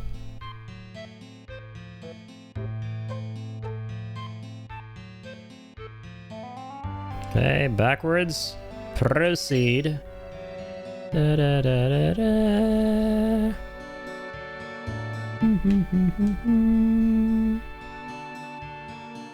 It's blocked. Yeah, all these items have got to be different now. For sure. Like, I feel like New Threat has really remixed stuff here. Change time. Okay, good. Let's go through 11. Nothing at 11. That's going to be a big maybe. 6, 8, 13 all have a degree of sci-fi fantasy to them. Okay, that makes a lot of sense. Why you would focus on those then. Yeah. 6, 8, 13, yeah, 7, obviously. They all have, like, elements of science to them, science fiction. They're basically science fantasy games. Which is appealing because I have a preference towards cyberpunk sci-fi. Of course, giant robot stuff as opposed to high fantasy. Completely understandable. Same here, yeah. I would say, you know, dystopic cyberpunk type settings are probably my favorite in fiction. For sure, when Final Fantasy goes sci-fi, that's when I'm like, okay, my... First, I go, okay, first you had my curiosity, now you have my attention. I have a Leo moment from Django Unchained.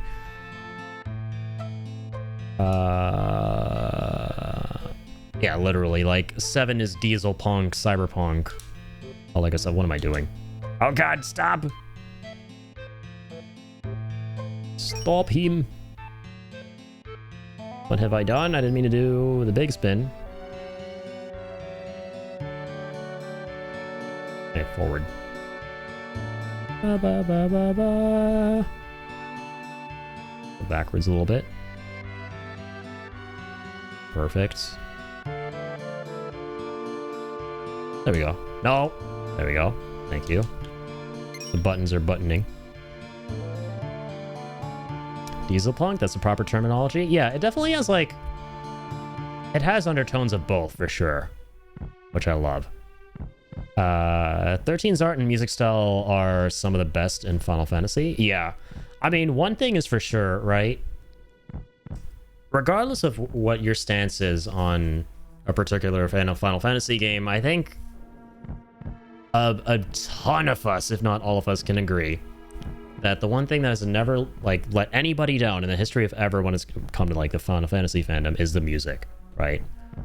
I don't think I've ever seen anybody going, yeah, this Final Fantasy game, I don't like it that much because it doesn't have great music. Like, you will never ever see that complaint or, you know, criticism.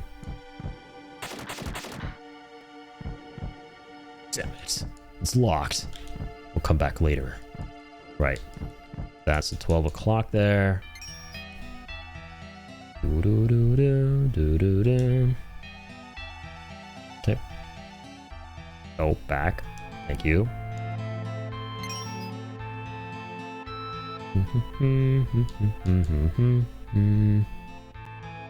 Where's this one go again? That battle's on, right? I feel like we're not running into anything. Well, oh yeah, there are no random battles here except for when you fight what's in the chests. Okay. Oh my god, I can't believe it. You get his nail bat here.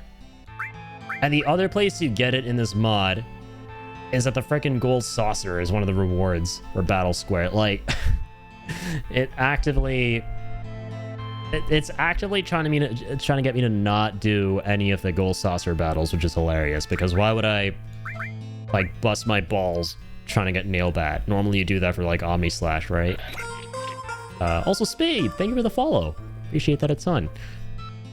Yuffie's music has been etched in my mind ever since my mom's boyfriend booted up the PS1 demo disc all them years ago. Lol. I love that, dude. Yuffie's theme is such an earworm, especially when she gives her theme lyrics in Rebirth, right? And she starts singing her theme with words. It's such a golden moment.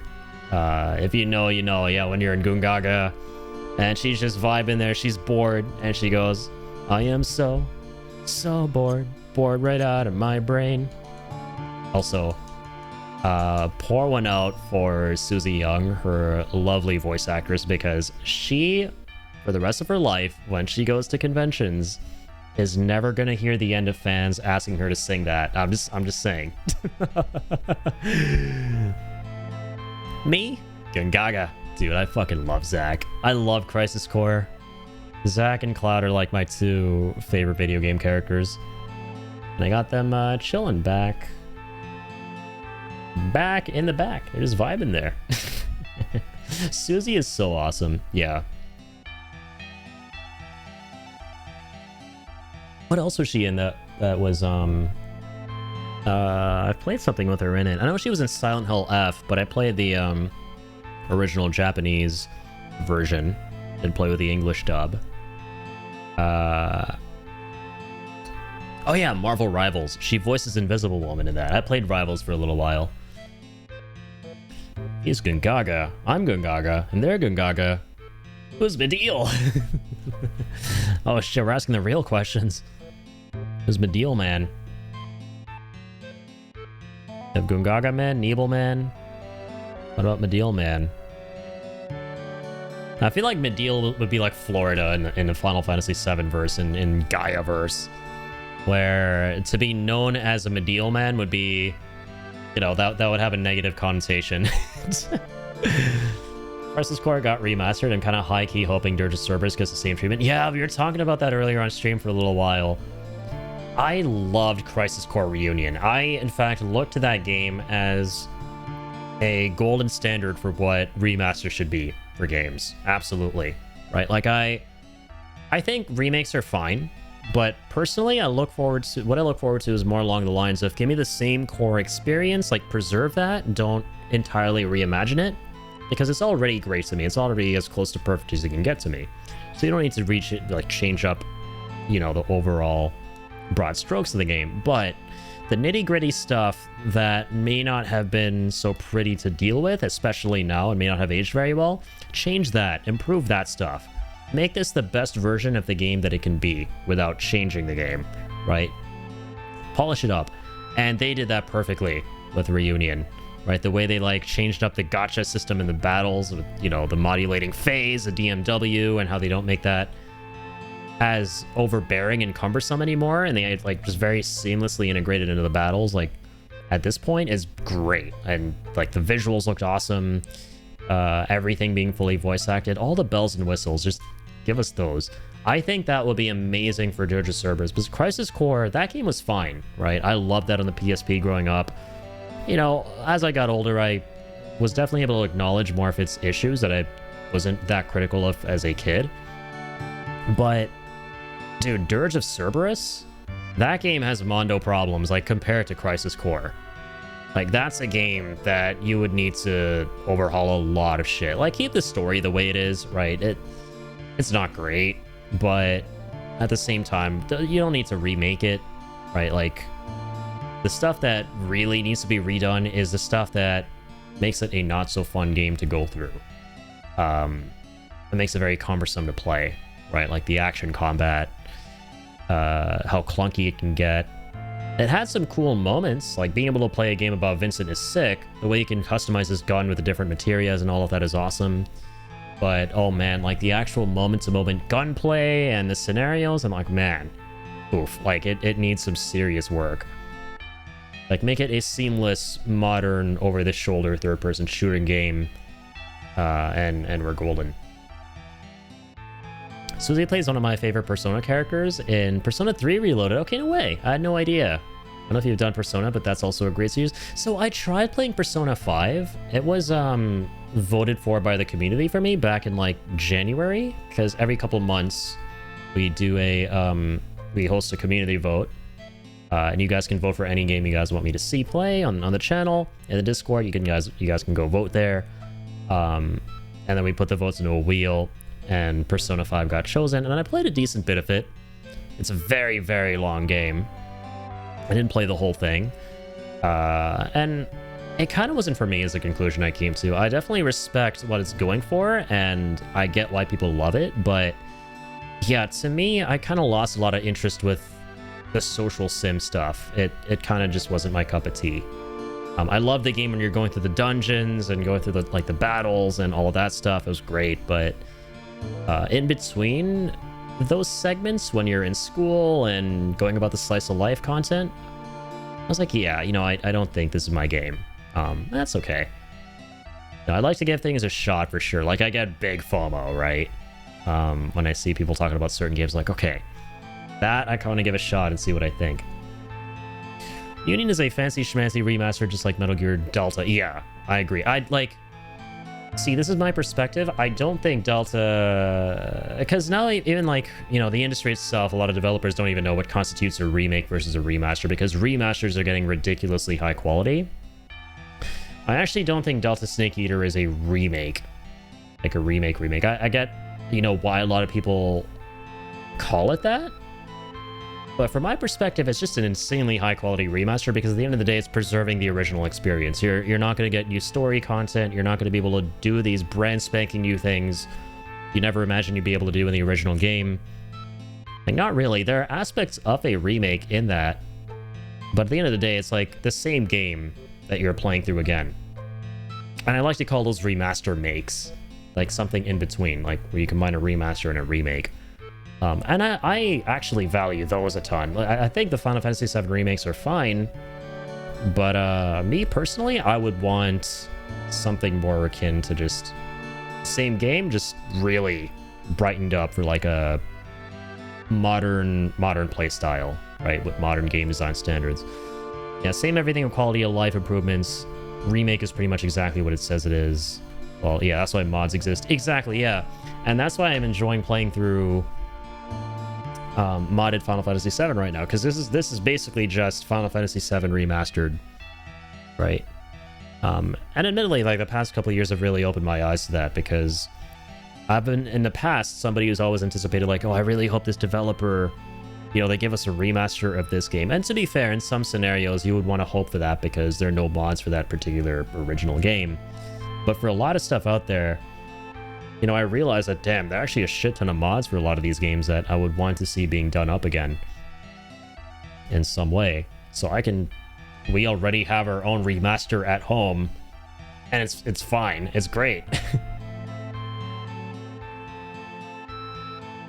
It's basically a new threat. Like, there are a bunch of folks who don't like the FF7 remakes, and I totally get that. You know, I understand the perspective of a lot of folks who went into those games feeling like, wait, I wanted a one-to-one remake, and now there's this weird stuff with it being a sequel in disguise. I'm not sure if I'm on board, this and the other. And like, some of those criticism I definitely, you know, resonate with myself. You know, there are things that Square Enix kind of incorporated in the remake games that I think make me appreciate the original a lot more and prefer the original's approach to what they had going there a lot more, for sure. But man, I think that at the end of the day, right, they're still great games, but I would always prefer something that is more in line with, if not the same exact experience as the original, just prettied up a little bit. All right, here we go. Change time.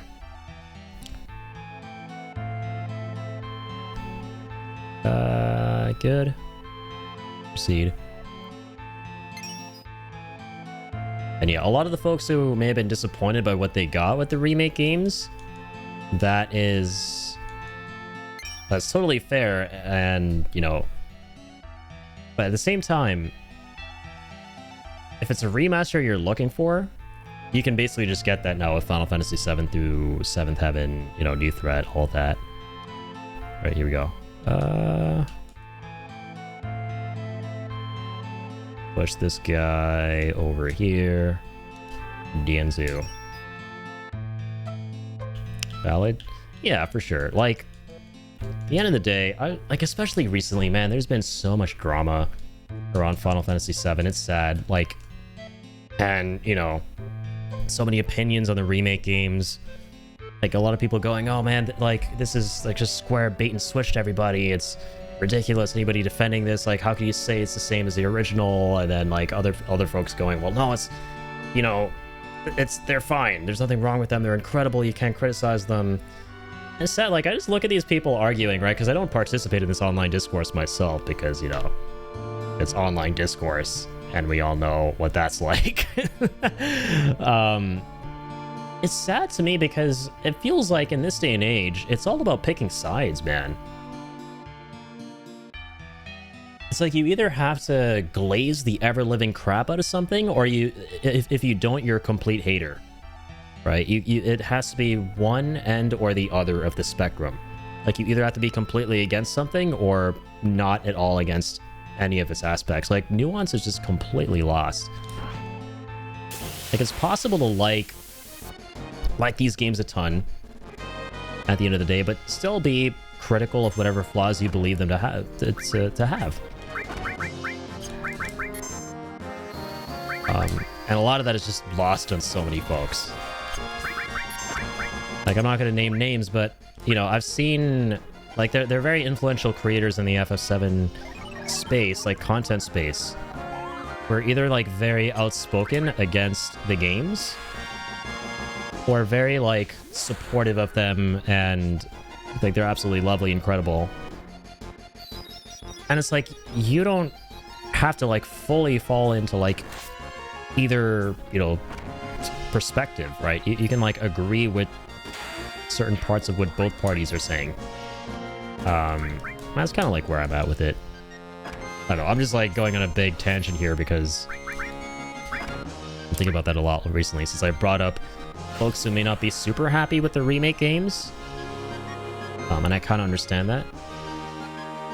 But, you know, they're allowed to not be happy with something, and but at the same time, I think there are parts that are okay about it. Does not like something at all. Everyone has their own unique opinions, man. Bingo, bango, bongo. I'm back again. Another late work call. Hey, thank you for the Trito for the Doggerino tail. Also, hope everything's okay, dude. Did you get to talk more about potentially getting a day off on your B-Day? I really hope so. Here we go. Time hazard attack.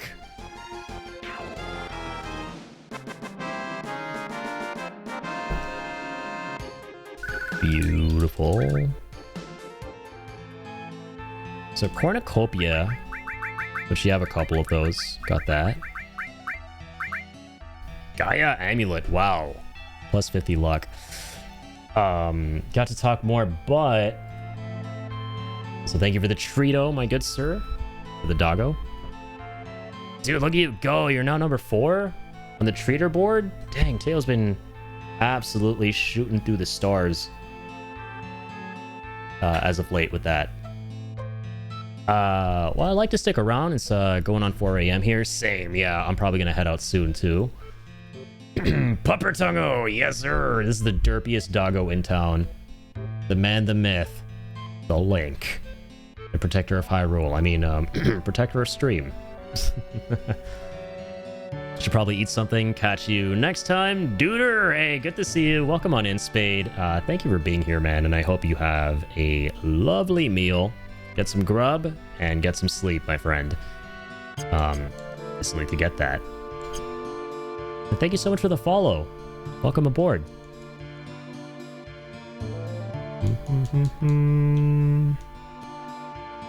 Wait, what's that to the side? Huh? Another marker here. Oh, it's like a visual glitch or something. Still no, because I took a 2-day vacation last month, so working on my birthday. Shit, man. Sorry to hear that, Teo.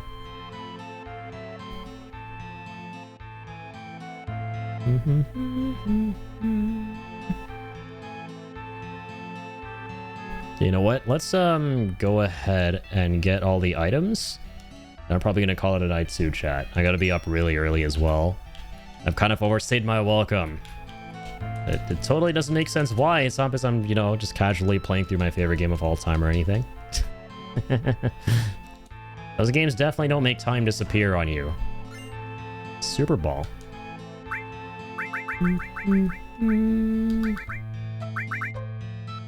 Looks like materia. That's a description. Could be a Yuffie weapon? Yeah, this is interesting. I swear all these items are different from what they were originally.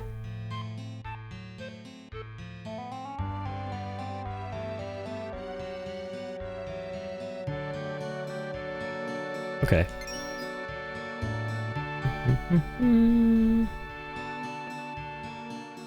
Ah, here we are finally. Mop. Okay, now that I remember. That has been in the vanilla game for Sid.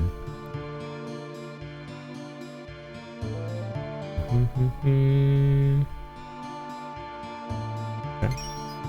Cancel that. Oh, what the fuck? Wait, what?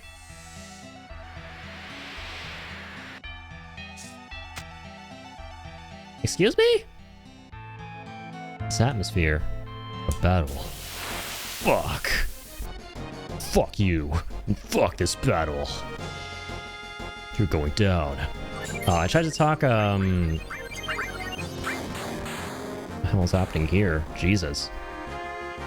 Calm down, Mothras. I shoot him in the face, Vince.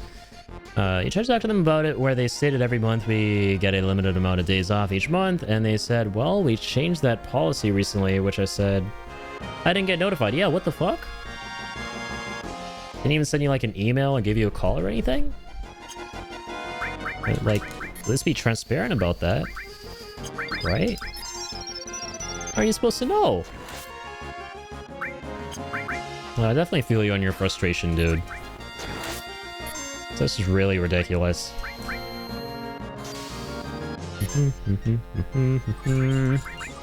Southern Cross. sir. Can you not?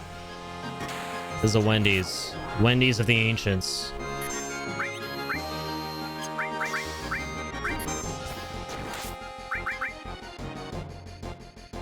Death blow attack. Take that. Dang, man, those crits go brrr.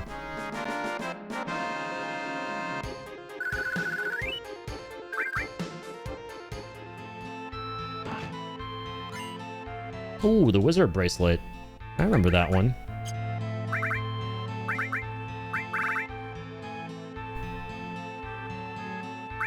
Silver armlet. There it is. Yeah, wizard made it. Real specific. Her defense goes down, defense percent goes up, magic defense is down to 15. Wow. It gives you like all the slots in the world. Yeah, that's why I remember this one really well. I probably won't run this on this playthrough. I remember on every other playthrough I'd get so hyped to get it because my whole mindset was like equip as much materia as you can all the time. So you can master, work towards mastering as much of it as you can, but it doesn't matter that much, especially once you beat Emerald Weapon and, you know, get the every materia mastered anyway. So, you know. Oh god, you go all the way back here? I forgot. That's big fucked. I'll tell you what, on the bright side, I'm going to disable the battles, by the way. We can save our game again. Shit, what do we... Oh, why is this always so confusing? Like Rebirth's temple layout better. It was definitely a lot more straightforward, right? Ah, there we go. Jeez. It's late. I'm turning off these encounters. Wait, no, this is where we started. Ah! Why does the beginning always confuse me? Wait, so go down. Yes. Yes.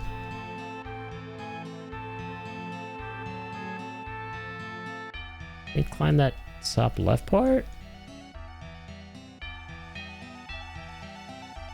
Oh, we totally can. Oh, hold up, hold up. There you go here. There we go. It looks like you can't go up there, but you can.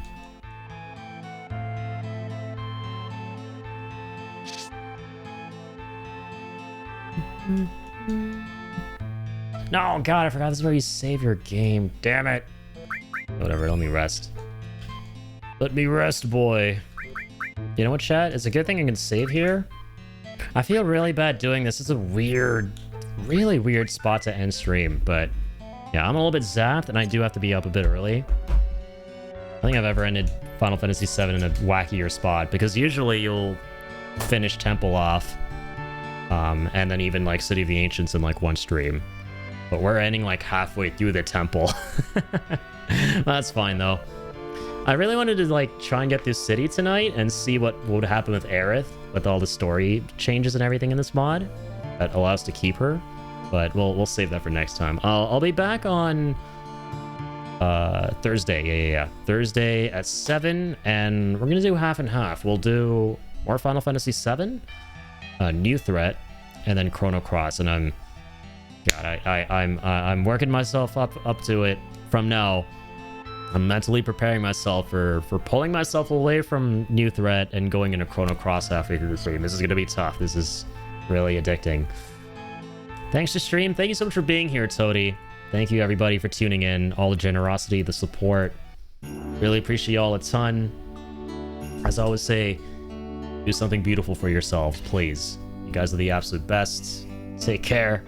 Sorry again about my ranting, just a little bit frustrated tonight again, sadly. Dude, Teo, never apologize, man. It's all good. I just really hope things work out for you, Mang, and that, you know, once again, they consider reconsidering and giving you a day off for your frickin' birthday, man. At least there was a bone there, right? Great stream as always, Addy. Thank you so much, dog. Take care. I'll see you in the flip-flop. I'll be back on Thursday, and then I think, yeah, Saturday is going to be really fun, because Malik, shout out Malik, he does a podcast, as some of you guys may know, and he has so graciously invited me to be the next guest on that podcast. So at 1 in the afternoon, we're in like a fun little stream where, you know, we're on Malik's podcast. He just asks us some questions and we have some fun conversations and what have you. Just very laid back, easy stuff. So we have that to look forward to. Good night, man. Happy I got to get a late birthday gift. And dude, yes, thank you so much once again, Teo. Shout out to freaking Teo right here for the birthday gift on Steam. The late birthday gift, freaking blasphemous, man. Thank you. Absolute legend. Excited to see you do a podcast with Malik. I'm looking forward to it as well. Yeah, like I said, the only other time I've done something like that was with Moose a year ago when she was doing her podcast. And that was a really great time. I just love getting to hang with you guys in whatever way, shape, or form when we're out here streaming, right? Be it through the medium of chat or, you know, if we're doing some kind of voice thing, just playing together, chatting together, whatever. It's always a great time. Yeah, so keep on keeping on, everybody. I'm going to see if there's somebody to raid. Is it a good idea to raid? Because it's going to be a raid and run. It's gonna be a raid and run. Oh, Smoking Python is on. He's playing some Long Dark. Been a little minute since I've raided Python. Absolute lovely dude in town. So let's go drop in on him with all the love. All right. Another Canadian homie in streaming townie. This guy's really fun. He does amazing voices too. Great voice actor, impressionist, and just all around great dude. All right, so let's go drop in on all the love. I'll drop in with all the love. I can't even speak. I'm so cooked. I'm gonna get out of here before I embarrass myself even further. But thank you, everybody. Shout out to everyone who followed as well. Dude, Spade, Pumpkin, Tempest, King for the raid. Y'all came through via King. And yeah, also we got another follow on stream. Let's go, guys. Take care of yourselves. See you soon, and until then, keep on keeping on.